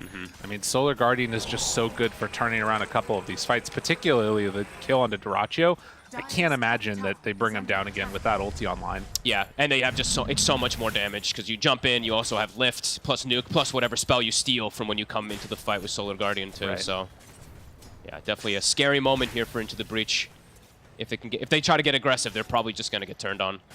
And Gaming Gladiators, meanwhile, 3K gold lead. This is kind of what, the laning stage looked like might happen. Level 10 now on Quinn, and going to start making that smoke rotation up towards the top side of the map. Trying to bring the action to the Dawnbreaker so they don't have that Dawn ult come to them. But it's still cooldown 40 seconds, either way. Trying to get this tower, trying to open up map more. Boat back off cooldown right now. Kadaro, Torrent, and I don't even think that they're going to need the boat for this one, as one last hit, the pull back in, Tofu there. He's pretty tanky on this tree, but Kadaro does eventually go down. Now it should open up the tower, so Ace will be able to get some damage here. Tree being dead can't heal it. Is there any way that Into the Breach can look to mirror this movement? Perhaps with Jibe pressuring bottom. I don't think they want to try to defend yet. Yeah, it's pretty scary to kind of put any counterplay on, but Solar Guardian down bottom, Tofu with the turn. Okay. Now he's got webs. Stolen webs. Oh, no. Would have been nicer if he gets, of course, the spawn spiders, but either way, this is always a pretty nice one for the Rubik just to move around. I mean, I felt like before when we saw this, it was the most broken thing ever late game, but I think that the Rubik had Ags that game or something, too. But even still, like, look at what Tofu's doing. He can be really obnoxious. Walk up, put some webs down, they'll disappear immediately since he steals a new spell. Yeah. Steals a slight. Not the best spell, but still, the two supports even bringing the action to Supreme. Dude. Uh-oh. Oh my god, can you imagine? I mean, Quinn's about to have Orchid, so next situation with Quinn walking up, he'll get that Orchid follow-up, and yeah, Supreme would likely die. I think they have to start pairing now. Okay, so Supreme and Immersion, I think if they don't start getting some big kills with these two, the game is going to just, pretty much look impossible for them. Because Skywrath, this hero needs to get some kills early game or it just falls off super hard. Can they do it? Duraccio, he's already popped it. There's the Dawnbreaker ulti. They're bringing everybody. As you said, almost no damage from Immersion, but everybody else comes in for it. And now here comes the rest of Gaming Gladiators. They want to stop the push. Who can they find? A don't look like they're going to be able to get Supreme, who ran back mid, but Immersion, the one that's likely going to fall. They want the bigger kill, and in fact, the silence keeps a little bit of distance away. The root's there, and Zibe sticking around a bit too long. Torrent comes out with the boat. The bring down of the Spider. Celery, the one that actually gets the last touch on it. I like that. Just commit both ults. Want to hang on to your tower, so they wanted the big target too. They literally just walk right past the Skywrath. They know they knew who they wanted.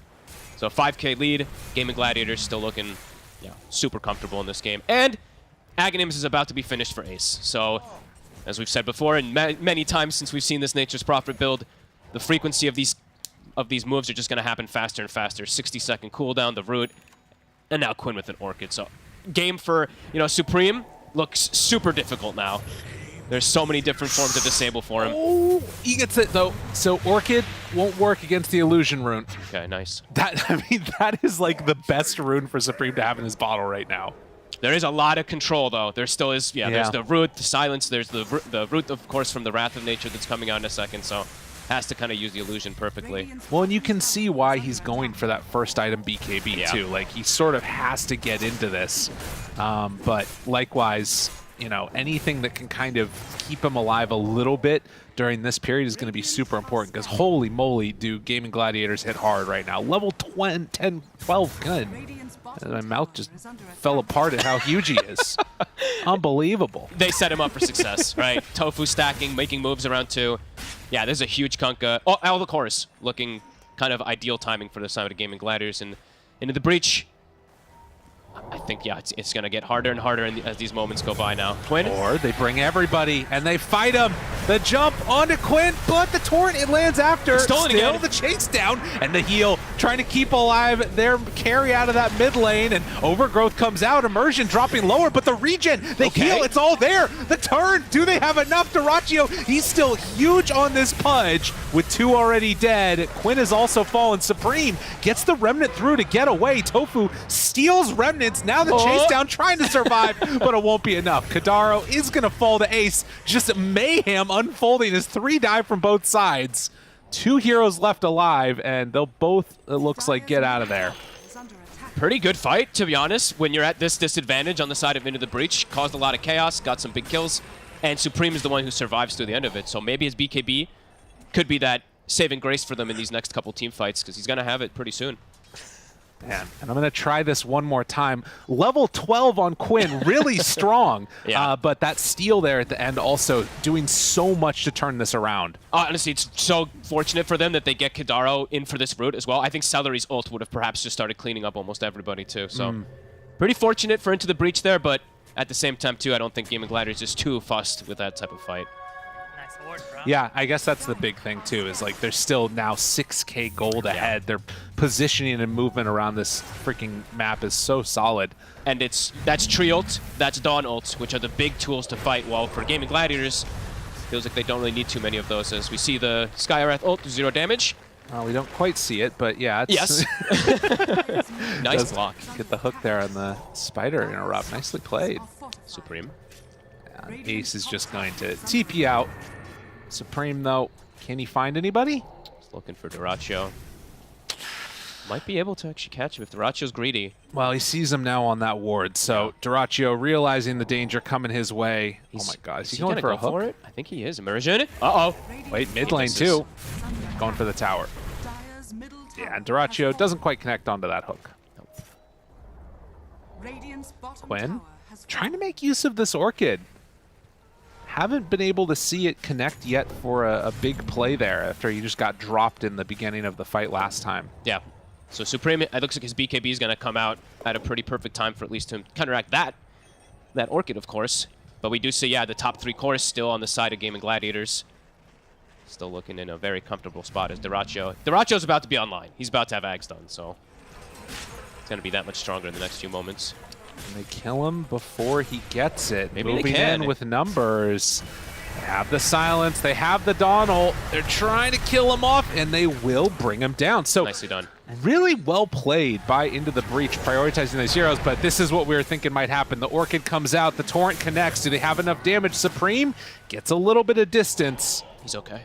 And will survive. Okay, nice move. Again, requires the Solar Guardian to be taking out the Pudge, so For Gaming Gladiators, they respawn and they're probably going to look to fight again with that being on cooldown as... Oh, it's stolen!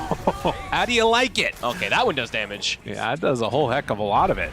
Silence on to Celery, won't turn into anything. Ace now jumped upon. Otaker right on top of him with the root, and the CM ulti from up on high. Zibe finds him, the Remnant chase down, and the kill is there. Kadaro gets the overgrowth, so Ace still stuck in the area. Stolen Leech Seed. Not sure if that's going to do enough, but Ace, he's just going to TP out the Remnant for it. The root, they get him! Supreme finds it! Nicely done. That is exactly what they needed, and what a BKB reveal for Supreme. Super persistent with the way that they go for the fight, even without the Dawn ult. A little bit of a misconnection there from Quinn, doesn't get the Torrent onto the tree. And yeah, good fights him into the breach. Still bringing the action versus Gaming Gladiators.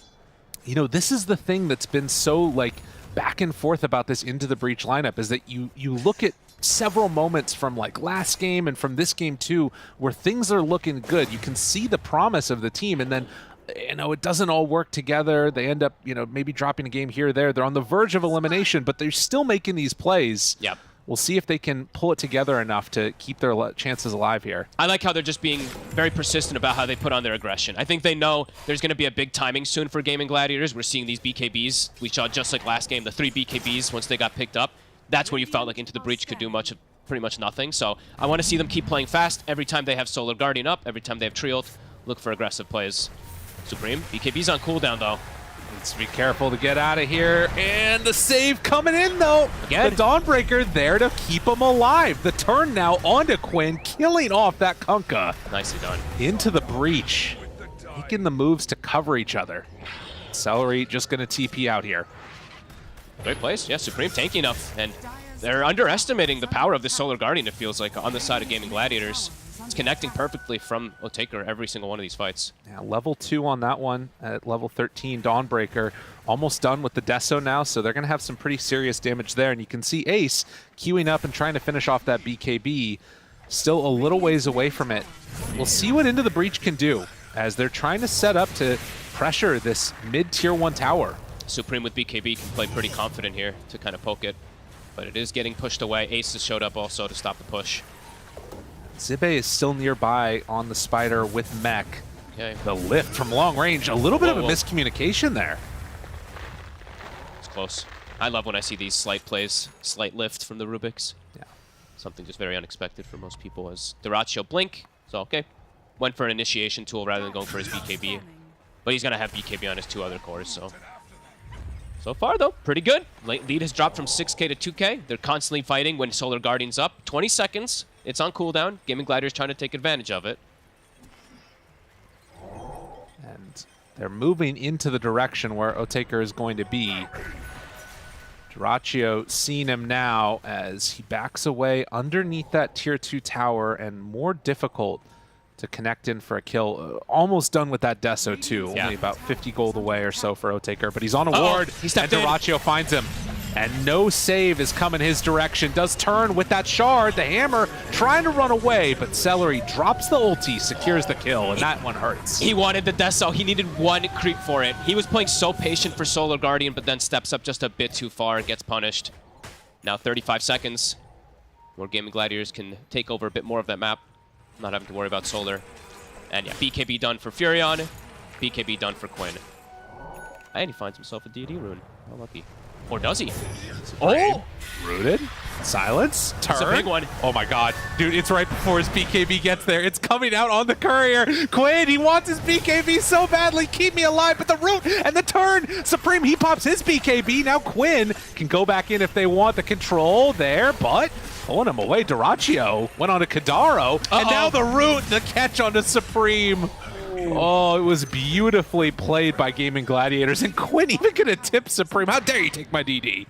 The boat, that rum buff, everything there for Quinn. His team comes in backup, and oh, that was such a big moment for them if they're able to bring down Quinn and get out. But yeah, now get quickly turned on. 2 moments back to back, right? Like, it was both that kill on the Dawnbreaker and then also the other 2 going down. And now you've like hit these timings, but everybody from Gaming Gladiators has their items to fight. He's so farmed. This dawn ult, though. Maybe a chance for a turn. They need this one so badly. Ace also getting hit a couple of times. Immersion gets away from Ace. Otaker tries to beat him down, and Duraccio getting some separation. Might be able to escape from this one. 50 HP, and that Pudge walks away. Damn, looked close again. Solar Guardian coming in over and over again, almost getting the cleanup kills, but yeah, Gaming Gladiators scurries away. And another long timing now, long ulti used with nothing gained. For the side of Gaming Gladiators, they don't have to wait on these ults. We said, 60 seconds is kind of the long cooldown that they have to wait for. The boat plus that Nature's Prophet ulti. Let's see what they look to do now. With their BKBs, Quinn feels pretty unkillable. Well, into the breach. Backs up against the wall here, and Roche is looking like the place where these fights might take place next. Celery drops a ward right after Tree does. Kadaro in a little bit of trouble now as he's caught by the X-Torrent boat combination. Orchid comes out, Ace right on top of him, and can they save their buddies? Can they keep them alive? Doesn't look like it. Hook not going to connect, but Tofu finds the lift. The BKB comes out, the silence immediately onto Duraccio. He gets forced staff to get away from Supreme. Ooh. But again, these pokes and prods, it's just so hard to play against. And their BK, like the forcing of the BKBs, now they can just walk into Roche. Supreme can't come near the fight. Duraccio, the trees and Ace all punching away at it. Gladiators playing around the Solar Guardian a little bit better this time around. They got caught, I think, a bit off guard a few of the earlier fights, but now you're starting to feel, their whole lineup is starting to fully mesh together, these BKBs and everything. Well, into the breach. Even if they did want to come and contest this with the Dawnbreaker ulti, it's too hard to get in time, and Gaming Gladiators will claim that Aegis for Duraccio. Gonna need to see what the next couple of minutes look like. Now, Ace did TP down here. There's a lot of heroes from Into the Breach over in this area. He's got BKB, though. There's like no way they actually kill him. He'll just pop BKB and be able to waltz away. And Supreme, without BKB, is very vulnerable. They want to do something here. I mean, I guess that they're just dodging away from the side of Gaming Gladiators at this point. Yeah, it feels like it. You can see 70% win probability at this point. Not as much as, you could see, but I guess it's only that 5K difference between the two teams. Still feels very hard for Into the Breach to take any full-out fight right now. Without BKB on Otaker, it feels like even if he Solar Guardians in, he might just die immediately after. Duraccio, he's about to have BKBs too, so the 3 cores on Gaming Gladiators feel like they're going to be pretty invulnerable to the side of Into the Breach because they just don't have chain stuns. Right. They can't actually combo somebody down before a BKB is going to come out, and then the Rum comes in and the Root and everything, so they're it's not following easy. This courier. They're literally just following the courier. Hello. Take me to your friend. And Kadaro, oh, you've been betrayed. The courier takes you down. It's full split up for Into the Breach. They need to have Otaker's BKB before they look to take another fight. No. A really tough one. And again, for Gaming Gladiators, you think about the larger context of the DPC and what this means for them. With OG losing earlier today, they're now in a much better position to try and secure their spot, making it to the major. Winning here would definitely put them in a great position for that. Yeah. And Otaker, you can see, trying to buy time and push out these lanes, but Ace is always to the side, sending in those treants, taking another tier 1 tower down. Quinn, he's got BKB ready. They're going on him mid a little bit. Yeah, they can't control him at all. They have to wait for BKB to use tree ult, but then they could get just further turned on. These Gaming Gladiators, they're just scaling way harder now at this point. Duraccio's just in. Oh my god. Just runs at him. Hook, not going to connect. It feels like, in a way, they almost want to try and bait out those BKBs, but it's so hard to get away once you're in on this team. They know how strong they are now with the triple BKBs on their cores. See how hard they're pushing forward as another tower gets taken out onto the net. 3 towers going to be dropping in the last, minute and a half or so. Bottom tower, mid tower, and now this secondary bottom tower. Gaming Gladiators have hit a explosive timing here. So freaking strong. And scaling further. They're scaling way more with their heroes versus an Ember and a Dawnbreaker core with the Brood. I think we'll keep going for more, at least maybe force people back. We'll see. Torn is out, the X, and Duraccio. Whoop. Oh, not going to quite get him there. Starting to poke tower. Force an armor. And look to yeah, they'll keep controlling the map. I mean, I guess that is one thing that they've got on their side for Into the Breach is the living armor. So these poke is going to be not as annoying as it might otherwise be. But when are they going to be able to fight? There's still going to be 90 seconds for Aegis, and these triple BKBs are causing them huge issues. And just, yeah, look at the levels. We've talked about the way Dyrachio is able to farm on his Pudge a lot. His top net worth, level 18, so yeah, they're scaling super hard. And the point that Fear was talking about on the panel too, this level 20 coming out from NP, when he get the Sprout leashes, Ember just can't do anything. If he gets caught, the BKB not going to be able to save you there. But regardless, 7K gold lead now. And they're keeping it somewhat even because of Into the Breach's ability to farm around the map somewhat safely. A lot of very highly mobile heroes. But it's not feeling like it's that change-up that allows them to fight after. No, it's feeling very reminiscent of how that last game happened, right? They fought pretty well through the 8 to 20-something, like 22-minute mark, but then, yeah, those BKBs are online, and Gaming Gladiators are just kind of walking wherever they want to, and the End of the Breach has to full out just avoid. Right. Otaker does have the Mage Slayer almost completed. Okay. And that's going to at least do something against the Pudge. Like, that was obviously one of the big answers that people had at various times for him. So, cutting down some of that damage, maybe. Maybe. Hopeful. I'm a hopeful guy, okay? Yeah. Very optimistic. Yeah, just tough for them to get out. Look, even Jibe, this is like never the position. Like when you're like, this is a Brood, it feels pretty sad. You're like, I have to play as like a Brood that's defending towers rather than taking over bottom side of the map. They're just fully on defensive stance. Gaming Gladiators, you say, 4 towers now, I believe, taken in the last like 4 minutes or so. Pretty good Aegis. Pretty good Aegis. Good. And Dyrachio queuing up that Shiva's Guard next is all alone up top here. There's Celery nearby. Do they want to try and do something on Dyrachio? No, just going to pull the creep wave past. Yeah, he's got BKB. He's got Celery behind too. His 4-stat plus Glimmer. Dyrachio. Okay, pops the BKB. Okay. Able to bait something out there on Supreme and didn't have to use a BKB. Oh no. But Dyrachio. Maybe a chance. A good amount of stun. The damage is out there, but the run buff, it's going to be so hard to deal with. Can they kill him off in time? Celery just getting a full ulti off, but the overgrowth does eventually come out. Otaker still chasing, but Dyrachio got the blink away. The lift now. Otaker can't stay on a target, and Immersion is getting pulled apart. Ace now turned upon. Do they have the damage for him? I don't think so. They need to wait for that BKB to wear off. Otaker's getting isolated perhaps too on the left. Has to be careful with this one. The silence is out. Quinn trying to get away. A lot of time taken and only one hero dying in all of this fight. Dyrachio waiting for a blink. And he's on top of all of them. But do they have the damage to bring him down? It looks like He's they done.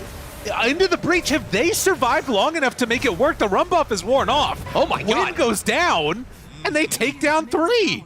Wow. What a way they spaced the fight. Dyrachio playing way too aggressive with his BKB. And Into the Breach, somehow take a fight afterwards. The RUM wears off, BKB wears off on everybody. Wow, really nicely done from them. I mean, Supreme able to, I mean, whether we call that baited out or Dyrachio just like losing his mind for a moment and just running at him. Yeah. Whatever the case was, very well played by Supreme to make that happen and set it all up. A very impressive fight. I think that Gaming Gladiators is probably very confused to what just happened there. But yeah, Dyrachio, a little too overzealous again. Saw it a couple times in the last game. Finding themselves a way back into this game, perhaps. Well, can they replicate that again is going to be the question. Again, down to 4K gold lead. It's looking slightly better for them, and you also have now no longer stuck in their base. Look at these spiders spread out. Yeah, able to get some farm, maybe get toward that next item. Otaker, he's almost got Basher finished, and he's found a Paladin Sword. Really good pickup for a Dawnbreaker. That's huge. So in these longer duration team fights, if Into the Breach can somehow survive through the BKBs, perhaps they actually do still have a fighting chance here. I mean, you know, they're not going to be GGing out early on this one. This is for relegation. If they lose this game, they are out into Div 2 next season. Trying to keep their hopes alive against Gaming Gladiators here. Tofu, he's getting into that shard next. Was able to see the steal of the Fire Remnant, so can play a little bit more, you know, aggressive with this Rubik. Or more defensive, too. Yeah. Then he can be like, hey, Dyrachio, what are you doing?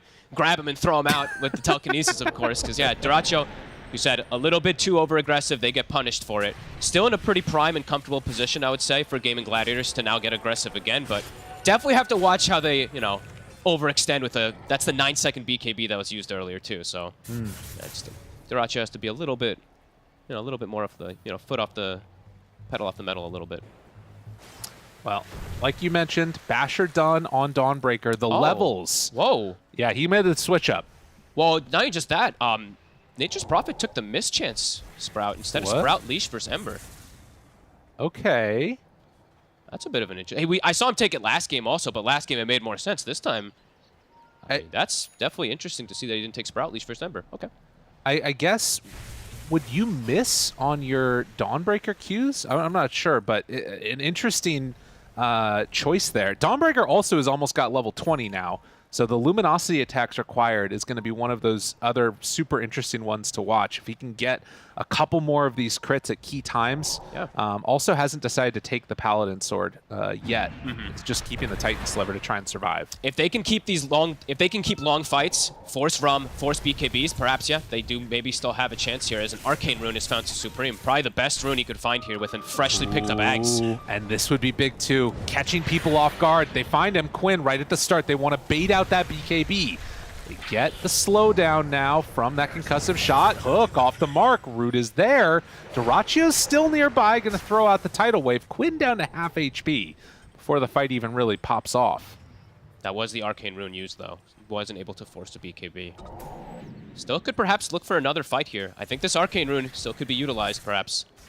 They do see a split pushing down bottom, but yeah, they're hesitant. And it was a quick Roche respawn. So back up again, ready for this. Jumps in, finds Quinn again. The silence is there. He said, come on, pop BKB. Yeah, he's waiting. Hook.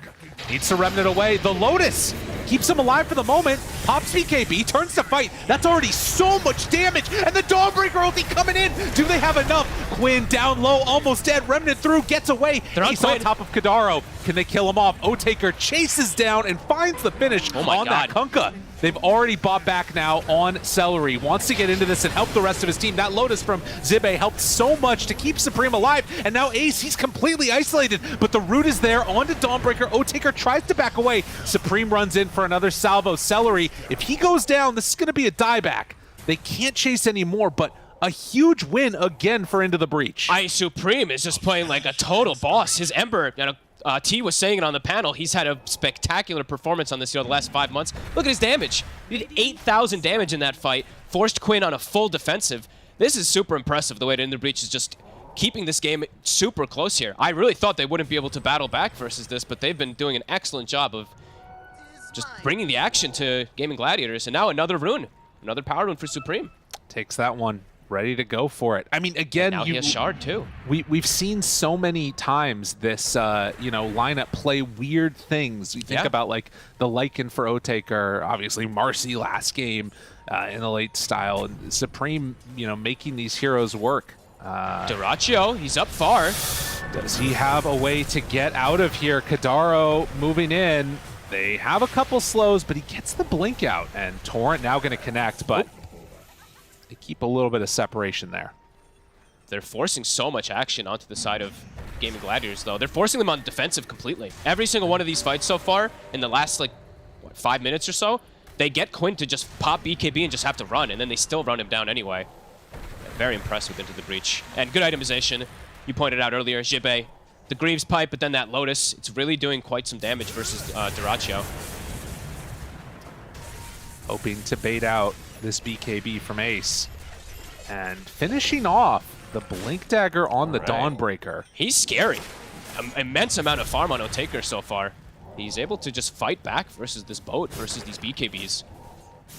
It's starting to run out of slots a little bit, which is slightly scary, but drops his Soul Ring and decides to just go with it. So gonna have to be careful about mana management, but should be fine. Yeah, really impressed with the way they're bringing the fights to Gaming Gladiators. Though Gaming Gladiators felt like they had this pretty commanding lead. Now it feels almost completely even. And oftentimes these moments come down to who has that better vision. You have two different heroes that are giving it to you in this game. You've got the Spiders, you've got the Trance. Dire's top tower is under attack. Yeah, tons of scouting coming out. Really big neutral items. Seeing much yet. O-Taker on the other side of the map too, farming up. Okay, Gaming Glider's totally on the defensive, though. Waiting for Courier to respawn, I believe. I think Dyrachyo, he lost his Shivas in the midst of the fight before. So perhaps waiting for that timing, but Into the Breach is opening up the map and keeping themselves super... I mean, O-Taker, he's about to... O-Taker's about to overtake Nature's Prophet on the #1 net worth very soon. They find one. Supreme throws back another little couple spells there at him, but Quinn won't be able to do anything after. But this is the big smoke. Gaming Gladiators, if they can win this fight, turn it into potentially another objective. They spot Immersion, gonna dodge the hook. The pullback, though, Tofu has him right where he wants him. Ace is here, too. Sprout, but he, had, as we said, doesn't have the leash. Also doesn't end up connecting onto Supreme. Dyrachyo's at about half HP. Gonna pop Dismember now to try and make this reset go, but they're right on top of all of them.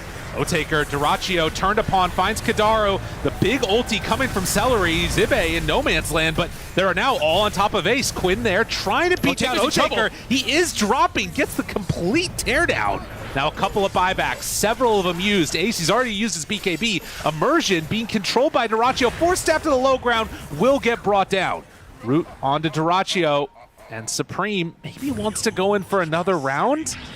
The Root's there. O-Taker there. Zibe has to get out of here. Gets pulled back in. Dyrachyo's doing so much in this fight. Look at the blink in. He finds him again. Kadaro dies. And the big jump, but Ace satanic. He turns. Look at him with the BKB. Oh, Ace starting to beat him down. Supreme, he has to Remnant to get out of here. Way too much turnaround with that Satanic. O-Taker, this is his dieback, perhaps. Oh, if he goes down here, it's the big stun onto Quinn, but Dyrachyo right on top of him again. Ace and Dyrachyo in that fight were immaculate. Ace was a boss. I mean, he just stood in the middle of everybody. Look at the damage on the fight recap from these two. About 10,000 from the Nature's Prophet. He literally just stood there and man-fought the Dawnbreaker with all these items. And now they get the Rosh opened up. The game has completely flipped over. After such a good mid-game from Into the Breach, all it takes is one fight from Ace and Dyrachyo. Hit their timings, got their items, just exactly what they needed to do. And it's a painful hit, right? They lose so much. How many buybacks was that from the side of Into the Breach, too? 4. And they couldn't kill anybody of note. It was pretty freaking rough there. Ace just, yeah, so impressive. Just standing his ground, knowing that he can just fight through that Dawn. And again, it gets back to the point that the panel was kind of talking about, right? That at the end of the day, you know, these are comfort heroes on Into the Breach. You've got this Ember that's absolutely owning, but they don't really have any stuns. They don't have the control. And so if you're free to just punch on this Nature's Prophet, he's going to become a monster in the late game. It's plus the Rum and everything, too. So we have, like, the Dawn that's healing everybody, but it's versus an Ag's Pudge with Shivas, so it actually gets counteracted with quite a lot of that healing. Look at that damage from Ace. Yeah, the Dawn heal, yeah, it doesn't matter. Yep. And Dyrachyo, now he's got his full itemization. They've hit 25. So those BKBs going to be way weaker now for this versus the side of Gaming Gladiators. Game has, completely blown open now, it feels. I thought this was going to happen earlier, to be totally honest with you, but Into the Breach has done... They've done an incredibly impressive job through mid-game, but now the big battle's going to come to them. And Tier 3 tower starting to fall as Dyrachyo brazenly jumps up to high ground with his level 25. Still has Aegis, 3.5 minutes. Refresher done. Whenever they want to jump in at this, they can. And for the moment, at least, it feels like they're just going to start taking down this tower. Dyrachyo getting whittled down a little bit. Supreme wants to hunt when they can, but eats up and gets out. Fights feel... One more fight feels like it could just be the end there for Into the Breach because of all those buybacks having to be used. And now map kind of perhaps close for them. Still super impressed with the way they've been able to play, but yeah, after that hit, where do you go from here? Right. Well, Supreme picking up the Shivas is kind of nice to shut down some of that healing that we did see before. But do they have the damage now at this point? Right. Is the question, to be able to bring down this Pudge, bring down the Kunkka and the Nature's Prophet through Rum. Big jump in, finds the Root, Dyrachyo on him, a turnaround Root, and BKB used. But guess what? He's got Aegis, he's got Refresher. The Lotus keeps him alive. Okay, starting to try and bring down Terraccio a little bit. He just pops Rot, runs away. Supreme's hitting a couple on the other side of this one, though. Ace finds him. The Force Staff keeps him alive. Terraccio down about a quarter HP, trying to find the finish. They get him, and now Celery also in some trouble. Remnant through, Supreme finds it. Ace getting low, gets bashed. Oh, the turn, though. Satanic wearing off. Ace, he didn't get that many heals off of it. Terraccio pops another BKB. And with that, they might be able to escape. So they get the full set of racks, but burning through the Aegis again into the breach, just showing these glimmers of potential. Yeah, glimmers of brilliance, really, it feels like. It's really good fight still being able to hold on to the game here. 20k deficit and still doing some decent fights. And you can see the answer that they're trying to build into. Yeah. Otaker, he knows he needs the rapier. Yeah, they need just a bit more damage. But pretty decent. I mean, if Terraccio keeps playing this like crazy, like he blinks in toward the fountain, right? Yeah. So that's kind of what causes a lot of it there. He has to be still a little cautious, even though they're in such a comfortable position. I say that. This isn't the base, you know? Yeah, it's true. Zibe is getting pulled every which way now. Gets down to the low ground, but still trying to control him. Supreme running in and playing interference, so keeps alive the spider for a bit. Zibe, that hook looked like it went right through him, but won't quite be brought down yet. Celery still chasing, Ace on him. Dude, the meaning space created has never been more acute as Lotus, but finally they find and kill him off. 100 seconds, no spider now. Supreme BKB is at the ready. They need everything on Into the Breach to be able to hold versus Gaming Gladiators. Here comes the push. Kadaro. Supreme just hiding right nearby. Oh god, the ward though. They saw it placed. They know. Slight, Remnant away. Yeah, that ward going up from Celery was going to spell disaster in a moment there. Look at this from Terraccio. He's got enough control to have the backup for Nature's Prophet to come in to kill Otaker. Otaker has to back away. Oh my god, he went the whole way around with the XTP just to get the rune. That's awesome. I love that. It's a good rune. And Ace starts hitting bottom tier 3 tower, starting to drop. No Brood. Into the Breach needs absolutely everything to be able to try to take a fight. 50 seconds without him. Supreme. Cetic's cap will go off, and nonetheless, they just eat him on up immediately with the Pudge, keep him alive. Ace beats away, says, come deal with me if you can. Yeah, he's just a turret this game. Silence there with the X, but it's nothing really doing. They're just going for buildings. Brood's still dead, 30 seconds. Ace planted into position. Easy peasy moves here for him as Quinn steps up. Tofu gets the lift back, finds immersion. Force Staff keeps him alive. So they won't connect with that boat. Boat down. Maybe with Rum buff wearing off soon, they can try and do something here. Remnant in. The buildings, though. Decide to find it. Ace is not caring even one little bit about anybody else. Rapier done.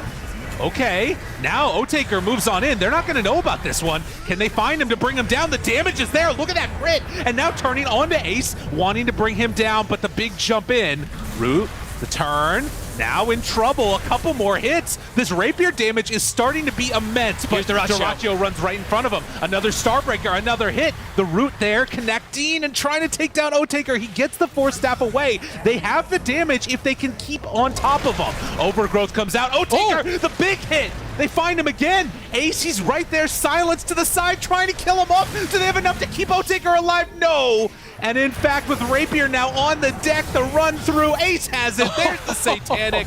The turn and the beatdown can commence. Hex out from the Rubik. Ultra kill for Ace. And with that, Gaming Gladiators are going to win game number 2, closing out this series. I would say still an absolutely amazing performance from the side of Into the Breach. Ace, he does get the rampage at the end. Well deserved. I think he was the saving grace. It did look like perhaps Gaming Gladiators could lose this game if they didn't have Ace being such a beast. Right. I mean, he absolutely carried. And again, another moment where we're seeing these Nature Prophets just be hard to deal with, impossible to deal with, it feels like. Yeah. I still want to give, tremendous shout out really to Into the Breach. I thought this game was going to be a lot more one-sided. Right. They brought the action again in mid-game. When it looked like they had no hope, they somehow still bring good fights. But yeah, I think Gaming Gladiators, they had a pretty high advantage throughout the majority of this game and still struggled to close it out. Right. I think that to me has been the sort of thing that you can look at for Into the Breach this entire season has been moments of brilliance, really cool ideas, but in the end coming up just a little bit short in some of the most important moments as well, which, in an incredibly tough region like this is just going to happen, but showing a lot of growth this season, really impressed with what we've seen so far. And for Gaming Gladiators, this is huge. This is now, I don't think it's secured that they're at the major, but it's definitely, it's getting close up there. Yeah, and they're definitely looking really scary. It's like you can never, they piggyback really well off each other, right? It's like, okay, Duracio's a menace on his punch sometimes, but he's also kind of crazy where he almost throws stuff away sometimes. Ace is like, don't worry, bro. I got you. I'm the true carry here. Yeah. Thank God for Ace for them. But yeah, Into the Breach, I'm still really impressed with the way they played this one. So, yeah. Well, Gaming Gladiators win the series 2-0. A little bit of crazy, a little bit of consistency. It's what you want in a team. Also, what we have on the panel. So let's head on back to them. I'm not sure who's the crazy, who's the consistent, but we can at least break it down. Who do you think is crazy? You, Nat. Okay, thanks. Yeah, I would say that one. But no, game 2 going the way of Gaming Gladiators. It was pretty close, I would say. There wasn't any clear time in which it felt like Gaming Gladiators were just going to run away with this until that 40-minute mark. Into the Breach held on really well. And if we take it all the way back to laning stages, Fear, it didn't go so well for Gaming Gladiators across the board. I mean, I have two things about this game. Like, the laning stage, it didn't do well at all. Like, Quinn got his last pick. Kunkka did super well there as well. But when they did kind of come back was, like, Quinn got a little confident when he got his Orchid, and they didn't really respect the fact that there's a Treant with a, a Living Armor, that's the spell, and the Solar Guardian. Just saving the Ember in multiple fights along with the Flame Guard, like, that's, like, where they kind of mounted their comebacks.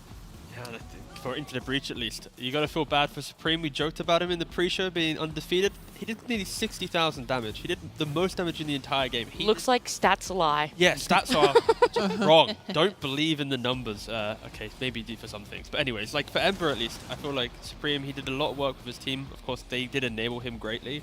But yeah, you mentioned that 40-minute fight. It's like when Furion is able to stand his ground with a Satanic, not get any fears or any cares about Ember or Dawnbreaker, then the whole play style of Into the Breach, poking and prodding in all the engagements disappears, because now there's nothing to poke anymore because they're just sustaining. Yeah. There's two questions I have leading up to that 40-minute fight. The first one being, Into the Breach had so much global potential. They were working amazingly together to take these pickoffs to really move well and cohesively as that 5-stack. So in your eyes, why weren't they able to piggyback off of that, piggyback off these pickoffs, and transition it into more space for the map for themselves?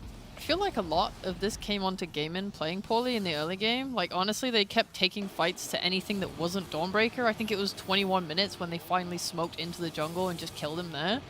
And, like, that's what I was waiting for, because you just keep trying to kill people that you don't have the damage to kill and dying as a result. So it felt like when Gaimin started actually kind of playing the map properly, then things got a lot easier. They also had, like, just some unfortunate things where, like, Quinn had this Orchid and it kind of made fights harder for ITV to take.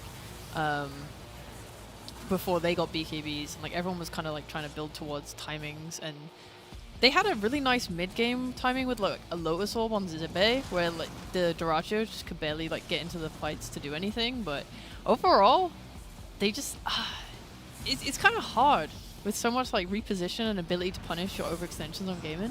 Yeah. I definitely felt bad Into the Breach here. This was the final fight for them. Dawnbreaker finally got that Rapier with the Starbreaker, the Luminosity. She was doing so much, but it just wasn't enough to Needed two of them. I was going to say, to turn that last fight. You had a little bit of hope. You're like, maybe. But it wasn't enough. I mean, they were just too far behind at that point. It was kind of like a last-ditch effort there. Just get the Rapier. Hopefully you can turn the fights around. But Ace was just too strong at that point, and he just, for his troubles, took the Rapier at the end, because why not? And that definitely sealed the game for sure. All right, you guys want to play the MVP game? Because I feel like for once, we might all be on the same page. All right. Someone want to ruin Perhaps. it? No, don't actively ruin it, Fear, please. But the way that you're setting it up, you're now trying to bait us to not say what we think we're going to say. Okay, well, now I feel bad, because that wasn't supposed to be like this double bluff. And anyway, MVP game. You got one? You ready? Yep. Ready. Is it player or hero? Player. We say the player name. Yep. All right. 3, 2, 1. Ace. Oh, I'm so proud of you guys. We did it. We did it. Let's throw up that Ace MVP graphic because he was an absolutely outstanding player in this game number 2. And he couldn't have got this on his offlane Jakiro the other day. So clearly, no, I feel like for at least Ace as a player, he is the type of lad that will play anything in any lane. He'll do what he needs for the team. But I'm very happy that he is playing the Furin again today, because the way that they're drafting for Duraccio to play these Ursas, these Pudges, you also want your offlane to be a little bit of that cushioning going into the late game. So I'm loving him playing the Furin. I also love the fact that he has this versatility. It sometimes doesn't work, sometimes it does, but this is, for me, kind of his foundation to then be flexible. Yep. I also think it was very nice that there were so little bits of lockdown on Into the Breach. No one ever felt super pressured. We saw it a bunch of times on Quinn running away. They don't have to use their BKBs. And the ability to be a hero like Nature's Prophet, where you can go in there and fight until you feel that bit pressured to use BKB, is just going to be able to extend the amount of time you're hitting for, which on Nature's Prophet means the world. Yep. Well, it's time for an interview. We wanted to have, Ace on because MVP and everything, but unfortunately we're stuck with Quinn. So congratulations, Quinn, on the win. Yeah, it's a pleasure to steal Ace's spotlight and, be here. Yeah, wait, we just saw him walking in the background. Can you tell him congrats on MVP for us? Yeah, the panel said congrats, Ace. They wanted you, but they had to settle for me. Sorry. Thank you so much. I do have a question then. Why was it so difficult in your eyes, Quinn, for you guys to close out this game number 2 against Into the Breach? There were some silly goose feeds here and there, some shenanigans. Holy crap, I've got some echo going on, so pardon me if my speech is incoherent. But there's just some random fights happening around. We feed some kills here and there, and then we sort of have to wait around a little bit till our damage comes together. So once the silly goosery halted, then things came together a little more. Oh my god, hi Quinn, huge fan, holy shit, me biggest fan too. ever. That's it? That was your question? No, that was the only beginning. Great question. You guys struggled in your last series with this Pudge safe lane versus the Brood, or you won one, then you lost one, then you picked it again this series is the answer. Is it just something you feel really strongly in? Why do you guys think it went so poorly in the ones you did lose? Yeah, we've picked it like a million times against Brood in games. I think people should know by now that we like it against it. But the games we lost, we watched the replays after, and people said a lot of it was due to gameplay, and also our heroes combos weren't exactly the same. We had different heroes with Pudge, and they had slightly different heroes with Brood. But I think the conclusion was that Liquid is also stronger with Brood. Like Zaya is much more comfortable on the hero, they're much more comfortable playing around the hero, and so we'll just give it to this team because they're not like as much of a Brood team. It's just a hero they can play. If anything, I think Into the Breach is just scared of us playing Brood, so they're picking it out of like a perceived compulsion or something. Okay, thank you. And also, how sociable are you guys where you are in boot camp right now? But not only between your team, but also with ITB, who are also there. Do you guys ever? I see T so upset. I'm so sorry, T. I stole this question. I didn't mean to. I didn't mean to. Don't worry. All good. All good. You guys, all right. You guys are all in the same area. Sucks to be at the end of the panel. Yeah. I know, right? What the hell? But do you guys socialize or do anything together? In between our team, yeah, we're chilling and hanging out all day or whatever between scrims and such. But I don't think I've said a word to a single one of the End of the Breach players, except for one time they were walking by and they asked if I wanted pizza, and I said no because I had just eaten. That's the incoherent speech for you. But yeah, no, we haven't really talked to them at all. Okay, and my last question for you: do you have any response to Blitz? Oh no! After his strong words in the interview the other day. All's fair in love and war, and when you get your cheeks clapped, you gotta just sit. You gotta take it. We got our cheeks clapped, and so he gets the last word. That's the way it goes. If I won that game, then oh boy, you better believe I was spitting some bars in the interview. But I didn't win, so I'll just take it. It's fine. Well, there will be another game, and there may be another interview. We'll see how that one goes. I hope to see that at the major. You got it, King. All right. So I'm coming from NA region, much like you. I'm doing broadcasting there. But my question for you is going to be, so the NA region right now, with Quincy Crew being gone, it's different now. So my question for you is, what is the difference in playing in Europe compared to the NA DPC? It's funny. I actually thought it would be more stressful coming to Europe because every match is hard and difficult. There aren't pushover matches, but I've felt the inverse, that it's less stressful because I don't know, it's more consistent. Whereas in NA, it's I don't know, you can like win a sleep for 4 of the games. And so like it's just this mounting pressure. Like you're going to play EG at the end of the season. It's the only match that matters. Whereas in Europe, like it's like an incremental stress, which has just been nicer for me, honestly. So I've just enjoyed playing like actual opponents for the majority, like every match, as opposed to like for 1 or 2. So do you think you're improving a lot more by being in the EU region compared to NA? Yeah, for sure. I mean, there's a reason I think where this region is so competitive. I mean, this has a large player pool, but also like there's so many good players. So you're just like forced to keep grinding and keep getting better, or you're gonna get overtaken by somebody into the breach who's been grinding and is super hungry. Like if you're not on top of your game, you're gonna get trampled. Cool. So all my questions got stolen. So now thinking in the moment here, Quinn. You play a lot of pubs. Let's just be honest. Who do you hate playing with most in pubs right now? Like who's on the list, the avoid list? All right, so my number 1 I can't say because I think he might physically harm me in real life, so I won't say number 1. I'll say it. That's fine. Just like 2, 3 to 4 or 5, whatever. Like anyone? You know, I'll be spicy and say BetBoom players. We have beef in pubs, so I'll just say BetBoom players as a holistic group. That's fair. That's fair. And then on the flip side, let's end it with some PMA. Who do you love playing pubs with? Like who, when you queue into a game, when you see that username on your side, you're like, oh, that's a cheeky +30. You know, I don't see him too much these days because he's an NA, but Monkeys Forever is one of my favorites. He's just such a good audience. You know, I know if I get mad at some point in the game, I can say some lines here and there, and Monkeys is just going to drop a good old cackle, and it's gonna be a great time. Okay, cool. So you hate BetBoom and you love Monkeys Forever. All right, back to you, Nat. Oh no, actually it's the sheep. Yeah, she begged Number for another 4, one. holy Yeah, poggers. no, I wanted to just kind of piggyback off of Fear's question. So you're like insanely mechanically skilled, right? So when it comes to improvement in the Europe region, like what aspects do you think you have improved the most, or like, you know, as someone who is kind of like at the top, how do you push like that extra bit further?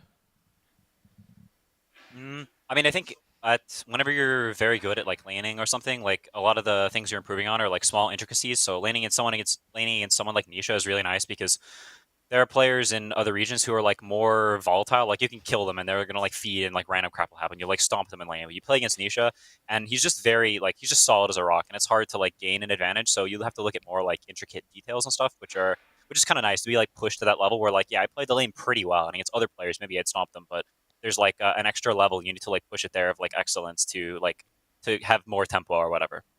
All right, I do have a question, Quinn. Sorry. So mid laners normally apology accepted. Thank you. So against mid laners, sometimes you do like the 1v1 mid lobbies just to practice things and whatnot. Is that something that you do nowadays? Is there like European players that you do it against, or is it not something you really touch at all? I do it occasionally. I did it like a week ago or something like that against Chuan. So I think I'm gonna play Stormstormer in the near future. So yeah, I think it's valuable to do here and there for like short stints. It gets kind of clowny pretty fast. People start like dying constantly and just like manning up level 1, but there's some value in it for sure. Cool, nice, thank you. All right, well, final question then is favorite series you've played so far in the DPC and why? Best for last, huh? I mean, I think the Entity one was maybe the nicest, just because it was like the first match. There was, there's some tipping going back and forth. There's more stakes. That's spicy. You know, it was the first win, so you feel extra good. So I'll say Entity. Stay mad, Fishman.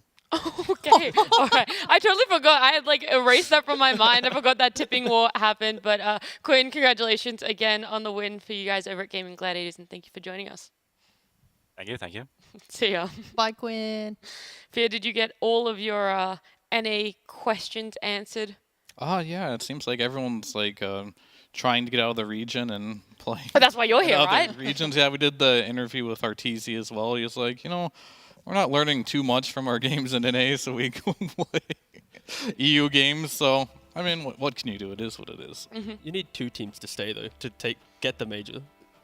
I mean, there's always going to be teams there. Just Yeah, how good do you want them to be? Yeah, that's a good point. That's a whole nother conversation. It is a different conversation. We're going to circle back around to Western Europe. We're going to pull ourselves back and talk about the fact that this was going to be the last time Into the Breach played in Division 1 DPC. This was their final series. Unfortunately, they lose it. They are now going to be relegated to Division 2. It's been a pleasure to watch them. So before we do jump to a break, some final thoughts you guys have on Into the Breach, how they performed this tour, and what you're hoping to see them bring in Division 2 next tour. I mean, I'll start because I've only done one game One series. And I mean, there's not much to say from what I saw. Like, they looked like maybe they're demoralized at that point, but I think their strategies as a whole just kind of need to go back to the drawing board. I feel like they're a little weak on the strategy department, and maybe just start from there. Yeah, I think the drafts from previous seasons were a lot stronger. I think the loss of Ari maybe was a bit too much for them, trying to find how to slot in a new 4 player. I think they have moments of brilliance, but I think this is one of the few teams in EU, at least in Division 2, that has stuck together longer than the other teams. They don't make these drastic changes, so yeah, I'd like to see them maybe stick together, make those small changes and not be instantly disheartened and fall to the whim of Div 2. Yeah, I think that they're solid, and I would love to see them stick together and keep improving. They themselves said that they like to kind of feel free to improvise and do whatever they want. Maybe, you know, you compare that to a team like OG who go a bit harder on structure and say that that worked well for them. Maybe they do need to like put in a little bit more discipline and structure to their gameplay as well. Yeah, well, Into the Breach, they had a lot of shining moments here in Division 1. Unfortunately, they will be relegated, but it's been a pleasure. We're going to jump to a break. When we come back, it's our third and final series of Wednesday. It's going to be Entity up against Tundra. They want to go? I'm going Trent. I can fight like a beast though. I'm killing Trent. I bought back. I'm very strong. I can jump on floor. They also buy. They're not doing shit to me, they're hitting me like cannot die, guys. I'm killing Sky. It's a really good kill. It's dieback. They bought back both supports. Reset. I'm resetting a little. I might use reset a little. Yeah, I mean, put it on Help me on the this good cliff. shot. Yeah. Do you want them? I'm gonna jump in. They cannot kill me. I'm gonna hit Trent. They die back both supports. Never. I killed them. What is this shit? I'm gonna chase this guy. Yeah. Oh, this top guy. I'll buy back on him. Where is he? On the left.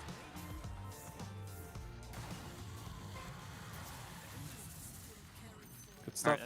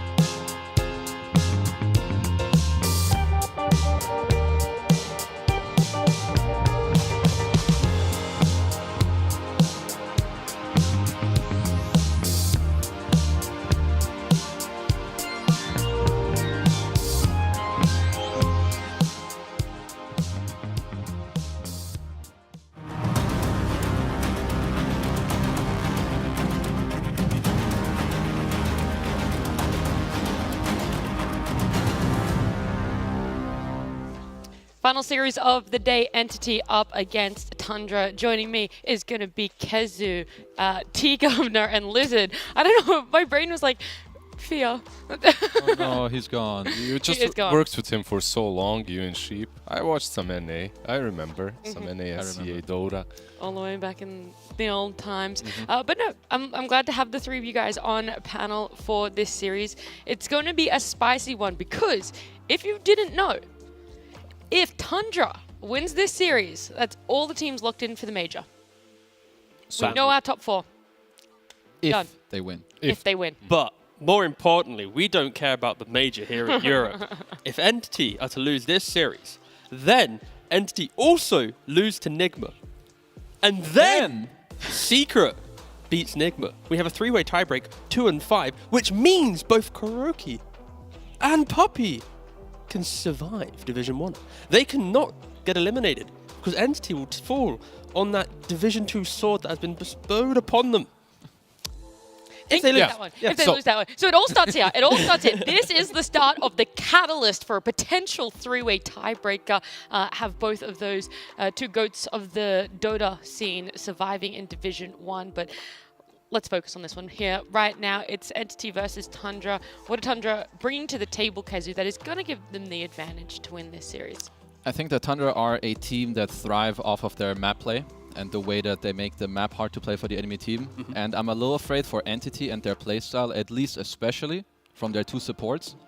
They usually don't have heroes that deal with that very well. They have lots of like Undyings and Treants and Rubik's Disruptors. These heroes, I feel they don't deal too well with what Tundra have in their normal hero pool. So maybe if you're Entity, that's something that you need to pay attention to in the draft. Yeah, I feel like for Tundra, when they've looked their weakest, it's against teams who have controlled aggression, who understand how to choke out the map and not lose that lead. So for example, it was like Nigma when they had the Huskar in that one game, and then against Liquid, that's literally bread and butter for Liquid nowadays. So for Entity, they are an aggressive team, they just need to clean up some of those inconsistencies, because their playstyle could work well, but I just think now, right now, it's just not as polished as previous seasons. Well, look, I'm going to say it how it is, only because we heard it in an interview. Entity just need to stop diving tier 2s. We heard it in an interview. This is not just my opinion. This is Entity's Stormstormer's opinion as well.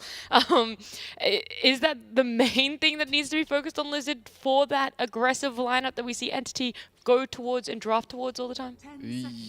No. Okay. There we go. Sure, they said There it. is that. They're joking about it. They are diving tier 2. And it's always like historically the most difficult tower to dive, the most difficult tower to take tier 2, like very early on in the game. Like you can make a lot of mistakes and teams are broken there. I don't think that's where Entity is broken. Usually they break themselves during the drafting stage. I really want to see them fix that a little bit. Matrim, he's very dear to me, so is Stormer, and I know that they have some really good drafts, but sometimes they roll out a little bit out of control, they pick some razors on the offlane, it doesn't necessarily work out for them. We'll see if they can fix that and polish things up a little bit. I think that should be the focus. Yeah. Well, with a Rubik Death Prophet opening, Kezu, is that looking to be on the right tracks, a nice opening for you? I think for starters, yes, because looking at some of their previous second pick openings, they did not look as good. Oftentimes like 2 supports or some Invoker in the first 2, which is, you know, more abusable than a DP, at least this way. You can play 3, you can play the mid, we've seen Rubik before. But I do think that Tundra's first phase is very strong. We've seen Ricky many times, and Visage is a godlike response to Death Prophet. It's one of the heroes that DP really does not want to play into. Why do you feel that way, like Visage and DP? So it goes back to a little bit before. I don't know if the matchup is as bad in the lane as it used to be, but the laning matchup is pretty good for Visage, and then throughout the game you build auras, you have very high movement speed. You can kind of match the pushing tempo of DP, and it's one of the You're heroes constantly pushing. Yeah, that makes it hard for like DP to run in, and you have a lot of physical damage, and you give your team more physical damage as well. It's also for the opening they have, Ricky and Visage. Like, these are heroes that are super hard to kill, because Visage gets shard, you just go into the ground, you can't be killed. Ricky throws smoke screens on whoever you jump, can be elusive. It's annoying for Entity, where they need to, if they want to take a fight, it's, do I have Exo or not? And for Tundra, it's like, we exist, we always can go. So I think resource management in the fights is a little bit easier for Tundra, at least with the openings. I can see that. At the same time, from my experience, like Visage into that Prophet, it can go Visage's way, but at the same time, if you get isolated and silenced, you can't use the shard. Sure. Your layers pop like that to the Spirit, to the Siphon and all the ghosts hitting you. But one thing that I 100% agree on is that you don't have any downtime, pretty much, right? Like as long as your team is playing around you, you're constantly pushing Exorcism, one of longer cooldowns in the game. So that's something that Entity definitely has to pay a lot of attention to. But what I do like is what you called as well before. They already have a very flexible position tree, most likely, so they can have a stable, normal draft from now on. The Pudge ban from Tundra, I kind of want to draw a little bit of attention to it because we hadn't seen Watson play Pudge before. We didn't know how much of it was in his wheelhouse, but he just recently played it on the last series and he looked fantastic on it. Is that the direction for this Pudge ban, or is there a matchup that could come from the necessity to ban? I think it's already an important ban. Like, just looking at Tundra, at first you don't want to play against Entity with their semi-cores on offlane and safe lane. Yeah. But also Visage versus this Pudge that builds a Vanguard, like, you truly don't do anything to him. You just brush it off for sure. The laning stage is also pretty hard because Visage is a inherently very slow hero. If you ever get hooked, even if you Q them, you probably just get run down. So it's a pretty good ban. I do like it. I mean, all of Tundra's bans so far is to cover the Visage lane at least. Yep. One cool thing, at least, of course, Tundra haven't really been a leaner team at all. You don't see teams banning out. Of course, it's banned out in this game, but something to note, Skidder has been trying it in his pubs. Yep. In the last week, he's picked it up 4 times. He has lost 3 of them, but he is trying. He's trying to bring it into his pool, and it's always cool to think, because like Tundra is a team that you have to respect Beast, Brood, and stuff. So maybe later in the series it could come up, but I just thought I'd throw that out there. Yeah, I like that little tidbit of information. They got a casual Tiny here on Entity. It can be, this can still be a core. It can be a position 4. Either works for them. There's like 3 heroes in, and it's still so open for Entity. Yeah. It's like Stormer Tiny is extremely good, and it's another hero. Like, if you get an Agonist later on, Visage just disappears together with his birds. So 3 volley definitely very valuable here versus 33's Visage. Okay, I was gonna say right now with the opening, they need ways to push out lanes or at least do the Tundra style of play. And I was like, okay, what is there a illusion hero? And they go for a CK. Of course, down the line with Phantasm, you can do that. It gives a bit of laning potency against a DP. Some Silencer plus CK will have kill threat on the Steph Prophet. Like, sure. One of the when Rubik came into the meta, when everyone started picking it, I don't know if you guys remember, but every single panel I was like, Silencer, where's the Silencer? Because it's kind of strong versus him throughout the game. There isn't really anything you can steal. Yeah, it's a nice pickup overall. I think Entity are going to be super happy with what they've got right now. They're going to be scaling into this game. They can decide when to fight realistically if they're under vision. But I think for Tundra, they've got the perfect heroes to non-stop just try and run. And if you waste a meta, they're going to be in your face. If you waste an exo, they're in your face. So I think for Entity, it's like, if they get items, they'll be happy. But before that, it could be a little bit dicey. Are you worried for TB, like one of the lowest HP hero pools in the game? You're playing into a lane that can spam Soul Assumption in your face. Yeah, it could be pretty annoying. Like, you don't have a defensive support right now, be it Rubik or even if Tiny's there. Yeah, on an upside, I guess Tundra can't, like, you have a Ricky. It's not really like a Tiny or something on 4 that literally gets you those stacks of Soul Assumption instantly, right? It's like the type of lane where you need to either start with a stick, get it right away, get your raindrop minute 3, keep your HP high with the tangos, because yeah, I've seen this matchup swing into Visage's favor a lot of the time. And to be fair, I think if you're used to it, if you're on top of your game, it shouldn't happen unless you get taken off guard. So I do think that this is a pretty damn good TB game. He should have a decent lane. He has a good matchup against CK. Probably one of the carries that cares about Silencer the least. You have Illusions, you have Manta, you push out waves. So I think so far, Entity doing a pretty good job in this draft. I like the idea for mid lane here, being some like Pangolier or Cop for Tundra. Just something that is just explosive from the mid lane and can lean on the strengths of CK Visage side lane to then overwhelm. Like, as soon as you pick up a rune, you want to look to another core and go, we can dominate a fight when I come to you. And they're banning out, of course, the Zeus for the Terrorblade. They're respecting that potential greediness of the Arc Warden, which, of course, is a classic counter to TB, which would have slotted in nicely into Tundra's lineup, but I would love to see aggression coming from the mid lane. I agree with both those picks. I think Queen can be nice, Pango can be nice. I've seen 9 pub some Centaur mid, by the way, just saying. Okay, all right, I don't think it's that spicy this game if they can put the DP you guys mid. See a possible Ember or a Void Spirit mid as well? Like, the only 2 things I see with those is that maybe it makes it too easy for them to put the Death Prophet mid and then counter pick last pick, which I feel like is maybe the area that they should be looking towards. It depends a lot on what Tundra go for here, but... Because for me, even if you get slightly countered in the mid lane, if you're playing some Ember, as long... Okay, they go with the Pango. Pretty solid. How can you counter this mid? Because now it's like, it's up to you. Just move the tiny to mid. Yeah, you could tiny mid. I also think there's not a lot of perfect stuns, so I mean, the silencer is always annoying, so Puck could get punished quite easily, but I could see that being an option if you itemize against it. It's just in your face, you bait out a key spell, you bait the Phantasm in an awkward spot, re-engage, and now you get to use your Exo or your meta yourself. But again, respecting the silencer the entire time, it can be annoying. Is there like a 4, if we're not looking at mid, is there a big 4 I'm thinking about that can change the state of the game for them? I'm thinking of an offlane even with Tidehunter. Maybe I'm biased, I'm an offlane player. Oh, no, that's a clean one, yeah. Tide has always been a very natural response to Silencer. You're naturally either going to remove it or it's going to get removed. You're good against CK, you help your DP, you help your TB. But again, it's up to them, like, whichever pick they think has the most input, maybe some mid pick that we're not seeing. I like the call on the Tide quite a lot, Yeah. Well, they got 50 seconds, so they can chit-chat about it for some time, but it's either go for the thing with the Tide. I think most people will be like, oh, it's too cooldown dependent, but Tides nowadays, they play on their shard with their blink. We've seen 33 itemized with like a hex second or third item. So there's ways to make the hero feel less cooldown reliant. But if they do want to just put DP off lane and think about the mid heroes, it is either put the Tiny, they pick up a 4.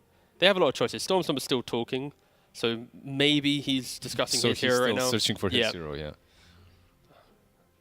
Oh, now he's looking for it, right? He's like... They're like, Stormstormer, are you okay to play DP or Tiny? It's like 15 seconds. Come on, boys, just pick a hero. Come on. Be decisive. Razor. I feel like there's a chance that they are talking Jesus. about I just had lunch, man. some Tinker type hero, but I wouldn't really like that. I know that Storm does like that hero. It works well mid against Pango, but no. They go for the Spirit Guide instead. Okay. Alright. Very good against Pangolier. You obviously in lane you're pretty good. You match his rotations. Against CK down the line, it's hard to ever get caught off guard.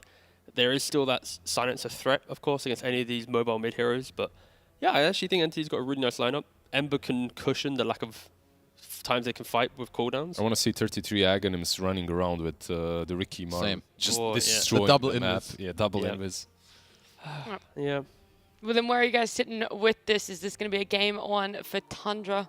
I'm not sure. I do like Entity's draft. Like it's solid. I don't feel that it's a kind of a draft that they execute to perfection usually. Like if they had like some semi-core on the safe lane, I would be perhaps more inclined to go for them. But Tundra, just well-rounded. I'm just still so lost not seeing Skidder playing Naga, honestly. Yeah.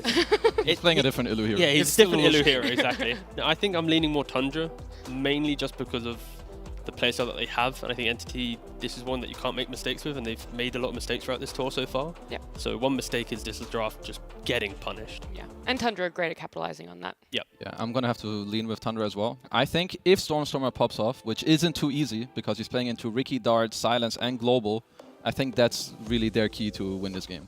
Okay. Well, it's a pretty Tundra favored here on the panel. We're going to head on over to Lyrical and Fogged and see who they favor. We favor the viewers because this is going to be a great series, Fog. Isn't that true? Yeah, should be. I'm a little worried. Like Kezu said toward the end there, I liked exactly what he touched on exactly what I was going to say is the Ember versus the Ricky and versus Silence, I think could be problematic. But if Stormstormer can endure the pressure that's going to come out with them, then perhaps Watson can end up carrying. I'm a little hesitant, though, because I'm not a big TB fan right now. I think the hero suffers a lot versus a lot of the popular heroes, and especially ones that Tundra does have. Ricky's really annoying to play versus. You're stuck in Cloud all the time. You're getting darted, and then, yeah, a little bit of silences and a Pango control is definitely problematic if you don't get online early. No, and I think that, like, we've also just seen Tundra play these games where you end up completely closing out the map against it. And you see this other lineup that you've got on the side of Entity trying to play fast, trying to play around that DP ulti. And are they actually going to be able to come out ahead? If not, it's like TB split push central, and that just sounds terrible. Yeah, I think they're going to have to be really careful about those cooldowns. I heard T saying that as well, too. That's probably where the Ember Spirit pick was rising in popularity for them. They just want something that's going to be able to fight all the time fast. But I think if they mess up even like a couple of these early exorcisms, the map could close so fast. And then, yeah, like you said, we could just have a TB constantly trying to split push and get farm. So let's see how it goes. Because this looks like a very Tundra-esque draft. Yeah, they kind of got everything that they wanted in some capacity at the very least. Yeah. And I think, again, for the TI winners, this one, a pretty big match Entity as well. There's been a lot of, like, you know, him and Han over what exactly it's going to mean. It's really important. Just win the game. Make sure that you're in a good position. don't want to get relegated by some insane math for Entity and for Tundra. Definitely one of those where they want to keep that major hopes, keeping it going. But you can see already a little bit of a pause, waiting to hear what's going to happen as Toby playing on that Death Prophet, Katomi going to be paired together with him. So a pretty strong lane in a lot of ways. How do you think it deals with this CK silencer, though? I don't know how much pressure they're going to be able to apply onto CK. I think CK, we've seen Skeeter time and time again, even versus like stronger pressure lanes. He somehow just always finds his farm. So I think Toby should find his farm, but I don't think they're going to slow down Skeeter.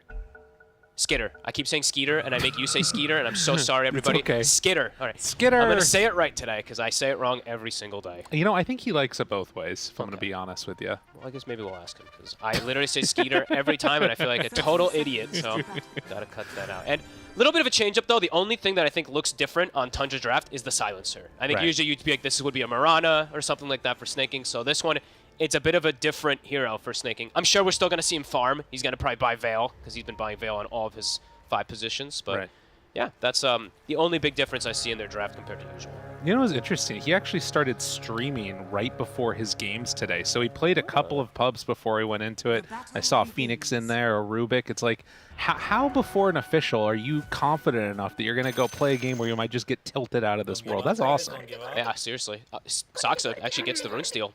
He gets it under Fishman.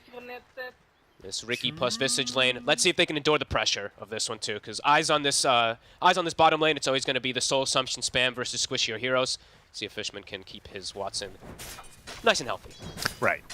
Watson has sort of had an up and down season, I feel like. Definitely been struggling every now and then as Stormstormer trying to push 9 back a bit. But has that shield crash damage reduction going in there.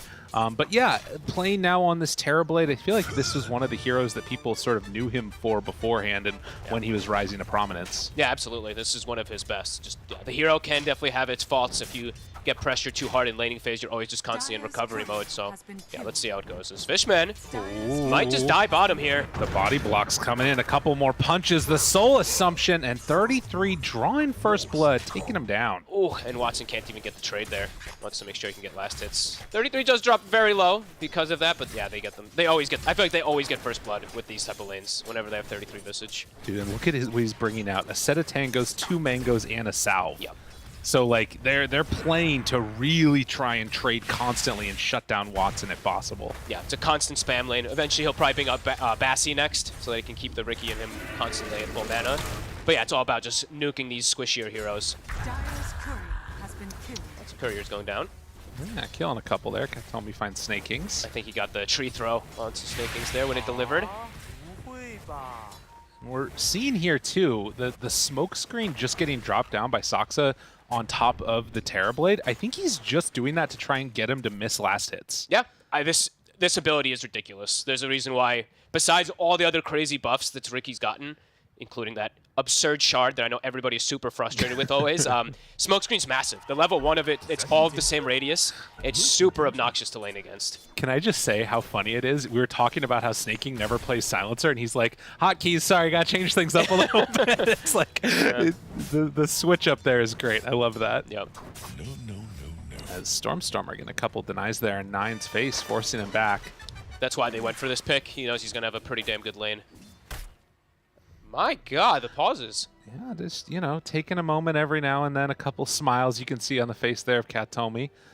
Some team speak issues as well as they try and sort out their issues. But yeah, 2 minutes in, and already you can see both of the safe laners kind of being hampered a little bit. Yeah, a bit disrupted for sure. I think both of them have the exact same amount of creeps coming into them as well too, so it should be pretty even on them. And a couple of extra denies there for the Terrorblade. Oh my goodness. An instant repause. Dude, what?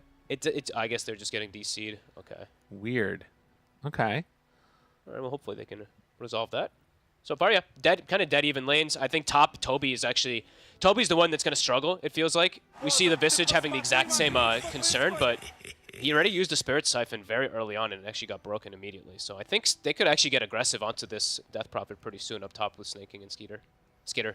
Oh, God. You know, I'm writing it down. I think it's one of those things to me where, like, So many people call him Skeeter too, like to his face. It's like it's a nickname almost at this point. I've literally been casting him since he was on the Penta days, him and 9. Then when he bought Radiance every single game. Radiance, Viper, and stuff, like every game. That's actually where he was Skeeter. Yeah. He's grown up, and now he's become Skitter. The man, the myth, the legend. Yeah. Has the triple branches into the wand, just maximum amount of stats possible. Yeah. And I think he switches it up sometimes where he does go for those like mass mangoes. Right. This hero has built-in innate regen, right, with the Chaos Strike, and I think snaking is just going to feed him mangoes. CK is one of those heroes that of course needs lots of mana, but yeah, he's going to be able to have his own sustain from built-in Chaos Strike. Does need to level that one up now. See if he goes for the 1/1/1 build. Yeah. But yeah, a couple of sort of interesting things to watch for here over the next couple of minutes as they're trying to sort out what it is that the problem is. Yeah.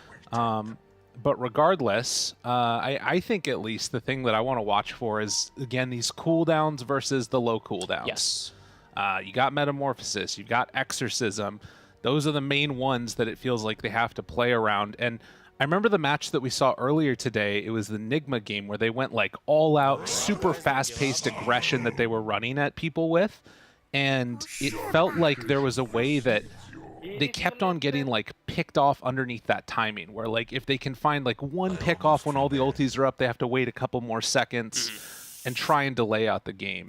And it feels like that's probably going to be Tundra's goal in this one. Yeah, I'd imagine so. I think the big thing to watch is just, is Stormstormer going to be able to survive and endure these clouds, these globals, and stuff like that too? Because I think it's gonna trip him up definitely some of the times. Maybe even Watson too. You know, he tries to get a Sunder off, a global comes out, catches him. So, right. Yeah, we'll have to see if they can.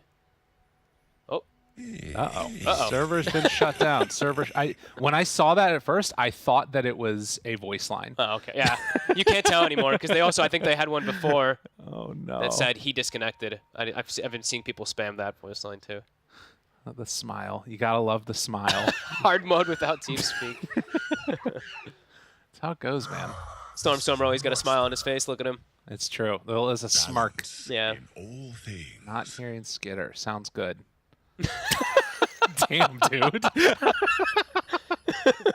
He's having a little bit of self-flame there on the team. You love to see it. Yeah, Fishman even giving a smile there. Yeah. Skeeter not. He's like, yeah, not funny, man. It's like, get out of here. Unbelievable.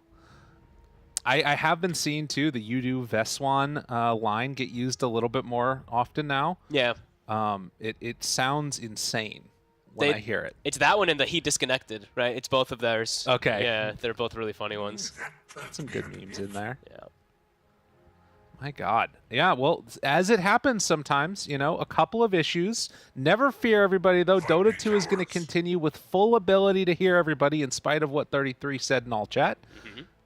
He's smiling, so I feel like they can hear him now, surely. Oh my God, I haven't heard that one in a while. Yeah. That's Nice plan to win, voice. baby. That's a good one. I think that's from the guilds right now, if I'm not mistaken. I believe so, yeah. That's a good one. Have you been doing guild quests that much? Don't tell my guild, no. Okay. I was for some time. I've been on a little hiatus of the Dota. I have too much to watch, so that's fair. I haven't been playing as much as usual. To me, the thing that stands out is that when the guilds first came out, I was spamming the guild quests all the time. You know, you get in there with like a stack of 3 or something. You can get like the main ones done too. But then over time, it's happened a little bit less. But whenever you see these new voice lines come out, that's when I want to start getting back in and playing it some more. I always forget to click the claim weekly reward button and stuff right. like that. I literally always forget to click it. So I never get to actually do as many. All right, they're still having trouble, I guess, to get back in. Yeah, I'm not sure if there's something else that's going on right now. We'll probably hear in just a couple of minutes from the admin as to what it is that's going on. Can you talk to me real quickly about like mid slightly and like what the sort of timings will be? Is like, do you think that the rotations will come on in for those supports to try and defend stuff, or to get for the runes? Sox is definitely going to check rune, and I think Katomi would probably, he's probably going to be, I think we're going to see a lot of contested runes. I think this front lane is very farm heavy between the two of them, the Pango and the Ember. Right. Maybe if there's a point early picked up in chains, which I don't know if we will see from Stormstormer, maybe we'll see a kill attempt onto the Pango, but I think for the most part this will just be farm. Okay. He disconnected. Yeah, dude, this is so funny. What is that team even from? I don't know. Dude, that look, I don't even know. I feel like I might have seen that team name before in Southeast Asia, one of them, but I can't quite remember. Regardless, don't give up, guys. Don't give up. They're going to get back into this game shortly. This is where both teams get to talk about all like little nuances of how to like prepare for the laning phase and stuff like that too. So I'm already seeing, I was waiting for them to queue it up down bottom, but raindrops, I saw Fishman had it queued up right at the start. Watson now has it queued up, so they're going to bring lots of raindrops to endure the soul assumption spam is. Snaking has said go. Are we good? Dun dun dun dun! We're golden. Dota 2 is going to be played. All you fine Dota fans out there. Good stuff. And the Zyj's dropping. The inevitability of Zyj. Yeah. No matter where you go, he's going to be there smiling at you. It is everywhere. Some of the tips coming out. So, yeah, back into it. Stormer again bullying 9 here. Courier. Gain a bunch of denies. Do they find one? Oh, he gets lifted and thrown away. Good save. Will he get the money creep? He will. He got it. He secured it. Flag rare. Well, TB now having a creep wave come into him a little bit here, but you can see definitely getting hampered slightly. Kind of bullied around a little bit by that Visage. Yeah. Whenever the Riki moves, he's perhaps trying to step up for some CS. They actually get the side pull off. This is kind of a big deal down bottom. So going to be tough for them to actually walk up and pressure that one. Soxa focusing on the denies. So how much does it matter Watson having a good start to his game? Like, obviously this is a hero that can catch up in the jungle, but, well, I'll have to hold that thought as 33 is getting pummeled back. Fishman looking for that pull. Fishman stepped up very far. And goes for it. A couple more hits is all that they need, but the Grave Chill and the runaway. And now Fishman, he has gone way too far, gets punished again. I was gonna say it's pretty important in my opinion for the Terrorblade to have a good start, because otherwise he's kind of countered with the Pango last pick, where the big burst damage is gonna happen, and I think if they get to the point where he's just constantly jungling, I think the game is going to become quite difficult. Map will shrink quite quickly versus this Visage. So yeah, I think he has to have this good laning start. Right now it's okay, but you see his counterpart doing a little bit better. And yeah, they're just disrupting the farm. They're constantly pulling back. That was meta used for them to try to get a kill, and they actually end up losing Fishman because he walks up the tower. And I mean, you can see the value there of that, in the dive under tower that happens, thinking they can get the kill. The 2 points in Grave Chill means he just couldn't get that attack speed off in time. It was way too much. And there is a crazy amount of damage that's coming in between this Riki and this Visage. This Fishman constantly has to just be careful how far he steps up. He's got Raindrop now, so quite a bit tankier, but not securing that much CS for his Terrorblade. While we do see Skitter on the other side, he's absolute free farm. Right. To be expected, though. When he's playing versus a DP and a Tiny, they have no way to really pose any kill threat onto him, so he's going to be off to a good start. And Toby Katomi just trying to play around this area, but you step up for a second and suddenly a couple of heroes on top of you. Get to the last word, the Arcane Curse. Toby silenced, taking damage, and Snaking just shrugs it all off. That Ghost creep actually turning onto Entity mostly there, was hitting him constantly. They'll be able to clean up the pull. Well, for Tundra, getting what they want out of the laning stage. And Entity gonna need to come up with some more solutions in the mid game, it feels like, or potentially some of those rotations like we talked about. Yeah. Soxa drops the cloud down, tries to step away, a miss there onto him from the TB, and he's perfectly fine. I think Stormer is going to be the one to watch for that as Toby. Skitter also dropping somewhat low the turn, but yeah, he had stick charges. He was perfectly fine. Yep. Stormer's hit 6. He actually forced 9 back to base. So 36 and 7. This mid pick is looking really nice for the start of the game. The toss back. Whoa. Back behind the tower. Skitter is fine after Katomi taking some damage. Jeez. A lot of pressure on these side lanes. 33. Been left alone a second. It's gone on yet again. Pulls back, but he will also walk away. Power rune. It's going to be a regen top. Stormer is going to get it. 9 can't get there in time. Already used the swash. Nicely done from Stormer. Yeah, this is the type of start that you would definitely want for the Ember, and it's kind of feeling like the saving grace of the laning stage in a way. Yeah, he's playing versus like very limited stuns. Sure, there's going to be the silence that comes out in the mid game from the the Riki plus the global, but besides that, a lot of stuns that he can play around. The CK stun very telegraphed. Rolling Thunder, you have ways to play around it too. So yeah, we'll have to see how much Stormer is going to do to make that space for Watson.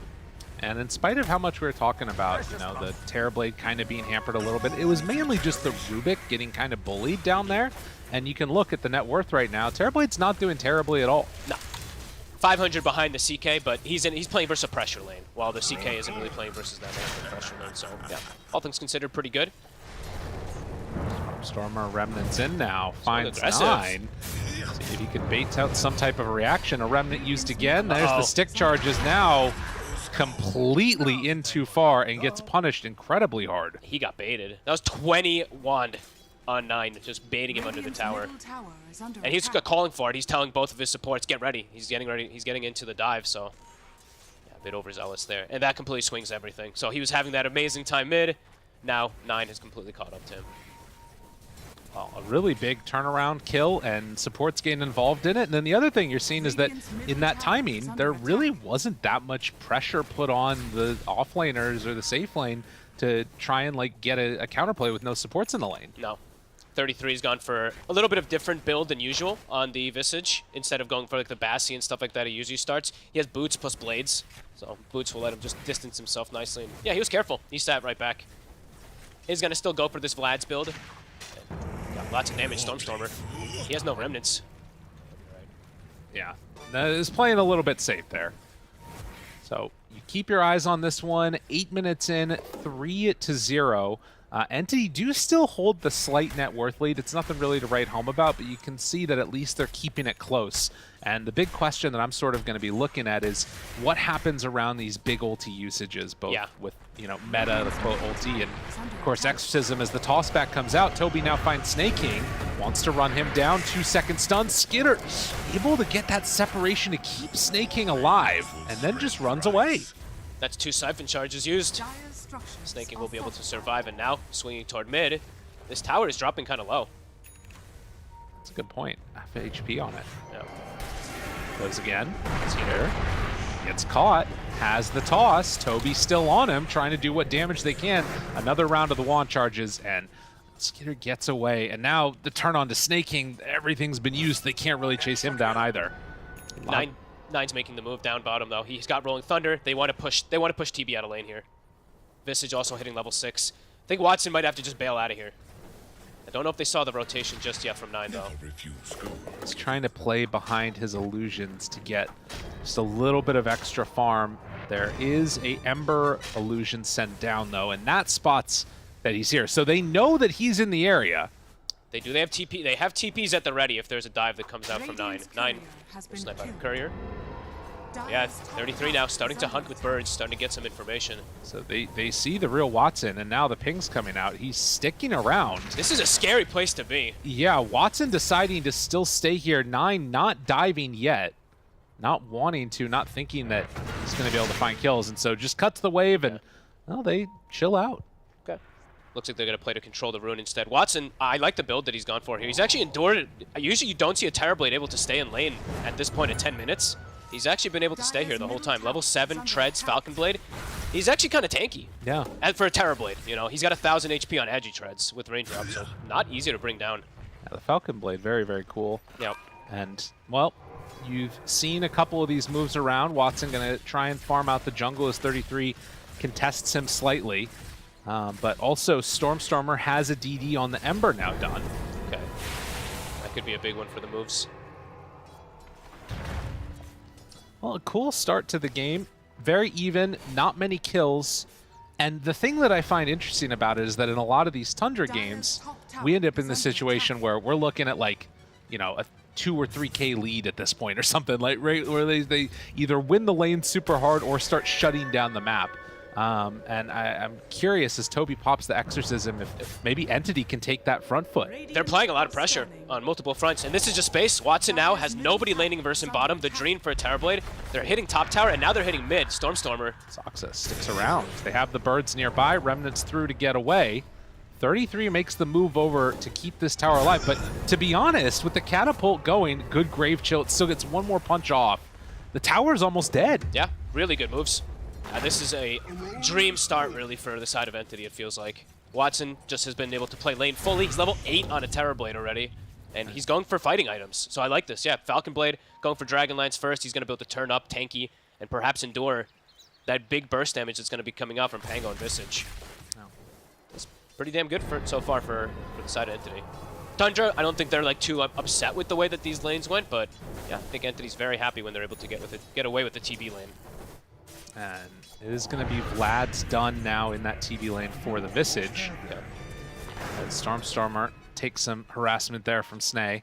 Ruin?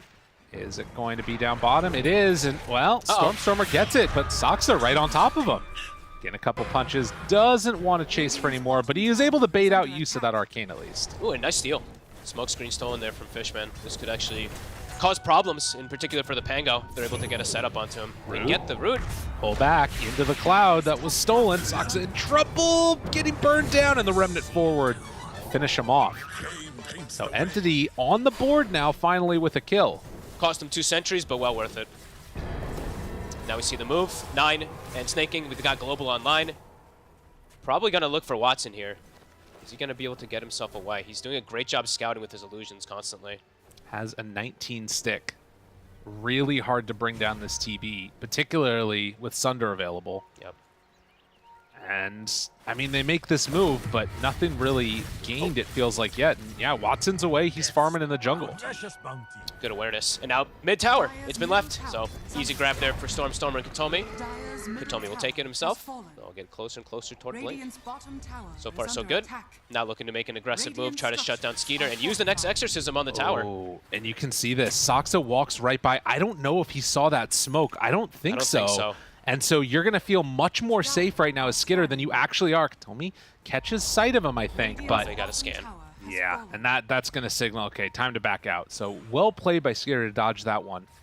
But now tower. I mean, Toby can just walk up with Exorcism. Top tower should be able to get dropped down from him. So far, Entity, some good pressure on the map.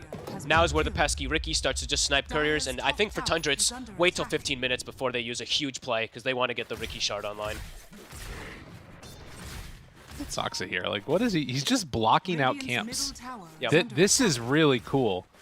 He's blocking camps with sentries and with his body, and then he's probably just going to go for stealing last hits as well from the TV. It's really annoying. Pulls him over. That's got him. Got the courier. Got the last hit.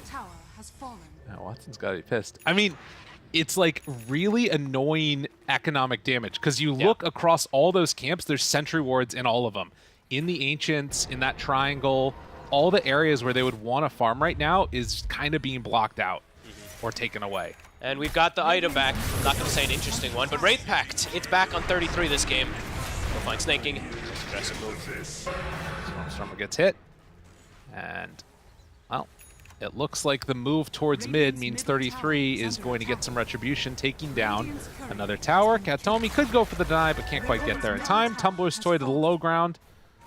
So Tundra, you know, they're being super annoying. Yeah. This is typical Tundra, right? Economical damage constantly, and they're going to have Wraith Pact now at all points in the game to deal with this Terrorblade's damage. If he doesn't deal with it early, it could just make him a lot weaker than I think he expects to be. But still, I'm still just watching Watson top of net worth as this Terrorblade. Yep. Farming very safe.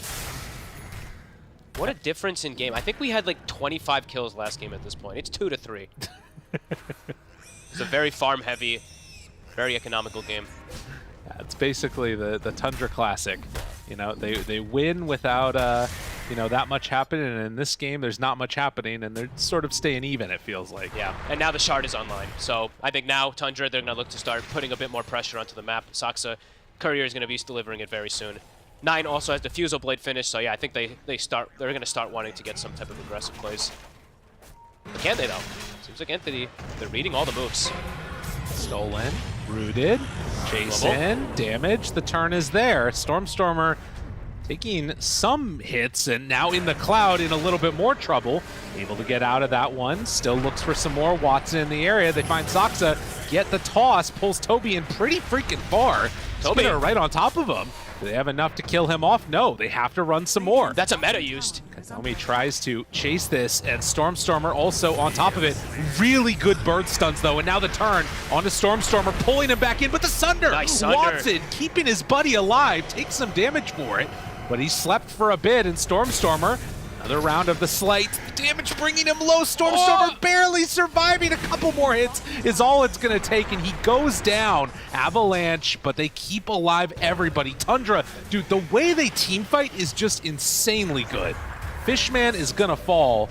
Tundra, they get out of harm's way and find a couple kills on the retreat. They knew exactly how to play this fight. There's this diffusal, the mana burn from them resetting. The initial go, it's a little awkward, but then they actually force Entity to overcommit, and 33, as you mentioned, if these burn stuns, it causes such a big problem. Katomi. He gets the kill, but it comes at a cost as the rest of the team running him down. The birds are there, snaking another +2 for him. First one. Okay. I think it was just out of range of the earlier one. Got it. I guess that's the downside to low kills. Yes, low kills, low int. But either way, I mean, that was the meta used. He tried to chase them, and they just perfectly reset. I mean, Tundra know how to take these type of fights, kiting them away and putting them into a weird spot. And we mentioned, I know Panel talked about it a bunch, is looking at these early exorcisms and stuff like that. Toby's gotten one successful one up top, but a little difficult for him to run in because of the way that Tundra just has to reset and pull away from fights, be it the the drop birds to kite. And, uh-oh, Stormstormer. Big no man's land. Oh, he's 2 so seconds deep. stun, he's gone. Uh-oh. Did not stand a chance there. Yeah, he's going to need to get into that BKB ASAP. That's, I mean, very problematic. They're going to probably lose tower. No meta, doesn't want to look to fight, and uh-oh. I mean, there's even other little things that I'm seeing, like with, well, as 9 gets away, like Watson running around trying to, like, get farm in the map. He just had to run through his triangle. There's nothing for him to farm there. Now Toby's here farming up what else was left. There's no creeps. Nothing. There's just no creeps for him to farm. It's like the beginning before another round of spells even spawn, and they get the kill onto Fishmen. Watson feels like he has to show up to fight because there's nothing else for him to do right now. And Tundra, they're just playing oppressively. They're taking away all the resources from Entity. They are, I mean, this is such an annoying way to play for him. Look at him, like Watson doesn't know where to go. He's got no Ancients, he's got no hard camp, he's got no other hard camp. Root into sleep, sinking on top of him. Uh-oh. He's dead again. The chase down is there. They have all the damage in the world. Even Greaves aren't enough to keep him alive. Toby in the area there. This is just, yeah, Tundra magic. Dude. This is them playing into Greaves before they have their own Greaves. Dude. And Anthony can't take fights. And Watson, he's just walking and he's like, there's no camps. I can't farm. He walked in a circle waiting for the minute mark to spawn the camps, and then none of them showed up. Oh my god. It feels so bad to be a Terrorblade there. He's still top net worth, but like, look at this gold disparity. Yeah. Like now they're finding the sentry, but it went almost full duration. And there's still one in a hard camp, and there's still one in another hard camp. I mean, Saksa is playing so annoying as this Ricky. Now another tower. They're really kicking the pace up. Entity, they're in some trouble here. 33 moves on in. Skitter pops the ulti. Sleeping Fishman. Dart finds him. I mean, they're just getting ripped to shreds. They need to find something here. Stormstormer dodges some of the damage. 2 second stun still there. Tries to kill off the Wraith Pack. It's gone. Can they fight this one now? Toby jumps in. Has he gone too far? Oh, God. The sleep is there. No Spirit Siphons get a chance to do anything. And Entity, they lose the DP and are going to lose a tier 2 tower. That was a 5-second duration on a exorcism. Tundra, yeah, it seems like they figured it out. They figured out exactly how to play versus this draft. They're like, it's too slow. Stormstormer with these, honestly, his deaths are really painful. He's been slowed down so much. 4 deaths on Stormstormer this game. Look at his mana pool too. It's actually pretty low. Snaking stolen like what? I think maybe even like 6 3 rounds or something? I think 6 int has been taken away from this Ember, so I think she barely even has mana for all of his spells. Oh, it's a really rough one. And Tundra, just the way that they're playing, like, dude, look at the bottom half of the map. It's just all sentries blocking everything. This is beautiful game plan really from them.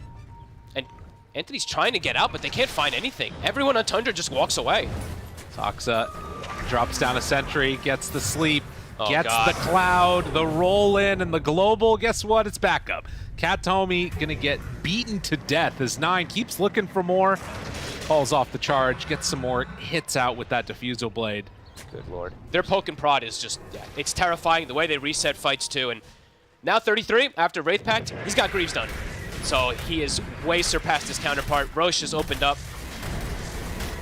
Entity starting to feel like they don't really have ways to take fights almost at this point anymore. They're going to have hopes and dreams there for Watson to try to be able to bring this game back for them, but it's starting to feel almost impossible for him. Yeah, I mean, at the very least, with Tundra leaving that side of the map alone, Watson's able to get some farm for himself, but it comes at the cost, like you're talking about, of Roche now being online. They do find Soxu, who heads into just a little sentry ward there, pulls back in, and okay, Cloud down, stolen Sleeping Dart. Maybe a chance there. Soxa gets brought down low, gets killed off, but Stormstormer dead.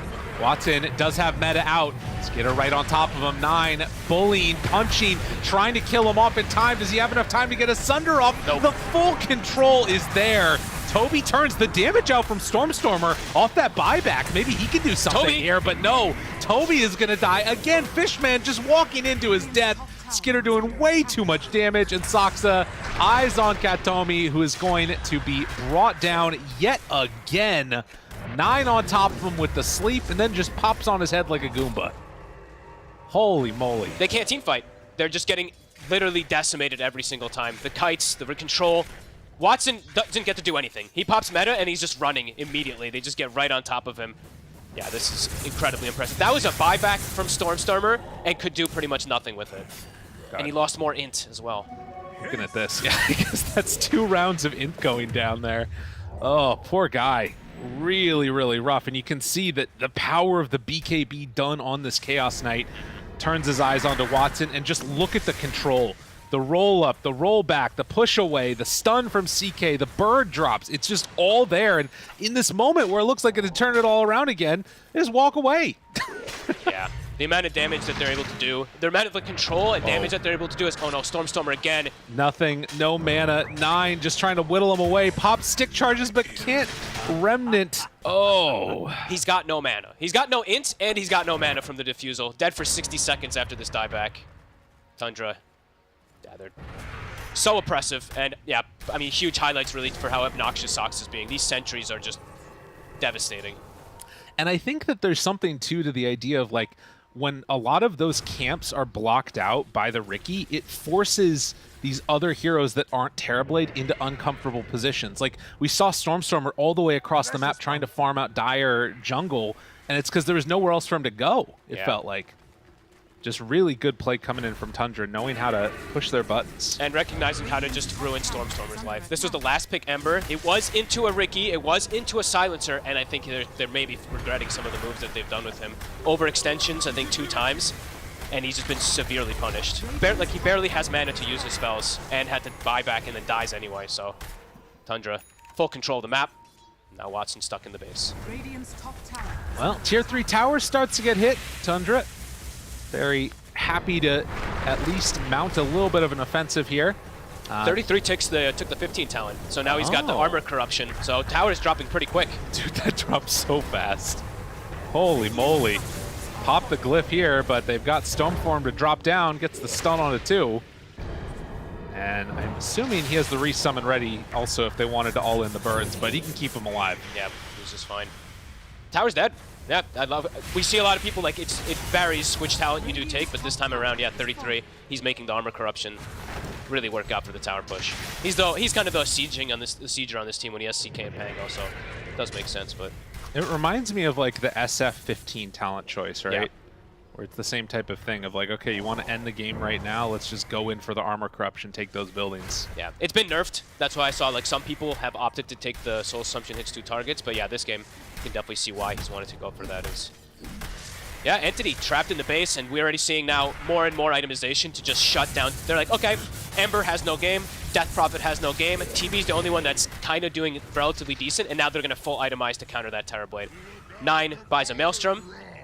Used to see a lot more on the Pangos, but now you can, versus TB, you really understand why, and they're, yeah, just really looking to shut him down. I mean, it's a really cool idea. I like the thing that you talked about there also of, like, a little bit earlier, the Silencer paired together with the Diffusal Blade on Pango, because it's like, you have a limited mana pool to begin with, and then you make it even worse. It's, like, really cool ideas of how to, do it, and also one of the mechanics that makes people the most angry in Dota. Yeah. Just take away all their abilities to do anything. You literally get hit by one swash, and you actually have no int, so your mana pool is that much lower that it just makes it feel that much worse. Look at the scaling. Look at the supports on Tundra now. They're soon to be overtaking the Ember Spirit too. Snaking actually bought Shard. Something you don't see too much on silencers. Okay. More install. So, I mean, if he kills the Ember once or twice more, like, literally Stormstormer's not going to have full spells. It's got 46 int right now. Yeah. That could be pretty freaking rough. We'll see. I mean, I guess the other thing, too, is that, like, you know, those glaives getting a little bit of silence there. Yes. I think it really does catch people off guard, that 4th hit silence.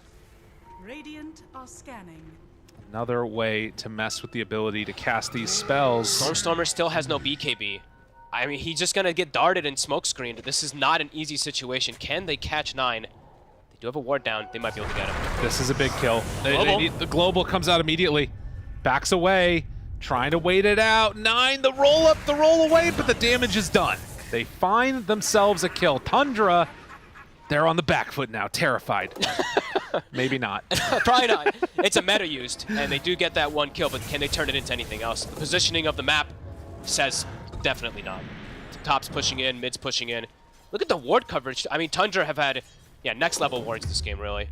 Wards in all 3 lanes, so they'll see everybody that comes out. Plus, they've been blocking all the camps constantly. Economical damage. They can see him to strike even more fear into him. It's coming. Stormstormer almost BKB. I mean, he needs it so badly to be able to do anything in the fights. Breaks a smoke there.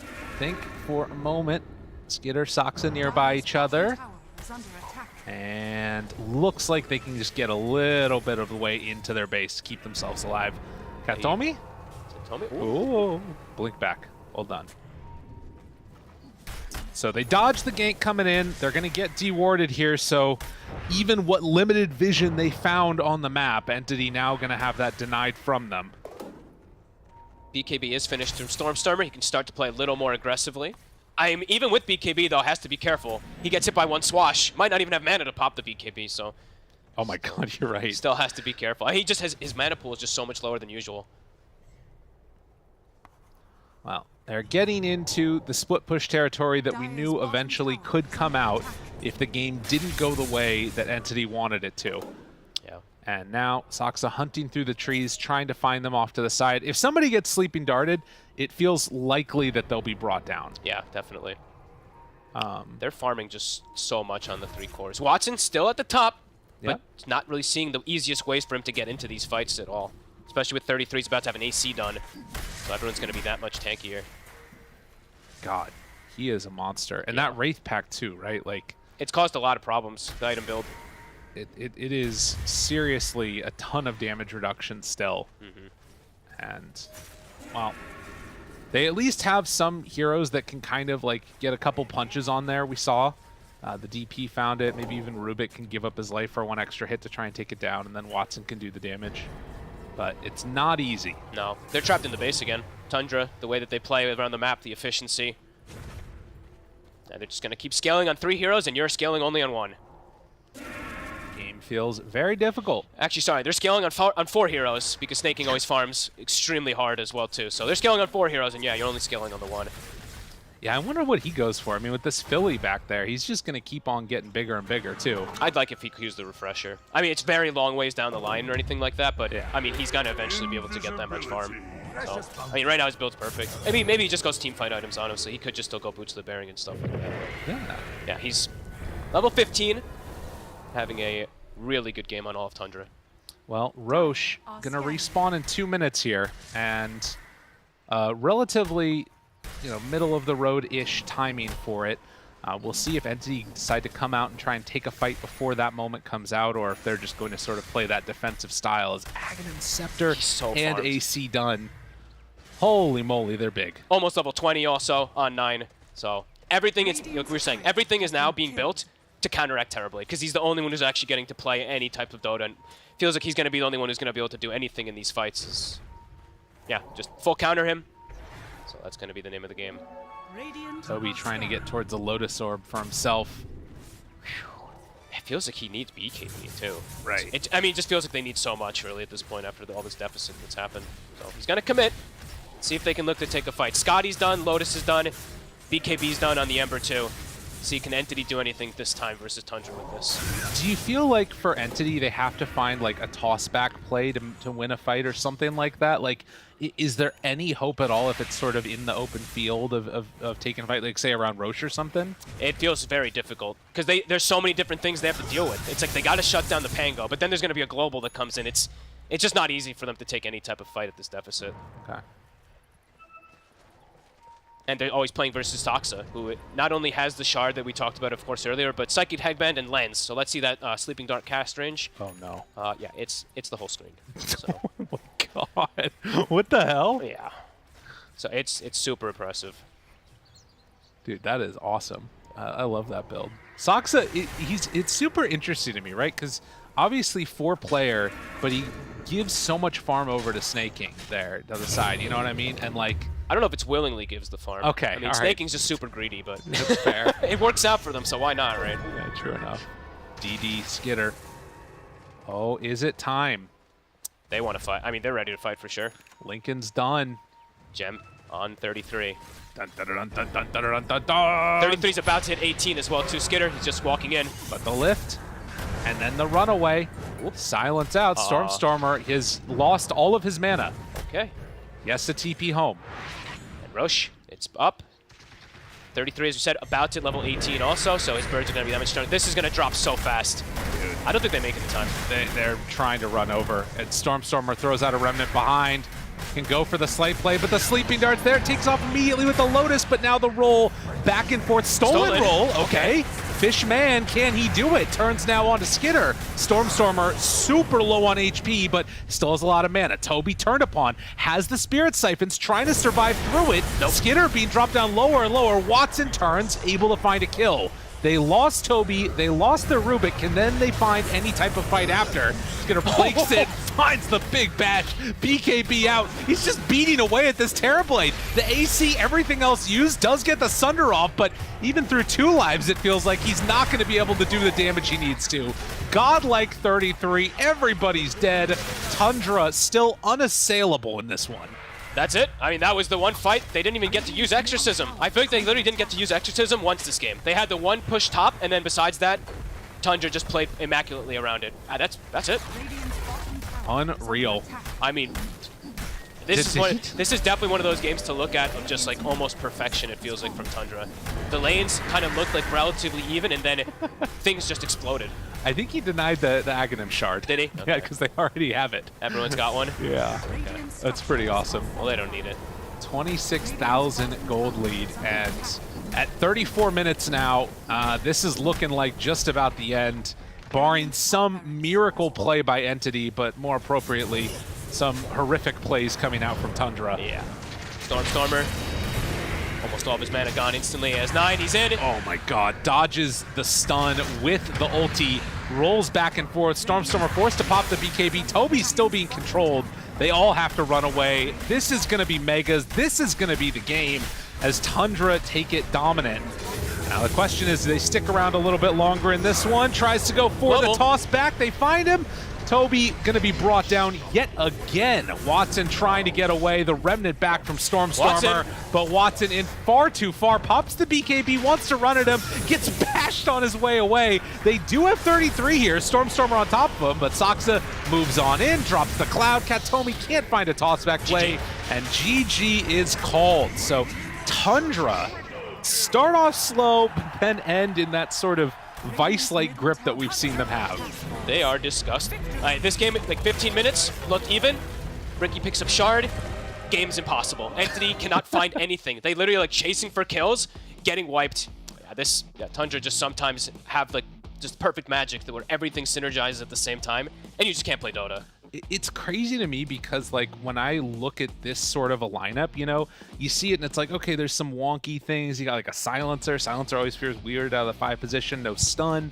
And then suddenly they just come online and they team fight around each other perfectly. I'm thinking of that fight that happened mid lane where they like slowly pulled away from that metamorphosis, and then there's just like this wave crashing back over him. It was devastating. Yeah, I mean, that's Tundra in a nutshell. They know exactly how they want to take these fights. They look and they're like, okay, they've got Exorcism, they got meta. If we poke and prod, we force them to overextend, force Stormstormer to overextend, we're going to win these fights. And I think that really was the big story for me, is Stormstormer, after having a really good lane, dies, what, 4 times almost back to back to back to back.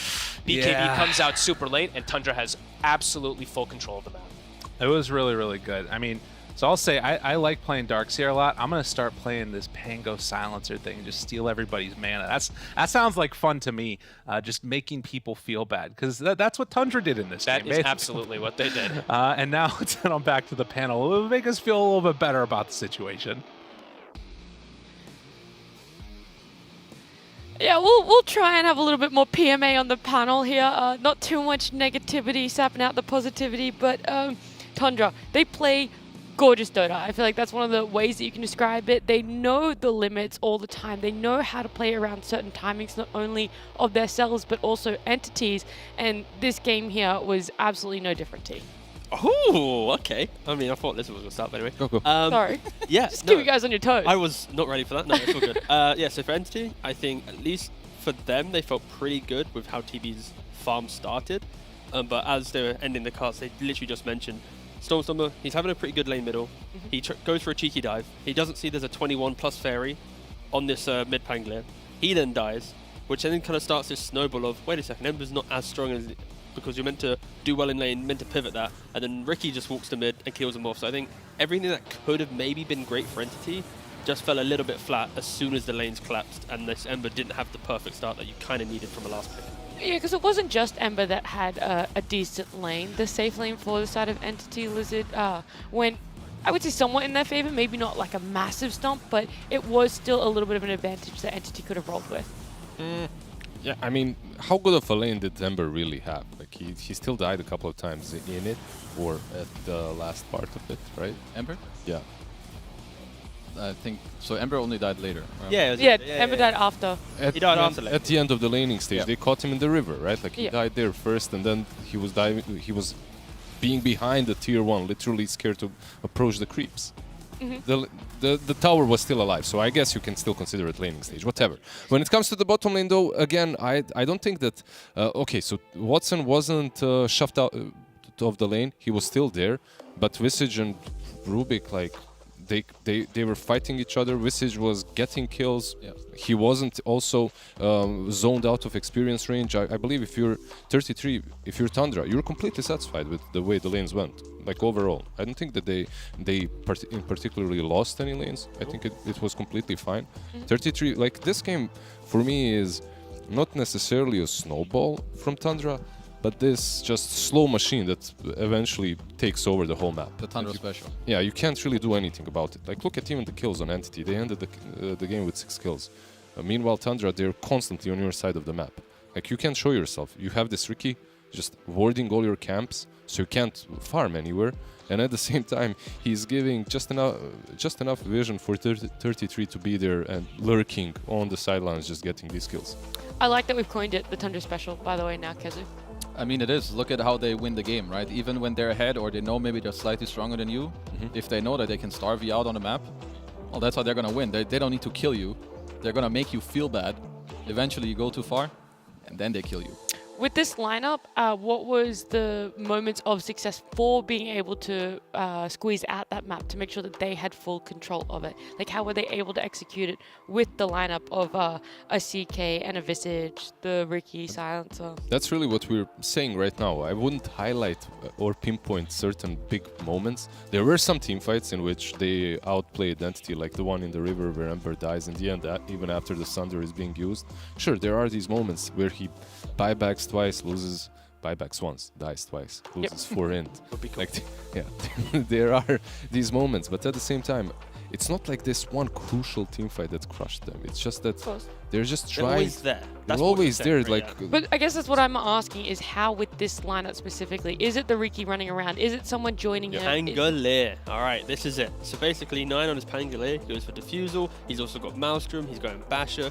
He's going all in on the old school right-click version of Pangolier, so it means that when he's in a fight, he's going to do the damage. He's not going to fall off and just be some Rolling Thunder utility. And then it is the positioning of Riki, covered by the global. Like, the entire draft of Tundra layers itself to be able to slowly exist, position aggressively, and always fight. They're never waiting for the next big spell or anything, because they itemize for the skirmish, they play for the skirmish, but they also don't bait themselves in. I think there's a perfect example in a river fight where Ember's jumping them, but they're constantly disengaging back to their triangle. They get to their own high ground, and then it's like you throw the smoke screen, you kill off the Ember, and then you can chase back into them because you've just wasted their key resources. So I think it's, yeah, their draft, their playstyle, it is this just slow, methodical play that isn't as exhilarating as maybe, let's say, Liquid, but it's way more torturous when you're actually playing in the game. It's like, God, Tundra, just do it already. Yeah, you talked about how players should be, or we should be PMA, and most players should be PMA as well. Well, there are certain types of players that live for your pain, that live to see you struggle. That's all of Tundra. That's almost all of Tundra. I would probably focus on the offlaner, but yeah, the rest of them as well. I think like in this specific game, it's not as much about their heroes. I think it's more about a specific timing where once they do win a small fight or once they gain a little bit of map advantage, it is really hard/impossible for the enemy to come back. Because you have the Riki scouting, you have the deep wards, you have illusions pushing in waves. And once they hit that timing, then it is hard for you to get out. But it comes from them doing very small things over and over correctly. We also saw Wraith Pact. I think this item, of course, when it took away all the spell damage and whatnot, everyone's like, oh, it's a dead item. No, when there's right-clicking, melee, physical damage carries, you're throwing a cheeky Wraith Pact into the mix and they're just depressed. And it's not good. They can't seek help. They got to get out of the game. So Ember and Terrorblade, their damage was near zero because of a Wraith Pact. So I think teams should still be thinking about this item if you're against a certain carries and matchups. I'm looking forward to seeing the Tundra special potentially in game number 2. But before we get there, it's a break. And before a break, it's a sponsor shout out. We're going to give our sponsor, esportsbet.io, a shout out. They're launching soon a watch to earn platform. If you want more details, you'll have to join their Discord channel. And that link is in the bottom of PGL's Twitch channel. So you guys can go searching for that one, find out some more information. But with that, we are going to jump to a break. When we come back, it'll be game number 2 between Entity and Tundra. I'm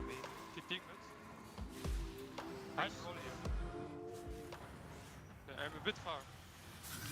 Ember silence! Ember silence! Yeah, Ember dead. Kitty? I'm coming for TB. Go TB, guys. Go TB. I will roll on. Line back. Keep the fight.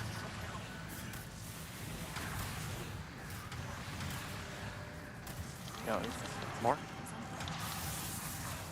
You get DP? Burst him. Tiny in the back, guys. Tiny in the back. Rubik. I'm on the Tiny. I'll follow him Tiny after. Yeah, I'm coming Connect Tiny. me later. I'm coming Tiny. Ember's out. There's haze on the bottom low.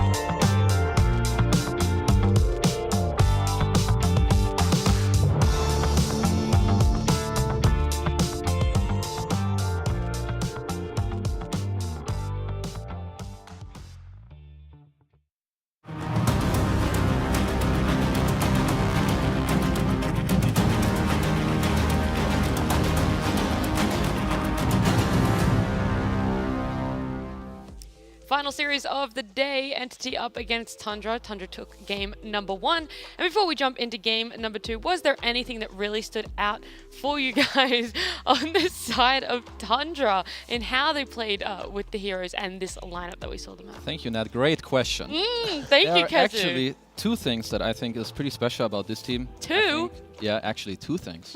That's more than one. First of all, I think no matter in what position they are, they will always find a way for themselves to be useful. I think in specifically last game Ricky. Yeah. Saxa doesn't really have any aggressive plays, but he's going to run around, block camps with sentries, block them with his body, plays aggressive wards. And then step 2, I think they're the best team at enabling Visage. It may not look very obvious in this game, but in other games they have like Marcy with the birds or Luna Aura with the birds. But in this game they have CK with minus armor from the Reality Rift, Lucky Shot from Pango with minus armor, Orb of Corrosion on Pango, and on top of that the minus armor from the Visage talent. So when you stack all of that up with like your CK, It's a lot of minus armor. Yeah, Pango going in and stunning them for you. Even a TB with high armor, he drops to like a threshold where even physical damage does a lot to him. It goes to medium armor. Yeah. And that's rare for a TB. Yeah. That matters a lot. It No does. cap. No cap. No cap on the sack, yeah. What? Continue. I'll continue looking at this draft, game 2 coming up. Not a lot for us to look at, just a Ricky ban and a Lena ban. Good ban. Get the ban. Ricky out of here. Yeah? I respect it. That means, ooh, what's going through? So Beastmaster Brood or Mother, maybe. Brood Mother will be available. Tundra, of course, keeping to that Lena ban, might be They have banning out first 3. pick at least on Entity, so they can snatch one of these, right? True. Uh, That's something. Which one would you want to So if you, snatch? I feel like if you let the Brood go, that's probably your best bet. Just snatch it for yourself. It's an And out awkward the one. tusk. Oh. Then you're giving Tundra the Naga. Well, see? pick your poison. I That's the mean, there's problem, so many right? When you're- poisons when with you're Okay, I mean, Tundra had the chance to first phase it last game, and they didn't, so, you know, they might... But Oh, yeah. it's only in the response to the Brood. Exactly. Yeah. Like that's a very specific response, so then it kind of changes things at least a little bit. But in difference, they're like, you know what, let's not ban either. Let's just, you know, throw them all into the mix. And instead they take away a tusk. Smash the tree ban. I feel like you can ban the Naga, pick the Brood, but then they Got it. pick something else against the Brood, and it's still a problem, right? I like the tusk ban at least because Tundra, our second pick, is a stronger opening because of the mid to 4 flex, etc., etc. Do you just Rubik here if you're Entity then? Do you Are just... they gonna? Okay. Undying. Oh, they're doing Undying because they like Because to of do the- Undying yeah. Slark. So now it's if Tundra want to Brood, they'll Undying discuss- Slark is their exactly. answer. Yeah. So there we go. There's the mind games. And The 3D chess is coming out. oh, it's really entered play, hasn't it? Yes. Oh, gosh, so entertaining. Yes. I mean, I do think it's decent because even if they go Beast, you can potentially Brood yourself. It's something you're comfortable with. If they do pick Brood, as you said, they'll probably just gonna Slark on 8, which they're happy with too. So I think Entity... I reckon you they're just doing pick well. up the Brood and the Slark for yourselves. if you I want. was thinking it, but it's like, then it's like That is a cap. Then a you just pick clean Naga. Bloodseeker game. But Or a that'd be bold though. I was thinking though. I was like, I rate that. That's, Tundra have it in them to lose one game. Come on, guys. Oh, do it for the fans. Show some entertainment. They're too disciplined to do that. Yeah, that is true. There's Aoi behind him. He's like, who suggested this? Get out of here. Ooh. Something different. Marcy Visage? Marcy Phoenix. Okay. Sure.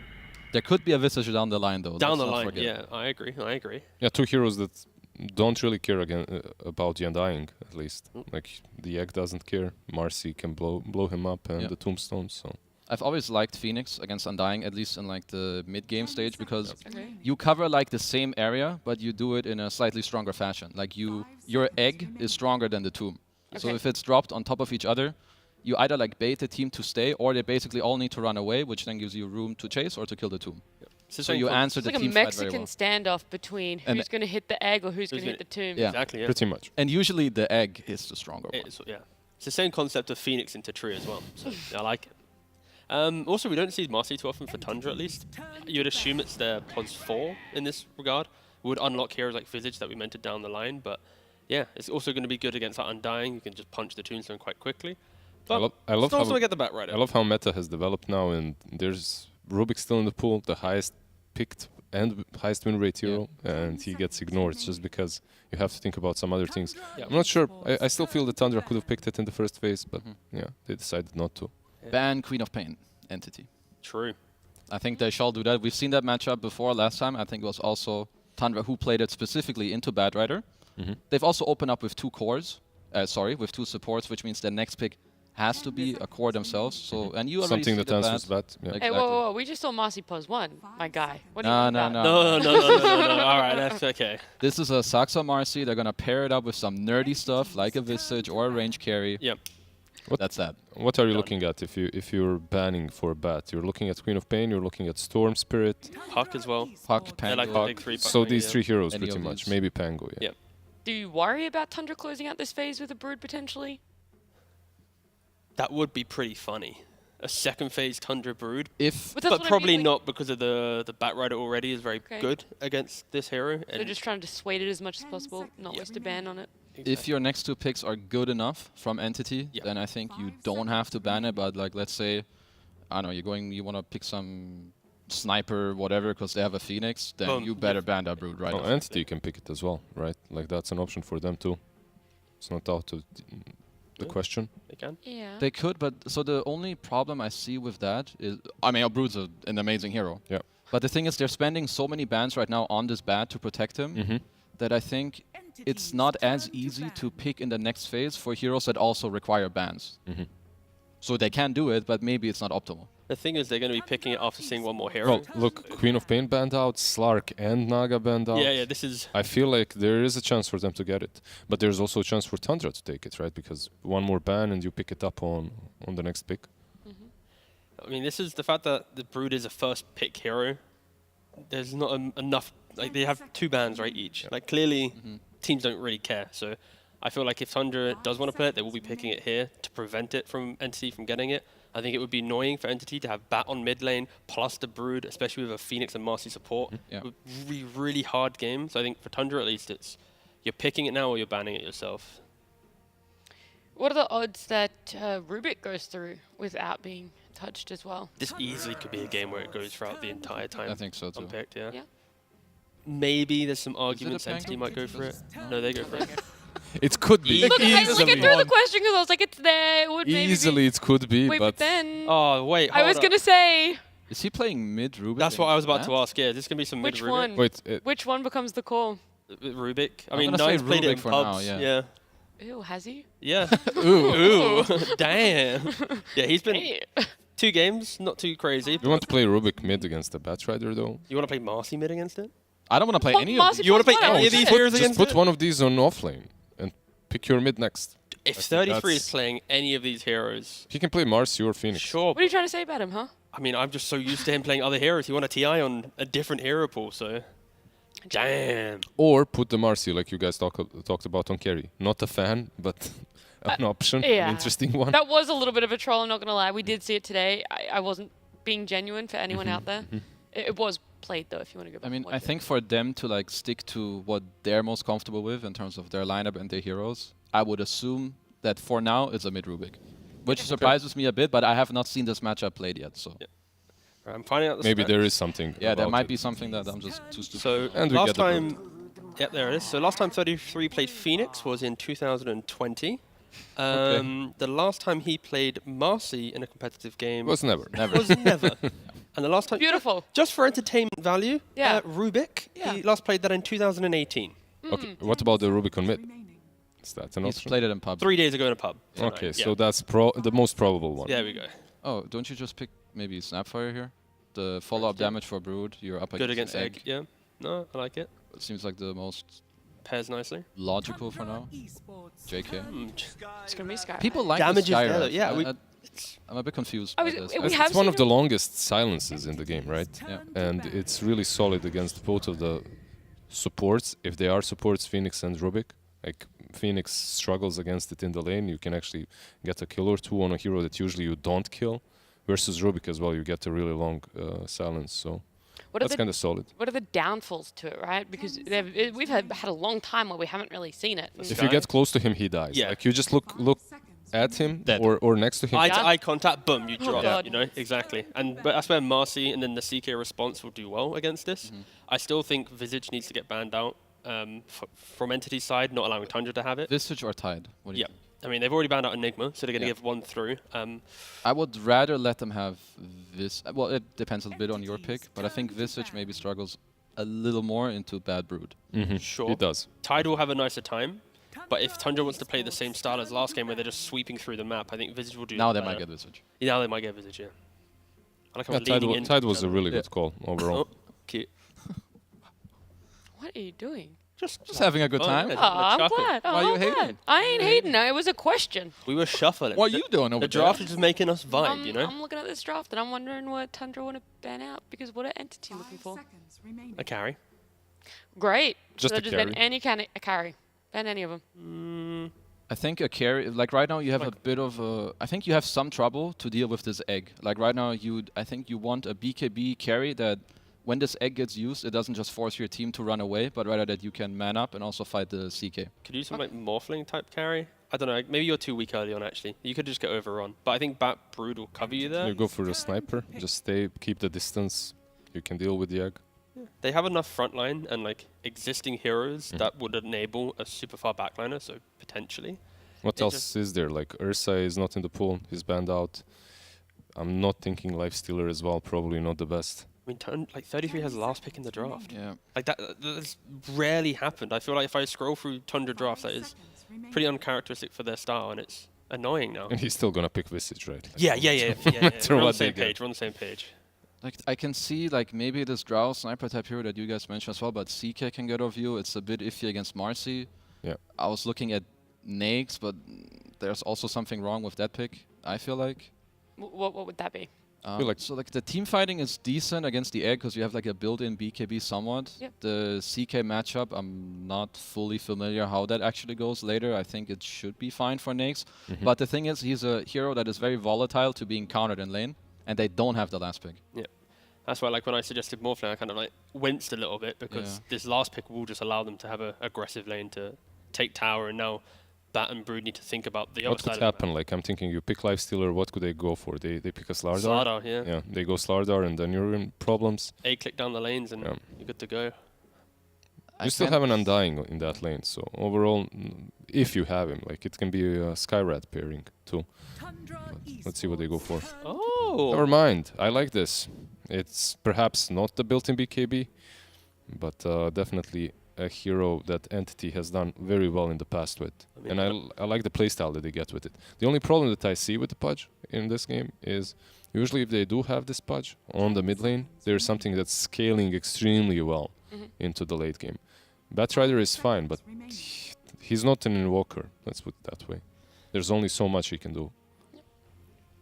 3-3 hero with all these heroes banned. Brewmaster. Sky Silence could be annoying actually. But I'm right now, it's like the, what did I say earlier? Visage was your Yeah, call? Visage or Brew. They're the 2-3 hit. I don't like Visage anymore that much. Oh. This hero was left open. Yeah.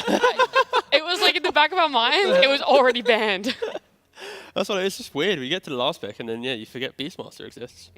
Well, it is going to be that mid Rubik you guys talked about. Beastmaster being overall last pick for 3-3. Sure. It's going to be very nice for Tundra.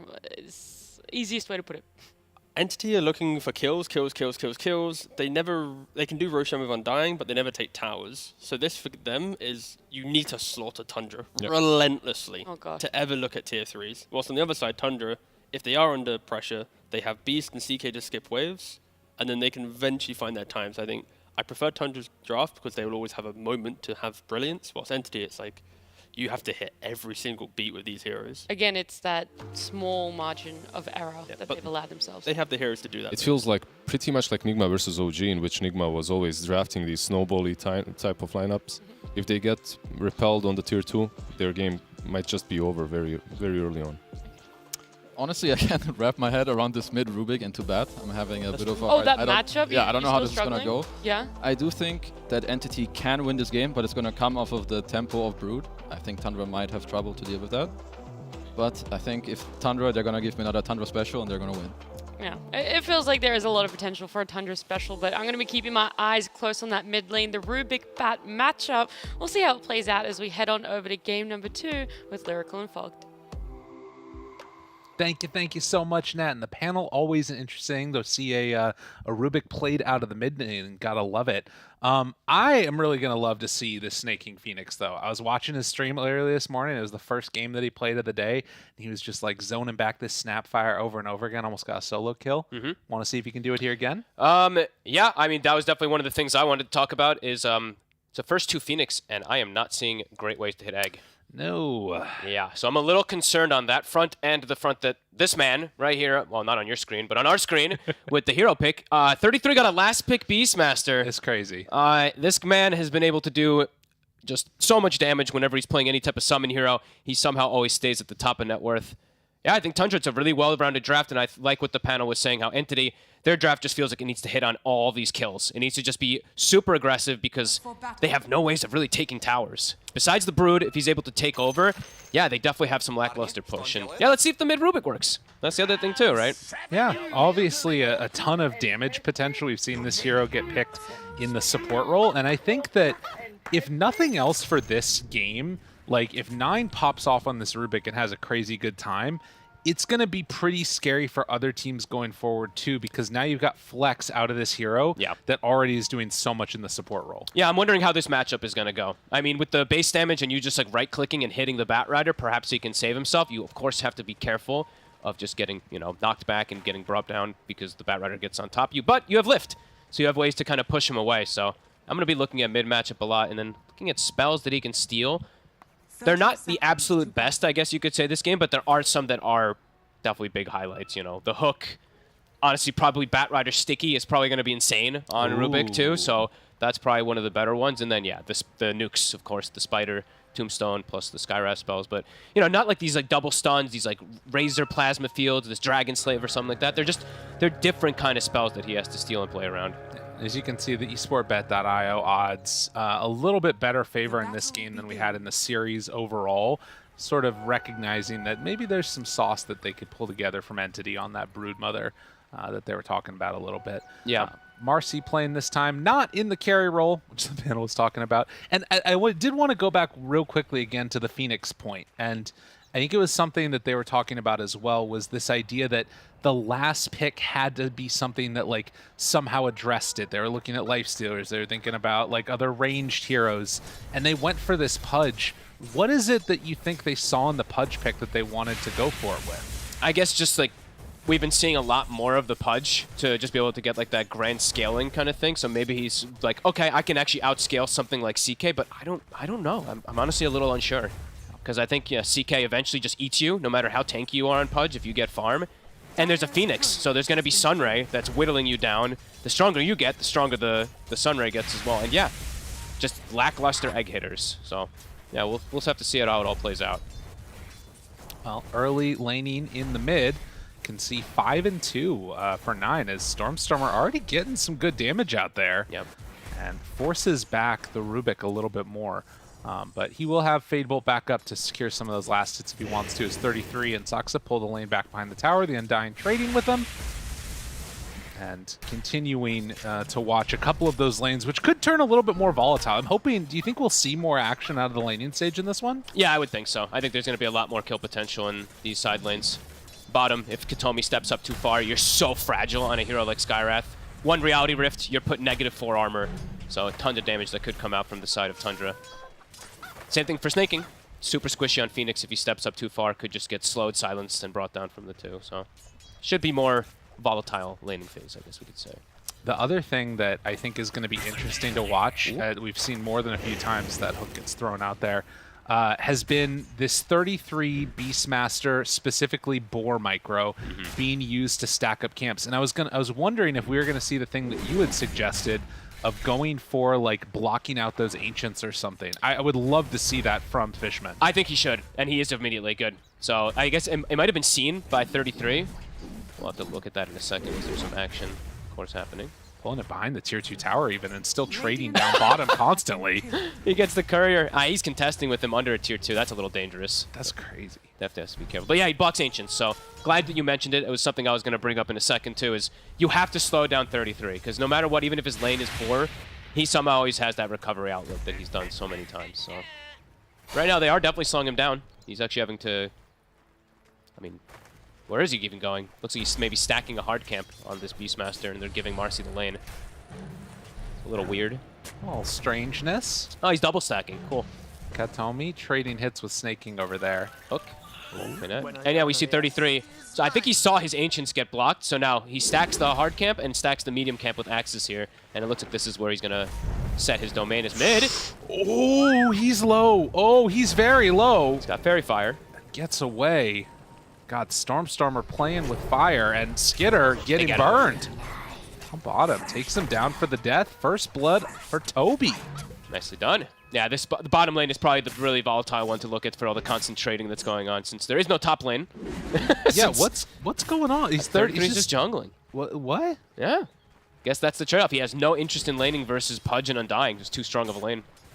So Sox is going to get a lot of free time here, and I guess with like a creep always nearby to rebound away, it keeps him alive to some extent. Yeah. But this is kind of wild, just randomly jungling on the Beastmaster. Yeah, I guess this is probably why they wanted the Pudge, right? Yeah. Just to completely shut down the off lane, I guess. So definitely working out for them there. Already 33 having to do with very weird jungling. This is where you get reported in pubs. Literally. God, I hope they don't win. Like, we're going to be real about it. Otherwise, we're seeing people run off a level 3 as Beastmaster. I mean, he's happy with himself. He cleared a double. He's level 4, so it's all things considered pretty good for the Beast, even though don't he's not say that, laning. please, I'm God. sorry. I don't know. It's, somehow he makes these weird things work. He's almost got Helm finished. Like, I don't know.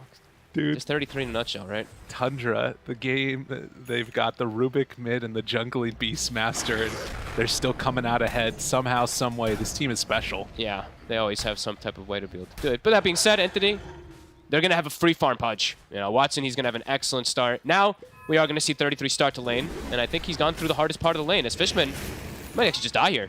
Getting chased. Soxa nearby, ready to go. They pop that tombstone and decide to give up a little bit on the chase there.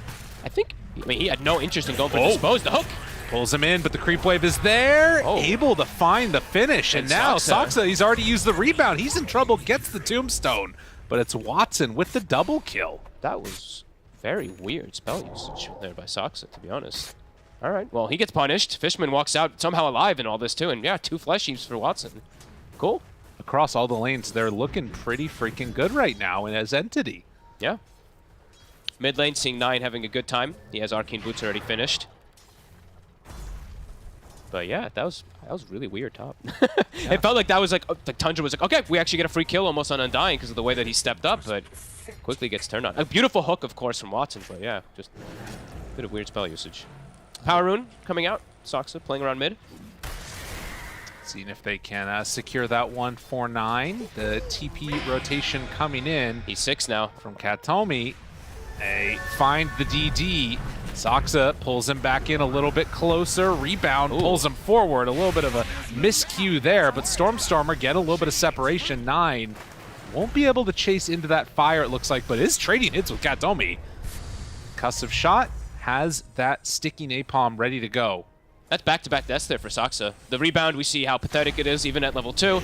Tries to get the connection, he just can't reach. Now 33 comes mid lane, too. Dude, he is just on a path, just heading everywhere. He has no way to lane top. Yeah, Watson, it's just the freest Pudge game ever for now. He's got Phase Boots and Ogre Club already finished. What a last pick. Fishman TP's out as soon as the lift is used. No way to break that one. Okay. 2K gold lead. Things are very awkward here for Tundra at the moment. Snake King now getting dove a little bit. Katomi, the long-range punch. It's enough to take him down for the kill, and Catapult doing some damage along the way. They get the lift. 33 pulled up to the high ground. Stormstormer burns him to death. 6-0. They are smoking right now on Entity. Panel said they have to get kill after kill after kill. That's exactly what they're doing right now. Really nicely done. And yeah, top lane totally broken. Beastmaster shows up mid, dies as well. This top lane has 4 deaths and just not even able to lane whatsoever. Right. I mean, that's pretty huge for them. And, you know, granted, 33, I don't know if you can call him laning top. The heat map for that guy is all over the freaking place, but yeah, he does eventually go back up there again. He doesn't even have his helm finished. He actually went for boots to be able to play the lane, and then they died. So, yeah, I think their idea of how top was supposed to start getting reestablished is just not working. Oh, when you said helm, I thought you meant helm of the Dominator. You're talking about even the Iron Will. Yeah, no, not the full helm, just the helm of Iron Will. Skitter going to get chased down and forced back by Toby. Spider-Man out of there. Okay. Yeah, things looking really good right now for Entity. 3K lead. Toby should have mech at a very early time, so... Watson. Things looking great, Watson. Spots him. The hook, a little off the mark there. Soxa with the small hitbox. Gets him out of harm's way. Constant aggression on bottom, though. Skitter. It's to run. But yeah, you can see the power of just a couple of those spells spammed out, and they run into trouble. Skeeter actually has to be careful. May not be able to show his face. He's half HP, so half HP, no stick, no range drop either on him, so not able to sustain off the creeps right now. Gonna have to heal off of the small camp for a second before he walks back to lane. But Toby, he's now 6, so the spiders, the army is now gonna begin. Well, Toby definitely wanting to put the punish here on Skitter, get some good damage out. Nice dodge. Able to dodge away from the hit of the spawn spiderlings, but the spider's still chasing.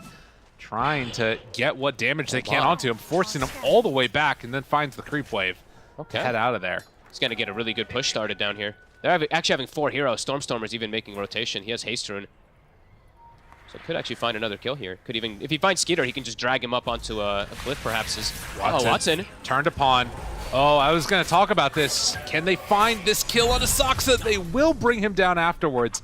Watson was getting a little bit greedy there as Skitter gets chased. No Vanguard, just straight into the Ags. But now the Haste Rune onto Skitter, and, well, there's nowhere left for him to go. Doesn't even have to use the lasso. That's great there for Stormstormer. And Snaking, probably going to get run down as well. Chased, found, with the silence, couple more punches. You know what, maybe they don't need an egg hitter. Just kill him before he gets 6. Yeah, so far so good. Looks like it's going to have to be a lot of pressure and a lot of saving grace coming out from 9 to fix these side lanes, because they are a total disaster. Well, he does still have Sticky Napalm taken. Made that move up there to kill Watson one time, paired together with his team, and will be over in the area again. The lift pulling back in, can't do anything. Hook. Oh, 9. He gets caught. Tombstone down. This is a hard one to stop the damage from coming in. 9 gets brought down. It's Fishman that gets the kill. Saxa soon to die after. Ooh. Entity, they are just all over. Tundra, a 4K gold lead, and now look at this. He's they dead. Find another 33 in trouble as Entity find themselves another pickoff. All right. I mean, if Tundra's able to somehow recover this game, it's gonna mean a lot. It's 12-1. 9 top gets hooked, and then Saxa tries to rebound in again, but the range, as we said, very pathetic. Can't stop the Dismember. Gets a late grab to try to save him, and yeah, rough start, especially for Saxa. 0-4 so far in this Marseille. I mean, I think it's, again, a testament to how good that last pick Pudge was as far as... Yeah. I mean, the thing that's interesting is it feels like 33 knew it was going to be a tough matchup, so he just bounced. Yeah. And they never were able to recover from it. I mean, they tried to show back up to the lane and then just got double killed, so...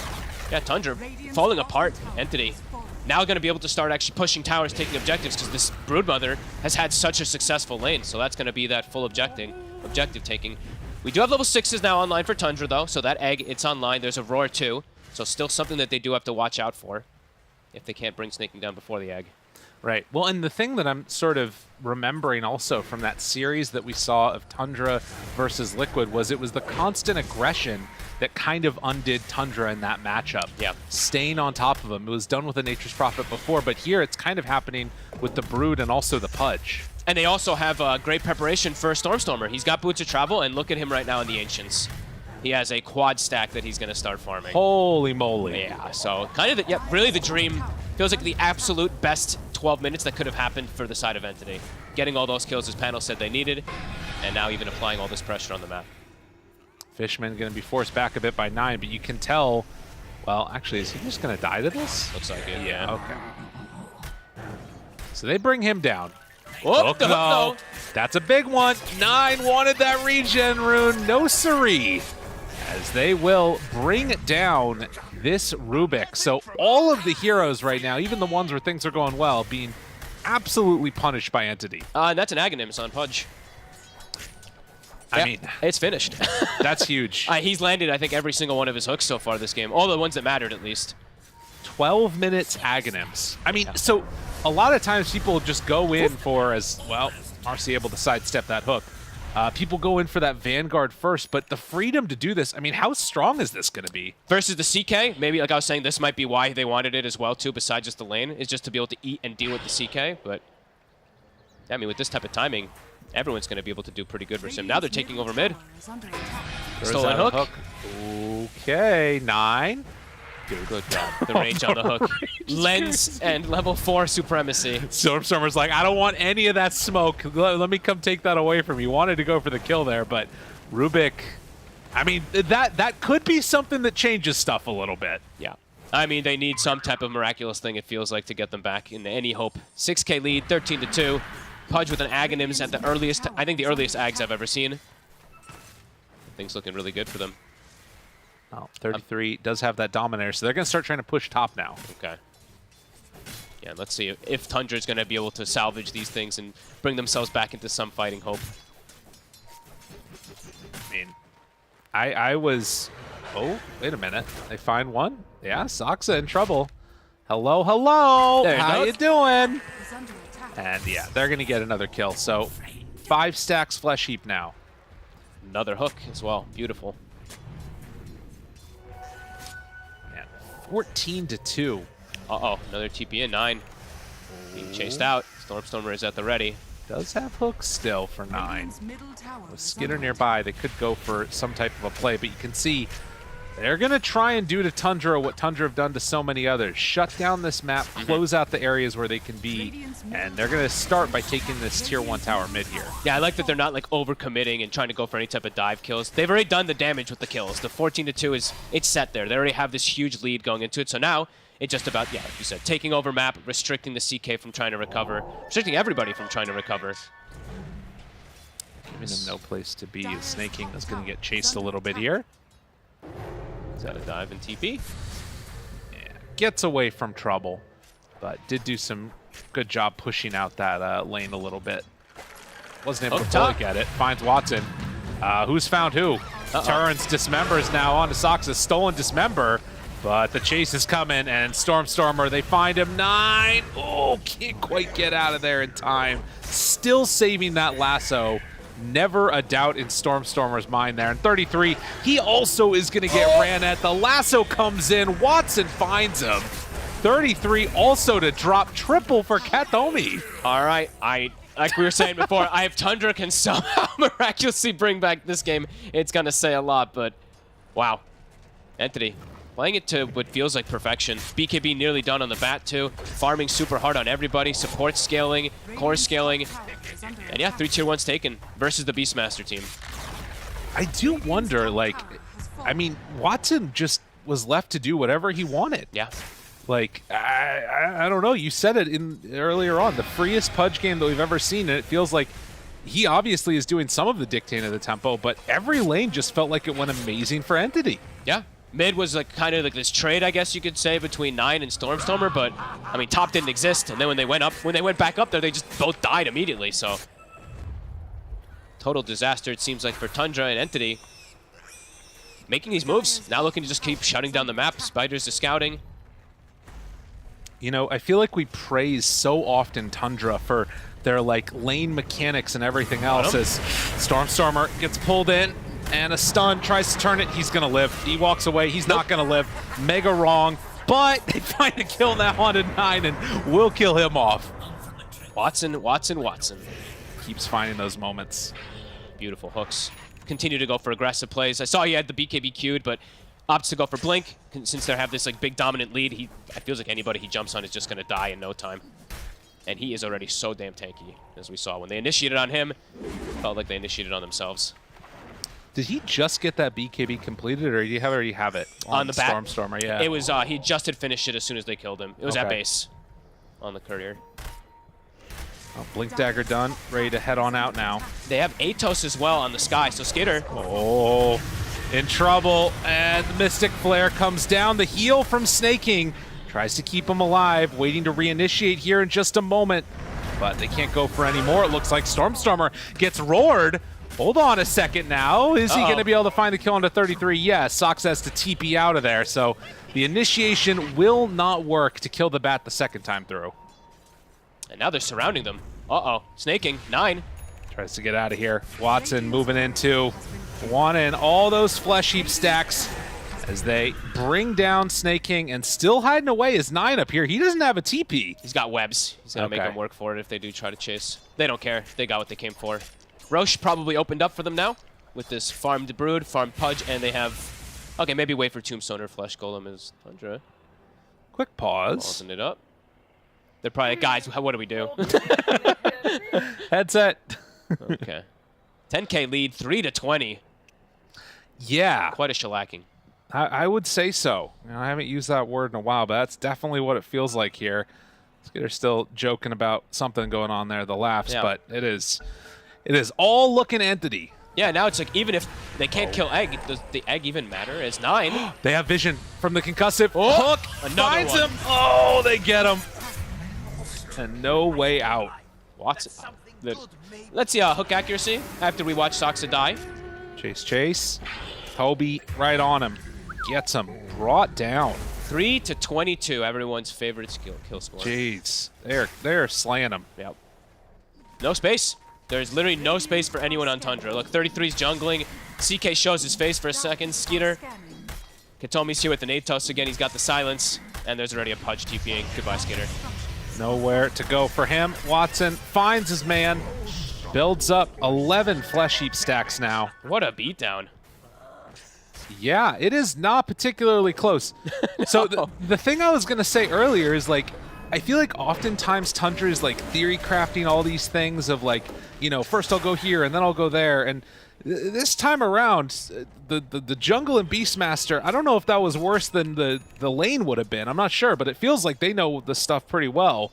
Regardless, it was a hell of an answer from Entity, seeing that freedom and then just going straight Ags on Pudge. Yeah. They've done literally a perfect job. It feels like there's only three kills on the side of Tundra, and yeah, they're taking over the map completely. And yeah, not really seeing when is Tundra gonna be ready to actually fight. Sure, we talked about the egg, maybe they won't be able to kill it, but do they even care? If the egg explodes, they're just gonna make, okay. Like, now what, right? It might not even have any impact with this type of deficit. It's just level 1 egg right now, too. Getting close to 12, but game is feeling rough. Yeah. 9 has an Octarine, so he still is relatively farmed, but they have so many ways to just get on him and almost insta-kill him. And it feels like now, I mean, you can just do whatever you want on the map as Entity. Like, the sort of biggest thing that's holding them back is their movement speed, because the map just feels completely free. Yeah. Toby gonna even take out a tier 2. Tundra has no way to contest this, it feels like, because they're all just farming. They're all just like, I mean, yeah, we're so far behind. We can't take fights. We have to get items to try to be able to take any type of battle later on. But Anthony out-farming them, out-maneuvering them, out-pressuring them. So the switch-up that we saw maybe out of those initial picks, too, in the early phases, definitely working out into their favor as Soxa takes some more damage. Will it be enough? No. The Arcane Bolt won't quite find the kill. And close. Salve up. Stormstormer shows up, finds 9. BKB lasso. Why not? Got him under fire. And Watson comes in to collect another Flesh Heap stack. 24 strength on this Pudge now. And we'll find Fishman, but yeah, the bigger kill, of course, going on the side of Entity. Kobe thinking about a chase here. 33 has Roar, but they won't get him. I mean, you can't go for Watson at this point. Hook. Oh god, that actually almost hits again onto 33. It's so scary. Yeah, Watson a total menace this game. Well, doing to Tundra what they do to so many other heroes and so many other teams. Stuck on one side over in their triangle with 2 cores trying to farm out both camps. Yeah. Nowhere to go. Cannot access the bottom side of the map. Hum of Overlord nearly done. BKB almost done on Skitter, but you know, these items, they feel like they're just coming out way too late at this point. Yeah.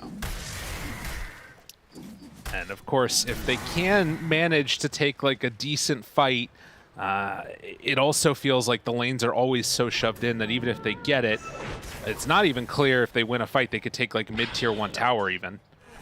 No, definitely not with this type of deficit. But nonetheless, Stormstormer sitting around mid, daring somebody to go onto him. But they send all these spiders out, and Tundra just has to sort of watch their camps get blocked. Dude, that is rough. They ran the spiders in to block the hard camp. Oof. They're just, I mean, they're literally just full farm mode. And now there's a BKB on the Pudge too. Snaking, he's spotted by the vision. Dun, dun, dun, dun. Silenced. Do they have the Aethos? They do.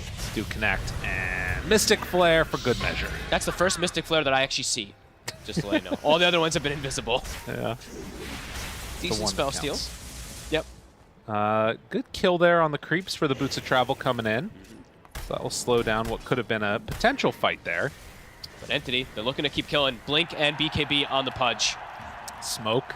Watson feels like he's just going to jump any time. Hello, Skitter. Do they decide to go? Uh-oh. They're all there. Watson collects one, looks for the hook, and stolen hook again, maybe? Yeah, Rubik gets it. TP's out. 9. Can't break that TP. That's Roche, though. Flesh Golem is available. Should be able to kill it at a pretty fast pace. Soxa's just been farming, but looks like he's going to get caught while trying to do so. Moves into position, finds that hook, and yeah, gonna bring down the Marcy again. So 14 stacks now as Roche gonna be hit. Really, really clean play coming out from Entity. 4 to 5. Maybe reminiscent of, what was it, 5 to 51, I think, the other day when Tundra ended up losing. This is looking like it could be potentially one of those again. The way that they lose and win games is so weird. Like, Tundra is just such a bizarre team. Like, they're like, all right, we're just going to do nothing but farm for the entire game, and then eventually we're going to take the best fight that we can. Yep. It makes sense, but it just ends up with the very strange scorelines. That's Watson. Yep. Oof. They've only been able to kill him the once. Now versus Blink, BKB, Aegis. Doesn't feel like he's probably going to go down again. Oh, wow. What an impressive showing from Entity with these lanes. Skitter with that BKB done. Okay. 9. Octarine completed. Probably queuing up the Agnems. It looks like they want to try and take a fight. Sox is 0 and 8 this game. Ooh. Holy moly. Yeah, it's not great. Toby. Oh, the lift, the hook. They found him. Pulled every which way. Does go down. 3-second stun out there. Stolen Mystic Flare. Can they find more? That's a big steal. If they can get it pre-BKB. Probably not the target they want to go for is the Pudge, but if they can somehow control Stormstorm with that, they could actually get a kill. Do have Roar available, so Roar into Mystic Flare could be the option. Let's see. Stormstormer. He is spotted for a second here. 9. Can't quite get him. Snaking's just going to TP over to join the rest of the team again. They're going to immediately re-smoke, try and take this fight with the Mystic Flare. If they run into Pudge, will be disaster. If they run into the Bat, if they can get the initial stuns, they can probably get a kill. See if Stormstormer shows himself. Oh, he might. Bat Rider throwing out a few. 9. Smoke breaks, but did they see him? Stormstormer off to the side. Tries to get out of there, the BKB. Oh, that was the answer they needed. But it's going to wear off soon, and Watson right on top of him drops down the Mystic Flare, doing literally nothing as they will kill off 33. Skitter tries to get out of there, and can they find 9 in time? Oh No, my god. He gets away just barely. Well, it's like 30 HP in the fountain, nearly dies. Stormstormer, he got into the tree lines. They didn't have the initial stun, gets the BKB off, just grabs the first target he sees. And then, yeah, as we've seen many times versus these Pudge, Mystic Flare literally does no damage versus Fleshy. God, it's such a silly spell. Fleshy versus those damage instances. It's always funny. 5 to 29, 18k gold lead. Whew. Tundra not finding much of anything. Good silence from Katomi. Was that another Mystic Flare used that I didn't? Yeah, I think it was.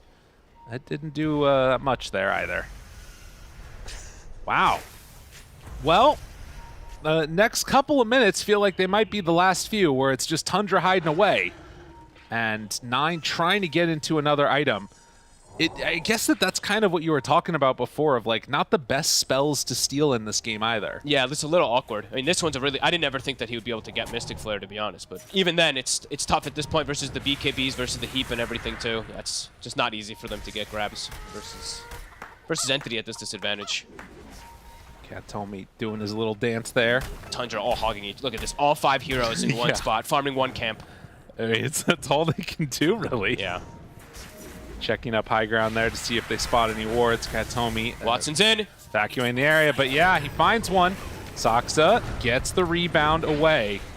Toby throwing down some, well, vision and the silence there. Skitter jumps in, wants to find the kill, does get it on Katomi, and well, Entity gonna try and back away for the moment and immediately jump back in. Watson trying to run down Snaking. They get the egg off. No egg hitters. Will it do enough damage? Will Watson be brought down? Doesn't matter because he has the Aegis. No. Skitter push back into him. turns to try and fight 4-second stun, but the heal is there nonetheless. Watson still burning down 29 HP, and he's ready to run at people again. More flesh heaps. 17 stacks on this Pudge. What in the heyday? And a good fight from them again, too. Even when they're behind, they do excellent target prioritization on the side of Entity. Tombstone was stolen, put on high ground. I saw both I think the Broodmother and the Skywrath turn to hit that to kill it. Even though the Egg and the Tomb, they still are always going for the right targets. And Watson just continues to be, I mean, a total beast this game. Pick me more Pudge. No more Terrorblade. I like this. Much more aggressive. Seems to be definitely feeling his comfort right now. And going into the Shivas next. Dude, Pudge, it's the new bee's knees. Everybody loves it. It's the old new bee's knees, right? It was True. Every game at TI felt like it was like, uh-oh, this Pudge is going to be coming back. Disappeared for a little bit, but now, yeah, it's full force back into the DPC.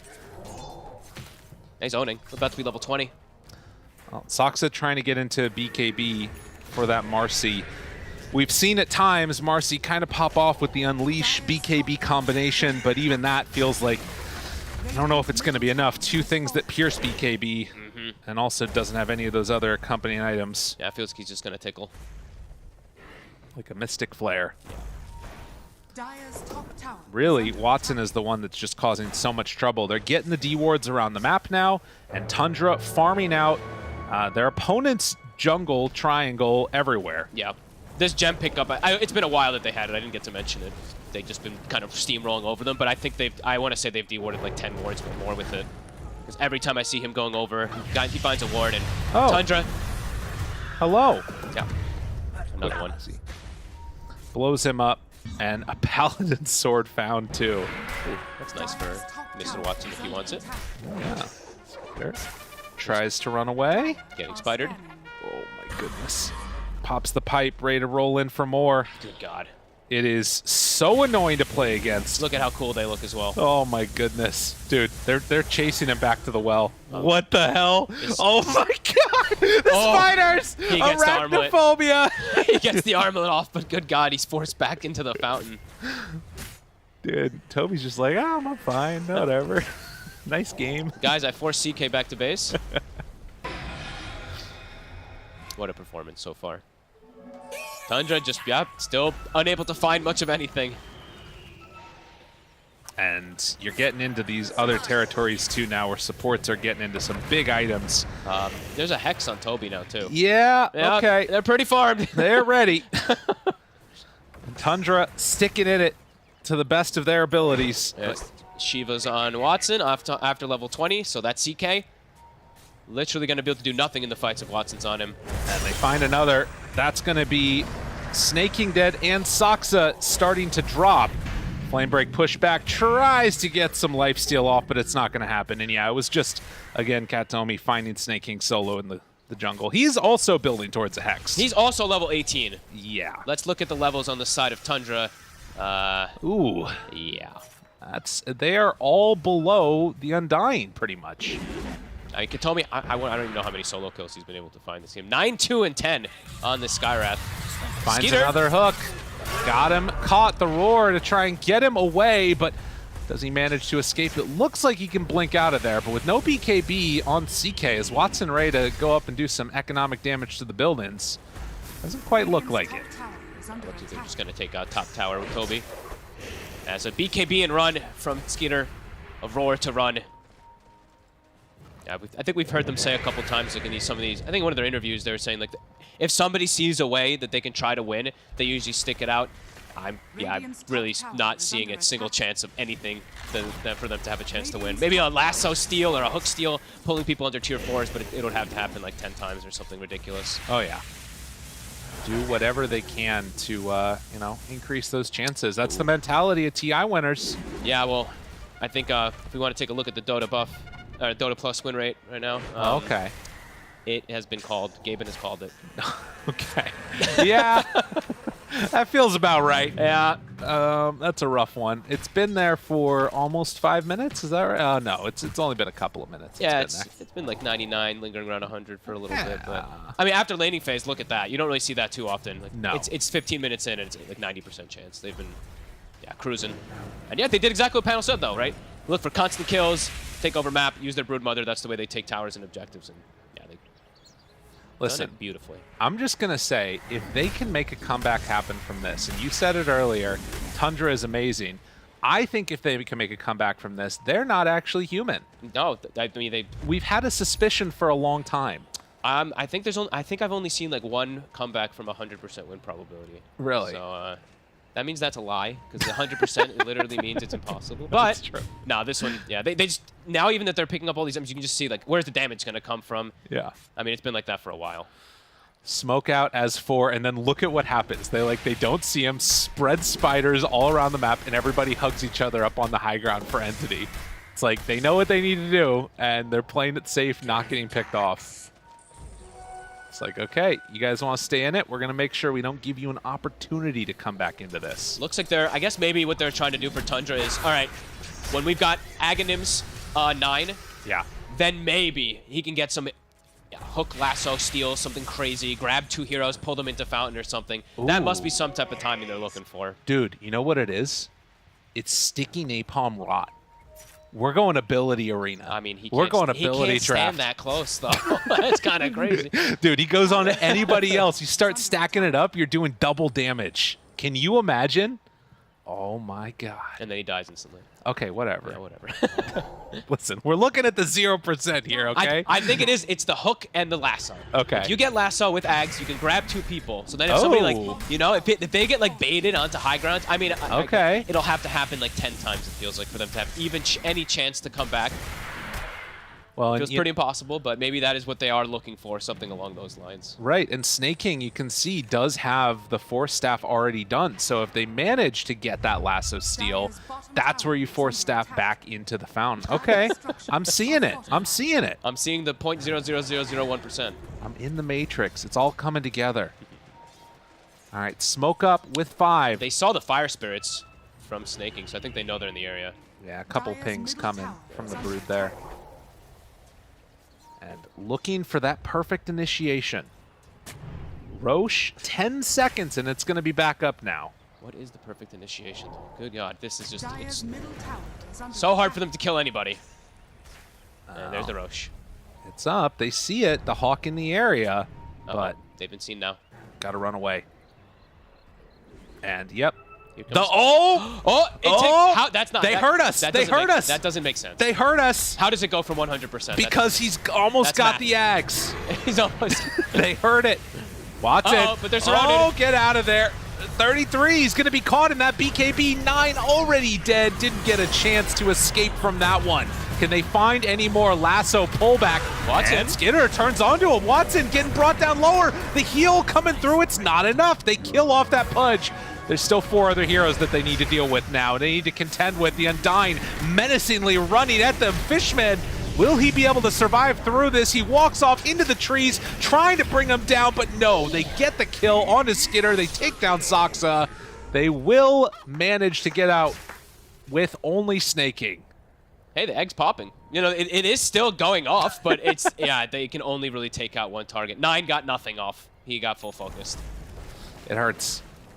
It's a painful one. Yep. Fighting outside the base too. That's pretty pretty confident. Pretty bold. Yeah, pretty bold at this disadvantage. Katomi, Hex, soon to be finished. And I believe that's the next menu is Roche.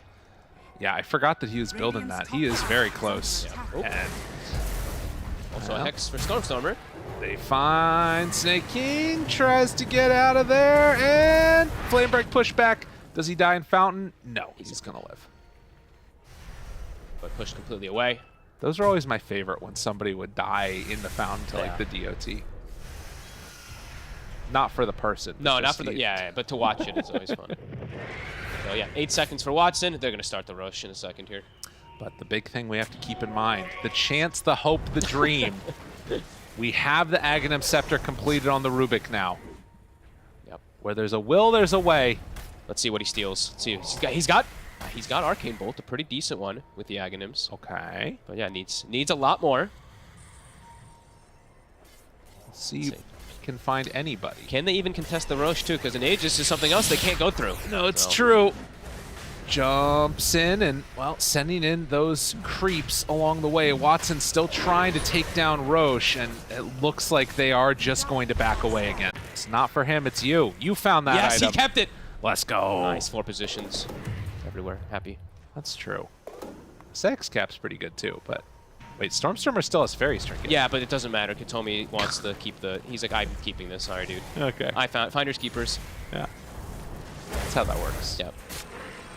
He's like, you have Octarine. You'll be fine. You don't need it anyway. You already got reduction. You don't need the. Is little bit fairy extra. trinket still the best one here though? That kind of blows my mind a little bit. A lot of damage. I guess that's true. What else do they even have? I mean, it doesn't really matter. That's true. Keeps, to be fair too. But You're very right about that one. Thinking. See you later. Got him. Caught him. Gonna bring him down to the low ground and finish him off with the Hex. Well, Watson finds Skitter. himself a tasty little CK. The illusion's pecking away, trying to stop the damage from coming in, but it's not gonna happen. 33 has to run away, and, well, he almost runs into some more trouble up there. Katomi's still in the area. It's worth roaring and killing anybody at this point if they find them, but they can't actually find it. Soxa desperately trying to find farm. Just hiding wherever they can. 7 to 40. They passed the 5 kill mark, so it's not going to be 5 to 51. Yo, Decay. That's an interesting one. Okay. Incredibly long fights. If he's able to spam these spells 100 times, if he survives. Oh god! Oh, the Hex! It counters the Decay. It counters. Oh god, bye. Okay. Oh. Roar. Do they have the damage? They Jump, might. jump, jump! Soxa, good damage! Blows him up! Okay. Oh, dude, the Marcy. Soxa, he queued up. He's got the Basher. Almost 18. Soxa's the one. I thought that you were gonna say Rapier. No. Okay. Can't go for that yet. Maybe Soon. next. Maybe next item. Next item.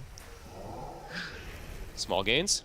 True. It went back to 100%. Oh no. They keep getting on the Rubik. Yeah, they find him. Yeah, they're finding the core kills. Also, has he cast Lasso again? So that's the other sort of counter to this strat, right? Just never cast Lasso again. That's true. In this game. Or Hook. No. Yeah, just don't cast those spells. Just blink and rot on him. Blink rot, blink flame break. It's all your damage anyway. 33. Ooh. Does he get caught up here? There's a long little conga line of heroes moving over. Uh-oh, the boar though. It hit Watson, so they don't work out. And on the other side. Katomi just soloing people left and right. Level 23 on the Skyrath. They are just really taking it to him. And, you know, Tundra, love them to all the death. They're sticking in this. They believe in themselves. The type of confidence this team has. I think that we can still do that. Did he get steal it? He got stole it. Okay, step 1. All right, let's see. What's the win probability now? Let's go. Is that the 1%? It needs to be higher. I'm joking. Oh no, no, it's still at 0. No, of course. He needs the lasso still. Yep. Once that comes up, we're going up to like 2%. I can feel it. He's got telescope too, so cast range is really far. Look at these hooks. Split out. Look at that one. Yep. Up top, Stormstormer. He's hunting. Oh, He's God. found him. Oh, get out of there. Farewell. He's mega dead. 33 gets dropped. Soxa does get out of there. Oh, man. Anyone they find just dies. Goes in for that hook. Skitter has already gotten a little bit out of harm's way. Has to be very scared of that Shiva's vision out there. He can't farm with his hero. He literally can only use Phantasm to farm. Because he will get solo killed by Katomi. He'll get solo killed by Watson. Is he going to get an abandoned? He's not getting XP. He's getting a little bit. Okay. All right. No abandoned in lobbies anyway. So that's fair. Don't give up, guys. Don't give up. Don't give up. Good timing for that one. Entity letting him have it back there too. Oh, the lasso. They caught him. 9 drops. Now, he does have buyback. They have saved buyback. They're ready for this eventuality. Stormstormer feeling like it's finally time. Goes on in. They BKB to react. It's stolen. The lasso! Where's the force Pull staff? him in. They need it in there. Get that force staff. Make it happen. 9. He's not quite able to pull him inside the fountain. They need the damage. They get him in. They take him down. Oh, Lord have mercy. It was meant to be. The pull-in. Fishman's dead. Oh, Tundra, this is what they've been waiting for. Step 1 of 20. You said you didn't believe it. Blink in. That's not the real Skyrath mage. They want to chase him down here, but Toby will manage to escape. That was the dispose, the level 1 dispose that got him in there. Is it really level 1? Yeah, he's in stats. Oh, he's just been going stats with it. That is awesome. Can they turn it into another kill? Lasso in 20. Dude, there's no fountain here, though. Oh, man. Oh, God. They get the roar. Roar. Run down. Dude, there's no way. There's no way. No way. They find him. They kill him. Stormer drops. Holy crap. Dude, I mean, those Tundra. are big kills. Listen. That's a gem as well. How many levels did they get for this? Look at the experience. Oh, my God. Well, this is still going to happen. Yeah. Okay, level 25 Skywrath. Rubik dieback. Okay. Yeah, it's kind of rough there. Katomi, look at him too. Katomi's a stone. Look at his face. No reaction. Yeah. Stone cold killer. Man, he has the shard too, so he's getting all that extra bonuses out there. What a monster. Yeah, usually not the best shard until you have Aghanims, but I mean, he's so farmed anyway. He'll get it soon. All right. Small chances here. Very, very small for Tundra, but seeing it potentially something there. Maybe. I mean, the thing about that, if you die when you get near the base, just never go near the base, right? Don't use lasso. Don't go near the base. Uh-oh.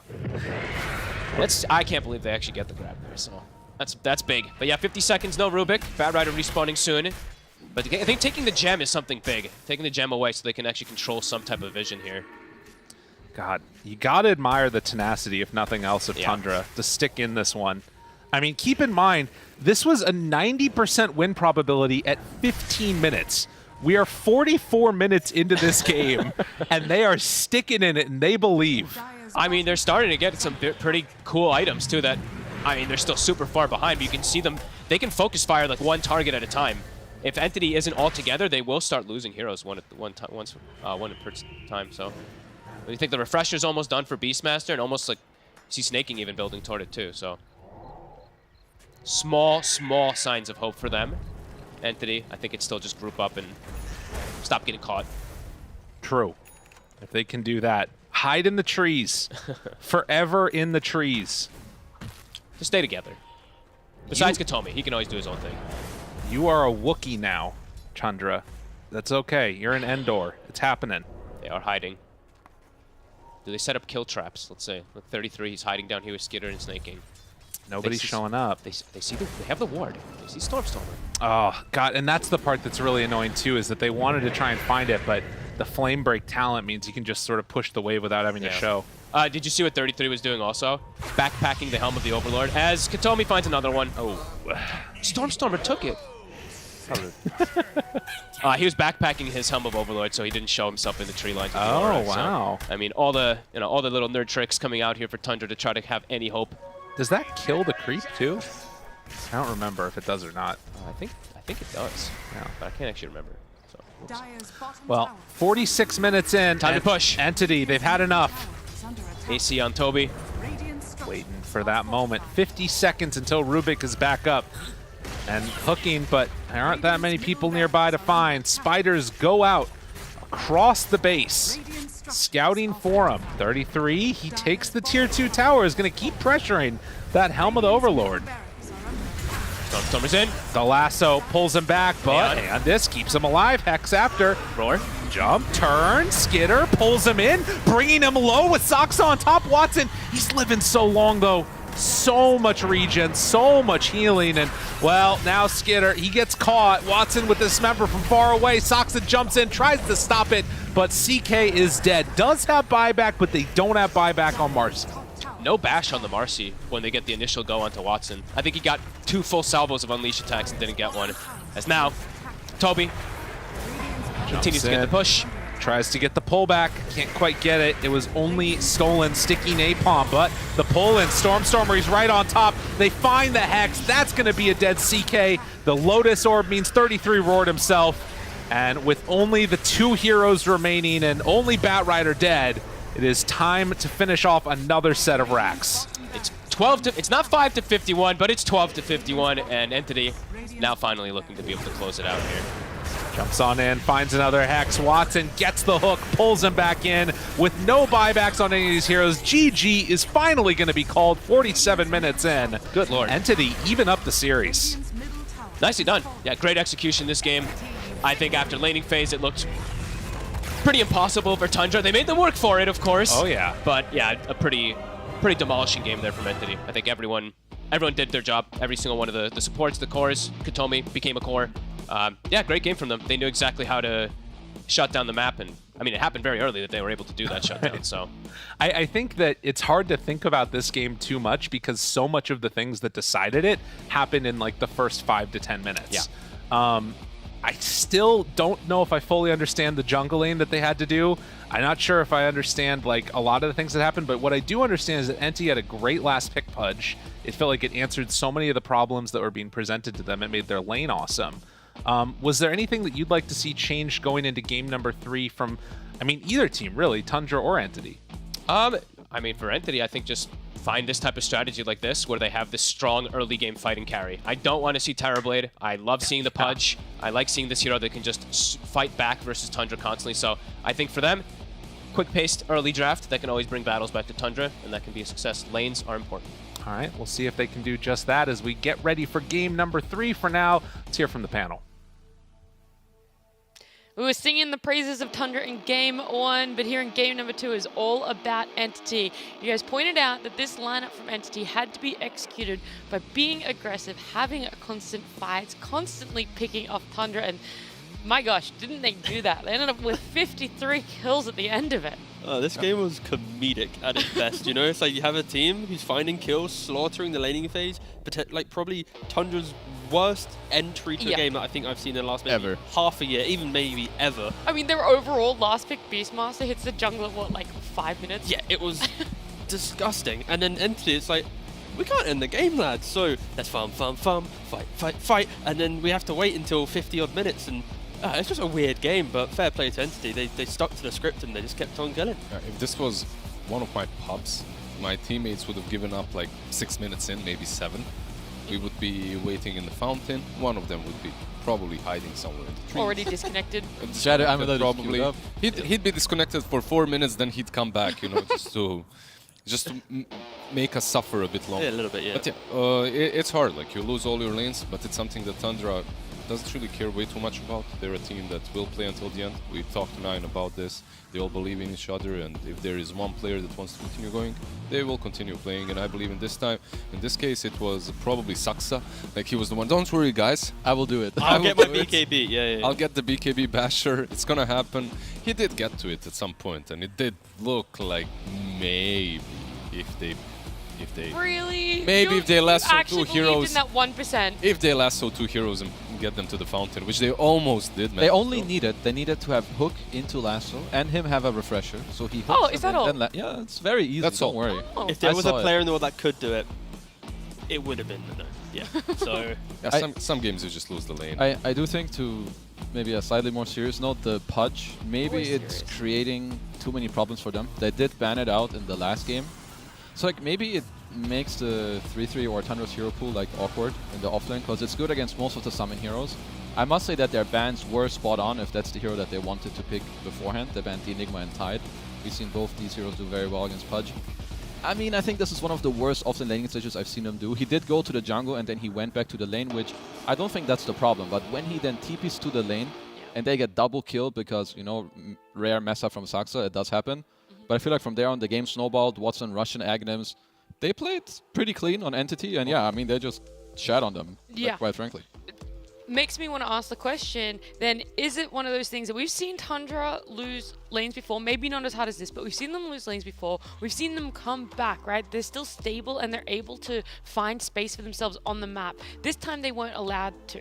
Was that Entity not allowing them to, or a little bit of a mess up from Tundra? Oh, I think it was Entity not allowing them to. They just have a full Entity style of draft in which all 3 cores are active post-laning stage if the lanes go well. And these lanes did go well because they had 2 possibly strongest supports in the laning supports. Like Undying on one side, Skyrat on the other. Basically, these are the heroes that I suggest to new players to play if they're playing the game for the first time. You just go into which the Tundra lane. Clearly. I mean, yeah, sorry, which Entity clearly are, obviously. Yeah. Complete noobs. But no, Undying and Skyrat will win you the lanes. And it did happen. The follow-up question to that then is, what hero or player enabled it the most that deserves our MVP? I am going to quickly jump in first. Oh, okay. Say I'd like to give Kotomi the MVP because we've seen a lot of Scarif mages already. Maybe not a lot, but enough in DPC across regions. And I think this was a pretty stellar performance because even though the rest of his team was enabling him, he's 13-2-21. He's doing like second most damage in his team. He's scaling into the game, going for the big pickoffs. I think even when there was moments for Tundra finding opportunities to break out onto the map, he was basically soloing these big cores by himself. So I think, yeah, it was a really impressive Scarif mage performance. He wasn't involved in all kills, unfortunately. Nope. Wow, 64% will have to do. 64%. Too low. Only 64. Too low? Yeah. Okay, so then, Kaz, you wouldn't give it to Kataome on his Sky? I would give it to Mr. Watson. I think he hit like most of the hooks. I feel like him plus the hero combination might be what really made Tundra like crumble in this game. And I really think that going into the next game, I think Pudge is going to be banned latest in the second phase. Yeah. Absolute latest. The thing is, as well with this lineup for Entity is like they have this beautiful web of heroes where no matter who plays with who, they're gonna get kills, right? It's Sky plus Pudge, it's Bat plus Sky, Undying sets up Vision for Bat to kill, like all of them do everything perfectly. And on top of that, you have this like second phase Brood that isn't really contested in lane, and then the little spiders will give the vision for everyone else to make the big plays. So the scoreline's impressive, the kills are impressive, but it's just because they have such a weird drop because Tundra just feel like they're just giving them like comfort after comfort, not banning out the Brood second phase. A little bit of a weirder game for Tundra. So, but yeah, Entity, they're super happy with this. This is the game that gives you all the morale for a game 3. You get to play for 50 minutes, slaughtering your opponent, like 0 cares in the world, no point where you feel you're ever going to lose the game against Tundra. Like, did something similar happen to Tundra with Into the Breach? Yeah, it and was how did game 3 go? 5 and 51, and Tundra bounced back. There is a little bit to be said about some of the last picks from Into the Breach, but that's a completely different series. We're looking at Entity Tundra, game number 3. It's happening after this break. Phoenix, just warded it. Marcia? They're staying on Vision. Phoenix. Get back a bit. They have top. Fight on touch. He stole Tombstone. I'm fighting. He stole Tombstone. They stole our Tombstone. Fuck, they stole our Tombstone, guys. Tomb is dead. We kill. I'm ready, just go fight. It's not big, it's real sick. Very slow.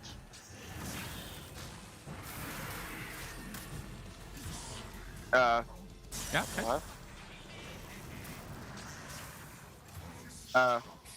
Top. Anybody?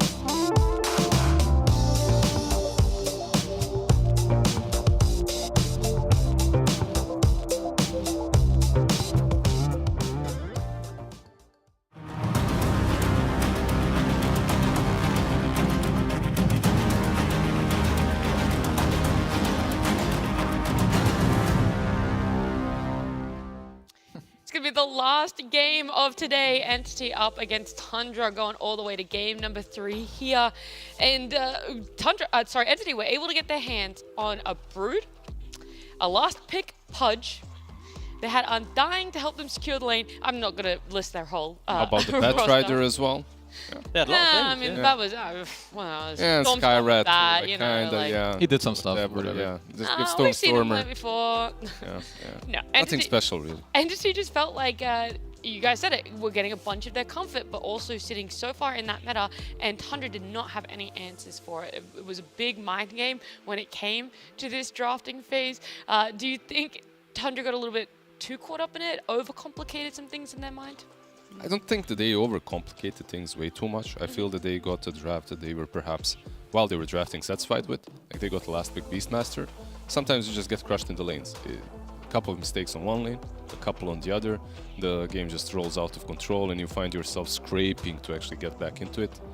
Like, I don't think that while drafting, perhaps in hindsight, they realized, maybe our lanes should have been a little bit stronger. Yeah. Because in some games, if you lose all 3 lanes, in most games, if you lose all 3 lanes, you kind of lose the game as well.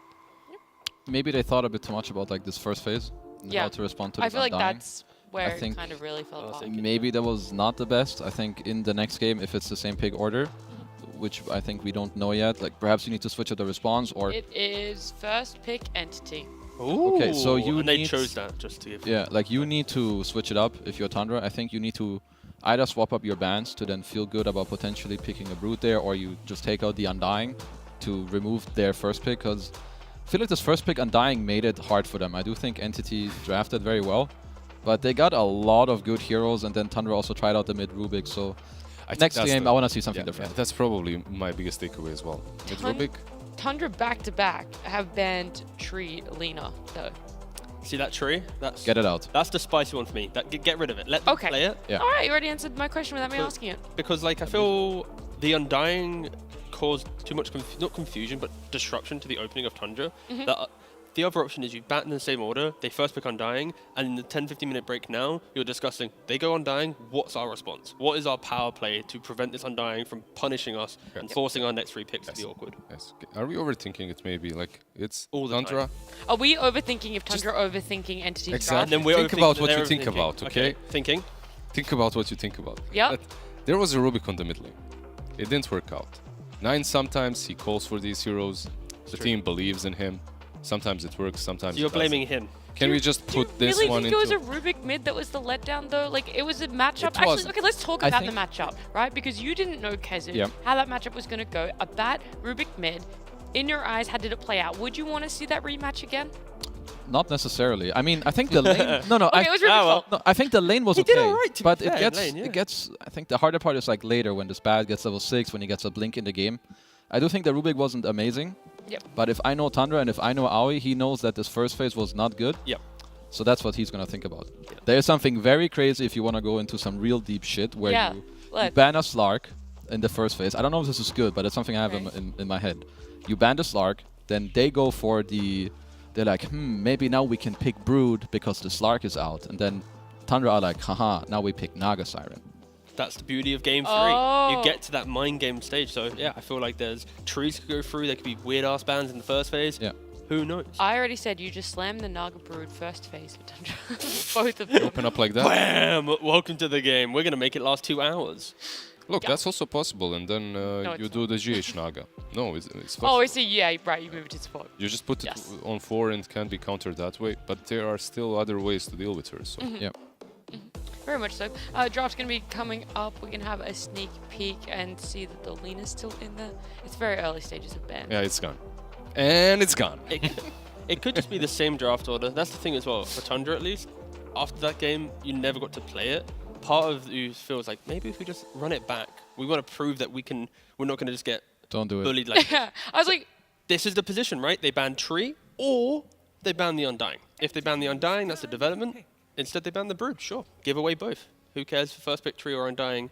There's now not this awkward factor. Entity won't shy away from picking both of those. Like, Yep. In they the past, do love that combo. they've played 3 and Undying. Yep. At least Tundra will think about bat on 8 now, at least in regards to their 6-7 response. That's 3. There's Rubik, there's Bat, there's Phoenix, all still left in the pool, and all 3 heroes that are picked into the tree and quite a bit. I'm still trying to think like about this Brood, because I don't think this Brood is only banned for later down the line. I think it must have to do with their incoming picks now as well. Okay. Because I think otherwise, if they do a similar opening with Phoenix +1, they'll just get bad righted again on 8. So then I feel like that would have been their ban instead. So I'm just interested to see how Tundra open here. Yeah, how they Rubik Bat, maybe that's an option as well for them. I don't know if they have to run down that rabbit hole that quickly. The rabbit hole. So you don't worry that much about the Bat Rider? Keep it in mind, but don't get too afraid, I'd say. I think there's a lot of mid heroes that you can pick to play into it. We mentioned there's Pucks, there's Quaps, Storms, Storms, yeah, exactly. There's so many. So I don't think you have to be afraid of it. I only heard you list 2. Yeah, because Liz had also mentioned once. We got to 3 quite quickly. We were doing like a team counting session. Okay. Yeah, thanks. A Rubik +1, do you want someone flexible, or is it going to be a pretty straightforward where a hero is going to go when you pick up the Rubik? Yeah, I could see... Well, not anymore, right? Tiny, maybe? Oh, I mean, I don't want this Rubik to be their flex hero from this point. Oh, true, actually, yeah. If we just pick up another support, then this is potentially a mid Rubik again. I mean, they could also just go for the Beastmaster again. Even though they had an atrocious game last game, it's an opening they've done before against Tree. It's overwhelming push, that Living Armor. Sure, it's good, but it's not great when you have this Dom creep running at you. Oh, they snatched the Undying. Yoink! That's ours. Thank you. Okay, sure. All right. And that is the beautiful thing about Game 3 drafts, because when 2 captains and coaches are going head to head, like you get to Game 3 and it's like, okay, what's the actual good things in this game? Not the meta, etc. So there's a lot of respect now going between the picks between both teams. Yep. I don't want to give Entity that support joy they love to run so often. Yeah, the meta is definitely developing here. Versus these 2 heroes, like something that sticks out that has been picked by Tundra in the last game is the Phoenix. For me, for Entity, it's an option. I don't feel that it's their style of a hero. It's not something that they pick very often. But a long time ago, even 3 plus Phoenix were one of those no-brainer combinations. Don't they just go Bat here again, though? I feel like they could go Bat or Natures. If it were a different team, I could see the Phoenix, but yeah. I don't think... Fishman is actually somewhat limited in his hero pool. I think Katomi may be similar, so I don't think either of them really like the They're Phoenix. like 4 or 5 hero players, basically. But I like both good. calls, though. Prophet and the Bat Rider. I think against Tundra, like what is really nice, if you can cover it, is early tempo heroes, and that can at the same time also play the map. Yes. Both Bat and Nature's Prophet, they fulfill both these roles. And they're using... Will I be wrong yet again? We'll find out soon. I mean, it's a 50-50. It's a coin flip. There's and then it lands on the side. And yeah, that has all the other heroes. Yeah, exactly. Yeah. I mean, they're taking over a minute for this pick. This is a lot. Like both of these teams have, they took quite a bit of time. For Undying as well, they wasted a lot of time. What's it going to be? Oh, just a deep. Wrong. It's on the side of the coin. Don't worry. It's their profit.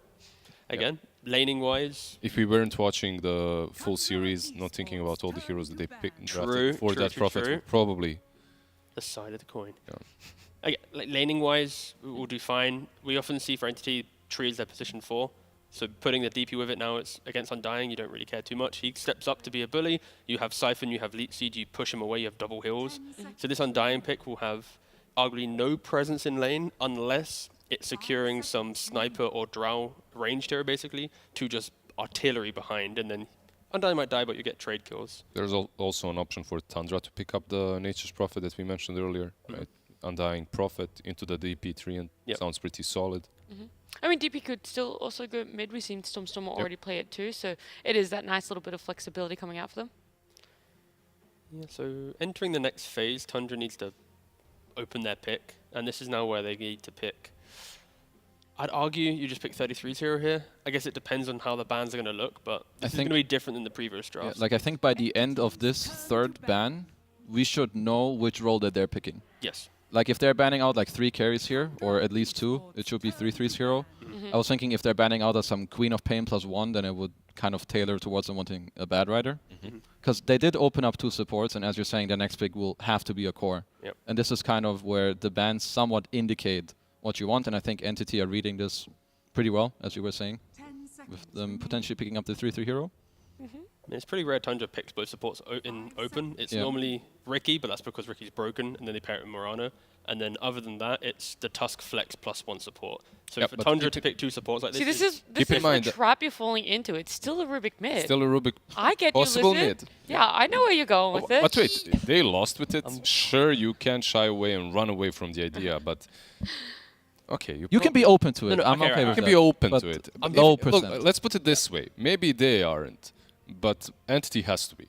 That's the problem, right? Like, if you're Entity right now, you have to keep in your mind, yeah, they might be picking Rubik mid again. I don't mind it as long as the other 4 heroes cover the fact that your mid hero Is a go Rubik. Brown Boots Octarine Core. Yeah. Because you're a Rubik. You're not some hero who goes Blink or BKB and punishes heroes. You're a hero that stays on the fringe. So I'm always down for new heroes. Just make sure that you cover it with whatever it's weak. Let's see if it's possible. Rubik DP mid matchup. How would that play out? Push on push on push. One uses Crypt, one uses Fade Bolt, one gets to 6, steals the Crypt, and then you just push out the creeps, and then DP can't really hit your tower. Actually, pretty fine for Rubik. Yeah, pretty fine, yeah. That was the TLDR, by the way. Yeah. TLDR pretty fine, which means it's still possible. You answered your own question. The copium is the so copium tank is real. still very full. Yeah. I haven't used it. Hey, I didn't believe in the 1% for Tundra win in game 2, you know? Yeah, but when we just swapped you the guys tank. did, yeah. It went to 0%, then up to 1, and that was like the That was biggest hype. play of the game. Yeah. That was hype. Damn, we got 1%, boys. Oh, well. Yeah, I love the bans from Tundra so far. Just aiming all of these position ones that are extremely capable of taking the early to mid game aggression. So something that's always good against Entity. Interesting that they ban out the Prophet. Also, definitely falls into that class of heroes. But I thought that it might be good for them. Instead, they grabbed the Visage. One option for Tundra, at least, is to swap where the Undying and Rubik lane. They could just put the Undying with the Visage to make sure the Visage has a really good time in lane. And then Rubik, as a ranged hero, it's good to often play as the melee course, at least. So you don't really care if it's some range support with you. Just prevent the pulls. So they have flexibility in where they put heroes to unlock it. And that's why I don't see this Visage being too much of a deterrent. But Rubik plus Visage also isn't that bad. Sure, maybe Undying into the TB lane. Yeah, is you like also that? A very little bit of decay action? A little bit Decay, make him have 150 HP. some soul rips and whatnot. Feels good. Feels pretty damn good. Fade Bolt is also solid, but yeah, I might like the Undying more. No, overall, now Entity rounded up with the Disruptor. Their team fight is strong. You can't run away once they pop their ultis. Objective taking is solid. What's this? You about to like? There's a Zeus, I think, creeping in. Yeah, some mid Zeus. I do like that Entity picked the carry. I think you guys said that pretty nicely. I think another thing is also it leaves the DP again open for one more pick between mid and offlane. It's going to push out lanes. It does very well against Visage. It should, unless... If he does the same as he did earlier... How do I just get every pick wrong?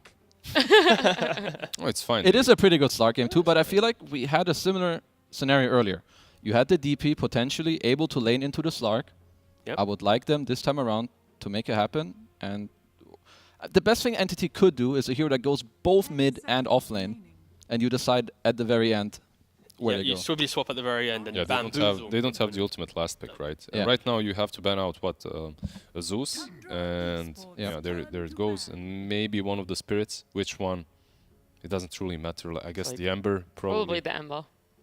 He's probably the strongest one against Terrorblade. Is there something else that I'm missing? I'll always say Pangolier. Even Pangolier, in Treant, okay, you yeah, still just have to respect it at the end. But Tundra has, again, like the ultimate last pick in the draft. So for Entity, they have, I feel like DP just goes off. I mean, Tundra even banning the offlaners right now. Yeah. I think in DP should I don't be mind mid. the Enigma ban. I think that could have been good. Earlier, I think the scenario I just mentioned, maybe Entity were the ones with last pick. Where I wanted them to do the Swipperoo with the Yeah, there's DP, no so- Sippity Woos here, their first pick, yeah. But it's still interesting. still could. True. They can still pick something flexible and think about swaps. Oh god, I love this. Just okay, 9. You play Zeus and Arc Warden, the TB counters. We will ban them. We will respect you here. They have played Arc already before. They played Arc and Gyro in the same team and lost that game. But still respecting the potential classic counters of Terrorblade at least. I mean, in terms of what is it, Viper? No. They just yoink the Pangolier. Yeah, yoink it, Oh, yeah. I like that. I like that little bit of thievery in the draft at the end. Yeah, that's nice. Pretty solid for them. Can you puck if you're Tundra? Don't you just tiny here? Okay. Instant jump on TB, sets up, forces the meta, lanes well against the Pangolier. Rotates extremely well into the Visage on the enemy safe lane. Yeah, I like it. You already have Vision of Undying plus Vision. To be fair, I say Tiny, but like any Spirit hero, any jumping hero is going to feel amazing maybe? here. Yeah. I like Tiny as well. The only thing, maybe if you mess up a little bit, you'll never get out against this DP and Disruptor and Pango roll. Sure. Maybe Ember feels a bit better. And they could, in a weird scenario, they put the Pango to offlane. Toby can play it, but this hero. mid. Yeah. It's this hero. Yeah, it's the Odin. It's that hero. Right, so first of all, where's DP and Pango playing? Because they're DP offlane. So Pango they are putting mid. Pango Yeah, mid. Sure. Pango mid. Okay. Stormstormer. Nice. Okay, we know lane matchups now. Where are you favoring it? How much room for error is there in Tundra's lineup? Not that much, I think. No, not really. OD is a very volatile hero, especially in this game. We had a similar scenario the other day where you play OD into multiple silences and a Pango roll, which is not easy. I kind of like Entity's draft more. I like it as well, but if 9 has a good time on the OD, he blows them up. Literally, the TB will disappear. So there are some upsides for him. Also, you have a save versus the Disruptor ulti. You don't have to be afraid of that one Aghanim's that destroys the game completely because you have an OD on your side. I'm worried a little bit about Entity's damage. Unless Stormstormer has a really good time mid, but against OD he shouldn't. He still needs to go Diffusal, Maelstrom and all these items, because later on in the game, it's going to be TB versus everyone, and that's where I think Tundra's on it will do pretty well. So I think if Stormstormer does well, I can see them maybe doing well, but I think Tundra should be able to punish him hard enough to prevent them ever really winning these mid-game fights. All right. Well, it's our third series of the day. It's game number 3 of this series, and we're jumping on over to Lyrical and Fogged. Thank you so much, Nat. We're here for game number 3. It's all come down to this.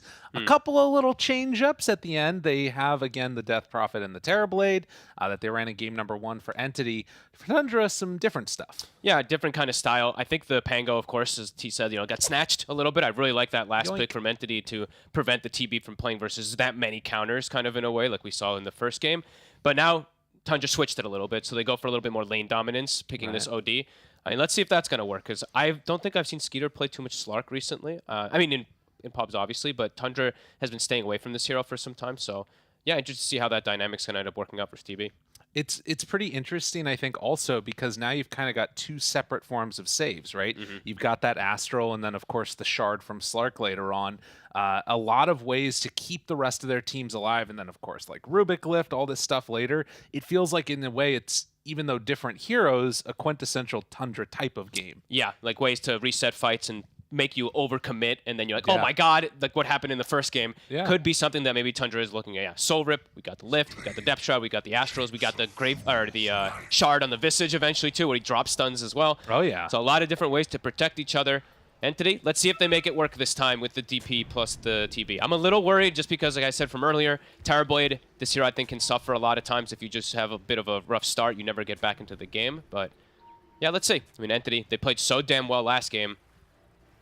And I think they're definitely having some momentum coming into this one. Wow. Some momentum, slightly better odds, according to esportsbet.io, favoring them after that win. And, again, you sort of keep in mind what this series means for both of these teams. For Tundra, trying to secure their place at the major, and for Entity, there's a couple of those scenarios where, if they lose this and all these other little hims and haws happen, they could potentially be relegated. A lot of math out there, which, us NA boys aren't great at, but regardless, it's always stuff that you need to keep in the back of the mind, and the team's hoping to win this game number 3 here. Yeah, simple math, I guess, could be that if Tundra win, maybe a lot less tiebreakers. If Entity win, many tiebreaker gonna be happening. So we love tiebreakers. We love them. More games. Let's go. Level 1 glimpse by Fishman to pull them away from the rune, and he'll get it. Okay, so oh my God! Actually, wait, are they gonna kill 3-3 here? Chase him down, do some more damage, but can't quite get there, and throws out one last blast, big one. That Soul Assumption. This is a annoying lane to play versus. Usually Undying, not really too much of a 4 position, but lower their HP, pop a Soul Assumption, they're very squishy.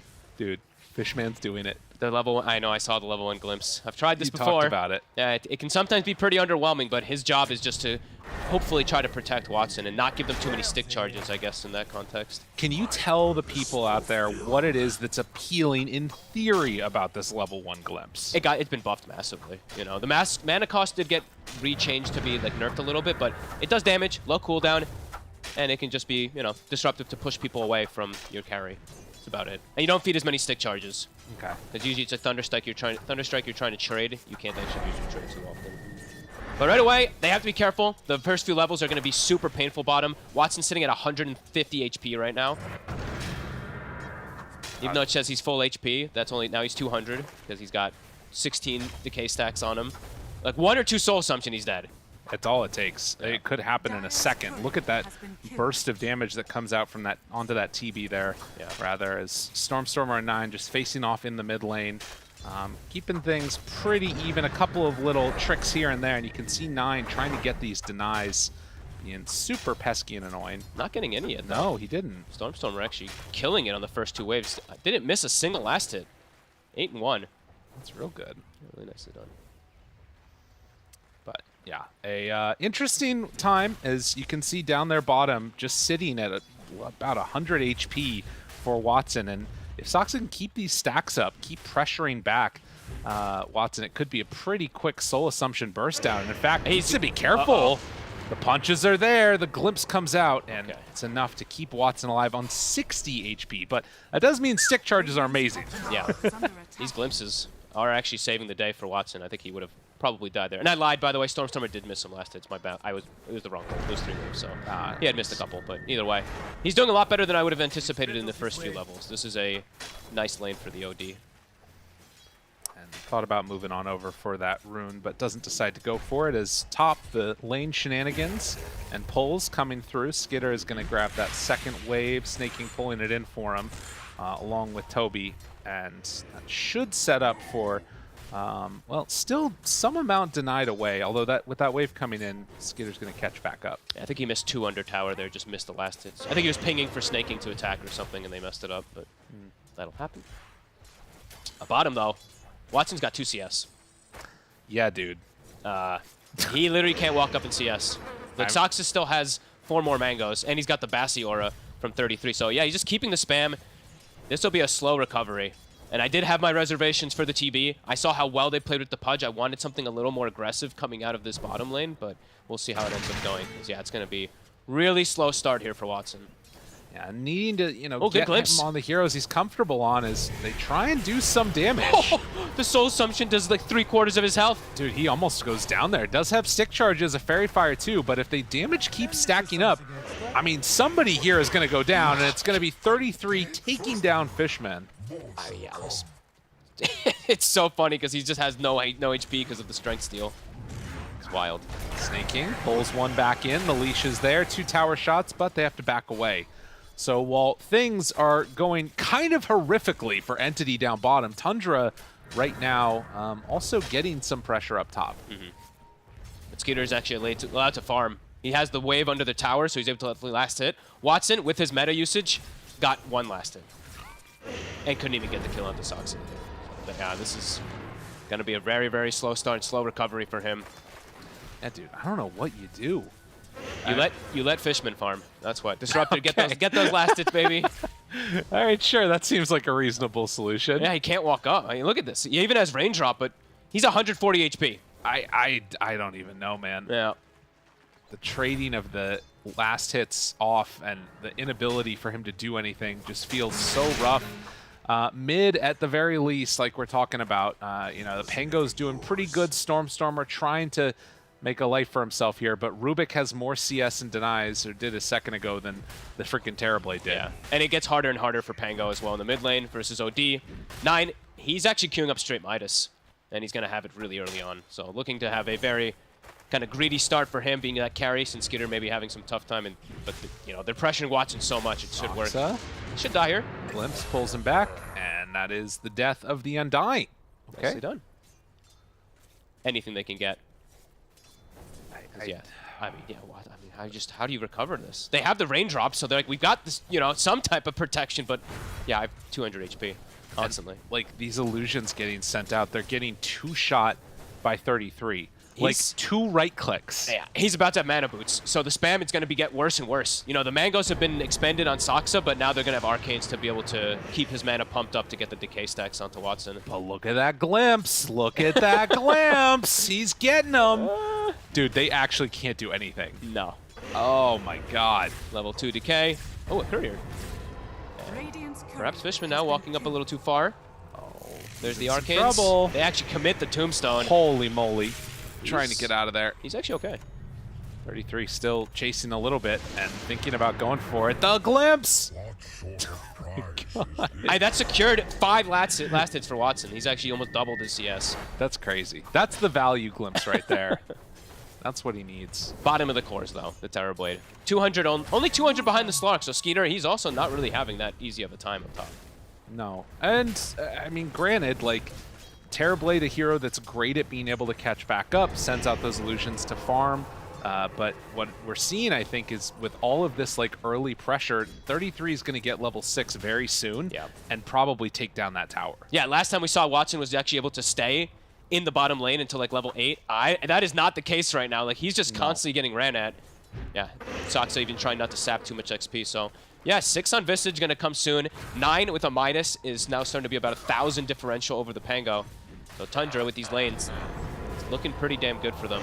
A 6-minute Midas. Doesn't get much better than that. No, definitely not. And, I mean, even these, like, illusions that are getting sent forward, you know, 8 extra gold at a time. But they bring in everybody. They try and find 33. Watson able to live through the first salvo, and they get the kill. The glimpse back, it pays off. Soxa does have some pretty big decay hits. Body blocks. And trying to walk out of there. Do they have a way to chase him down and find the finish?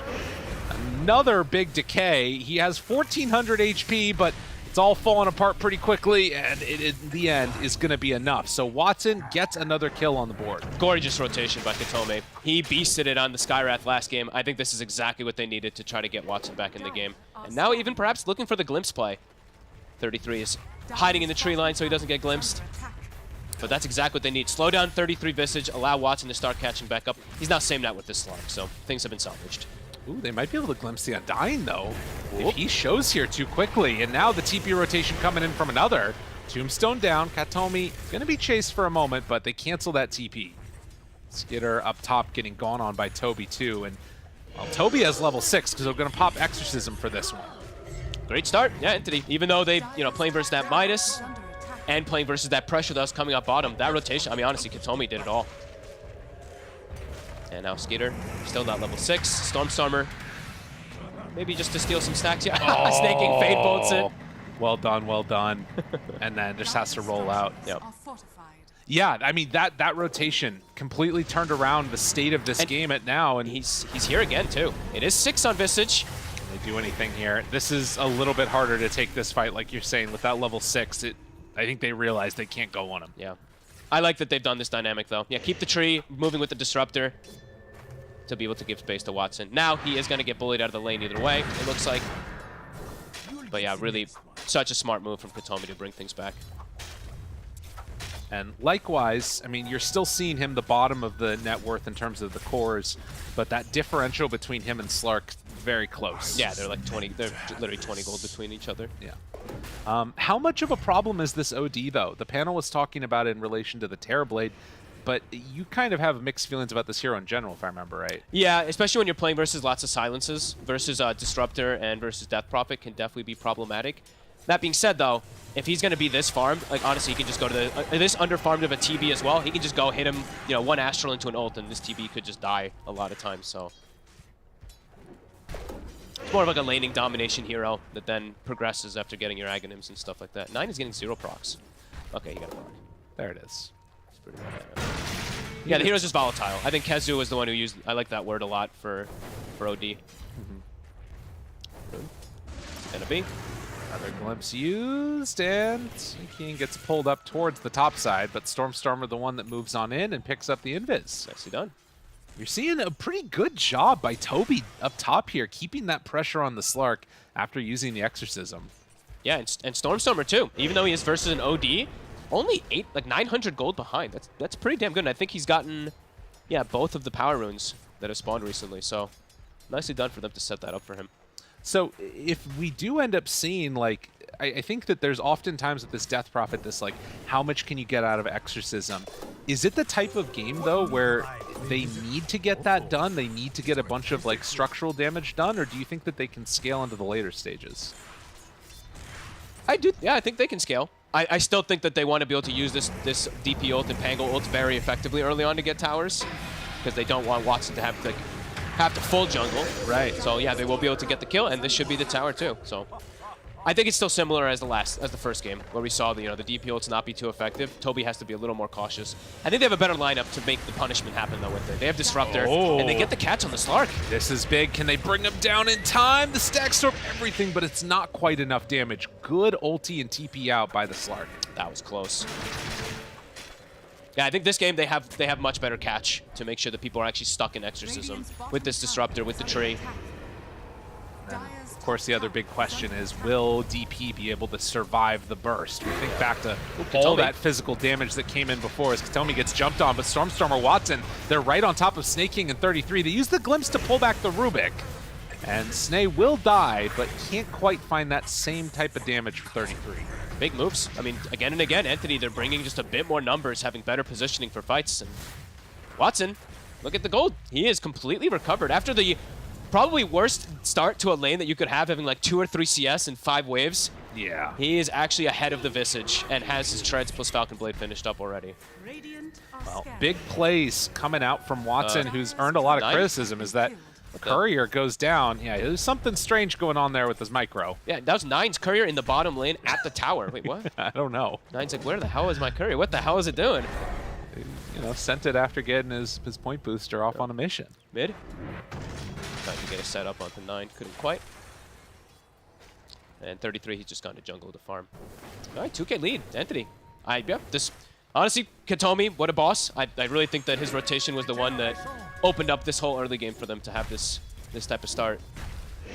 Trying to get in towards that shard. Already has Arcane Boots done. Can keep this tower alive a lot longer than I think Tundra were hoping for it to turn into. But a 2K gold lead, 5-1.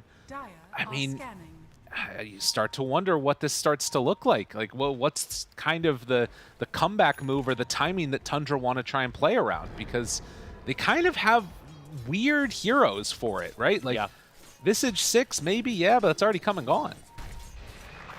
They just looked like they're going to play some farm game until they hit some timing. The usual kind of Tundra strat. I think it's just wait for OD Ags before he looks to move around at all. Yeah. But yeah, a lot of space being given to Entity with the Terrorblade draft, which always feels pretty damn good.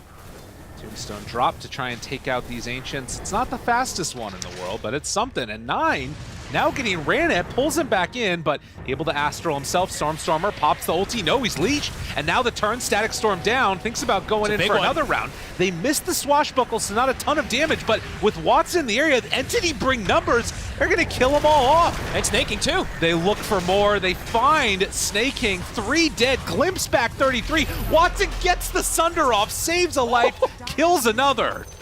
Holy moly, Entity. 4-0. And a tower now opened up. They didn't even have to use meta. They didn't even have to use Exorcism for that one. A godly Static Storm from Fishman. The patience catches both. And now also bottom. Oh my god. Tundra is falling apart.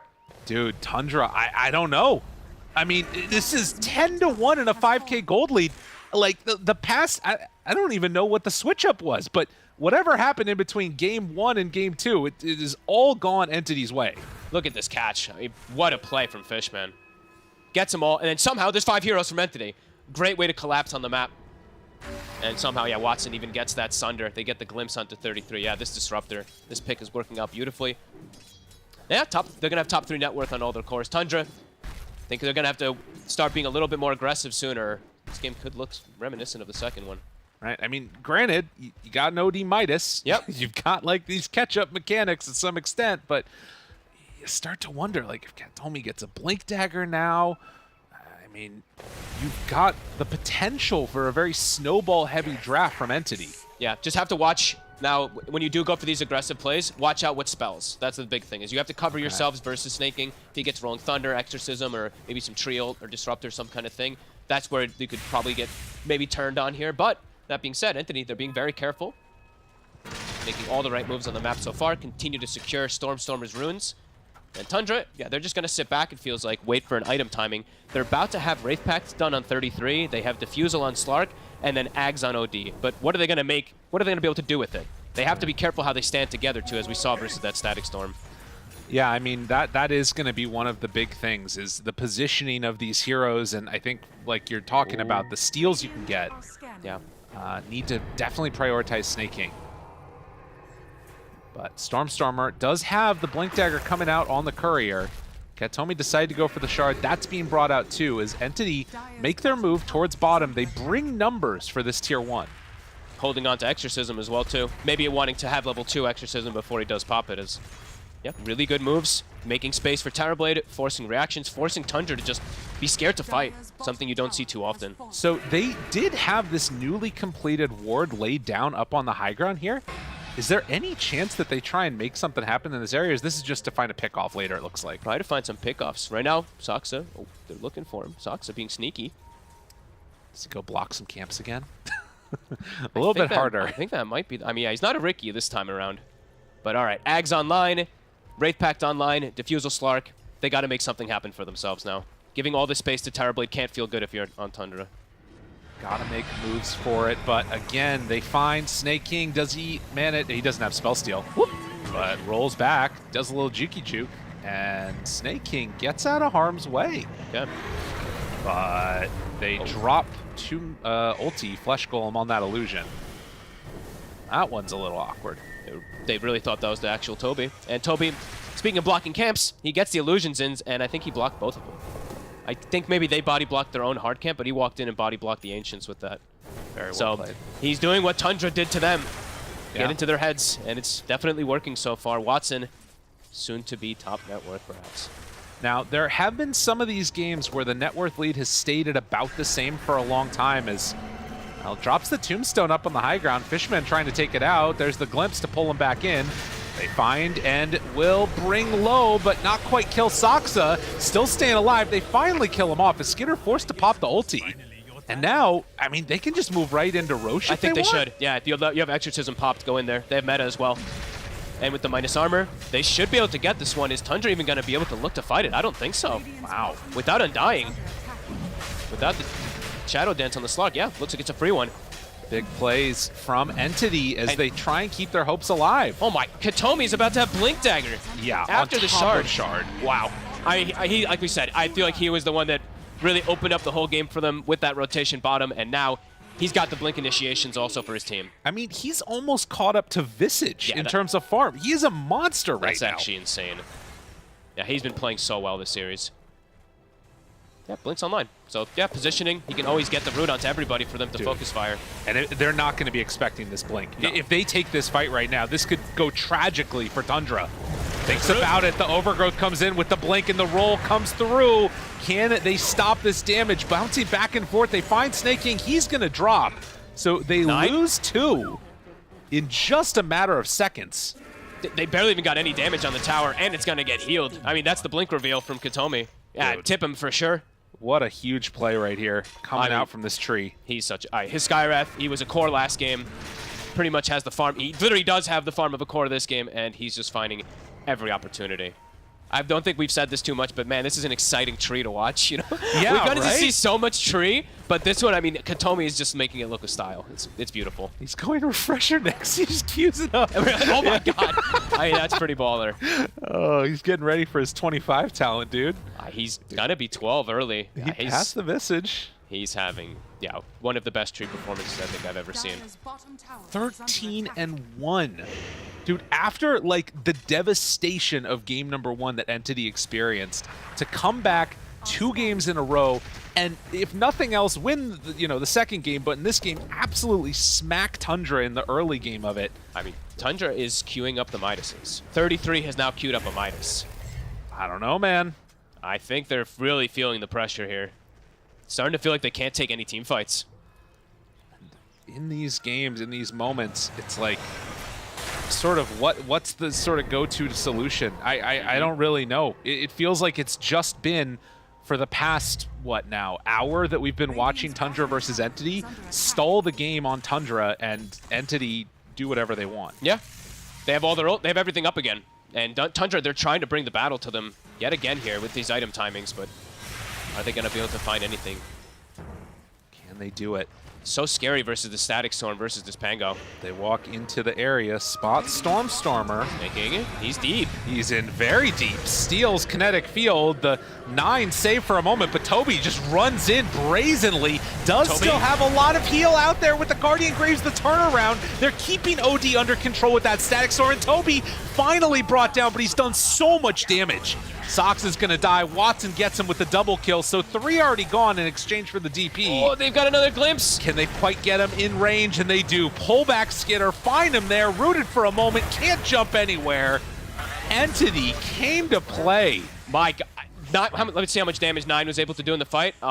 Literally nothing. Fully controlled. Oh. Toby, a beautiful distraction, allows his team to just wipe 4 heroes again. I mean, Entity, I think they've broken Tundra with this series. These last 2 games are impeccable performances from them. Dude, at 33 hiding in the trees, but Katomi already there. He is him in position. The resummon on the birds. Now, do they want to try and make a move down here? It feels like they don't even want to play over on this side of the map. I think they got what they came for. It's 17-2. They got a dream team fight with all their ult connections, and they still have Aegis. They've lost almost nothing in this game. 17-2. And look at this trees items. Yep. The double Void Stone. Dude. He's in prep. He's ready for it. So, for me, I'm looking at Tundras, and I feel like the only way they can perhaps even look to take fights is if they're able to farm BKBs at some point soon. But versus this tree, he already has the first answer, and he's going to perhaps have a second answer because they're giving him farm priority too. I mean, that is what's crazy, right? You imagine this fight working out where he initiates with the overgrowth, they all pop BKBs, and he just does it again. Yeah. It's like, what are you supposed to do against that? I mean, this is crazy. How are these levels looking too? I mean, yeah, look at the levels across the board. Tree, level 13. Slark and Visage, 13. Oof. Tree is same level / higher than those 2 cores. On this offlane DP too has been able to get so much done. Even though she died in that last fight, it felt like being that damage sponge, it fits her perfectly, and it's gonna have a BKB soon. Yeah, now no way they're gonna be able to focus fire her unless they kill her almost instantly at the start. Yeah, this is beautiful here from Entity. Oh. Tundra, I mean, they look totally rattled. They're trying to smoke, trying to find grabs, but every single time it feels like Entity's just ready. And stuck together in a ball. Yep. Exo's back up. Stormstormer's in. They walk into him, finds him there. Static Storm immediately catches this Slark in trouble. Saved, though. A little bit of salvation coming from their buddies. They jump back. The overgrowth is already there. A ton of damage on a Stormstormer. The ulti comes down, but Toby's still there with the Exorcism. Is it going to be enough damage, though? They're in too far. Entity too big for their britches. They're going to get punished hard. Oof. That's an Exorcism pop, too, toward the end of the fight. I think Snaking stole Silence as well and got the coverage on top of him. Yeah. The initiation gone sour. The save from the Astral. The positioning from Tundra this time reigns supreme. Well, they were very ready for that one. And the type of play that they need is we take another look at it here. Look at the Aegis too, right? 3, 2, 1. It times out, and they're able to actually focus fire Stormstormer after the silence. Look at this long duration silence. Yeah. Still silenced, and then controlled. Huge plays. And Toby can deal with that with the Greaves. Had to pop him a little bit early, which means that they don't have it here after the Exorcism comes out. Yeah. A little bit of a mistake there coming out from Entity. Gets punished from something as small as like a silence being stolen from Snaking. Well, and that's really what good steal. You had said at the start of this, right? Was that in these fights, you have to watch and make sure that for Entity, they're target prioritizing Snaking. Yeah. And if that doesn't happen, he's free to run Rain. It's going to be a ton of damage out. Yeah, you have to focus on a lot of things. The OD, somehow you have to control him, because that's the other, the OD and Snaking, I feel like the 2 ones that you have to look toward to control the most. Because the spell steals can be crucial, and then just the Astrals to save targets that you throw your ults onto. So Entity, a little bit of a blunder this time, gives Tundra a chance back into this one. Still very strong advantage into the favor of Entity. Yes. And probably going to be the next mark is that Aegis fight that comes out. Maybe a couple smoke inks in between now and then. Yeah, I think when Watson has Scotty, you can also just look to take the next fight as well. He's pretty close. They're still in a very good position this game, but yeah, just have to be careful not to run into high grounds too blindly again. And is there any item that sort of fits that same mold for Tundra that they're looking for? Because it feels really hard to fight into it unless it goes perfectly like we just saw. I think they're still in an okay position to be able to fight. I don't think they're like, at 6K, of course, and stuff like that, but I think they still have really quite powerful items that they can use to fight versus Entity. Like, the Ags is almost done on Visage. Slark is about to have his too, so they are hitting some timings. Just all about positioning in fights. And if the OD, if they can get on 9, really. If they can kill this OD before he gets anything, because he has nothing defensive for himself. Very back and forth game. Not always what we see, but very much appreciated. It was 17-2, now 17-5. Getting some vision taken away. Entity trying to find somebody as they take over the jungle here. Slark, Aghanim, Scepter done. Yep, Slark, Ags. We have Shard on 9, so I think, yeah, really, they have to focus fire 9, get on top of him with one of these type of silences to control the OD since he has no way to get out of it. Well, I say that, but Snaking has Force Staff, and now he has Shard too, so a little bit harder now for Entity to take these full-on committed fights. Obviously, Overgrowth still very big. And that's 33 full Aghanim Scepter coming out too. This is a big timing here for Tundra, it feels. Entity still ready to be able to try to battle with that new picked up Scotty on Watson, but have to be careful how hard they commit into these fights. It's a ton of damage and a ton of save that Tundra has. Right, that 5k gold differential, a lot of that taken up by items for Tree right now that's not doing anything in his inventory besides giving him more mana. Very much so. But Roche about to respawn. Eyes on at 33. So 33 likely to be the one who tries to focus fire the Disruptor and find him and kill him before the Static Storm, while on the side of Entity, got to look for the catch and saves. You know, the Rubik, that OD, the ideal targets. Can they get off a good Static Storm in these fights? That's going to be the key. Is Fishman going to survive long enough to get the positioning? Is 33 going to find him? Right. And then, of course, the other big thing is where are they fighting? Is their wards down already? Toby, that BKB done. Feels like it could be one of those other things that definitely makes the difference, him getting a full duration Exorcism out there. Yeah. I think both teams getting Ogre Seal Totems, unless I'm mistaken. Believe so. Yep. More little ways to save each other. God, I love that item. It's so cool. It's one of those, you know, kind of sometimes really pisses you off items, of course. Because they're like, you know, why the hell can you do that when he's being attacked? But it is a fun one. As Roche respawns, Entity, they should be able to kill this very fast. Oh, wow. They just pop right into it. Yep. Tree TP's in immediately. It's going to dive really quick. I don't know if Tundra's aware yet. Do they know that this is going on? Saksa heads up there. 33 in the area. They're going to be in too late, though. I think they move into the position. Skinner jumps right into the pit. They find the silence. The Static Storm, it's down. He pushes him outside. The save is there, but Watson already Aegis done. The roll back and forth, finding a couple. Can they bring down Snake King? Can they bring down anybody? It doesn't quite look like it. Stormstormer getting stuck there too. Tundra. That's pretty huge for Tundra. Now they want to go in. Skidder. Thinking about it. The Exorcism wearing off. Big ulti takes down Fishman. No more spells from him. Stormstormer jumps, but 9 able to get away for the moment. Toby runs in with that BKB. The silence comes out.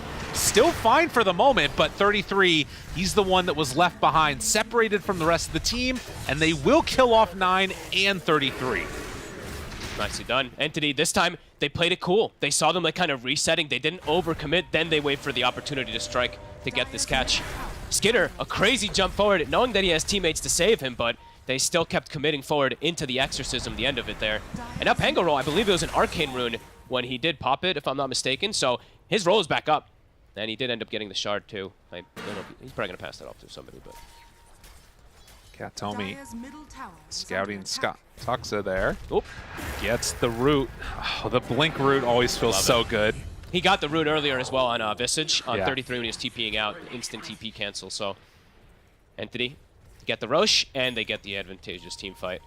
Yeah. Guy just got almost all the pieces of the refresher done. It feels so cool to get that on the tree. Yeah, he's gotta have it. He's gotta have it. It's gonna cause issues. And it's all like he's also got like the tome queued up, so he might get level 18. Yeah, that's gonna be brutal. Oh man. Well, shutting down the map, Entity 10k gold lead over the TI champions. If it was not clear before, Europe very competitive. As next round of neutral items coming on out now. And Tundra looking for answers. It feels like it's going to have to be, again, some fabulous team fights coming out from them. Find that perfect target prioritization. Yeah, it's still an upwards battle for them, for sure.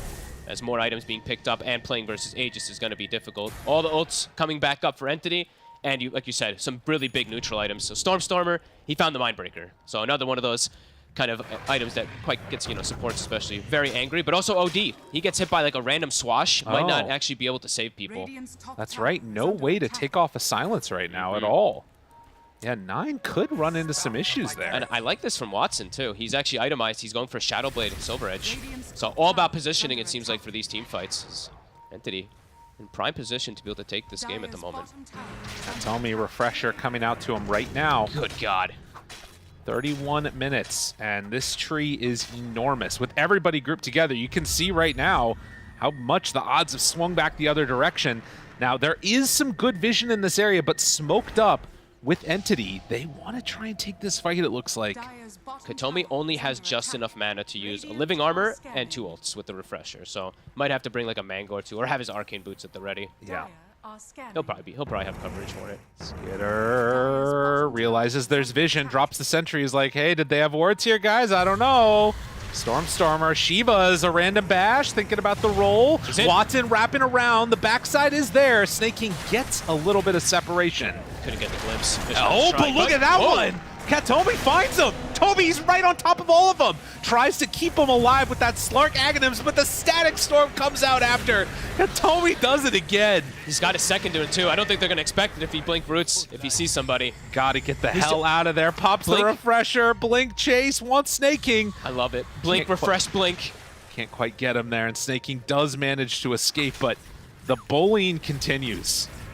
Yeah, Katomi, what a boss. These supports, right? It seems like they're always getting the right targets. 3-0 and 14 on the tree. Fishman 1-3-15 gets the beautiful follow-up onto his buddy. Man. 14K, 22-6. Tundra, no answers. No, it really doesn't feel like they can do much of anything. Their Visage just feels completely solved. 33 after having the first like 8 minutes go completely his favor. So like 7 minutes, everything has just been Entity's favor now. It's beautiful. Well, they try and reestablish themselves over on this side of the map. Now, there is still that overgrowth ready to go. Toby spot Skitter, spot Snaking. Whoa, whoa, whoa. The glimpse. Pulls the bash. Him back. Oh, the bash is there, and everything used. He's gets saved for a moment by 9, but only a moment. Then the secondary save comes in to try and keep him alive. Skitter. Trying to get out of there. Double blink away, double jump away. Manages to escape just barely.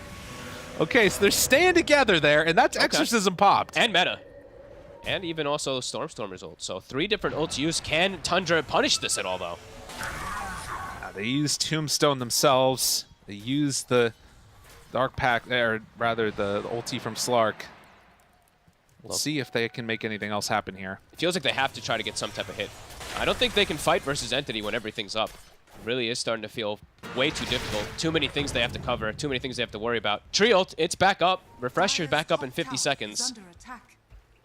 Tundra trying to get out on the map a little bit here.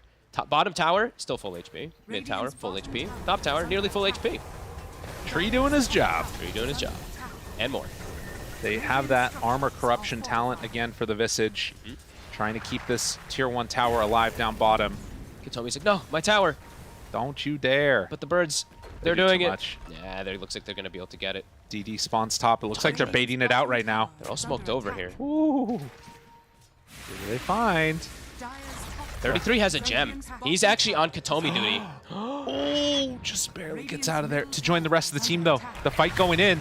They find one. I don't know if this is going to work for them or not. Static Storm already down. Watson right on top of him. They've got the Tombstone already under control as Stormstormer rolls through, finds 9. Chase comes out, tries to Ogre Seal Totem to get away, but 9 in so much trouble. Gets lifted, gets pulled away the fear, but one last punch from Watson takes him down to death. Saksa hoping to escape. Tomi coming in for the high five as they kill off Snaking. They're going to kill the Undying. And Entity continue to force back every move that Tundra make. And that was without having all their big ults. They didn't have meta, they didn't have DP ult, they had a tree ult, and they had the Static Storm plus Pango ult, and yeah, Tundra can't actually take advantage of it at all. 33 on the complete opposite side of the map. He was on Katomi hunting duty, but couldn't quite find him. And now, towards high ground with DP ult and meta in a second. 82% is where we're sitting, but yeah, ready to punch away. And Entity, I mean, I don't know if they're going to have enough on Tundra to stop this. How can they? Dead. I mean, even with ODL, like, how does he get into these fights? No BKB, he's just walking saves and astrals. Watson, he's got meta, they've got DPO. This looks like at least 2 sets. Entity wanting to force some tiebreakers here and moving right on into this tier 3 tower mid next. If they can take this, this completely opens everything up. Tundra, no answers right now. Trying to spam and stall them. They're looking for some flank play here. Can't find anybody though. Thought about it. Skitter moves in, pops the dark pack, backs away. All right, they played it careful. They took the 1 set, they took the tower, and then they're going to back up and play the scene where they can just let the fight come to them again. They still have meta. They actually only use the DP ult. I mean, I can't blame them. You know, you're in a winning position right now for Entity. As long as they don't, you know, go high ground, throw away this advantage, it feels like the path is simple. Yeah, and they even got a base score down that looks like it's probably not going to get dewarded. So a sneaky one being placed up behind Snaking. Banish there on the illusion. But not easy to take these things out of here. No, not at all. They do eventually kill it off now. Roche respawning 10 seconds, a very quick one. It's going to die very quick as well, too, if Entity gets eyes on it. Stormstormer clears out this mid wave. Nicely done. And the Aghanim Scepter, it's up on Roche. Oh, that's a game breaker. That's a breaking game. That one's like, give it to Katomi. Yeah, right. Then he's got the eyes everywhere as well, too, on top of this refresher. I mean, honestly, I wouldn't hate it. Like, I don't know. It sounds pretty sick. They have 2 amazing ones, so, you know, you could even put arguments for Fishman picking it, of course. And now mid, they're getting creeps into the base. Tundra has to respond. So they're going to be forced back into the base.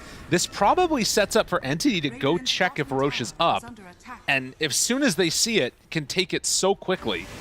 Yeah, it'll just die to the Pango and the TB. I don't even know if they'll have to pop the meta. They see it. Toby doesn't have Exorcism, but Watson moves on in, starts clearing it out, and they still have the base ward, so they see where Tundra is. They see Snaking, they see 9 in the base still.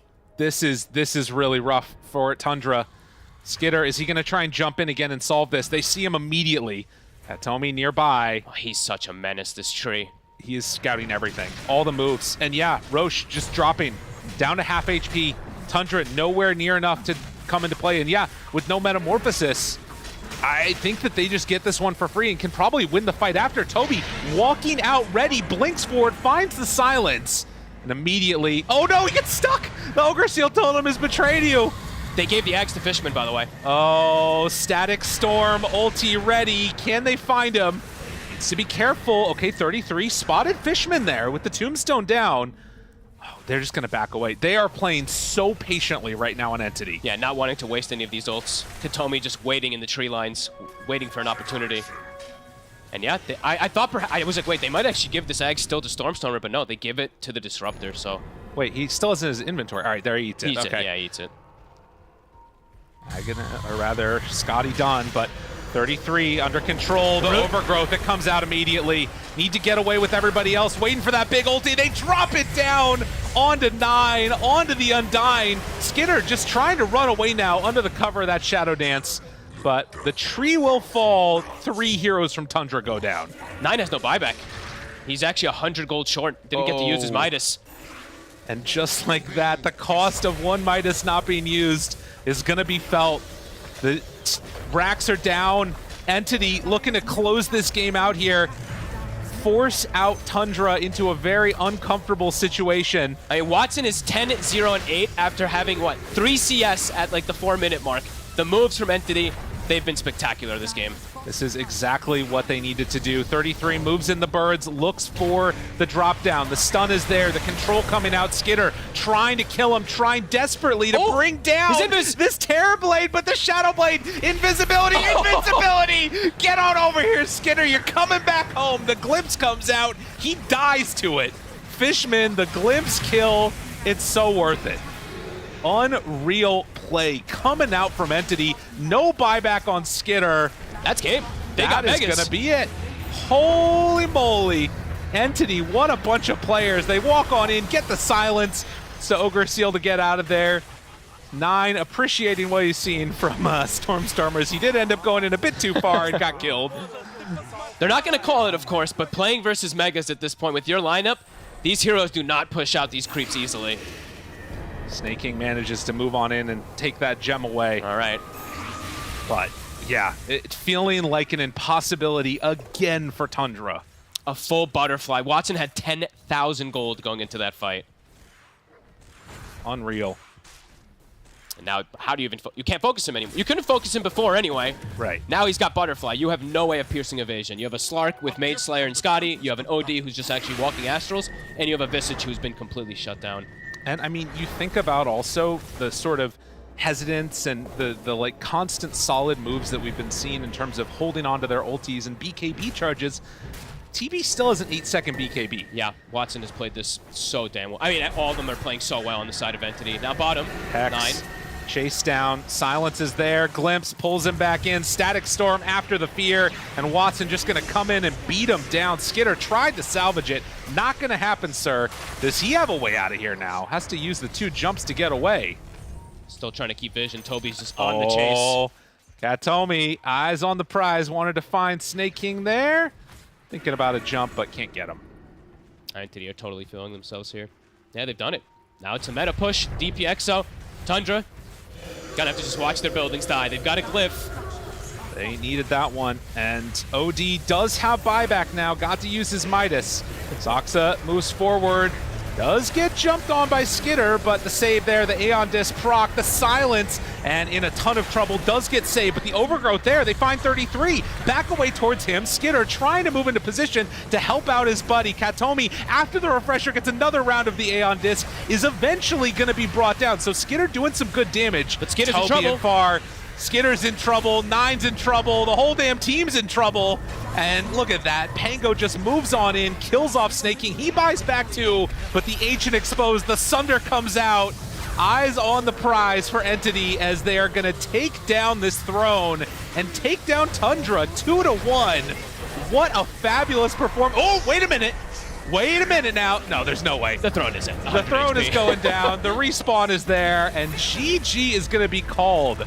Entity with the upset. Wow. I mean, with the way that they played the last 2 games, they looked... I mean, this looked like a different team almost in the first game, completely. Oh, yeah. They were so dominant early game. I mean, have to give huge shout-outs. I'm going to do it again. Katomi, what a monster. 1 rotation bottom. Seems to have opened up the whole map for them. Stormstormer held his own versus an OD in the mid lane. Yeah. All those lanes after that bit of a tough start there for Watson seemed to go their favor, and then they just... Almost every single fight, they steamrolled.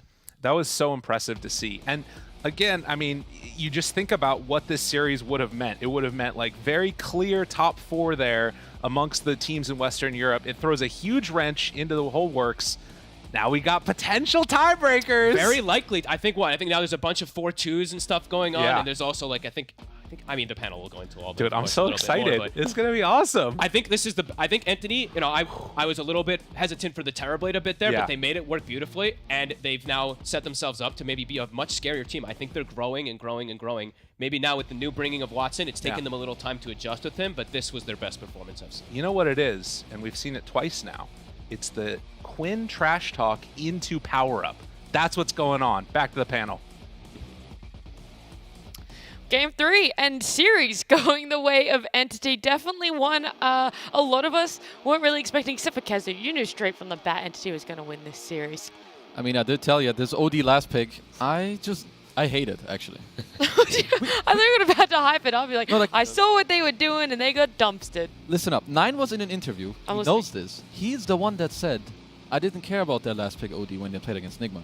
Because Sumer was like 10-0, but he played into a lineup that had silences and a lot of team fight, and I think same story here. Unless they snowball very nicely, and eventually, sure, they can hit a timing where Tundra can outplay them and kite them. But if they don't hit that, it's just very hard for them to play. Yeah, Stormstorm also did very well in the mid lane. He was able to mirror the CS of the OD that normally doesn't happen. So I think Stormstorm did pretty well there. And fundamentally, this entire game could have been Tundra's win, but this tree, when he TPs to the bot lane, he gets a double kill on a Visage plus Undying that are slaughtering the safe lane. I mean, like, Visage was like 30 CS to like TP's what, like 10 or something? This lane was nearly over. But one tree rotation coming in, breaking open the game, and on top of that, Pango doing well mid just allowed Entity to enter this exit the laning phase with so much confidence and a disgusting kill lead. Katomi definitely rescuing. Yeah, his that was a team. game-saving rotation. Game-saving rotation down on the bottom lane. Something that they didn't truly respect on Tundra because they stuck around, they saw him, they wanted to fight a couple of times. But the mid lane fight afterwards, I believe, just a full team wipe with an addition of Stormer TPing bottom and getting another kill. So they killed 5 of them so early on. This game was kind of done very early on in the match. They did manage to come back a little bit on the side of Tundra. They made a 10k deficit into a 5k one, but it's this fight here that this happens, and it's definitely something I want to talk about. It is unfortunate timing with the Aegis, or was it perfectly calculated by Tundra? That's the first question. But secondly, why this fight in particular went the way of Tundra after such dominant performance from Entity, and it never converting into anything more than just one good showing. I mean, when you drag out fights and can play on the fact that, you know, Static Storm's been called down, Rolling Thunder hasn't been perfect, and you can play on the fringe of TV, you're able to poke and prod, and that's kind of what Tundra's draft was meant to be like. This Visage was meant to crush bot lane, take the tower, sweep through the map, and allow Slark and the others to play behind. But because that didn't happen, and all the other lanes went well, you maybe might see it in one fight that we did see there, but fundamentally for like this Watson, you know, 12-0-11, completely free game. Katomi 4-2-17. He didn't die until like the final, you know, 10-15 minutes of the game. It was just so clean from them that a couple skirmishes for Tundra doesn't really net them anything because their draft was meant to be this aggressive lineup. Does this give you a bit more, to me at least, it gives me more confidence in Watson when it comes to playing some normal drafts and not necessarily only these Pudges and these heroes, Bloodseekers that are very aggressive early on. Like, they can play a different style than they usually do on the side of Entity. I do like that they went back confidence-wise for the Terrorblade, even though it didn't work out in Game 1. Different lineup for them in Game 3, and it looked fantastic. Fantastic enough, Kezu, for an MVP? I think his TB is very good, but if we're not... You can say someone else on the team shone brighter. Katomi. Yeah, if we don't give it to him, this guy is getting robbed. It's illegal. He did basically... Illegal. He recovered the safe lane enough to give Watson this entry to the game and to do what he did. If he doesn't TP down there and save them with that one move, honestly, this game should be completely They were kind of different. wrecked down there before he showed up, so... Okay. Is that the main reason why you want to give it to him? One reason, and it's good. Oh, it's definitely a good reason. I was just wondering if there was anything more you wanted He to played, say. like, throughout the whole game, he played a fantastic 3. Like, he got his Blink Dagger shard very early on, instantly queues up for that refresher. Like, literally, he had, what, energy booster, like Arcane Boots, Blink Dagger shard, refresher. Yeah. Perfect game. He's the best Everything treant. you want, Yeah. In Europe. It's confirmed. The best treant. I think he's the best treant, at least from Post 4, and I think overall his performances, this guy is good. And Okay, so you're willing to say right now, best post-4 treant in current Dota right in now? the world, yes. I'd say Straight in up. Europe easily, and then love it. I would wait till the major, but I don't think anyone else is playing Tree POS4 that frequently. So you know what? Yeah, in the world. Yeah? You gonna double down? You gonna jump on that one too? Yeah, sure, why not? Yeah? I mean, he's Listen, you gonna jump on it as well? Of course. Of course, 100%. Best treant ever. Ever? I mean, okay, that's fair, true. Universe. In the universe, ever. Tundra walking away from this one, having a loss that I think in their minds they thought they could easily win out. What are you hoping they take away from it? Where do you want them to look towards this when it comes to execution? I hope it doesn't shake them way too much. Like Yeah. this loss. Yeah, that's the only thing. Because for us, at least for me, they were the favorites of the matchup. I think for most of us, Tundra, they do not look as incredible as they did during their TI run, but they still look very stable. And for me, they looked like the top 2 team in the region after Liquid. Right now, I hope it doesn't shake them way too much. It's also scary for Tundra now. If you lose the game in Gladiators and you finish 4-3, Entity then potentially beat Nigma, 4-3 is the tiebreaker slot. So there is a scenario where 3 teams now can still tie. And yeah, for Tundra at least it's still in their own hands. They just need to beat Gladiators, push them into tiebreakers. But yeah, for Entity, they're going to be buzzing. They now get to control their own major lifeline. They beat Nigma. They get to force out the tiebreakers themselves. That should be relatively confirmed. So yeah, pretty good. We came in today and we're like, you know, by the end of this Wednesday, we could have our top 4 locked in for the major, and Entity were like, no way, I'm going to throw a spanner in the works for those ones. Their next opponent is going to be Nigma Galaxy. What from this series are you hoping that they bring to that one as well? Tree. Sure. That is a very simple If they and get it. accurate answer. It's true. I think maybe the early game aggression. I like that they can play together and that they feel free enough to roam around the map. Sure, you can keep Watson on the TB, but just make sure you, I think, somewhat address Enigma's early game. And I think if they perform like this, they'll be A-okay. The 2 games that they have won, their lanes went perfectly well. So if they can recreate that once again, like go for this early game aggression and then cover yourself with the real win condition. Did this also feel like a more disciplined entity? Because we said they've had struggles sometimes in either overcommitting or not really being on the same page about team fights. Was this that more structured, disciplined entity that we were hoping to see? I'm not seeing that majestic structure, discipline that I see from some teams, just because they had the advantage, and the advantage was very significant.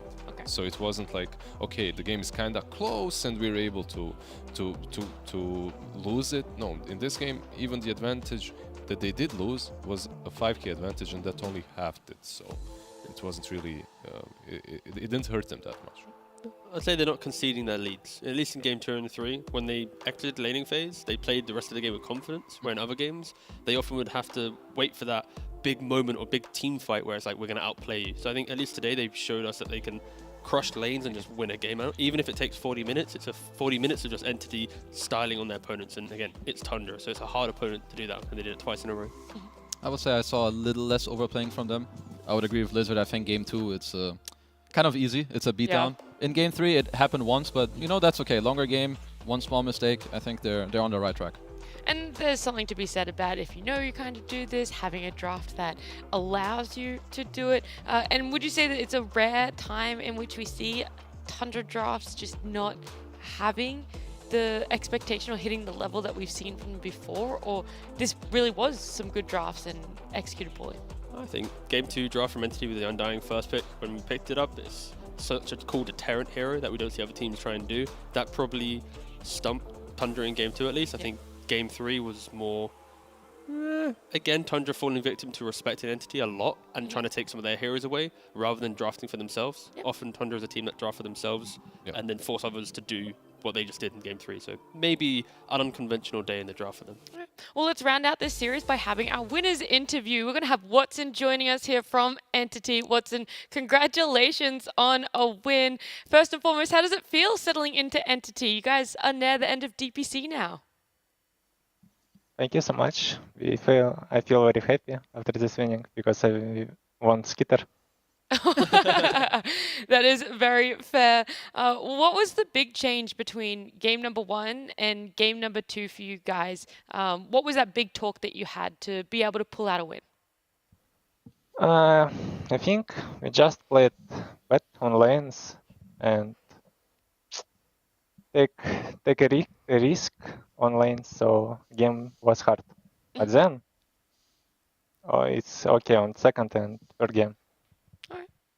Hey Watson, congrats on the win. So you're the newest addition to the team, and I think you've played really well in most of your recent games. Can you tell me who's helping you settle into the team? Is it your coach? Are your teammates helping you? Do you think it's only yourself? They're all helping me because I'm the younger, I think, here. Can you tell me, like, maybe in what way they're trying to, like, do they help you feel good, or are they giving you the comfort heroes, or how are they trying to enable you? Yeah, I played comfort heroes, what I played in matchmaking, and they help me. They trust me. Okay, and my last question. How did you and your team feel when Tundra last picked OD in this game? Were you scared at all? Was Stormstormer like pretty happy because he plays it a lot, or were you guys scared? We knew that he will speak OD, and we decided to ban Arc Warden. And we knew that we can beat OD.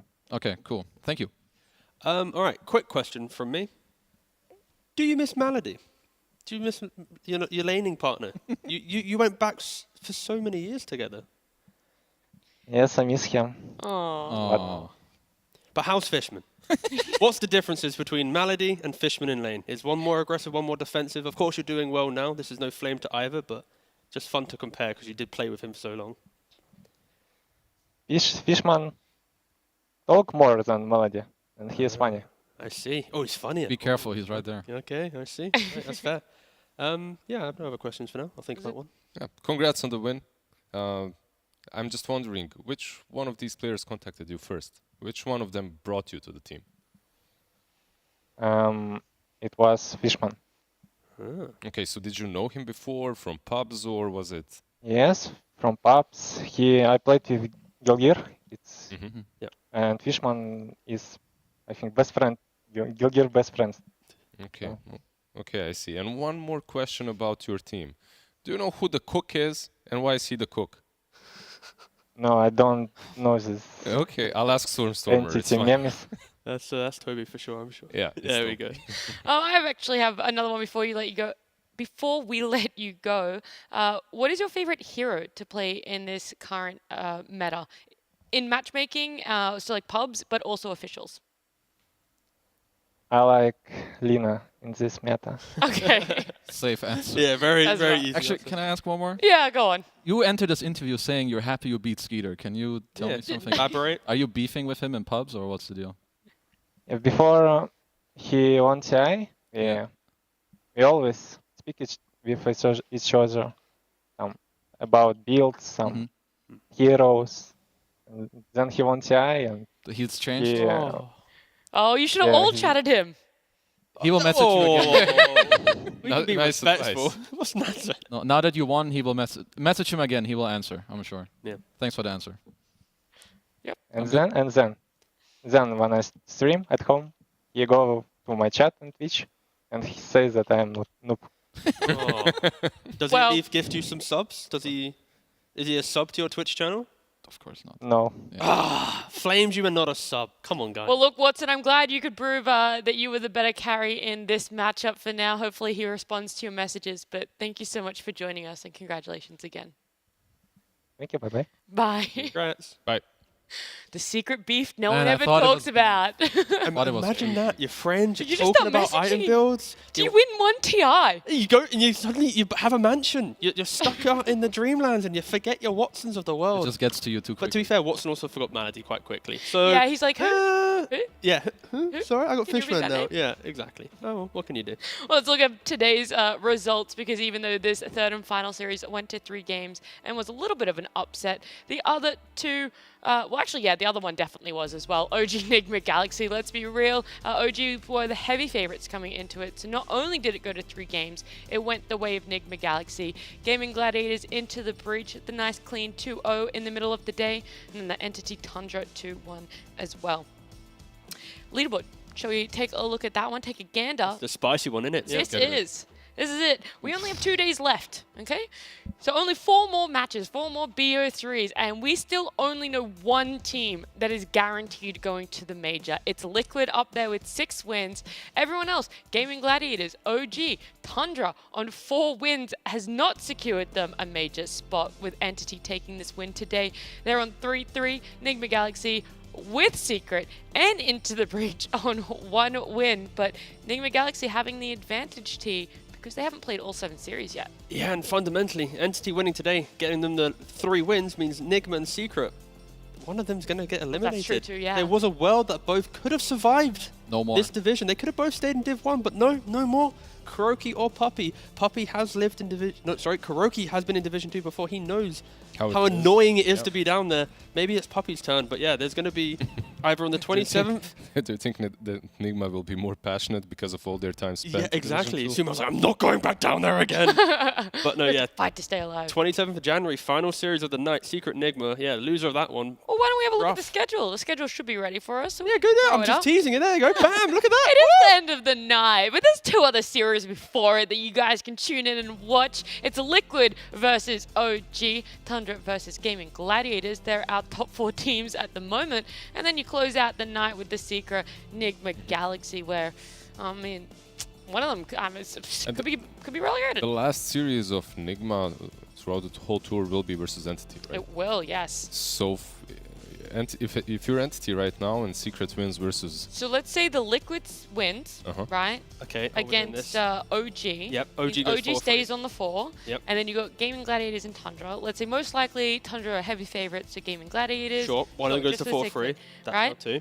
Yeah, and then Entity win the series against Enigma Galaxy. That's a 3-way tie. Yeah, exactly. 2 slots. And if Enigma then just beats Secret... 1 slot. It's a lot of slots. Sorry, I couldn't do maths for a second there. I mean, there could be 1 more. No, but that's just so...